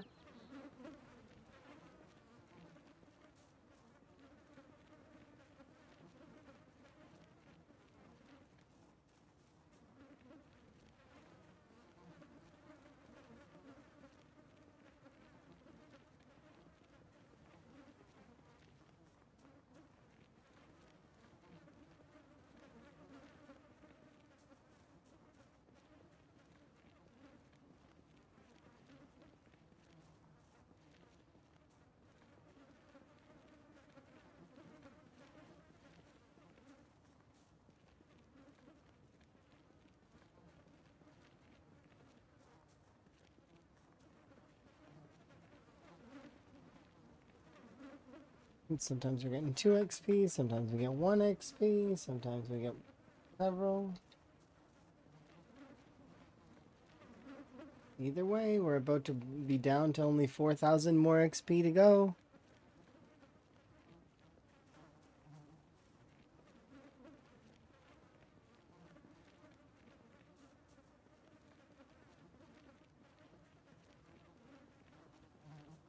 So close.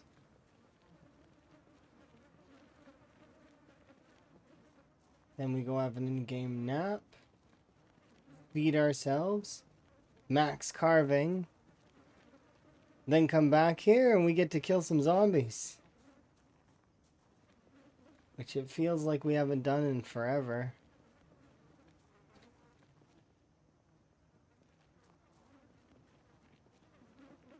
Although we have killed a few zombies today. Like, what was it? We started out on like 18 in the 18,000s. And we're now... So we killed like 500, maybe something like that, I think. 600? So not very many over the course of the entire stream, but it's been a good cause. Because then I don't have to do this later. It's done. I don't have to think about leveling this later.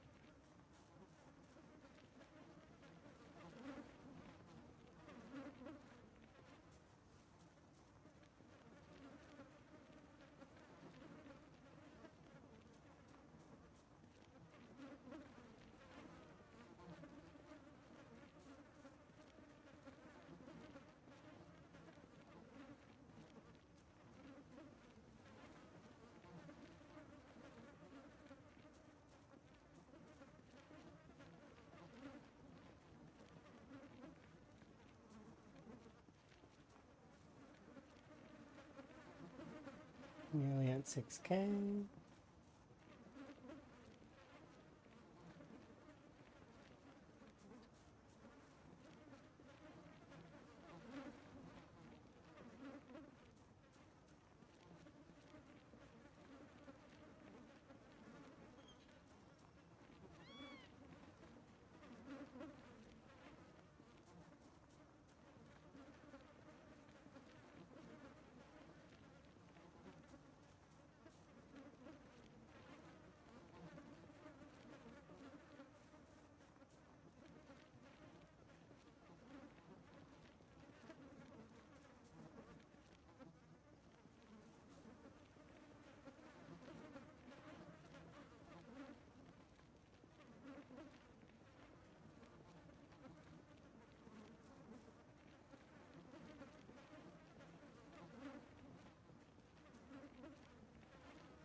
So close.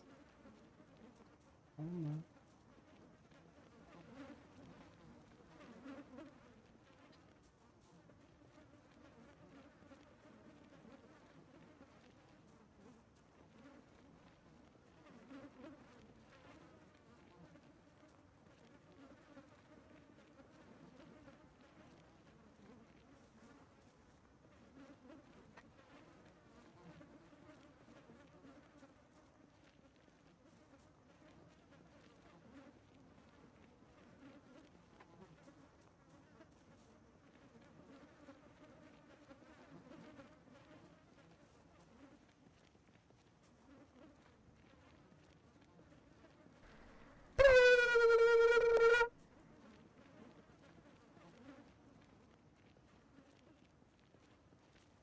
thank you for the wellness.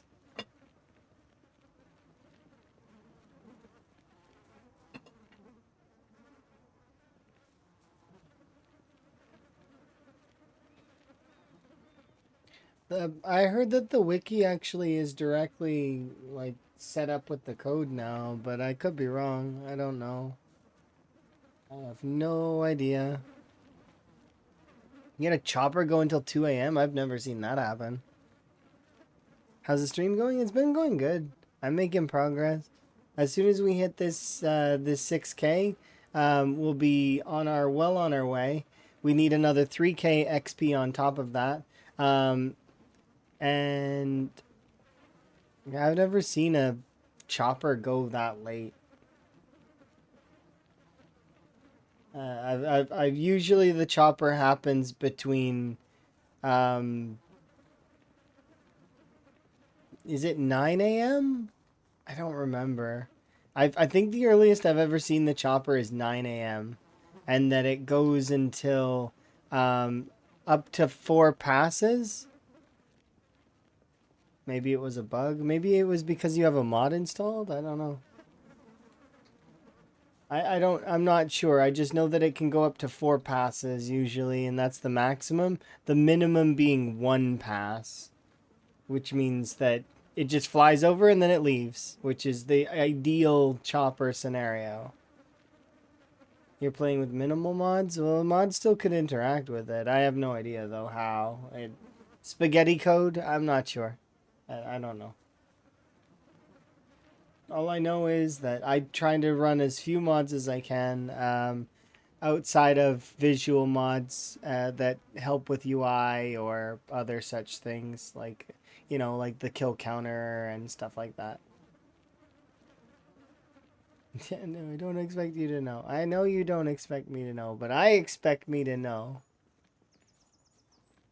You're playing a rat race light. Ooh, sounds kind of fun. So just like the time 16 and then pinpoint hearing? Okay, so slightly lower pop, but same loot settings or slightly more loot maybe? You're not ready for time 16? I think that you are. You just need to, you know, don't worry so much about it. Okay, so same settings for the most part, just lower pop. I believe you could do higher pop. High pop, it takes some finesse, and you just got to be a little bit more patient with areas. But you don't have to go like straight times 16. To be quite honest, times 8 in versus times 16 is roughly around the same kind of feeling, but takes less time, in my opinion. So, like, if you want to play, like, yeah, like times 8, times 6, like, it's fine. The only difference between those settings and times 16 are quantity. There was a large amount more in times 16, so clearing an area takes even longer. But roughly, it's about the same experience. One just takes slightly less time because it has less pop. That's all. But it's pretty much the same thing. And if you've got the ability to clear on times 8, you can do times 16. It's just relative to your own time, like whether or not you have the time to do that. And not everybody has the time to commit to a times 16 run. You basically got to do Zomboid full time or like really, really enjoy it. Which some folks do, some folks don't. I've heard the both sides of it. I've heard that it's super duper tedious and that they don't want to deal with it. I've heard the opposite, that it's super super fun and that they really enjoy it. You know, to each their own. And nobody will tease you for your sandbox settings. It's not happening. The community's too wholesome for that. Everybody believes that you should play on whatever settings you're most you have the most fun on. So whether that's times 16, times 8, times 4, times point 0.1, 0 zombies, with infection on or infection off, multi-hit, no multi-hit, doesn't matter, whatever it is, respawn on, respawn off, high loot, low loot, doesn't matter. Communities for it.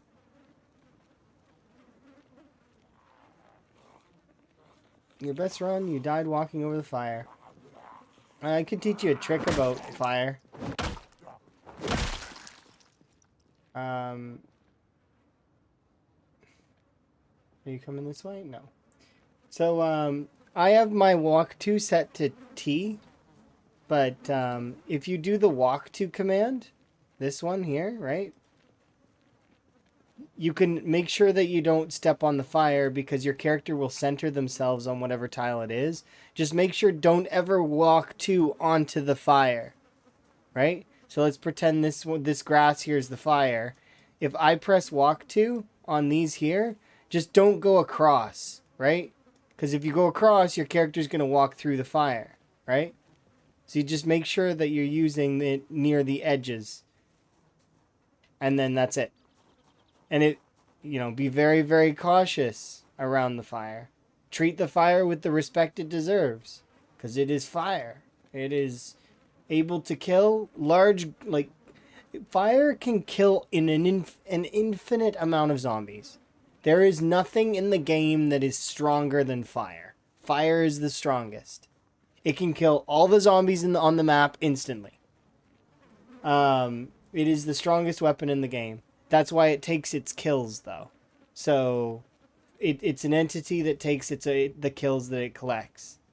So you don't your player character doesn't get the kill count for it, because fire takes the kill because it deserves it. It worked hard. It also can burn down buildings. It gets rid of all the zombies' loot, which is unfortunate. Not all of it, but quite a lot of it. Yeah, it's one of those things where it very much needs to be respected. But yeah, you just it's under options, and if you go into key bindings, it's right here. I changed mine to T because I like things to be in a line. So rotating is R, but where is it? Reloading is R. Walk to is T. And then if we scroll down, we can actually see that from some of my other UI elements, where is it? Search mode is Y. So I have them all in a line. Search mode is foraging. So my hotkey for foraging is Y. And then I have actually auto detect to prone or standing, turned off because I don't like that. I like being able to melee the ground targets myself. So if you ever see my character go like that, it's because I chose to do it or because the ground attack bug happened. There is a ground attack bug that exists that forces your character to attack the ground. I don't know what causes it though, but it's something to do with the zombies that are either prone or crawlers is what I've sussed out. I don't know exactly what causes that bug though. But I've seen it happen a handful of times, where my settings are the way they are, it's forced my character to attack the ground in an unoptimal moment, and I barely get out of it.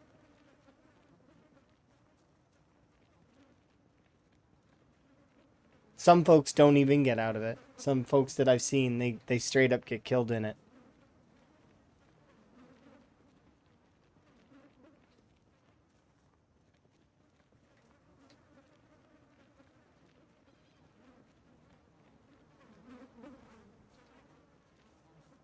We're in that final stretch right now. The last 80% or 20%.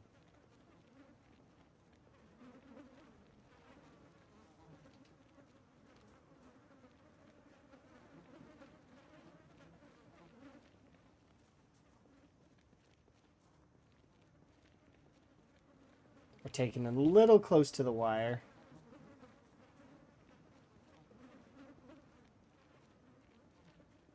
But I want this to be done.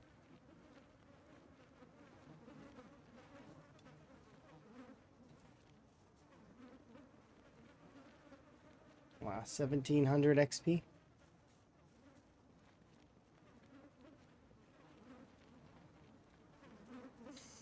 Yeah, but see, Ark has physics bugs. I'm not saying Zomboid doesn't have physics bugs, but Arcs are way worse than Zomboids.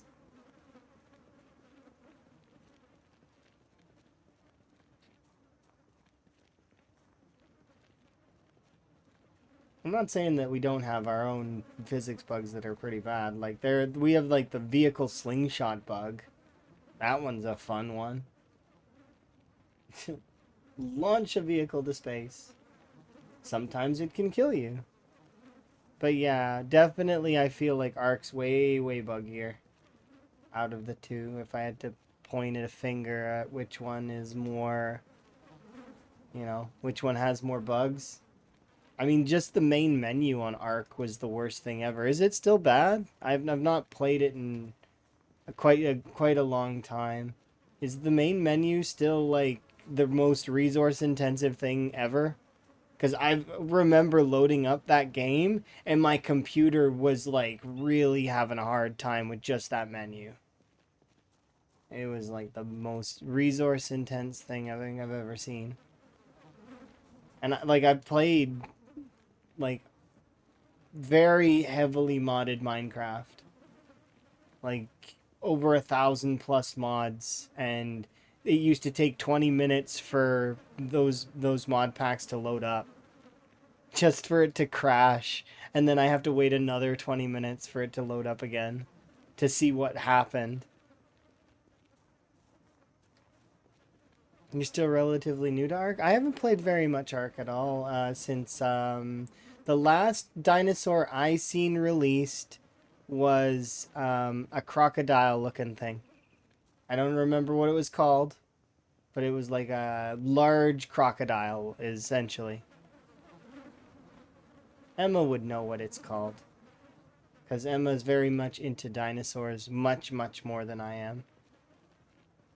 But I don't remember. I just remember that that crocodile is actually why I stopped playing Ark. Was because we were playing on a public server, and the moderation on that public server was giving dinos for free to a couple of folks. Probably because they were VIPs or something. I don't know. but it just killed some of the fun of it, right? Because they didn't earn those dinos at all. They just got them given to them for free. So it's like, nah, it sucked some of the fun out of it for me. And that's why you don't play on public servers. You play with your friends. Public servers are kind of, can be very bad. A bad choice.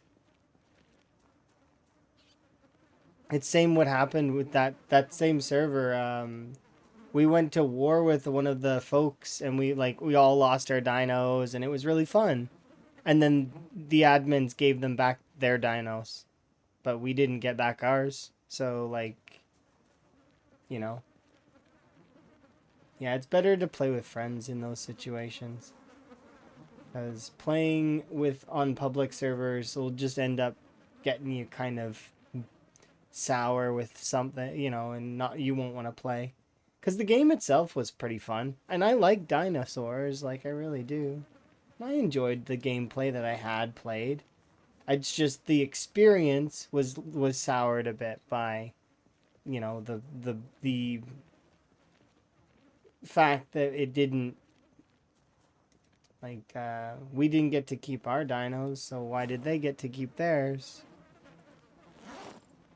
And not just their dinos. I think that the biggest thing that was annoying was they got a level 151 albino T-Rex just kind of spawned in for them auto-tamed.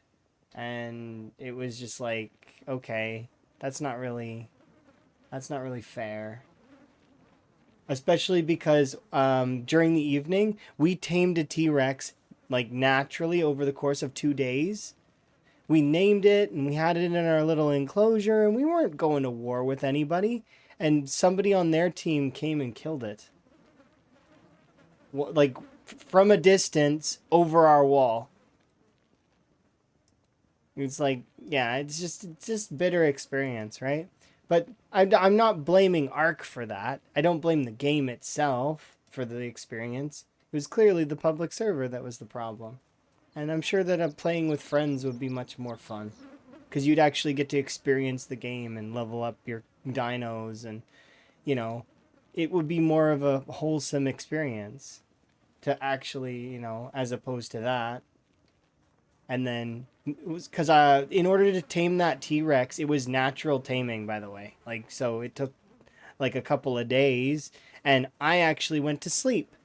And when I woke up, we had the tamed T-Rex, and I was like, oh, that's pretty cool. So we played for the day, and then I went to sleep again. Next day, I have to wake up to one of my friends crying about, you know, about the T-Rex being dead.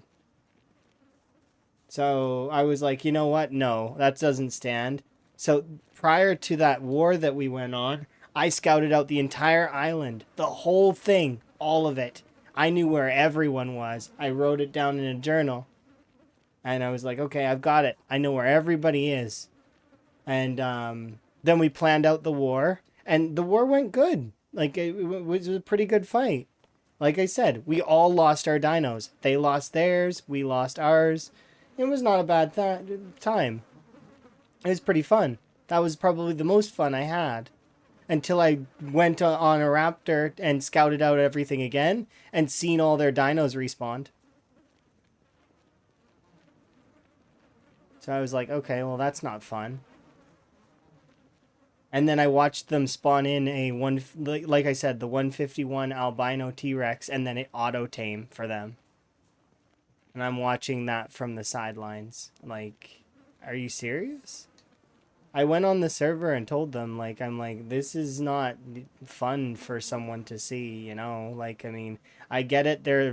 Some people are going to be VIPs, and maybe they are paying for the server, and that's why they're receiving these things. But it takes a lot of the fun out of it for the other folks. So it's like, you know.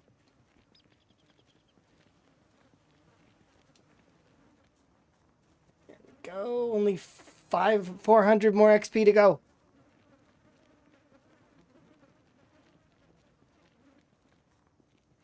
But that's why I play games like this one. Like, you know, it's single player, and also, like, I mean, I get what I like. I'm about to pop in like level 10 on the light-footed. Like I get to reap the rewards of my hard work and my effort. Yeah, I don't mind if people who are paying for the server receive bonuses. I have no problems with that. But it does kind of come at a cost of making it less fun for the people who aren't getting the bonuses, right?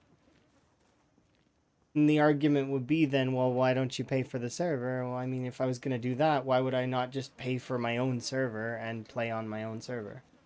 Right? So it ends up being kind of eh.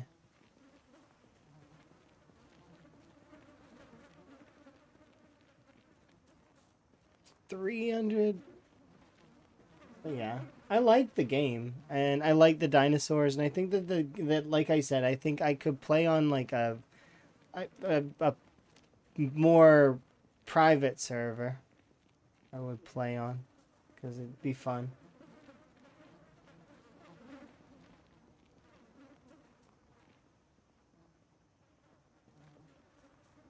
But you will get those experiences sometimes, and sometimes you'll get like more positive experiences as well with games. Like I very much enjoyed my time playing Overwatch. Of course, it's not the game that it once was, but that happens, right? 100 XP to go.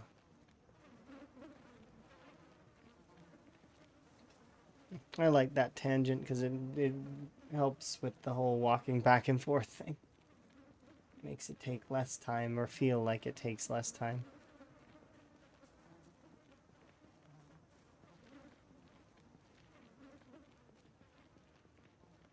Those memories are bittersweet, right?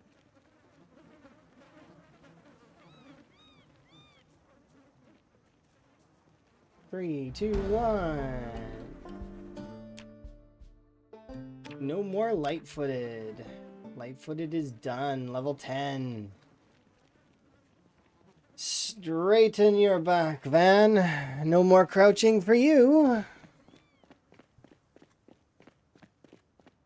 Alright, let's go home. We'll sleep. We'll eat. We'll have ourselves a little bit of, what's it called?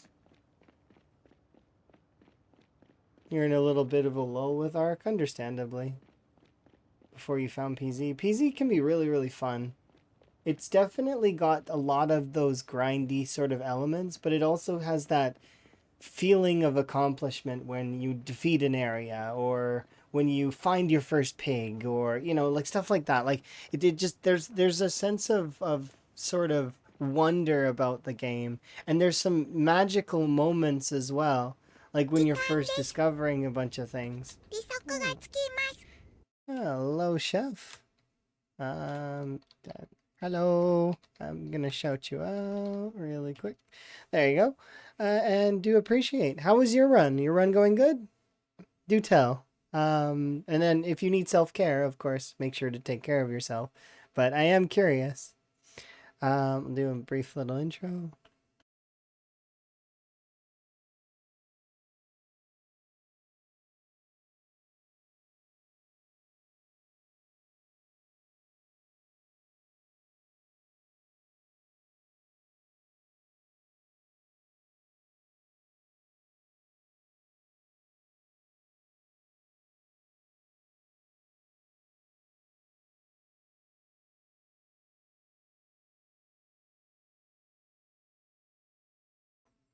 How you died, but that's okay.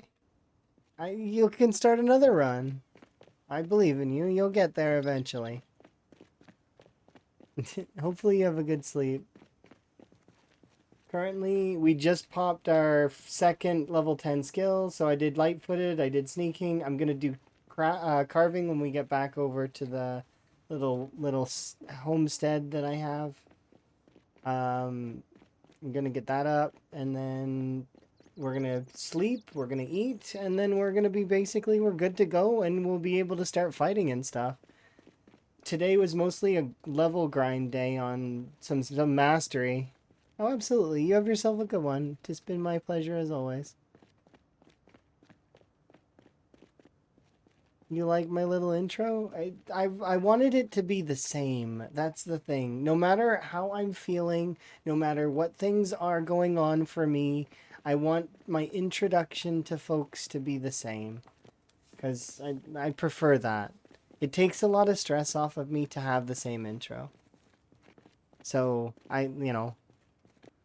although I may redo it in the future, but that particular intro took me over 150 takes.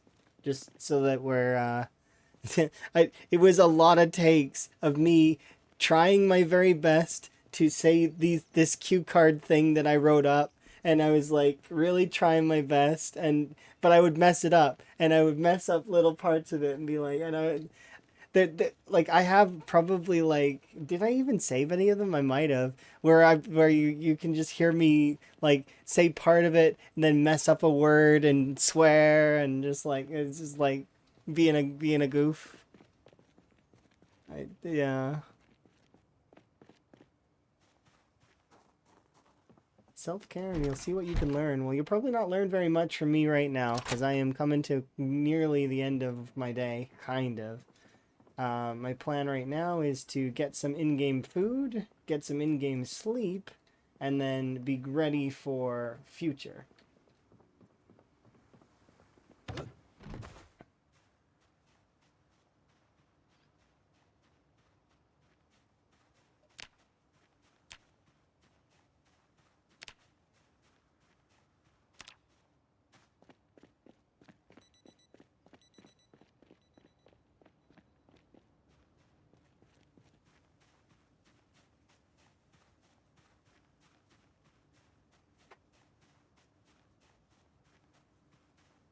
And then hopefully what our main goal in the near future is to,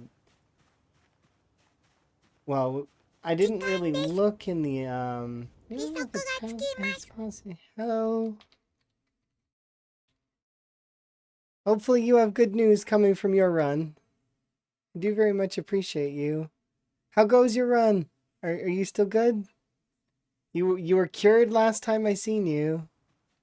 Like, so you should still be good, right? Hello. You got a scratch today? What did you get scratched on? On a fence, maybe. I hope. Like you fell down, right? Or a tree? Or did you get zombied again?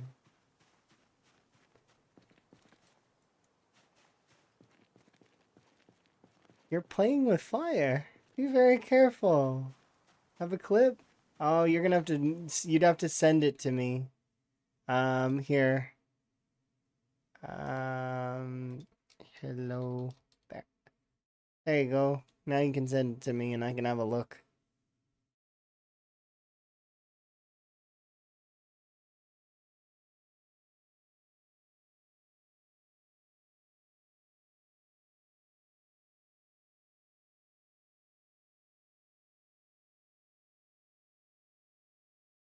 There we are. Let's have a peek at the clip.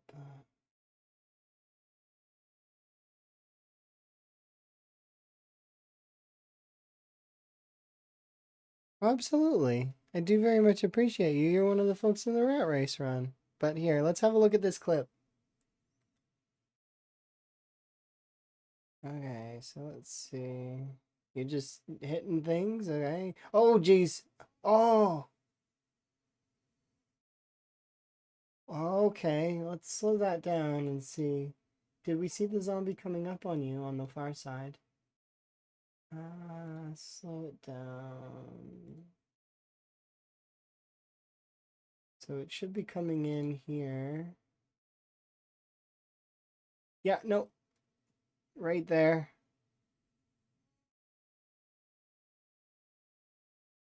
Okay, yeah. And you got scratched. Thankfully that you're good though, you said. So that's good. I'm glad to hear that you're okay. You're just chatting away. And you had enough time to react. Okay. Well, that's good. I'm glad that you're okay. And that you didn't die from that. That is very, very dangerous style, right? Oh, it's Raven. Hi, Raven. Ah, it's tough. You've taken 2 injuries in like the last 2 days. Perhaps it's time to be extra safe.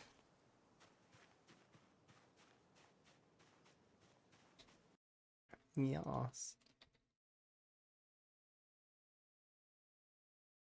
And I'm gonna shout out Raven, because Raven's also doing the challenge as well.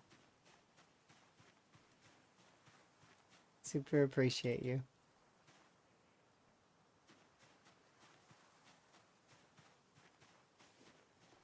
Yeah.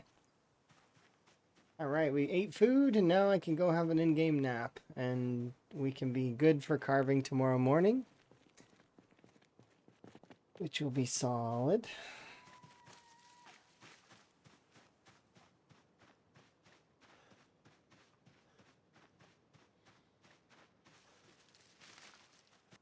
You guys are doing great. Yeah, like a lot of folks are doing really, really well in the rat race. I'm sure you've probably seen Twist as well. He's in like the 70k range. He's just mowing down zombies left and right, which is good. I'm super happy for everyone participating as well. It doesn't matter if you have 70k kills or you have only like 100 kills. It's fine. You'll get there. It's a marathon, not a sprint, and it's meant to like we're meant to kind of try our assault against try beating your own personal best first.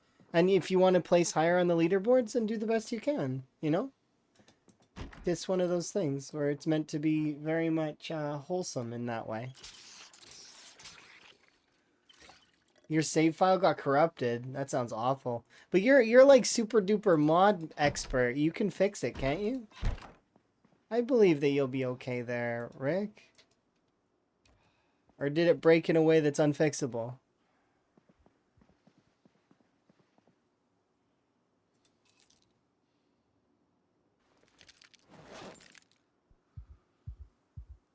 I'm going to do a few in-game hours of this. Just kind of. But yeah. Breaks the game, infinite loading? Oh. Is it the bubble bug? Oh, you're starting over. Okay, well, I mean, if you just want to start over, then that's different, right? If I started this run over, there would be some changes. But I'm sticking with this run because I said that I would stick with this run way back in the beginning. In the very first episode of Rat Race, when I was flustered and confused because I had just received partnership, and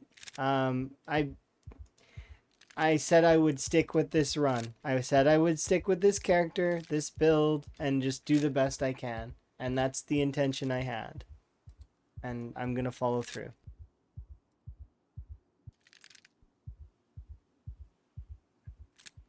But no strength. More time to spend behind the desk than at the gym. Okay, so you're going to do like a...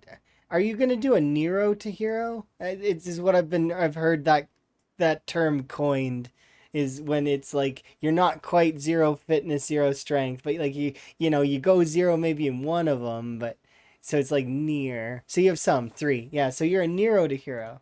I really like that. For those that wanted like that's Molly's. Molly came up with that. Molly Berry. This is amazing term that has been come up with when you're close to zero, but you're not quite zero, Nero. Yeah, zero to hero can be a bit much. I understand. I did zero to hero, but and then my own challenges on top of it with the whole pacifist and slow learner thing. And, like, I mean, it can be a bit too much.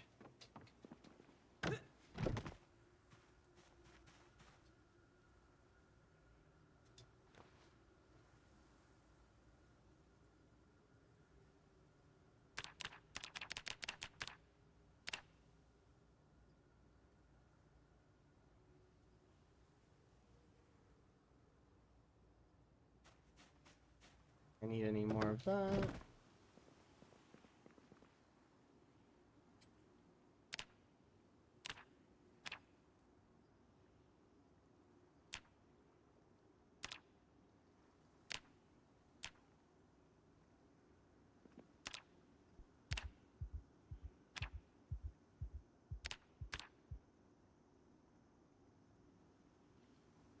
Or I don't even need to craft all of these. I thought I needed to.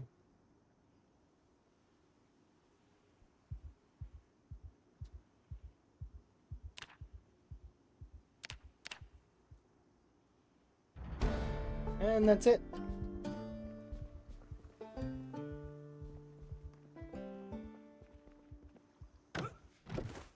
Yeah, I am appreciative of Rick's just kind of going on there and just being like, yeah, you know, I'm just gonna start over. That is awesome.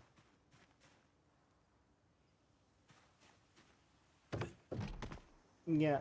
In my opinion, I would take masonry. I would take all the same traits that I have right now, artisan, zero, like all of these other ones. Oh, thank you very much for the subscription. I do very much appreciate it. Enjoy your frog emotes as well as your ad-free viewing. No more ads for you. As well as, if you earn it, channel currency is increased. So you get more channel points, which in my case is gold, because I like gold in terms of currency.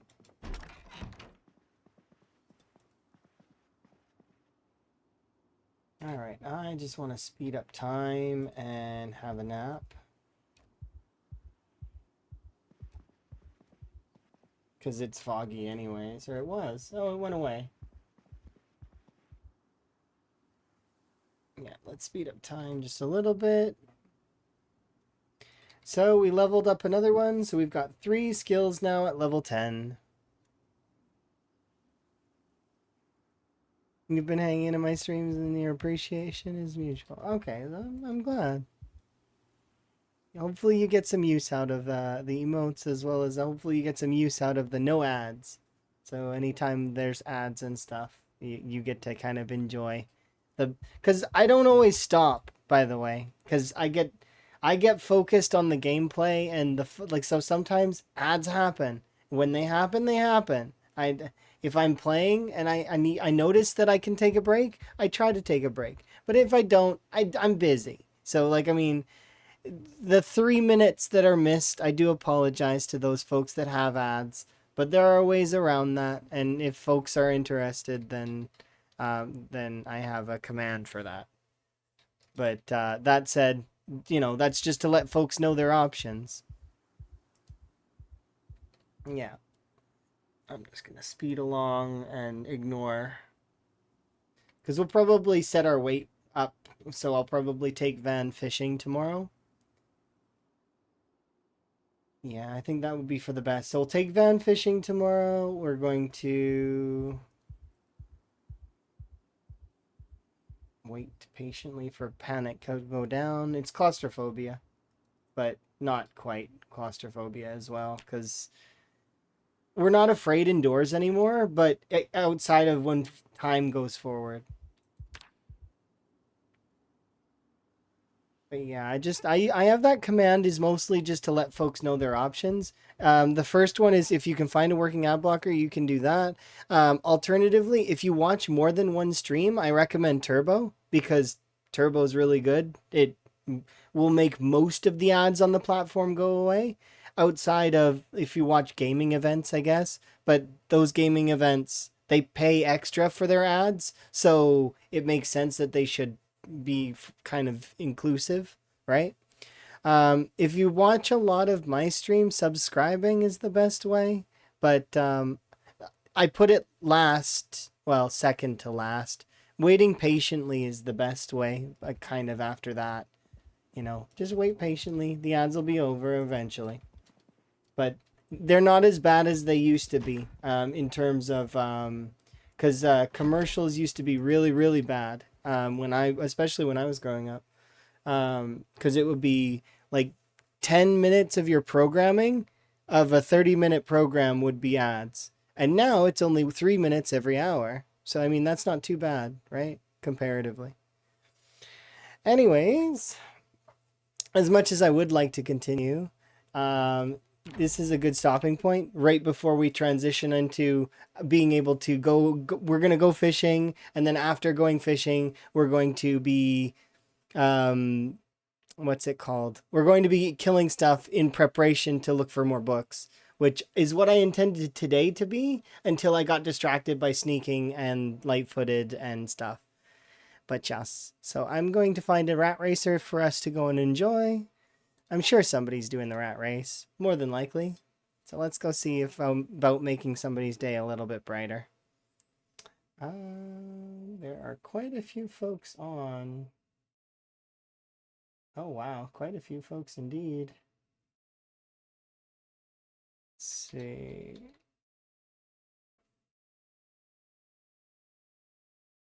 Let's give some appreciation to... Let's give some appreciation to Loop. Because I haven't done Loop in quite a while.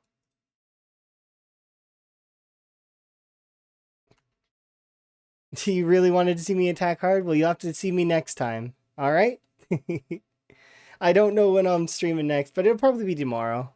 Or like later today / tomorrow. You know, something like that. Anyways, give my regards to Loop. I often always do these. I do like 3 raid of each of the raid emotes. But you can use whatever emotes you want. Feel free. Tis been my absolute pleasure as always. I will see you guys next time. Ta for now.